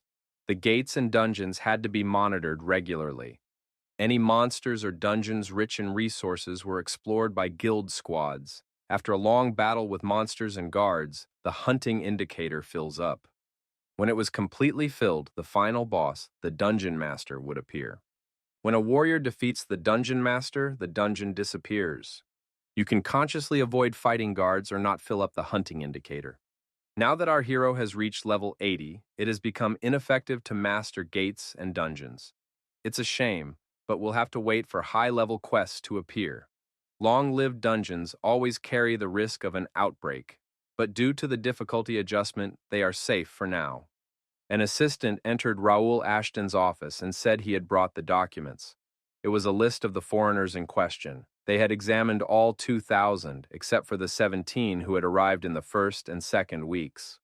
The assistant added that he had checked each foreigner from the free city of Ignat in the kingdom of Marcus especially carefully. Raul praised the assistant. He had done a good job sending out informants and managing everything. Kane said it was his job. Raul replied that Kane could go and rest. New players are added every week. Half a month later, the third batch arrived. The information that interests our hero the most may be here. Everything could change depending on what he reads. Our hero immersed himself in reading, interested in what had happened. The best Connect player and the last solo player who fought the authorities to the end. It was about the Destroyer. Where is he now? However, the young man could not find any information. No matter how much he searched, there was nothing. The protagonist personally used all the information he had, but nothing came of it. The Destroyer is the best Connect player. However, there is no information about Bae Do-hyun. All this time, our hero was wondering whether to act or pretend he knew nothing, but now it's pointless to think about it. None of that matters now. However, Raul Ashton still wanted to meet him. Baek Do-hyun was an orphan. He had no one to protect him. He had a very difficult life. But nevertheless, it was the life of the protagonist.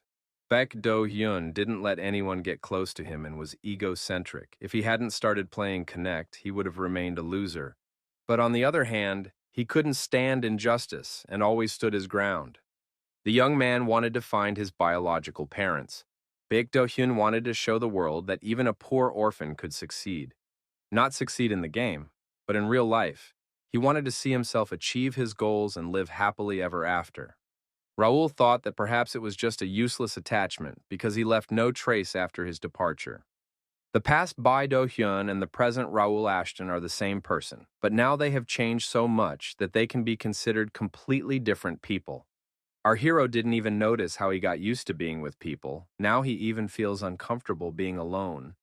From the outside, he seemed like a hypocrite. Only this place remained. What made our hero's goal very clear were his valuables, his land, and his friends. He would never forgive anyone who tried to harm them, even if it cost the lives of all the players. The protagonist thought that it would actually be easier without Bai Do-hyun. If anyone found out about his skills, fierce competition would begin. Bai Do-hyun surpassed all ordinary anchors. Now that he is gone, Raoul Ashton will be able to act freely for a while. Players will begin to stand out when anchors learn to embody their skills and start using their unique abilities. Meanwhile, about 2 weeks after the launch of the Connect service, one piece of news shook the community. Unofficial announcements about the first Connect event, the recruitment of students to the first Guild Academy. The free cities of the Kingdom of Reuben attracted attention with their generous support of players. The first guild, at the center of this policy, established an academy exclusively for players and posted an announcement about student recruitment. All players who have completed their work shift, regardless of class or profession, are eligible to apply. A total of 600 students will be recruited across 4 branches. The training is a 3-month course, which is completely free of charge.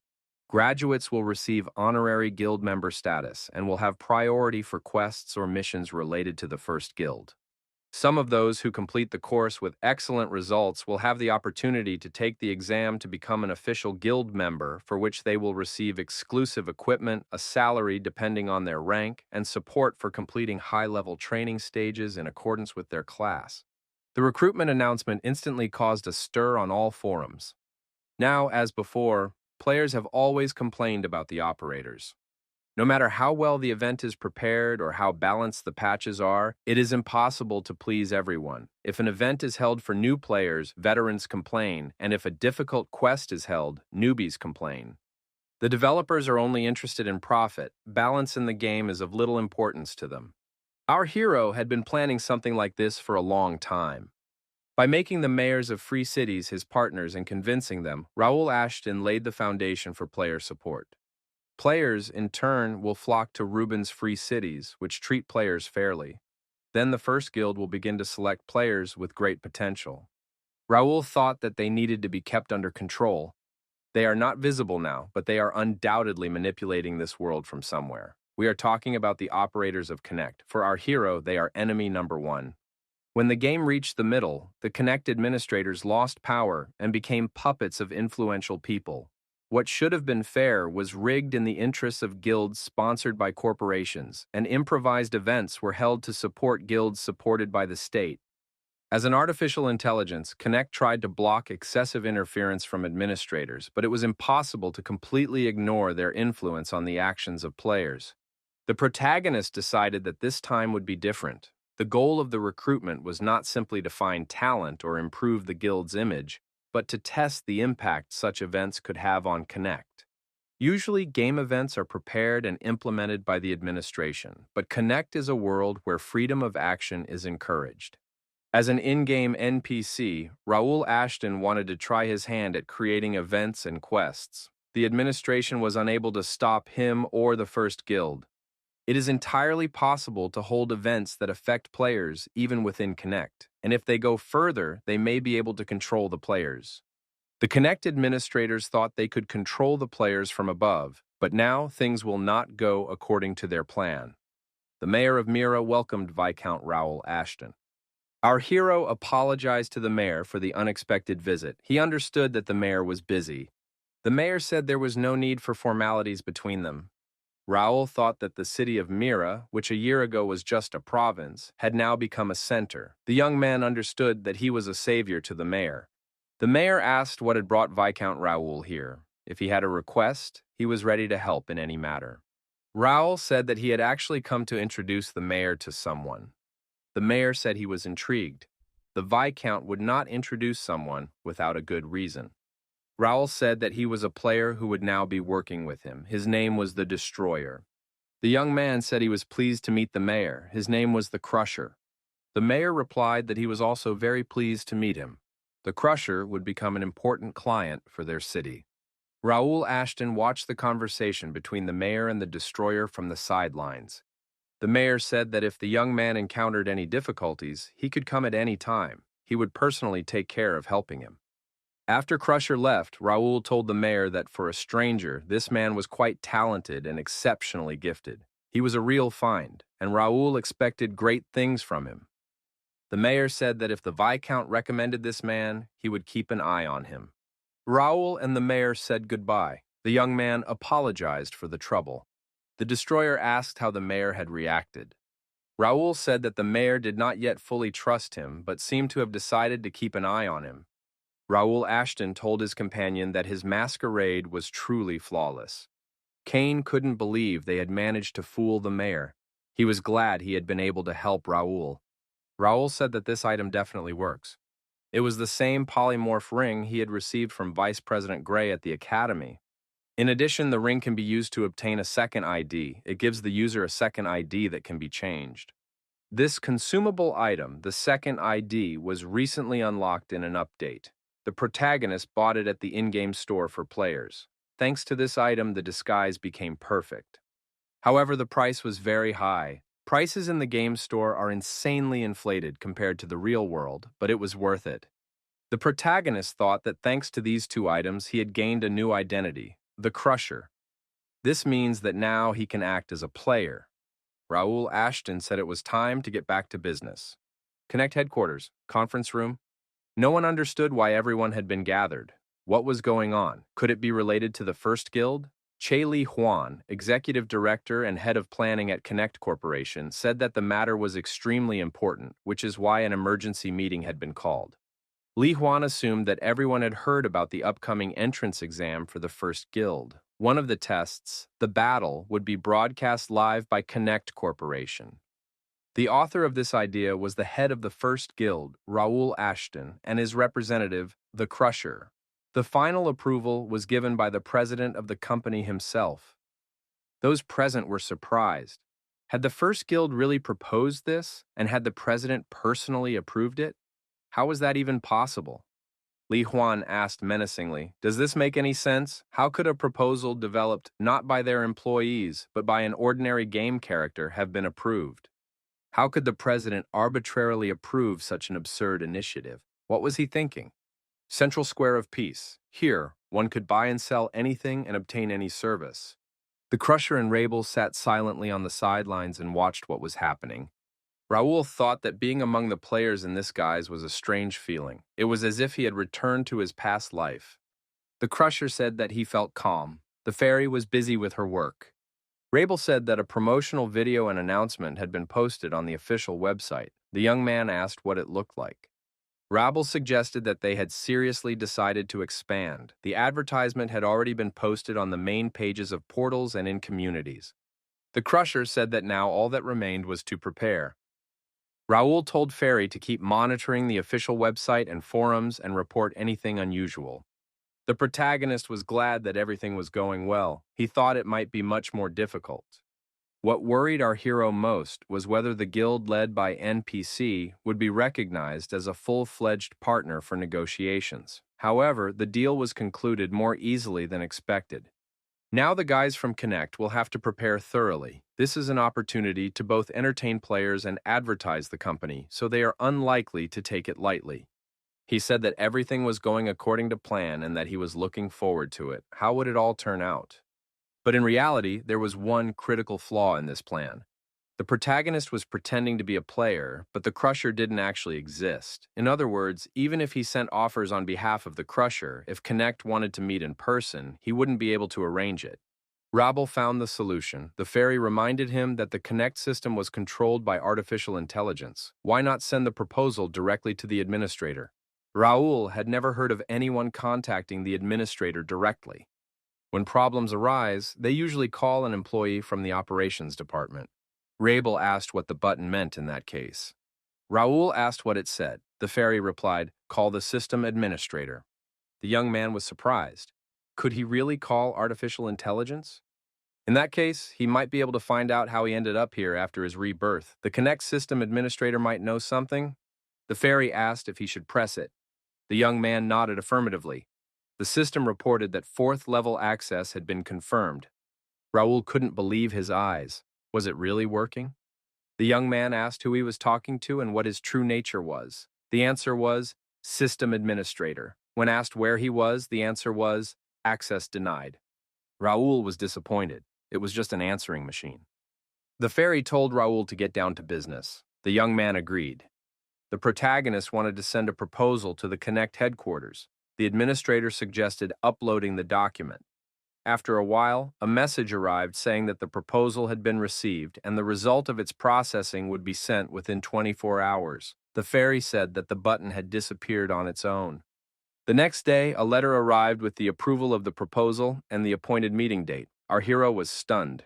The meeting with Connect took place via video link, without the need to visit their office.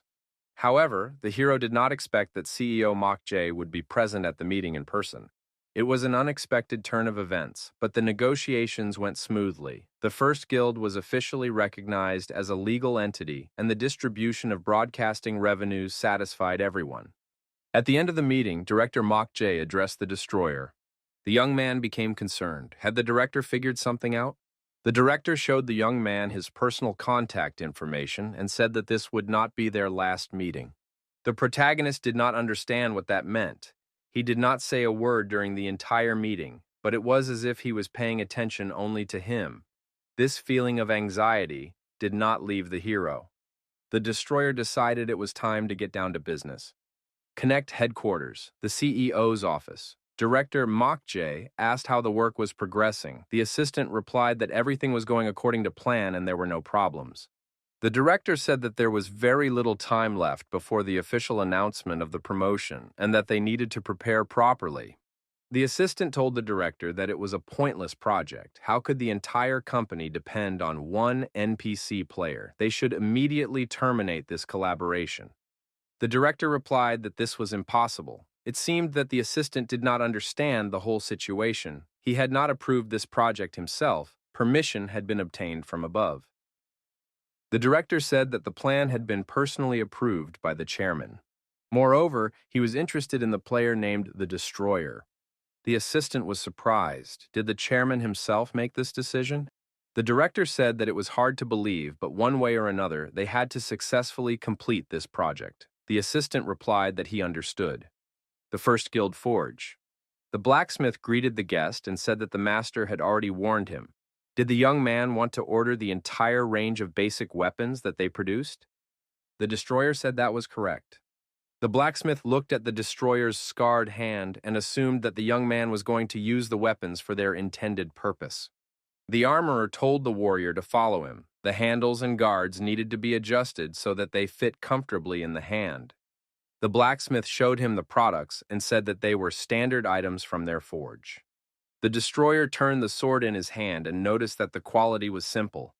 The blacksmith stated that they had made these samples in strict accordance with the master's order. Although at first glance they looked like standard weapons, they were actually first-class products created by the best craftsmen of the forge. Each weapon was engraved with the mark of the first guild. The destroyer said he was impressed. The master would definitely be satisfied. The blacksmith added that the customer should check everything carefully. The adjustment might take some time. The young man thought that he had figured out the weapons. Now he needed to go to the leather workshop to order armor. There is no brand culture in Connect yet, so equipment with a logo will attract attention. The destroyer thought that this was a grand event, the broadcast of which would reach the whole world. In addition, the Connect company operates quickly and smoothly. Everyone will know their name. The hero will make sure of that. The First Guild Academy announced a special selection process. 16 people will be chosen from 600 applicants. Applicants must fight and achieve victory. Connect announced that all participants will be provided with a portal to the city of Mira. Soon, a full-scale advertising campaign began. The head of the Connect Corporation's product promotion department said that this was not enough. They needed more noise. They needed to use all their resources and stir up excitement in the community. It didn't matter what the posts were about. They needed to create scandals and provoke conflicts. People should start arguing. Even criticism of the project would be beneficial. The department head said that popularity is needed. Journalists must be involved, commentators must be hired, forums must be on fire. There were only 5 days left before the Academy's entrance exams. The manager thought that the planning had gone quickly, but he would no longer allow himself to be manipulated. Not only the director was interested in this, but also those higher up.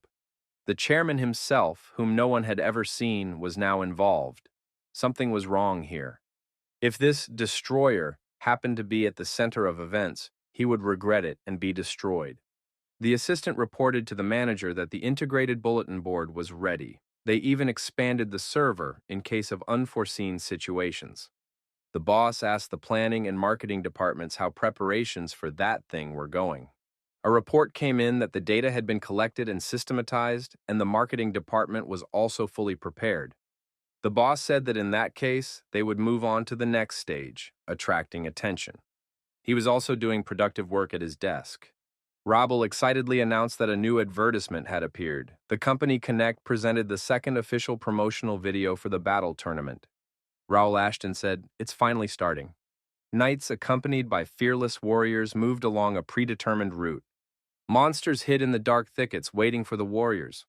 A fierce battle was inevitable, and after a short fight, the monsters were destroyed. The advertising campaign proclaimed, "If you want to be the main character, you have to fight and conquer." The player was thrilled. He had been waiting for this, but it turned out to be even cooler than he had imagined. Observers were amazed by the quality of the video and the appearance of the game character. It was obvious that the development team wasn't so bad after all. Rabel said that with such positive reviews, shooting the promo video was worth it. The quality of the video was decent, but what surprised him most was the reward from Connect. Participants who made it to the main stage received free access to Connect for 1 month. The finalists received a share of the profits from the broadcast of the battles. The winner received 10 million coins and a 6-month contract with Connect. There were also additional prizes. The Connect team wanted to create the game together with the players, so they prepared so many bonuses. Raoul Ashton thought that distributing the prizes among all the players in the country was definitely a great idea. By creating an international competition format, they would attract the attention of not only players, but also ordinary people. Now there was chaos on the integrated bulletin board, but it was even fun. The atmosphere was heated. The day of the entrance exam arrived. First guild branch. There were many participants in the square. Raoul watched them from his office. Faye said that even after the selection process, there were still too many people. More than 6,500 players had applied. All of them had a level above 10. Of these, only 2,000 people were selected during the review stage. After excluding non-combat professions, 20% fewer remained.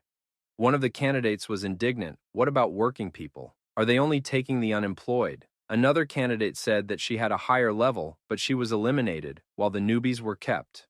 The selection was based on level and time spent online. Those with higher scores moved on to the next stage. Talent and personality are important, but consistency and commitment are even more important. Even with outstanding talent, it is difficult to expect success if you play irregularly. Even if someone lacks ability, if they are dedicated to the game and play consistently, then that is the kind of candidate we need. The central square inside the guild was bustling with activity.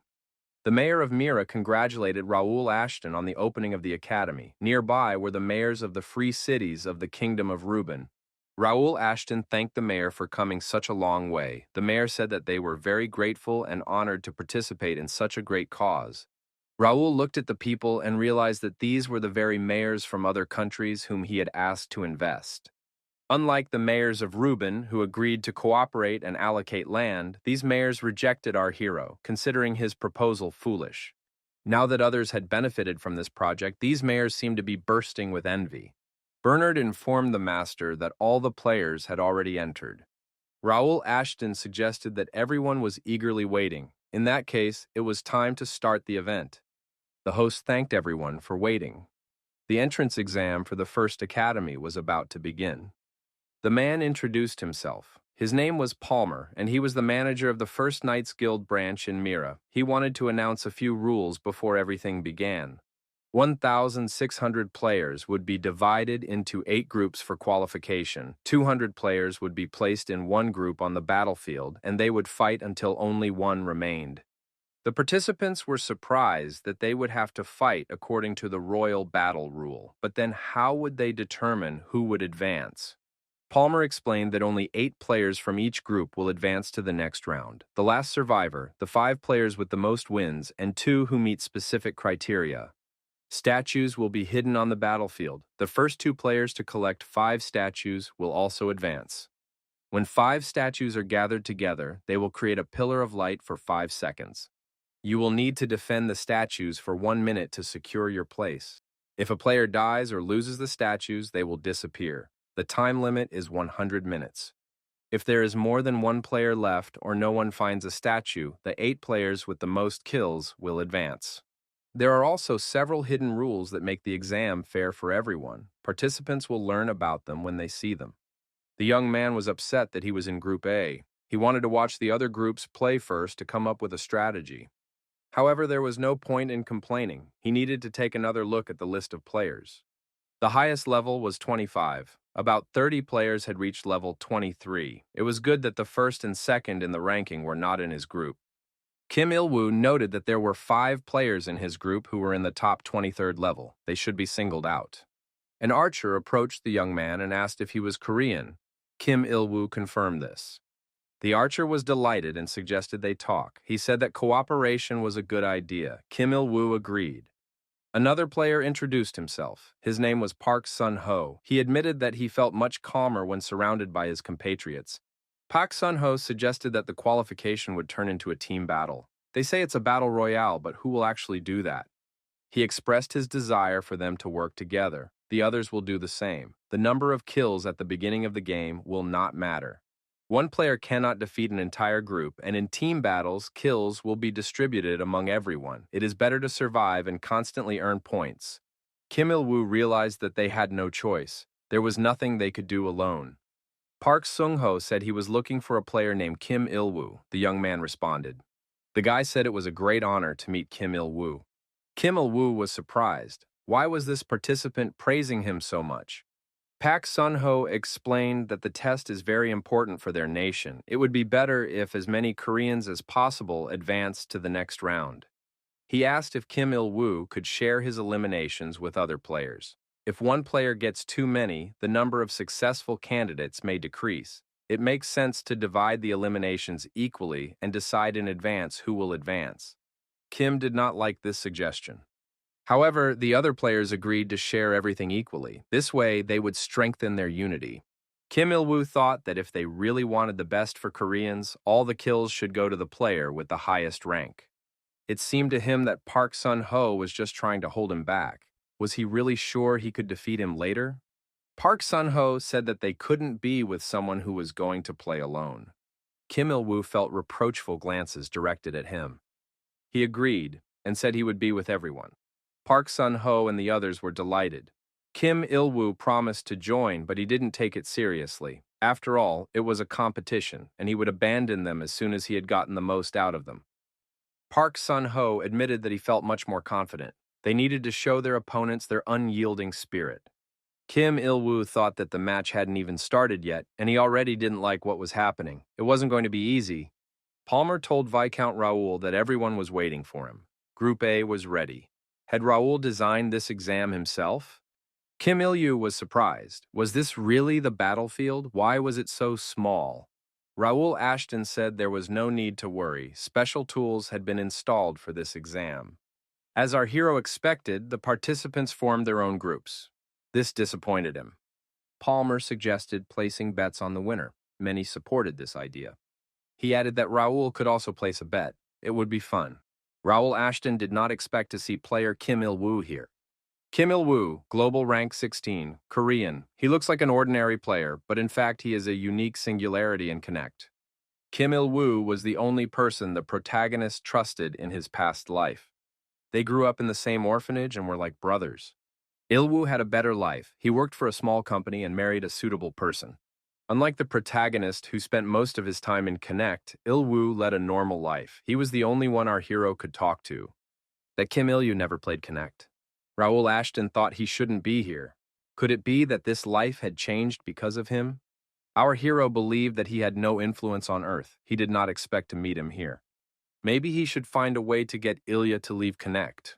Or help him, since he was here. The protagonist didn't know what to do in such a situation. Palmer turned on the timer and announced that the test was beginning. Magic circles appeared under the players' feet, and a bright light blinded them. Many shouted that they couldn't see anything. Kim Il was surprised. Where was he? The young man looked around. What was this hut, and where were all the players? Had they been separated? In that case, all the talk about teamwork was meaningless. In a crack in the wall, Kim Il noticed something glowing.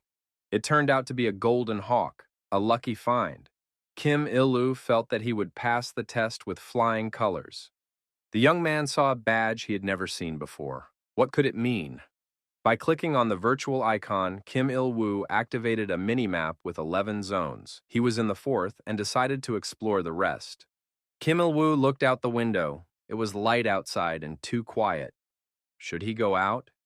Raoul Ashton watched as people looked at the players through huge monitors. He thought that without Gray's Seija, this would have been impossible. Now you could see everything that was happening there. This was exactly the reaction the protagonist had hoped for from the audience. He was going to use this place after the trial, so he invested in it as much as possible. It was very expensive. The mayor said it was impressive. Separating the players was a good idea. However, the players did not want to leave their seats. Would the match be interesting if they just sat there? Raoul Ashton replied that nothing interesting would happen if the players were stuck there forever. That's why a special tool was installed.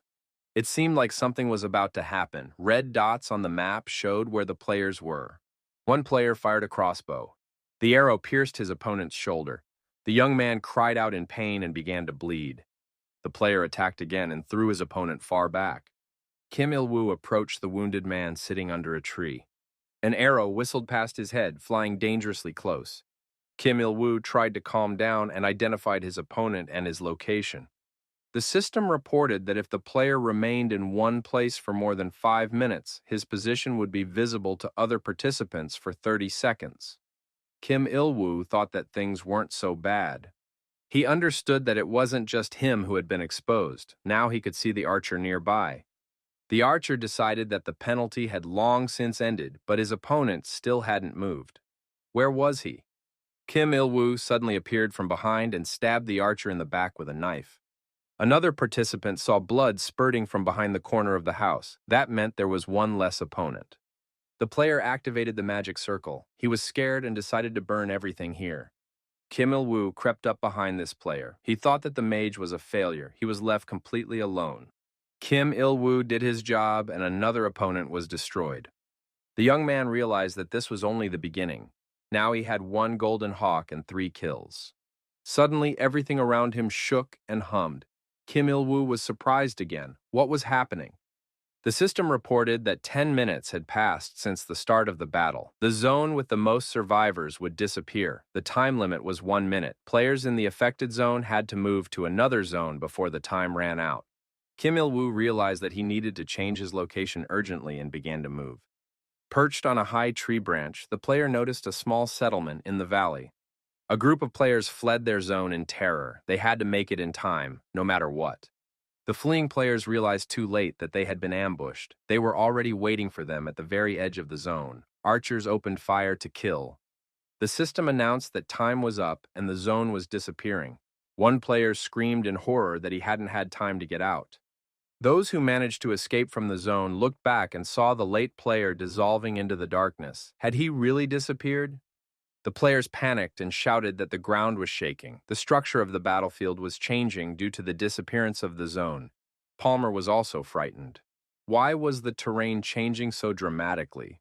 Raoul Ashton declared that now everyone must understand that inaction was not an option. Palmer objected that no one could have predicted such a turn of events. Inside, it was probably complete madness. Raoul Ashton agreed with this assumption. The players fought each other, every man for himself. It was a living hell. Park Sun-ho, accompanied by knights, advanced through the forest. He couldn't understand who could have come up with such madness. It wasn't difficult to gather Korean players. They had a numerical advantage and even ranked players. If everything had gone according to plan, it would have ended perfectly. However, the initial isolation ruined everything. Although this was to be expected, if pre-planned cooperation was impossible, then the only option was to assemble a team after the battle had already begun. Languages were automatically translated here, so it wasn't necessary to look for Korean specifically. Park Sun-ho spent most of his time looking for 5 teammates. Now it was time to show the results. After reviewing the information, Park Sun-ho was amazed. How did Kim Il-woo manage to score so many points? He was in second place with 5 kills. Kim Il-woo was simply lucky. He managed to get into the first wave and climb the rankings. Park Sun-ho thought that now he had 5 living shields. Considering his own abilities, it would not be difficult to catch up with the leaders in terms of kills. He was sure that he would soon destroy everyone. Once again, magic circles flashed under the players' feet and everything around them lit up. The system announced that cheating had been detected. As punishment, the players would be randomly teleported to different locations. Park Sun-ho was also teleported. He was furious. He didn't know who had come up with this, but he considered what was happening to be pure madness. They're probably sitting there laughing at me, he thought. Indeed, Raoul Ashton was watching and laughing. Park Sun-ho realized that everything he had planned had gone down the drain. Raoul Ashton suddenly sneezed and decided that someone was obviously talking trash about him. Park Sun-ho realized that it was now impossible to assemble a new team. It had become even more difficult to catch up with Kim Il-woo. The player standing behind him asked what he was doing there alone. Kim Il-woo emerged from behind a tree. Park Sun-ho was delighted. Had Kim Il-woo survived? What a relief. But Kim Il-woo told him to stop and not come any closer. Park Sun-ho argued that Koreans had no reason to fight each other. Since they had met, they could join forces. Kim Il-woo thought, after this guy did such a despicable thing, he still has the audacity to say such words. He said he wasn't interested and suggested they go their separate ways, but Park Sun-ho insisted that he think again. Then Park Sun-ho shouted that there was danger behind Kim Il-woo. The player turned around and saw a huge dragon above him. Kim Il-woo was amazed. Where did the fire dragon come from? A level 20 player couldn't handle it. At that moment, Park Sun-ho crept up behind him and stabbed him in the back with his sword. He said that now they could say goodbye. Park Sun-ho's special ability was known as Trickster. He had a rare A-class talent that allowed him to manipulate rhetoric and illusions, deceiving people's senses. Naturally, the fire dragon was created by Park Sun-ho himself. He told his opponent that the real attack was right in front of him. Kim Il-woo thought he would go unnoticed, but that turned out to be a mistake. He had safely hidden a golden statue in his chest, not just one, but several. Park Sun-ho reasoned that since he already had 3 statues, if he took possession of Kim Il-woo's statues, he would ensure his success. However, this time he miscalculated. Kim Il-woo had placed a shield on his back in advance. He smiled and asked if Park Sun-ho really thought he was the only one who knew how to cheat. Kim Il-woo said that his opponent was much more stupid than he seemed. He added that this scoundrel should have been kinder and destroyed Park Sun-ho. Player Kim Il-woo happily announced that he had collected 5 golden statues. The preliminary round, scheduled for the first day, ended with the matches of Groups A and B, and the community was buzzing. There was one Korean player who had high hopes, but he died because of his own stupidity. While the outside world was buzzing with excitement, the players inside Connect were also busy. The Chinese participants were the most numerous, and they focused on analyzing the problematic forced portal. Li Jincheng, the last Chinese survivor from Group B, asked if they had figured out the range of penalties. He was told that they had just finished analyzing the video and had identified a pattern. Li Jincheng said that he knew it all along. The sample size is small, so it's not accurate. But if there are more than 5 people and 3 minutes pass, a forced portal will open. Based on this observation, the Chinese man suggested creating a strategy for his brothers. Tomorrow would be an excellent opportunity to show the spirit of China to the whole world. On the anticipated second day during the first test, thanks to Li Jincheng's efforts, the morning test of Group C ended with an overwhelming victory for the Chinese players. Of the 8 who passed, 5 were Chinese and none were Korean. The Chinese players combined 2 zones and predetermined approximate meeting points for their strategy. If they managed to join forces, they acted strictly as teams of 4. In the case of large battles, they even demonstrated coordination by joining the nearest groups. As a result, the choice proved to be the right one. The Chinese players showed overwhelming efficiency and successfully completed the preliminary round. The players watching the matches could only marvel and worry. They wondered, would the Chinese be the only ones to advance? That couldn't be. Were the others incapable of forming teams and moving forward together? Since they lacked numbers, they had to team up with players from other countries. The desire to succeed allowed the players to quickly unite. As a result, most of the participants moved as teams of 4 during the preliminary tests after lunch. Ultimately, survival turned into team battles. Raoul Ashton, of course, expected this development. China acted faster than expected. Their goal was to create stars through battle. Individual one-on-one battles lack large-scale impact. If too many players gather together, individuals get lost in the background of group battles. 4 people is just the right number. Excluding the overwhelming effectiveness of the Chinese in the preliminary tests of Group C, there were no cases where any country showed absolute superiority or where qualified individuals were eliminated due to their numbers. The top players from each country still managed to show their skills in advance. The destroyer looked into the chat and said that the protagonists always appear last. The player thought it was worth making a strong impression at the end, although previously he would have preferred not to stand out. Now, everything was different. He planned to take a different path. The path that leads to the status of influential person. To do this, he needed to impress upon everyone that Bai Do-hyun was on a completely different level. The preliminary rounds turned into team battles, and the Korean players did not perform well enough, which disappointed the public. Baek Do-hyun reasoned that if he did something impressive now, people would inevitably pay attention to him. After all, Baek Do-hyun is a fictional character who does not exist in reality. Without a real personality, such attention would sooner or later lead to exposure. However, since the plan was still moving forward, it meant that the preparation had been carried out thoroughly. The young man decided to play for real. Our hero momentarily forgot that Rabel was a sage who had spent thousands of years in the library, absorbing vast amounts of knowledge. At first, he only learned about Earth little by little through the internet. Rabel said that to her, the internet looked like a magic circle and a barrier. The flow of information through the network was like the flow of magic in a circle, and the security system was comparable to the formation of a protective barrier. At some point, the protagonist felt that he had reached a level beyond that of an internet expert. Rabel promised to help Raoul and asked for Bai Do-hyun's personal information. Raoul replied that such things cannot be decided just like that. There are strict laws. The hero thought that if nothing worked out, he would simply give up. After a while, Raoul Ashton had Bai Do-hyun's ID card in his hands. The fairy said it was a gift and sent the detailed information by email. There was no need to prepare a physical copy. Even if the past could not be returned, it was nice to have at least something to remember it by. Raoul realized that Rabel had also lost her homeland and friends, just like him. He could find out news about Earth through the internet, but Rabel didn't have that opportunity. An item that had no value within Connect turned out to be a precious gift, filled with Rabel's care. The protagonist decided that he must find Rabel's relatives again. Rabel said that now was not the time to worry about the future, but to take action and show everyone who Bae Do-hyun was. Raoul Ashton replied that he would do everything as Rabel commanded. Baek Do-hyun looked around. Everyone was too busy with the newly released guides. A girl approached him and asked if he was Korean. She added that there was a group of Koreans nearby, so the young man could go there.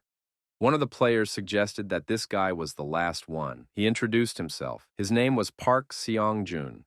Baek Do-hyun greeted him and gave his name as well. Park Seong-jun said that he would be in charge here for now. Baek Do-hyun replied that he had no objection, but decided to say a few words first. He announced that he intended to go through the preliminary round alone so he could be excluded from the strategy planning. Those present stared at him in surprise. Was he really going to compete alone against all of them? Baek Do-hyun explained that he would not touch his compatriots until he had destroyed the players from other countries. The young man added that he had 2 requests. First, they should try to get as many kills as possible at the beginning of the game. Second, if things went badly or someone collected 4 fragments, he could come to Zone 1, which would open in the middle of the game. Baek Do-hyun said that was all, and that they would meet again in the main game. Gray's polymorph ring adorned his hand. He bought an upgrade scroll at the player shop and upgraded the ring to +5. Now he could adjust his abilities as he wished. Baek Do-hyun decided it was time to test everything in practice. After studying the data in the status window, the young man thought that he had perfectly adjusted the characteristics to his level. Now he could act as Bae Do-hyun. Thanks to the polymorph ring and his second ID, there was almost no chance of arousing suspicion. However, it didn't hurt to be careful. There should be no unconscious displays of excessive strength. Our hero thought, if he improved it even more, the adjustment range could change to positive values. The prices of improvement scrolls varied depending on the class of the item. For unique items, it was 10,000 coins per scroll.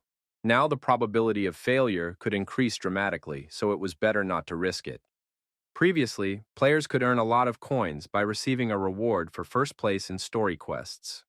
However, now that new players had appeared, there was no guarantee that they would be able to monopolize the quest. Finally, it was time for the last match. Palmer began the countdown. At the appointed time, the test began. Bai Do-hyun appeared at an unknown location within the settlement. The sensitivity and detection range of telekinesis had definitely decreased. Nevertheless, everything was clearly perceived at a distance of about 3 meters. It was a good level for beginners.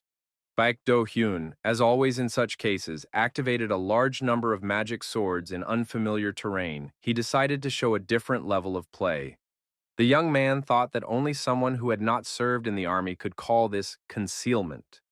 In the corner, there was one of the players who was constantly looking around. He didn't want to be noticed. However, the protagonist found him and destroyed him with a single blow. Baek Do-hyun decided that this time he would act differently and not waste time. The player had a combat spear in his hands. Baek Do-hyun, who was on the roof of the building, was spotted by another player. Baek Do-hyun was faster, stronger, and smarter. He destroyed this opponent as well. Baek Do-hyun got up close and knocked his opponent out of action with a sword strike. The protagonist assumed that everything was settled at this location. There were no rivals left. Bai Do-hyun decided to continue moving forward. A small animal was moving along the deserted street. The animal jumped into a window and ended up inside, in the arms of a girl. She said that Yoon Biol was doing well. It was Ha So-hyun from Korea. Her special ability was summoning animals. A young man who appeared nearby asked So-hyun how she was doing. The girl replied that she was fine. There were no enemies within the block. The player assumed that it was just a cute summoned fox cub, but it had impressive perception. In any case, it was good that they could stay here. Ha So-hyun asked how about going into battle.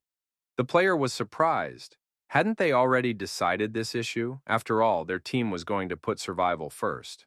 However, Ha So-hyun reminded him that from the very beginning, she had talked about the need to fight actively. The young man replied that no matter what So-hyun thought, they weren't going to leave. If she wanted to, she could go fight alone. She only said that because it was convenient for her to support them from behind. Did she really think they would do as she said just because she was beautiful? So-hyun thought it was impossible to communicate with them. If she stayed here, she couldn't even dream of destroying them, but she couldn't act alone either. The girl remembered the words. If the situation is bad or if 4 fragments are collected, you can go to the first zone, which will open in the middle. Her only hope was the 2 statues. The player said that the destruction zone would soon be determined. It was necessary to prepare to move to another planned zone. The players noticed that new data on the destruction had appeared. What was the current rating? Had 21 destructions really been carried out in such a short time? The player said that these Koreans were up to something. They had found a way to get together. Shoichiro from Japan, who was in second place in real time, stood silently to the side. The player said there was no need to worry because they had another plan. If necessary, all the Japanese participants were ready to sacrifice their lives for Shoichiro. Shoichiro said that now they needed to move faster. This guy Bae Do-hyun was gathering destruction and rushing everything. Shoichiro explained that those who were scared would gather in even larger groups. They needed to gather everything they could while there were still those who were relaxed. Shoichiro ordered one of the warriors to immediately prepare for reconnaissance. The player thought that now it was better not to overload himself and just stay afloat, but for some reason he felt uneasy. If Bae Do-hyun continued to rage and the number of survivors decreased sharply, it would be even more difficult to find prey later. Where did this monster Bae Do-hyun come from? After a while, all the players were destroyed, and Bae Do-hyun was left alone with his Japanese opponent, Shoichiro. The Japanese asked, what was the point of establishing a position? When defending, you need to stabilize and cover the team, not attack. The swordsmen should attack together with the spearmen in the second row. Baek Do-hyun said he was ready to give his opponent some valuable advice from a senior player that he would not hear anywhere else. After a short battle, only defeated competitors remained around Baek Do-hyun. Baek Do-hyun noted that everything went a little too smoothly, although he was in no position to criticize others. The players certainly had potential, however, their current level remained low because most of them had no real combat experience. But if a player wanted to use them, something had to be done. To work seriously, they had to stop being half-breeds who relied solely on skill. That was exactly why the academy was created. Of course, they didn't come there to learn anything. They were simply lured there by rewards and benefits.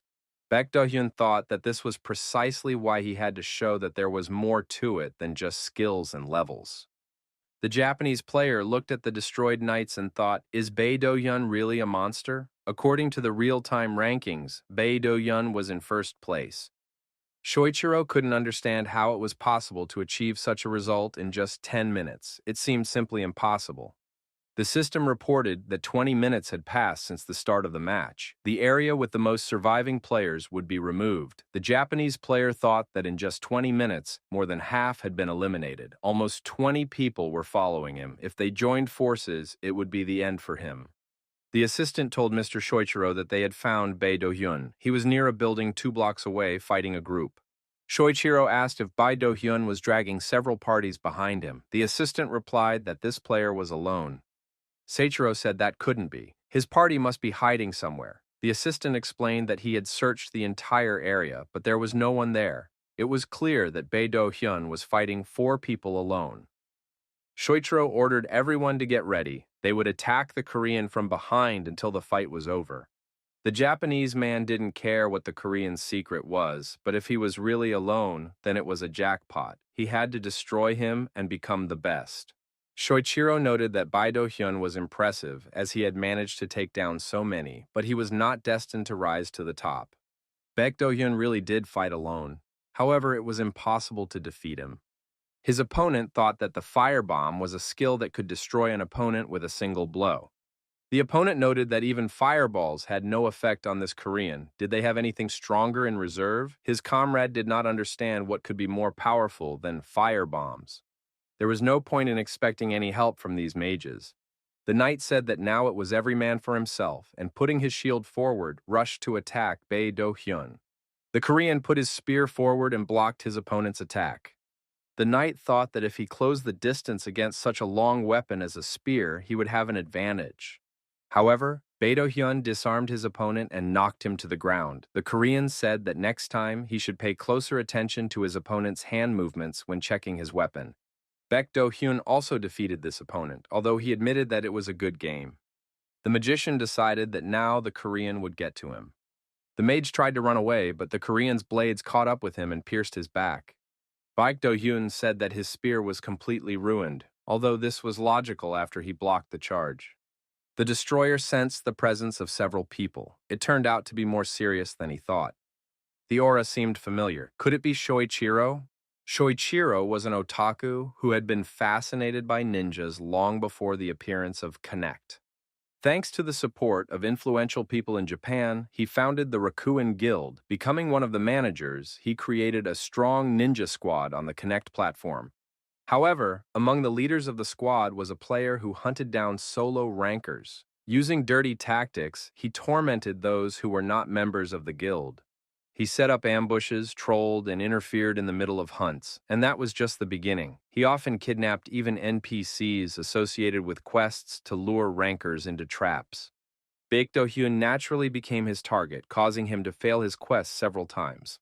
He never showed himself. No matter how much the Crusher searched for him, he always came across only minor characters. He never managed to track him down. Baek Do-hyun said he missed him very much. Could it be that this Japanese man was standing in his way again? The destroyer couldn't face his old enemy unprepared. Baek Do-hyun decided to use his own methods. Japanese warriors with weapons in their hands positioned themselves around the perimeter and surrounded the Korean. Shoichiro believed that there was no need to engage in close combat if his opponent was alone. The Japanese man was confident that no matter how formidable the destroyer was, he would not be able to block the attack. Shoichiro ordered his men to open fire and decided that the Korean would be finished. However, Bae Do-hyun suddenly disappeared. What should they do? In the next moment, the Japanese warriors began to be wounded by arrows one after another and fall out of action. Shoichiro told his warrior that the Korean was in the neighboring house and ordered him to check. Shoichiro ordered another warrior to watch the surroundings. Suddenly, there was an explosion, and Shoichiro was thrown back by the shockwave. At that moment, his assistant reported that he had not found the Korean. Shoichiro looked at his wounded subordinate. Arrows were sticking out of his back. Had Bae Do-hyun attacked him from behind? Did he possess cloning technology? The player asked Shoichiro to help him, but Shoichiro thought it was an obvious trap. The wounds were not serious. He deliberately aimed away from vital organs, leaving the possibility of continuing the fight. He was definitely luring him into a trap. Shoichiro shouted for the destroyer to come out of hiding and fight openly. Bae Do-hyun was outside the house and asked if Shoichiro really wanted him to come out. The destroyer pointed his magic blades at the Japanese man and asked why he wanted him to come out. Seichiro noticed the swords flying at him too late and tried to dodge. Shoichiro was wounded but managed to run away from the rest of the blades. However, his assistant was struck down and collapsed to the floor. Shoichiro became angry and said he would destroy the Korean. However, Bae Do-hyun was already behind him and coldly remarked that the Japanese man felt helpless and pathetic. Seichiro was surprised. Did his opponent know him? Bae Do-hyun approached and immobilized his opponent with a punch to the jaw. He said that of course he knew this Japanese man. The destroyer asked, did Shoichiro not know him?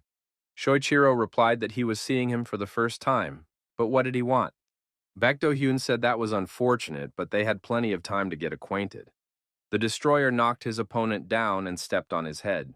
The Japanese man could do nothing, but he declared that next time he would finish off his opponent with his bare hands. Bae Do-hyun aimed several magic swords at the Japanese man's head. The destroyer didn't stand on ceremony. Shoichiro was destroyed. In the status window, Bae Do-hyun checked the number of remaining players. Why were there so few left? In any case, it was time to move on. The destroyer thought that Zone 1 would close soon. The system reported that there were 81 survivors left. As soon as someone died, the gates would open. The space was created to make the exam even more brutal, an artificial landscape in which those who staked their claim first would gain a geographical advantage. When there were 10 minutes left, all zones except the first would begin to disappear. This meant that all players would head here. The protagonist sat down on a chair and prepared to wait. He looked into the distance and decided that he would definitely not be bored. Bae Do-hyun noticed a girl who seemed to be angry with him. It was Ha So-hyun. She was trying to escape from her pursuers. The fox cub bit the pursuer and tried to hold him back. Ha So-hyun knew that her opponent was a Chinese team of more than 10 people. Yoon Byul would stall for time, but sooner or later she would be caught anyway. All her comrades had been killed, and she was the only survivor. The only thing left for her to do was to believe the words of that guy. The girl saw that someone was already at the gate. Bae Do-hyun continued to sit, waiting for another player.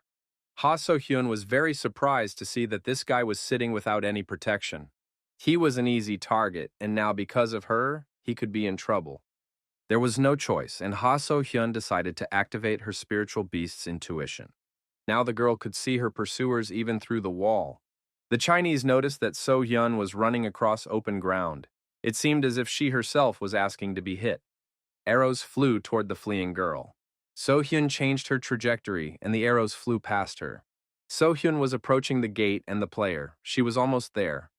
The girl approached and shouted to make the guy understand that she was being pursued by rivals. So-hyun thought she was very stubborn and proud, ready to fight alone to the end. Instead of saying help, she shouted, "Watch out." Bae Do-hyun suddenly appeared next to her. He told the girl not to stop and to run to the gate. So-hyun was surprised. How did he manage to get there so quickly? The number of survivors had dropped to 80. The gate opened and the passage into the zone was clear. The Chinese players thought this guy was trying to be a hero. He was clearly tired of living. The destroyer sped up and quickly ran past the Chinese, destroying each of his opponents. Bae Do-hyun stopped and thought that no one else was visible. They were probably scared. So-hyun asked if he was okay. Bae Do-hyun said that no one would come here for a while. The girl bowed and thanked the player for saving her. She apologized for bringing the pursuers and putting him in danger. Baek Do-hyun replied that it was okay. He had to take responsibility for the words he had said before the trial. The young man advised the girl to treat her wounds so she wouldn't lose too much blood. So-hyun asked what he was doing here. He could stop fighting now, considering the number of opponents he had destroyed. The player said he wanted to test his skills. It was not often that he had the opportunity to fight so many players at once. Baek Do-hyun thought it might be awkward if she misunderstood and decided he was some kind of maniac who enjoyed destroying people. So-hyun thought that this man didn't say anything unnecessary but backed up his words with actions. Would she be able to become as confident as him if she got into the academy? However, first she had to pass the exam. Baek Do-hyun told the girl that someone was approaching again. A group of Koreans was heading towards zone number 1. So-hyun noticed from the ramparts that they were being attacked by the Chinese. What to do? Bae Do-hyun suggested covering them. The Koreans took up a circular defense, hiding behind shields, and tried to shoot back. Ha So-hyun noted that they looked magnificent in this formation. The Korean created a magic circle, and under its cover shot at his opponents with a bow. Baek Do-hyun thought that this guy was capable of intercepting approaching enemies and deflecting magic spells. Could parrying magic be part of his skills? The Koreans were unharmed and made their way to the gate. Baek Do-hyun approached the rescued players and said they had done a great job. The young man replied that they were just lucky. If they had engaged in close combat, it would have been much more difficult to get there. The destroyer thought that these players had broken through despite the risks. They were not cowards. Baek Do-hyun said he had business with Ha So-hyun and Park Sung-joon. The destroyer noted that they deserved a reward for the progress they had made. Baek Do-hyun took out the figurine and asked the young people if they had collected the required number. So-hyun said she had collected 4 figurines. Park Sung-joon added that his team had collected the same number. Baek Do-hyun said he would give them 1 statue each. So-hyun was surprised. The destroyer explained that he was keeping his word. He was the one who told them to collect the required number of figurines and come to Zone 1. The other players would most likely give all their figurines to one person on the team. Seong-jun also had to choose someone. So-hyun told the destroyer that she would like to stay and help him, but considering her condition, she would not be of much use right now. Baek Do-hyun said that wasn't true. He appreciated her help. The girl reached out her hand and said she would not remain indebted and would definitely repay him. Baek Do-hyun shook her hand and said he would wait. The destroyer added that the enemies would soon begin storming the castle. Gao Jialing from China was surprised. 2 at once? Everyone saw 2 glowing pillars pointing from the castle to the sky. The player asked if it was time for them to advance to Zone 1. Gao Jialing replied that it was already too late. They had to signal the players in the south. There was no need to rush. After all, this rabble was nothing against a united and cohesive team. The signal was given, and the warriors began to gather at the designated location. Gao Jialing thought that he had a total of 30 men. That was enough to clear the battlefield. How could Bae Do-hyun defend the castle against such a large number of people? According to the current player rankings, Bae Do-hyun had destroyed 50 warriors. Gao Jialing was in second place with 10 kills. The number of survivors was 34. The destroyer thought that soon all territories except for Zone 1 would disappear. There was very little left. Park Seong-jun wondered if Bae Do-hyun wasn't worried at all. He had scored many kills in the previous battle, and a new wave would begin very soon, but he hadn't even rested. They had held back the players who had poured out from behind the pillars of light for 10 minutes and had just finished. They managed to keep all the statues, but they had little strength left, and they made it clear to the others that their team was small. Baek Do-hyun thought that this was probably what was bothering Park Sung-joon. He said not to worry. This battle would be the last. Park Sung-joon was surprised. Where did he get that information? Baek Do-hyun replied that knowing his friend, he was sure that he would gather the remaining fighters and send them here. Suddenly, a warrior appeared and reported that the enemies were advancing. Park Seong-jun asked how many there were. The warrior replied that there were so many that it was impossible to count them. Baek Do-hyun thought that Gao Jialing had finally arrived. Gao Jialing was a dangerous strategist and highly respected leader of a huge Chinese guild, the Supreme Lord. His skills were excellent, but players from all over the world had heard about his cunning tactics and leadership qualities. He can find a use for even the weakest members of the guild, forcing them to act on their opponent's nerves. Many players have fallen into his trap. Moreover, he always operates from the shadows. In his past life, it was difficult to get close to him. However, now everything is different. The protagonist will definitely force him to come out into the open. The Destroyer thought that his opponent had prepared well in such a short time. Was he really going to try to take him out? The magicians got to work and activated the magic protective circle. Park Seong-jun took aim with his bow and said he would provide backup. The archers on the fortress wall decided to show what the Koreans were capable of. The Chinese would experience the power of the strongest players. Baek Do-hyun thought that everything was different now because he was not fighting alone. The Destroyer looked at his opponents and noticed that even in such a perfect formation, there were gaps. The dense formation prevented the players from activating their main strength, their skills. Now they would understand how important these gaps were. Bae Do-hyun prepared to attack. The telekinetic teleportation skill was activated. Thanks to this, the Destroyer had his fill of playing with Shoichiro's mind. Next, he used a skill he learned from Kane, an expert in dagger combat. In a short time, the Destroyer's opponents were destroyed. Bae Do-hyun was unharmed. Baek Do-hyun told the survivors that the construction was not bad, but they had dug their own graves. The Destroyer decided that he would have to deal with his opponents one by one until he reached Gao Jialing. At one point, Bae Do-hyun and Gao Jialing met one-on-one. The Chinese man said that this was impossible. How could Bae Do-hyun have defeated all of his fighters single-handedly? The Destroyer asked, was Gao Jialing really not going to fight? If he was afraid, he'd better surrender right away. The Chinese man shouted that he was not going to give up. His opponent could not even dream of it. The Wind Mage activated his unique abilities. Gao Jialing said that he was number one in the People's Republic of China. There was no one cooler than him. Baek Do-hyun knew that the battle would not be easy, so he held a blade in each hand. Baek Do-hyun approached his opponent and said that they were finally face to face. Nothing surprising happened. Gao Jialing did not show himself and was destroyed. The Destroyer said it was an easy victory. It was even annoying. He had 80 kills to his name. Everyone who saw Bae Do-hyun was amazed by his skills and had no doubt that he would win. He was the best hunter in the preliminary test. Some users questioned his abilities, noting that his performance was too perfect. However, everyone was concerned with one question. Who is Bae Do-hyun? This player came out of nowhere and stirred everyone up. Che Li Huan, head of Connect headquarters, was furious. What does untraceable mean? How should this be understood? The assistant replied that it was not possible for their intelligence team to investigate the matter further. Administrator D was responsible for this connection. Therefore, unless it was an exceptional case, they could not access users' personal information. Che Li Huan said that if he was connected to the game, they definitely sent him a capsule. They are responsible for sending them out, so they just need to check the list of recipients and addresses. The assistant reported that there were no contacts with the name Bae Do-hyun on the list. He must be connected to VIP players in some way. The assistant added that in any case, their team would not be involved in this.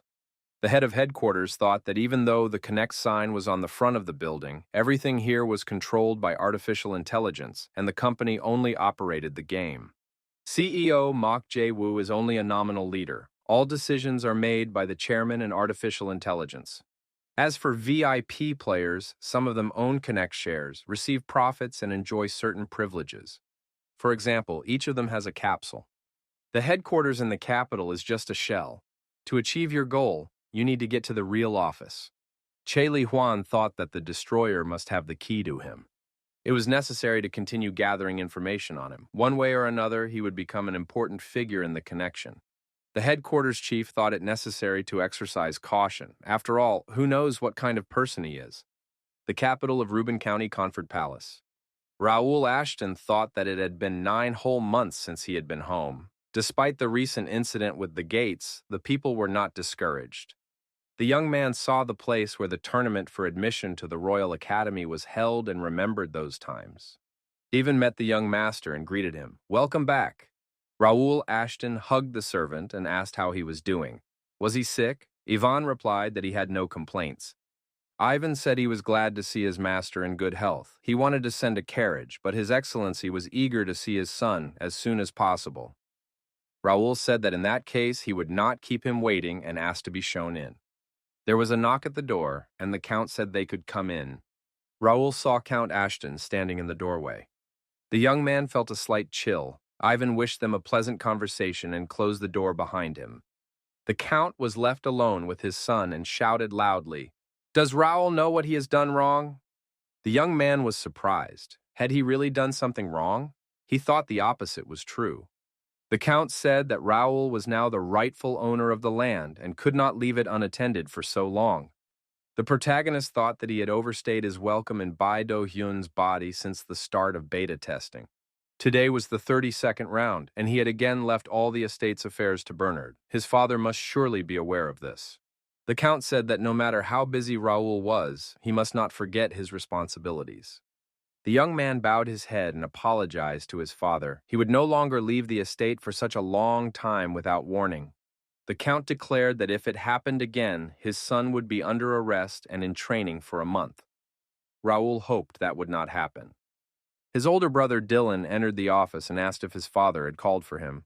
He saw Raoul and was naturally delighted. The boy had finally arrived.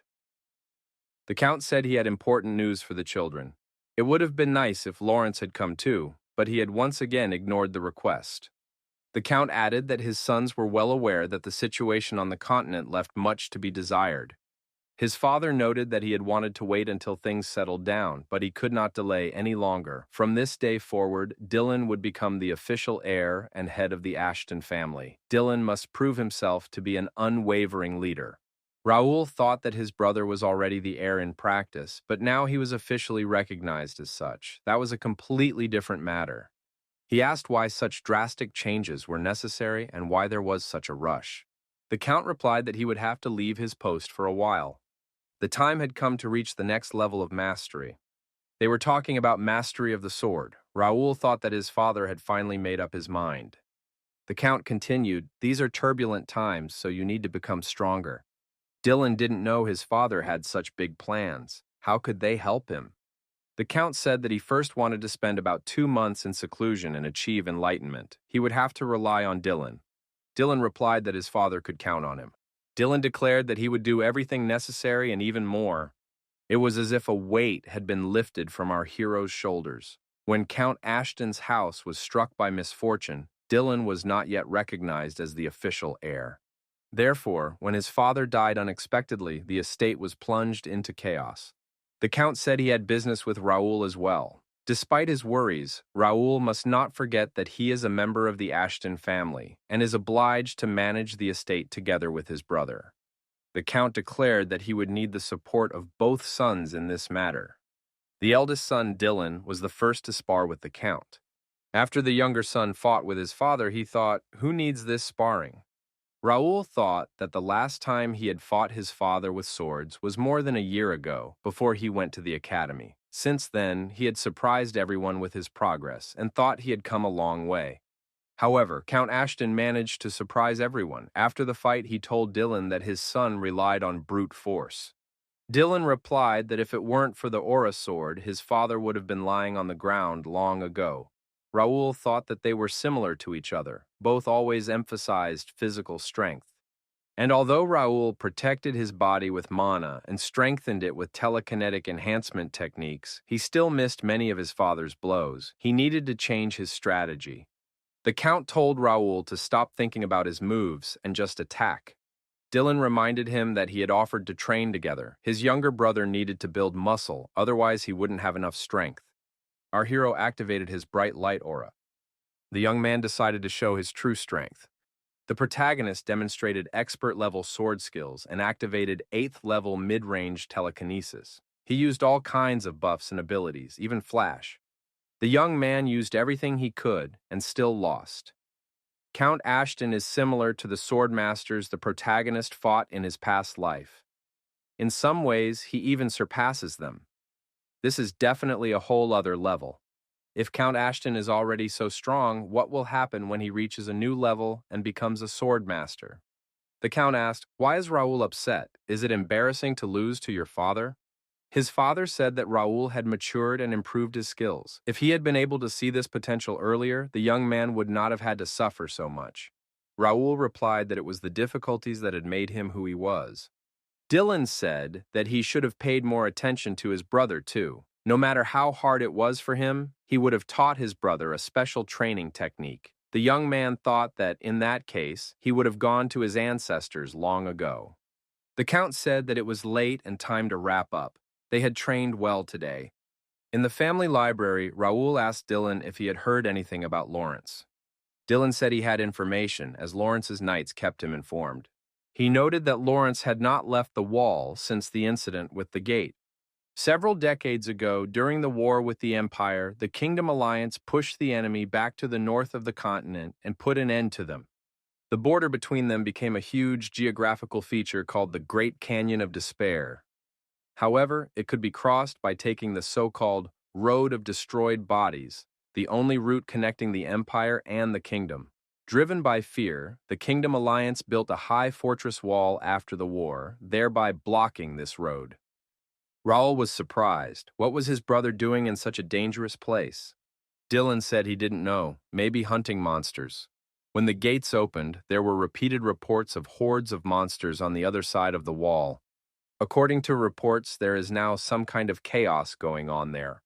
Imperial undead constantly roam this area. After the gates opened, battles with monsters began. Dylan didn't understand what Lawrence had forgotten there. It was time to return to his family. In his previous life, the protagonist reached the wall when there was almost nothing left of it. This time, he needs to be more alert.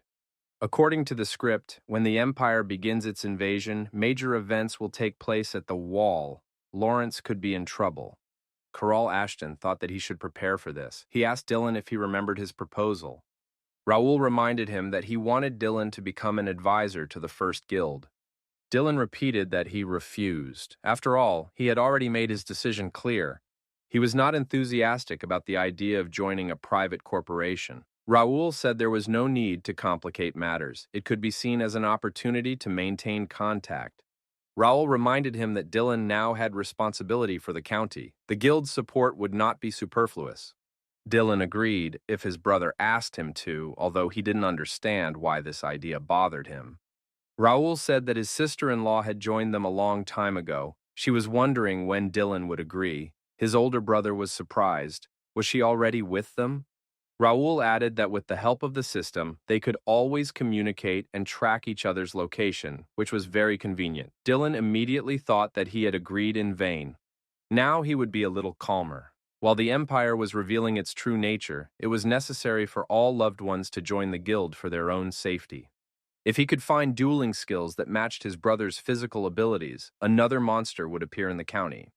Raoul believed that the most interesting part was just beginning. The young man greeted the audience and announced that he, Castor Park Jin Hwan, would be hosting today's broadcast. The first pair of players announced were Bae Do-hyun and Blake. The winner of this round would advance to the final, so the match was equally important for both participants. The first player to enter the arena was the star of the battle, Bae Do-hyun from Korea. On the other side of the arena appeared one of the brightest fighters, Blake from the United States of America. A tense atmosphere reigned in the arena. What kind of match awaited everyone? The starting signal sounded, and Blake immediately went on the attack. Blake noticed that Bae Do-hyun was not himself today, because he could have knocked him out with a single blow at any moment. However, for some reason, the Korean was accepting all of his attacks without putting up any resistance. Finally, the protagonist told himself that it was time for him to have some fun. Blake thought that Bae Do-hyun was a cold-blooded fighter whose only goal was to mercilessly destroy his opponents, but today he was acting unusually friendly. In that case, Blake has the opportunity to show off all his techniques. Bae Do-hyun suddenly appeared very close and said that he would be happy to have another fight when they met again. After that, Blake received a punch to the nose. Player Blake falls, crushed by Bae Do-hyun. Blake's defeat from the USA brings Bae Do-hyun the victory.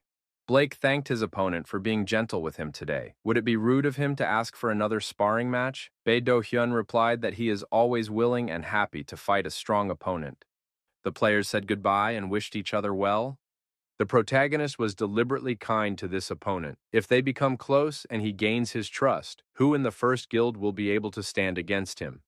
It was then announced that after player Lee Jin-cheng was knocked out, Wang Tianming would advance to the finals. Baek Do-hyun thought that he hadn't seen Wang Tianming in a long time. He was one of the most memorable characters to him. He was in a group of players from China and always kept to himself.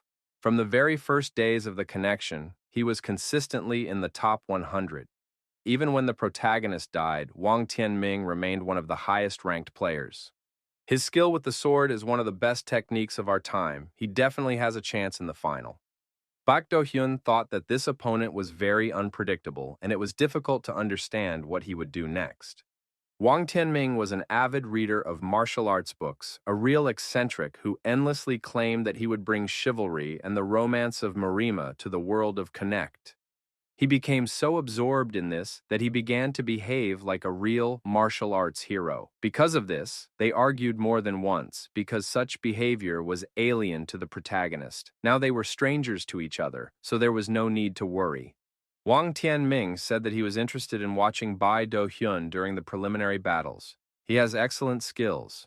The destroyer noted that Tianming also performed well, demonstrating excellent sword skills. Wang Tianming said that he recognized the Korean skill, but did not notice him showing the proper dignity. A strong fighter should not flaunt his strength, but show compassion and respect for the weak. Bae Do-hyun thought that the Chinese fighter had not changed a bit. He was still the self-proclaimed champion of justice in the building.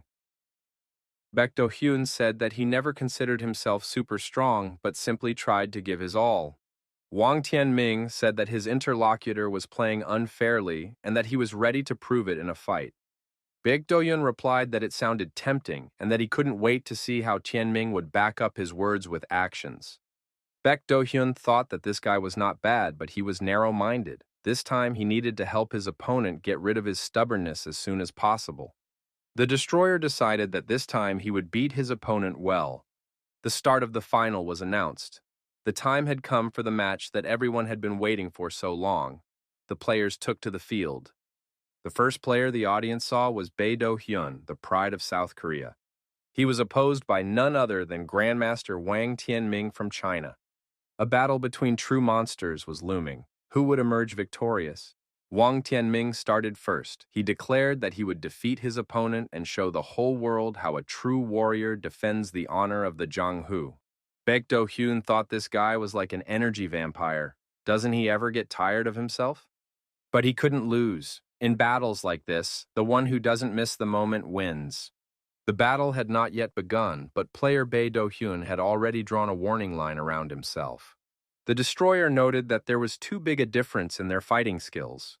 Therefore, he will add a condition for himself, not to step outside this circle. If he crosses the line even by one step, he will admit defeat.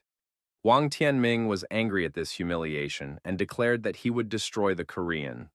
Baek Do-hyun thought that they would see about that. He would adapt to his opponent, but he would play by his own rules. Wang Tianming couldn't understand why his attacks weren't working. He even tried to attack his opponent from behind. However, Bae Do-hyun managed to block the blow even in that position. Tianming did not understand what was wrong with this opponent. Wang Tianming definitely felt helpless. This had never happened to him before. However, Tianming conducted his own investigation. After analyzing the preliminary tests and main competitions, he realized that Bae Do-hyun only possessed telekinesis, short-range teleportation, and basic weapon skills. Telekinesis itself is not very powerful. The Korean simply knows how to use it at the right time and in the right place. As for teleportation and weapon skills, there are limitations, so there is no need to worry about them.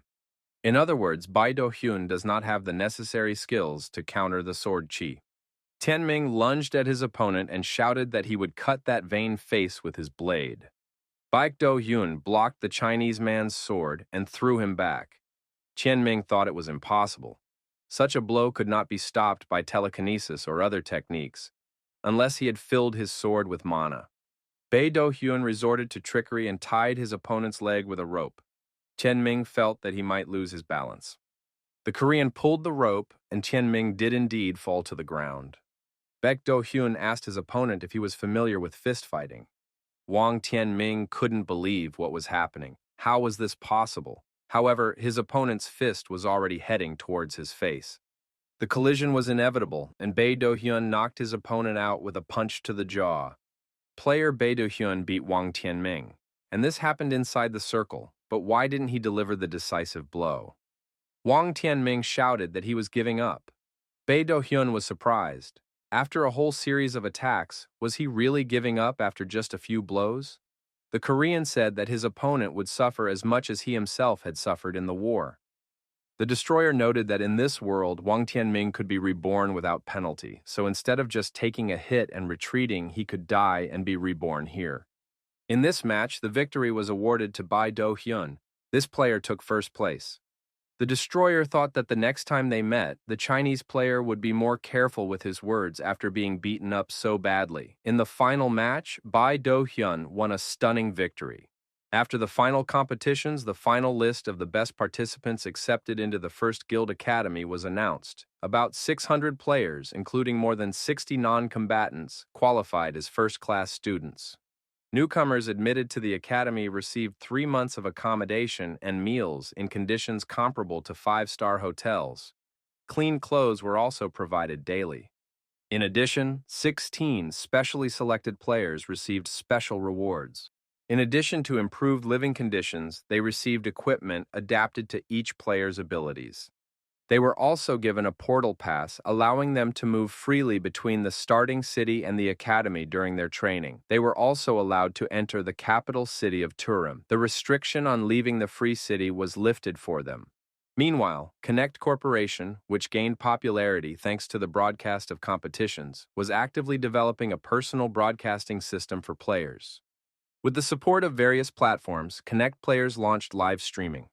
Although Bae Do-hyun's channel announced that there were no plans for live broadcasts, it had the most subscribers. A video showing Bae Do-hyun's performance during the match garnered hundreds of millions of views in a matter of days, causing a stunning response. The editing was done by the team. Baek Do-hyun deserved a special award. Regardless of whether he graduates from the academy, he will be granted membership in the guild and the opportunity to receive assignments from it. Of course, this was a ploy to divert attention. Baek Do-hyun will complete several practical exercises and take the final exams, but he will not attend classes. Our hero has more important things to do right now. Bernard reported that preparations for the conference were complete. He asked if Kane was nearby. Bernard replied that everyone was waiting for Raoul Ashton. The young man realized that it was time to attend to his main duties. During the meeting, everyone was informed about the abnormal readings recorded in 3 regions.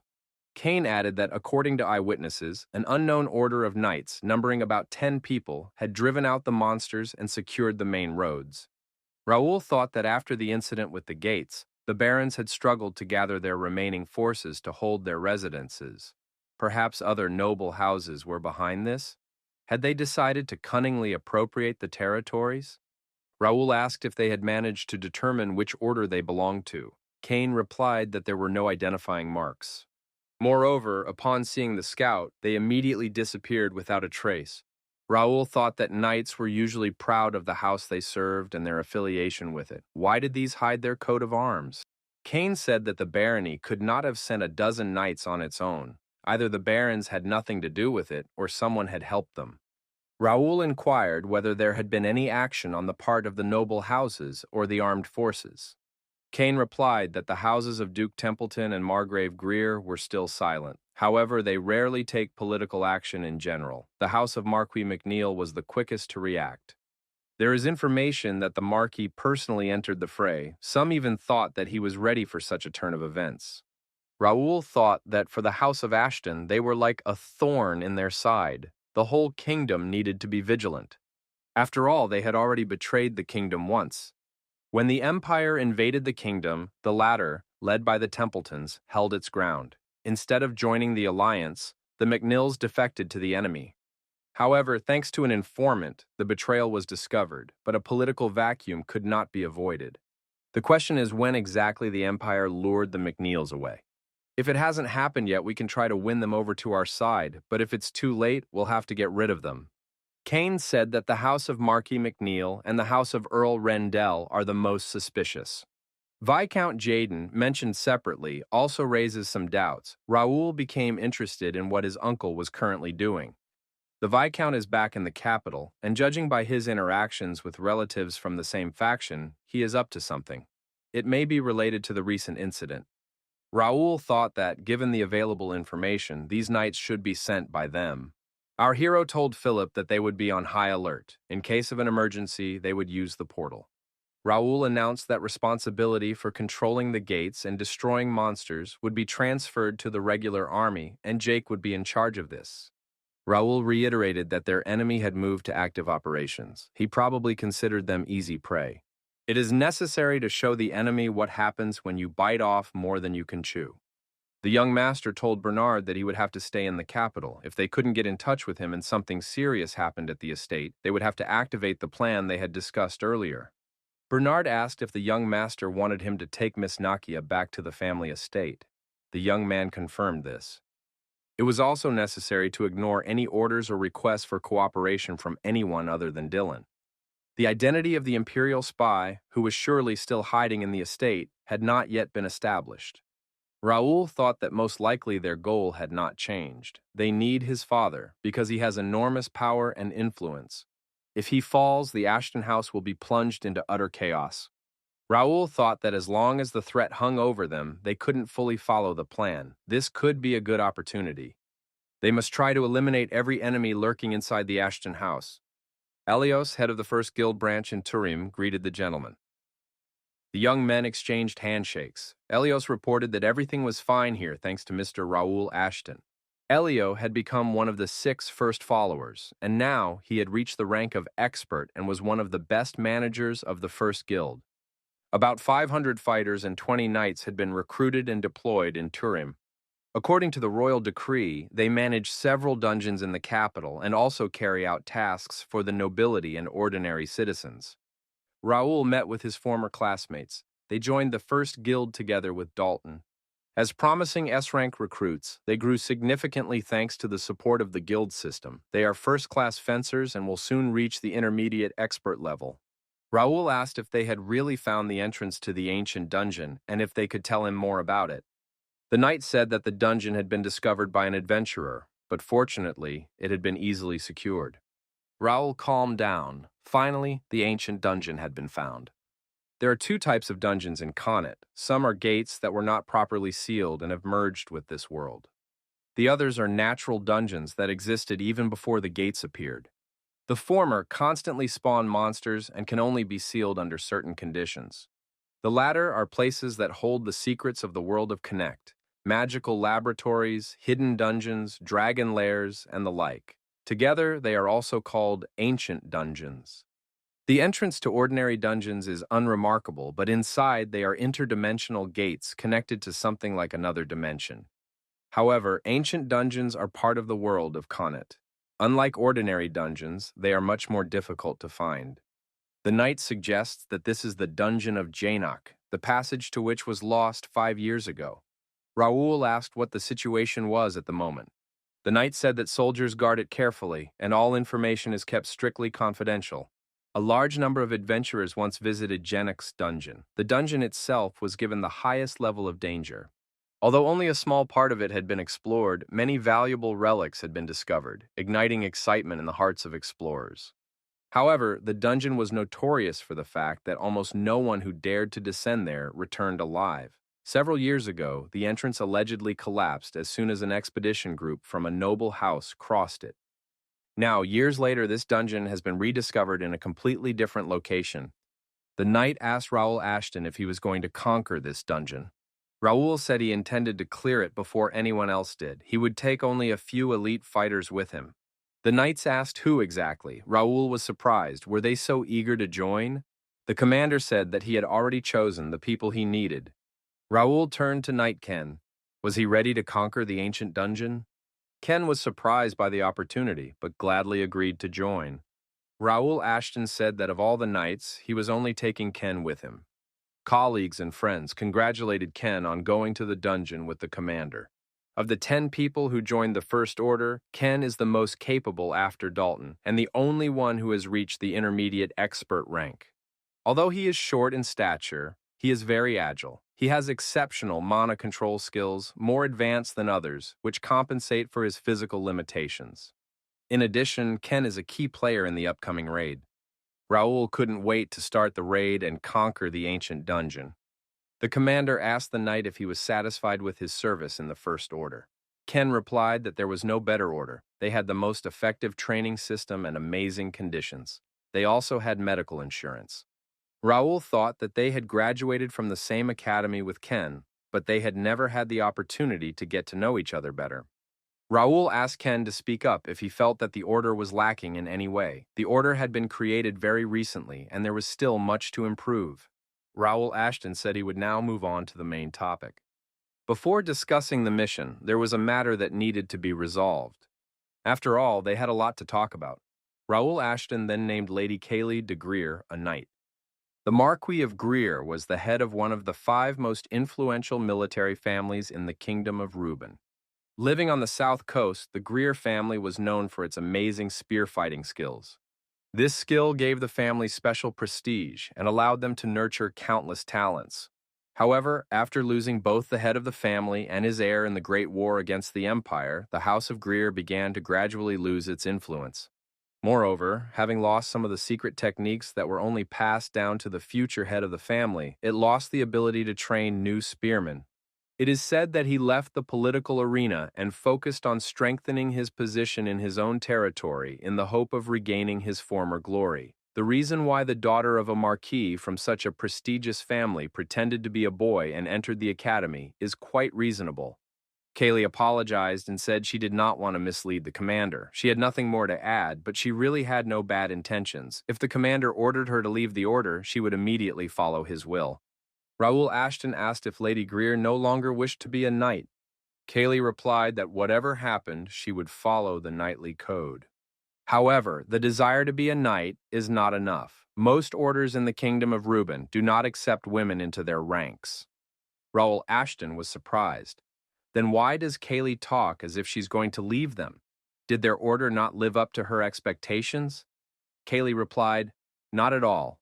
But in saying this, is the commander hinting that she can stay? Raoul replied, isn't it obvious? What order of knights would refuse an outstanding fighter who reached the rank of expert in her teens? Kaylee said, but she is the daughter of Marquis Greer, and the Greer and Ashton families are rivals. Raoul replied that it didn't matter. If any problems arose, he would take responsibility for accepting her into the order. Rank and status did not matter, only intentions were important. Kaylee knelt and said that she, Knight Ken of the House of Marquis Greer, once again swore allegiance to her master, Viscount Raoul Ashton. The commander said that he, Raoul, head of the First Order of Knights, accepted Ken's oath of allegiance and swore to fulfill his duties as required by his master. Raoul thought that the journey had been long, but the goal had been achieved. The first talent that the protagonist noticed at the academy was Kaylee. Kaylee became the first female knight to reach the master level in Canet, a genius with enormous S-rank potential. The situation may have become more complicated and Dalton may have gotten ahead of Ken, but now he is finally with them. Kaylee wondered what would happen next. Would she reveal her gender and status? Raoul replied that the choice was hers. If she wanted to, she could tell everyone else. Kaylee replied that she would prefer to remain Ken. Raoul said that in that case, they could continue discussing the raid on the dungeon. The squad, made up of the right people, advanced deep into the dungeon, led by guild leader Raoul Ashton. The guide said that he would part ways with the squad here and wished them luck. Raoul thanked him for his good work. One of the warriors said he couldn't believe it. He had been invited to join the raid party. It was a great honor. Going on expeditions with the master always made his heart beat faster. Josh added that he had even grabbed the magic lamp that Raoul Ashton had entrusted him to guard. The guild leader said he was glad to see Josh so energetic, but this time he had brought something better than a lamp. Raoul held an open book in his palm, from which a fairy appeared. The fairy said that now they could rely on her and illuminated the entire dungeon with a bright light. Now there was indeed enough light. Raoul Ashton suggested that the squad clear out this ancient dungeon and write their names in history. Ken, like all the other warriors, bravely fought the monsters that appeared. One of the monsters couldn't withstand the onslaught and turned around and ran deep into the cave. Ken thought that the master was right. This was a unique dungeon. Most of the monsters were spirits, so physical attacks had little effect on them. Raoul Ashton understood that these spirit monsters were weak against psychokinesis. Excited, Josh ran up and told the commander that he had found a secret passage. Ken was surprised to see that the master could easily find his way around here. It was no wonder, in his past life, the protagonist had cleared this dungeon. The Geneic dungeon was the first of all the dungeons the protagonist had passed through. He, a solo player, was able to clear a dungeon that many players found too difficult due to its high level of difficulty. This dungeon was designed for espers, people with psychokinetic abilities. Genac, a famous ancient fist master or hand-to-hand combat master, was an esper. This dungeon was built as a testing ground for people like him. But when the espers disappeared from the continent of Coneta, conquering the dungeon became virtually impossible. Genac's close friend was none other than the ancestor of the Greer clan. I wonder if Kaylee had this information. Ahead was a huge building located in the open air among the forest. Josh asked in surprise if this was also part of the dungeon or if they were already outside. The protagonist remembered this place, although ancient dungeons can be very unpredictable. Everything around Kenu seemed very familiar. Josh said he was very curious about where they had ended up. Metal warriors were positioned in front of the squad in the park. Ken noticed one copper statue. He remembered a conversation with the commander. Raoul had asked Ken if he had heard that the Marquis of Greer's ancestor had hidden treasure in the dungeons of Jainac. Ken said that most of the artifacts found there were somehow connected to the Greer family. Every time the dungeon appeared, the Marquis would assemble a raid party. But most of the knights and mercenaries did not return from the mission, and as a result, he suffered serious losses. The last time the Marquis failed was 5 years ago. The man who led the raid was his direct successor and older brother, Kaylee's brother, Sean Greer. His brother served in the Royal Academy, and when he learned that the dungeon had been discovered, he immediately mobilized his knights along with soldiers and set off for it. However, Sean Greer never returned from this expedition.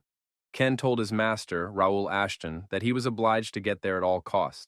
He had to do it, if only in memory of his older brother. Ken was sure that he was looking at a copper statue of Jeremiah de Greer, the founder of the Marquisate of Greer. A message came that this was a restricted area. Unauthorized entry could result in death. Raoul Ashton said that it was time to rely on Ken. Now was his chance. Ken picked up the spear and began to approach the copper statue. The copper warrior thrust his spear forward and asked, "Who dares disturb his eternal sleep?" The warrior said that Ken, of the Greer clan, was greeting the founder of the family doctrine. The copper old man laughed and said that even if the warrior was from the house of Greer, he should not expect any leniency. He wondered if Ken was worthy. Ken tried to parry the first attack. He was sure that the Marquis of Greer's spear technique, Wave of Fury, was being used against him. Kaylee believed that one must be attentive. Not a single detail could be overlooked. Raoul Ashton said he would not interfere with his relative. The young man approached another statue of a warrior and said he'd better take care of it. Raoul Ashton aimed his magic swords at this warrior. The warrior replied that this was a duel and that he had won. He was glad to meet such a talented opponent. The mandatory task, Jainac's trial, was completed. The player received the key to the mansion's vault and a large amount of experience as a reward. The warrior said he was looking forward to seeing how strong his opponent would become when he reached perfection. What he had learned from their battle today would help him in the future. At the same time, the copper warrior had a glowing ball in his palm. Raoul was surprised. Weren't the rewards for hidden tasks supposed to be corrected? The old man stopped the fight and said that time was up. They could stop there. He couldn't defeat the young warrior. Kaylee said she wasn't done yet. The old man said that he had passed all the tests and he respected his fighting skills. Ken from the Marquis Greer family passed. The mandatory quest, Trial of the Empire, was completed. Ken also passed this test. Raoul Ashton thought that everything was going according to plan.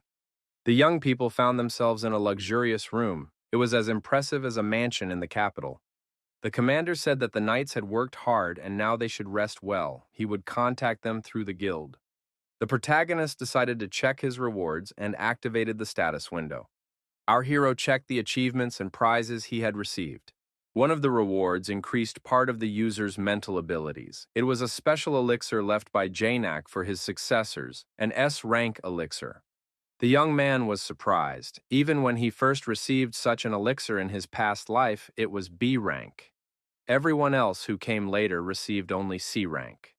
Raoul Ashton drank the S-rank elixir, and its effects spread throughout his body. Now, growth options corresponding to his abilities were displayed. Our hero could choose to increase his strength, control, or range of action. It was incredible. The young man thought he needed to calm down and choose carefully. The three basic principles of telekinesis: strength, control, and range. Power is the total weight that can be moved using telekinesis. The greater the power, the faster, heavier objects can be moved. Control increases the number of objects that can be moved simultaneously and allows for more subtle manipulations. And finally, range. It determines how far you can apply force. Raoul Ashton chose range and control. Our hero couldn't wait to test his new abilities, and he immediately began experimenting. The effect was stunning. Now he understood what it was like. It was different from his past life, when he had reached mastery in telekinesis. The protagonist felt that right now he could surpass his former self. Thanks to the Kverkus meditation method from Ruins, he now possessed psychic energy comparable to what he had accumulated over 15 years of his past life. In addition, the hero's strength and control were significantly superior to what they had been before.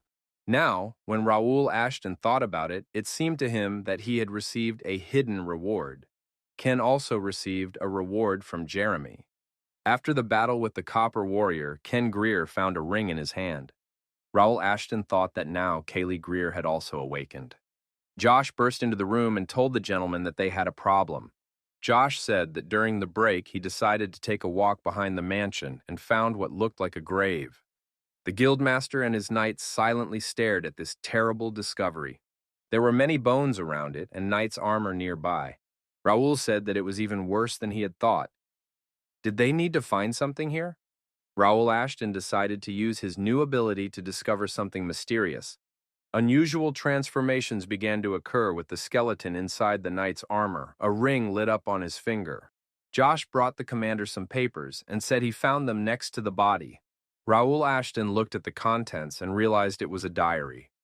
The first entry was from September 7th. The author of the diary heard about the Janak dungeon from Fabian. Fabian was offended that the author had scored the most points at the entrance, so he suspiciously shared this information. On September 10th, Fabian from the McNeil house wanted to make peace with him. He suggested that they raid the dungeon themselves without involving adults. On September 12th, the author of the diary decided to accept this proposal. It seemed that it was too late to wait for support from his family, so he decided to restore the family's secret art on his own. On September 15th, the raid team, with an escort and foot soldiers, easily broke through into the dungeon. Fabian was ready to cooperate, and it seemed that everything would go smoothly from then on. On September 19th, the author sensed that something was wrong. There were many spirits inside the dungeon. Physical attacks had no effect on them at all. On September 21st, they were betrayed. Fabian and his group disappeared overnight. The bodies of the priest and the guide were found. Without a doubt, this was Fabian's doing. The entrance from whence they came had completely disappeared. The author of the diary wrote that he must survive. Now only he and one escort knight remained. If he did not return, he would worry about Kaylee, who would be left alone. This dungeon was cursed. He should not have come here. The rest was impossible to read. Raoul Ashton suggested that he had lost his mind. Fabian of the house of Marquis McNeil. He was the youngest son of Marcus Clifford de McNeil, master of axes, born when the latter was over 40. He was not particularly talented, but the Marquis cherished him so much that he even established a knightly order especially for him. Raoul Ashton thought it was too similar to his own story. Raoul told Ken that he regretted the tragedy that had occurred here. Ken reminded him that he had already sworn allegiance to his lord. He would not allow his personal grievances to burden Raoul Ashton. Ken asked that if a conflict ever arose between Raoul Ashton and the McNeil house, he would be placed at the forefront. The commander promised this. He would give Ken the chance to take revenge on those who had betrayed his trust. However, Ken must remember that revenge must be carried out by his own efforts. Ken replied that he would not dishonor his honor. The protagonist thought that dealing with Fabian alone would be a piece of cake, but there was no need to rush. It seemed that they would soon clash with the McNeils. The protagonist realized that they were not the only ones capable of dirty tricks. When the time came, they would have to repay the McNeils in full. After the raid ended, the Giant dungeon was moved to the territory of Calypso. This was made possible by an unexpected special reward. The special reward was the core of the Janiac dungeon. The core gives the right to control the ancient dungeon, allowing entrances to be created or closed anywhere. Raoul thought that information about ancient dungeons was top secret. Even when he ran the information network, he had never heard of anything like it. Using the core, it is possible to restore everything that remains of the dungeon. The hero managed to turn it into a training ground to learn from two ancient masters. Even Bernard, the Lord of the Wind, visited him and successfully developed his psychic powers. From now on, they need to focus on training soldiers and reorganizing the knights for what is to come. A month later, the first guild academy of the world. Dalton and Ralph greeted each other. Our hero inquired about the new recruits. Dalton replied that they were progressing at a remarkable pace. Dalton is currently the head of the First Guild Academy, serving as both the academy's director and fencing instructor. Raoul asked how recruitment for the guild was going. Dalton replied that he was focusing on experienced players, but there weren't as many people wanting to join as expected. Raoul said that no one should be forced. It is necessary to take care to protect the few people mentioned earlier. Dalton said he would not ignore anyone who became his subordinate. Usually, a person can only join one guild, and a guild master is only allowed to lead one guild. However, there is one way to get around this rule: permission to create a sister guild. You can create a new guild that competes with the first one. Raoul Ashton plans to use this to create a guild exclusively for players separate from the first guild, the Purple Guild, for Krusty Ir Ranikin Fire Birawi. The first guild has already reached the maximum possible level. The existence of another such guild would give them power far exceeding that of any other guild. Raoul said that in any case, he is counting on Dalton. He will leave most of the authority of the Purple Guild to Dalton. Dalton noted that it would never occur to the lords that such a secret force was being created. The protagonist turned back into Bae Do-hyun and said he had to upload some records before leaving today. It was announced that Bae Do-hyun had just appeared in Training Arena number 1. How much would he raise his score this time? 2 months have passed since the first intake at the First Guild Academy. 600 students from this intake were trained using the Academy's methods, and they progressed quickly. Among all the training sessions, there was something unique that set this academy apart.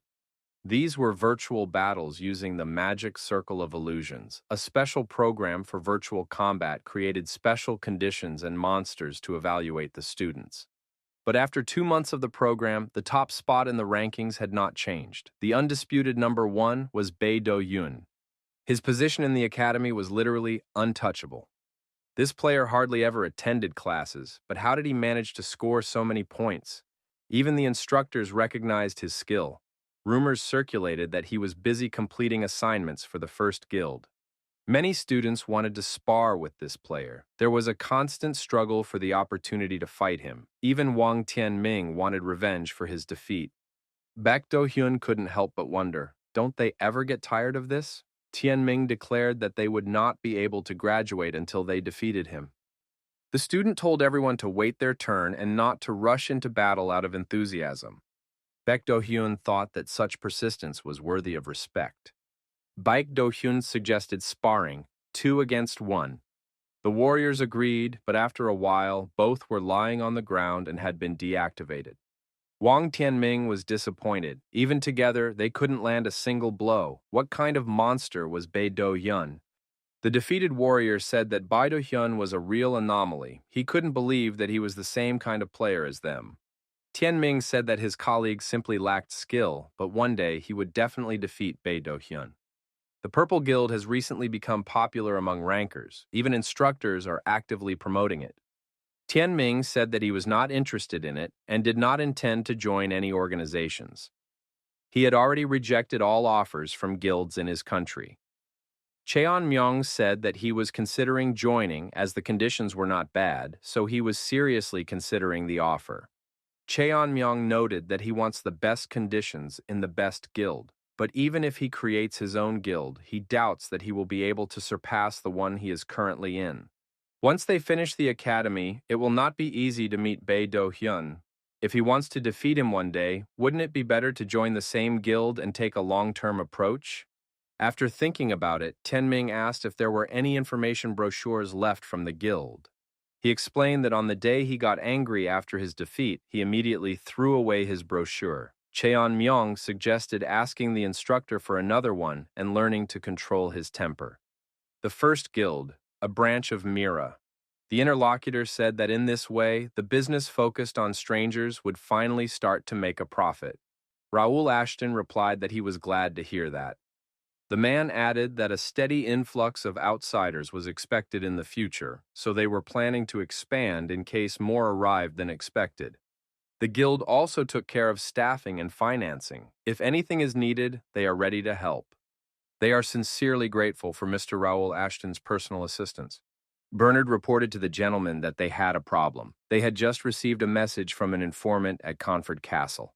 Count Melvin had lost consciousness. Raoul Ashton thought that this was indeed an emergency. How could this have happened?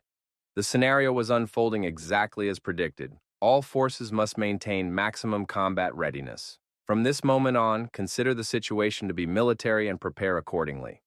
All knights of the Peace Branch were to go to Caleb's castle. An emergency meeting with the officers would be held that evening. Until then, everyone had to remain on alert. Raoul asked Kane what the situation was at the moment. Kane replied that the Count had not yet regained consciousness, but healers and priests had already begun treatment.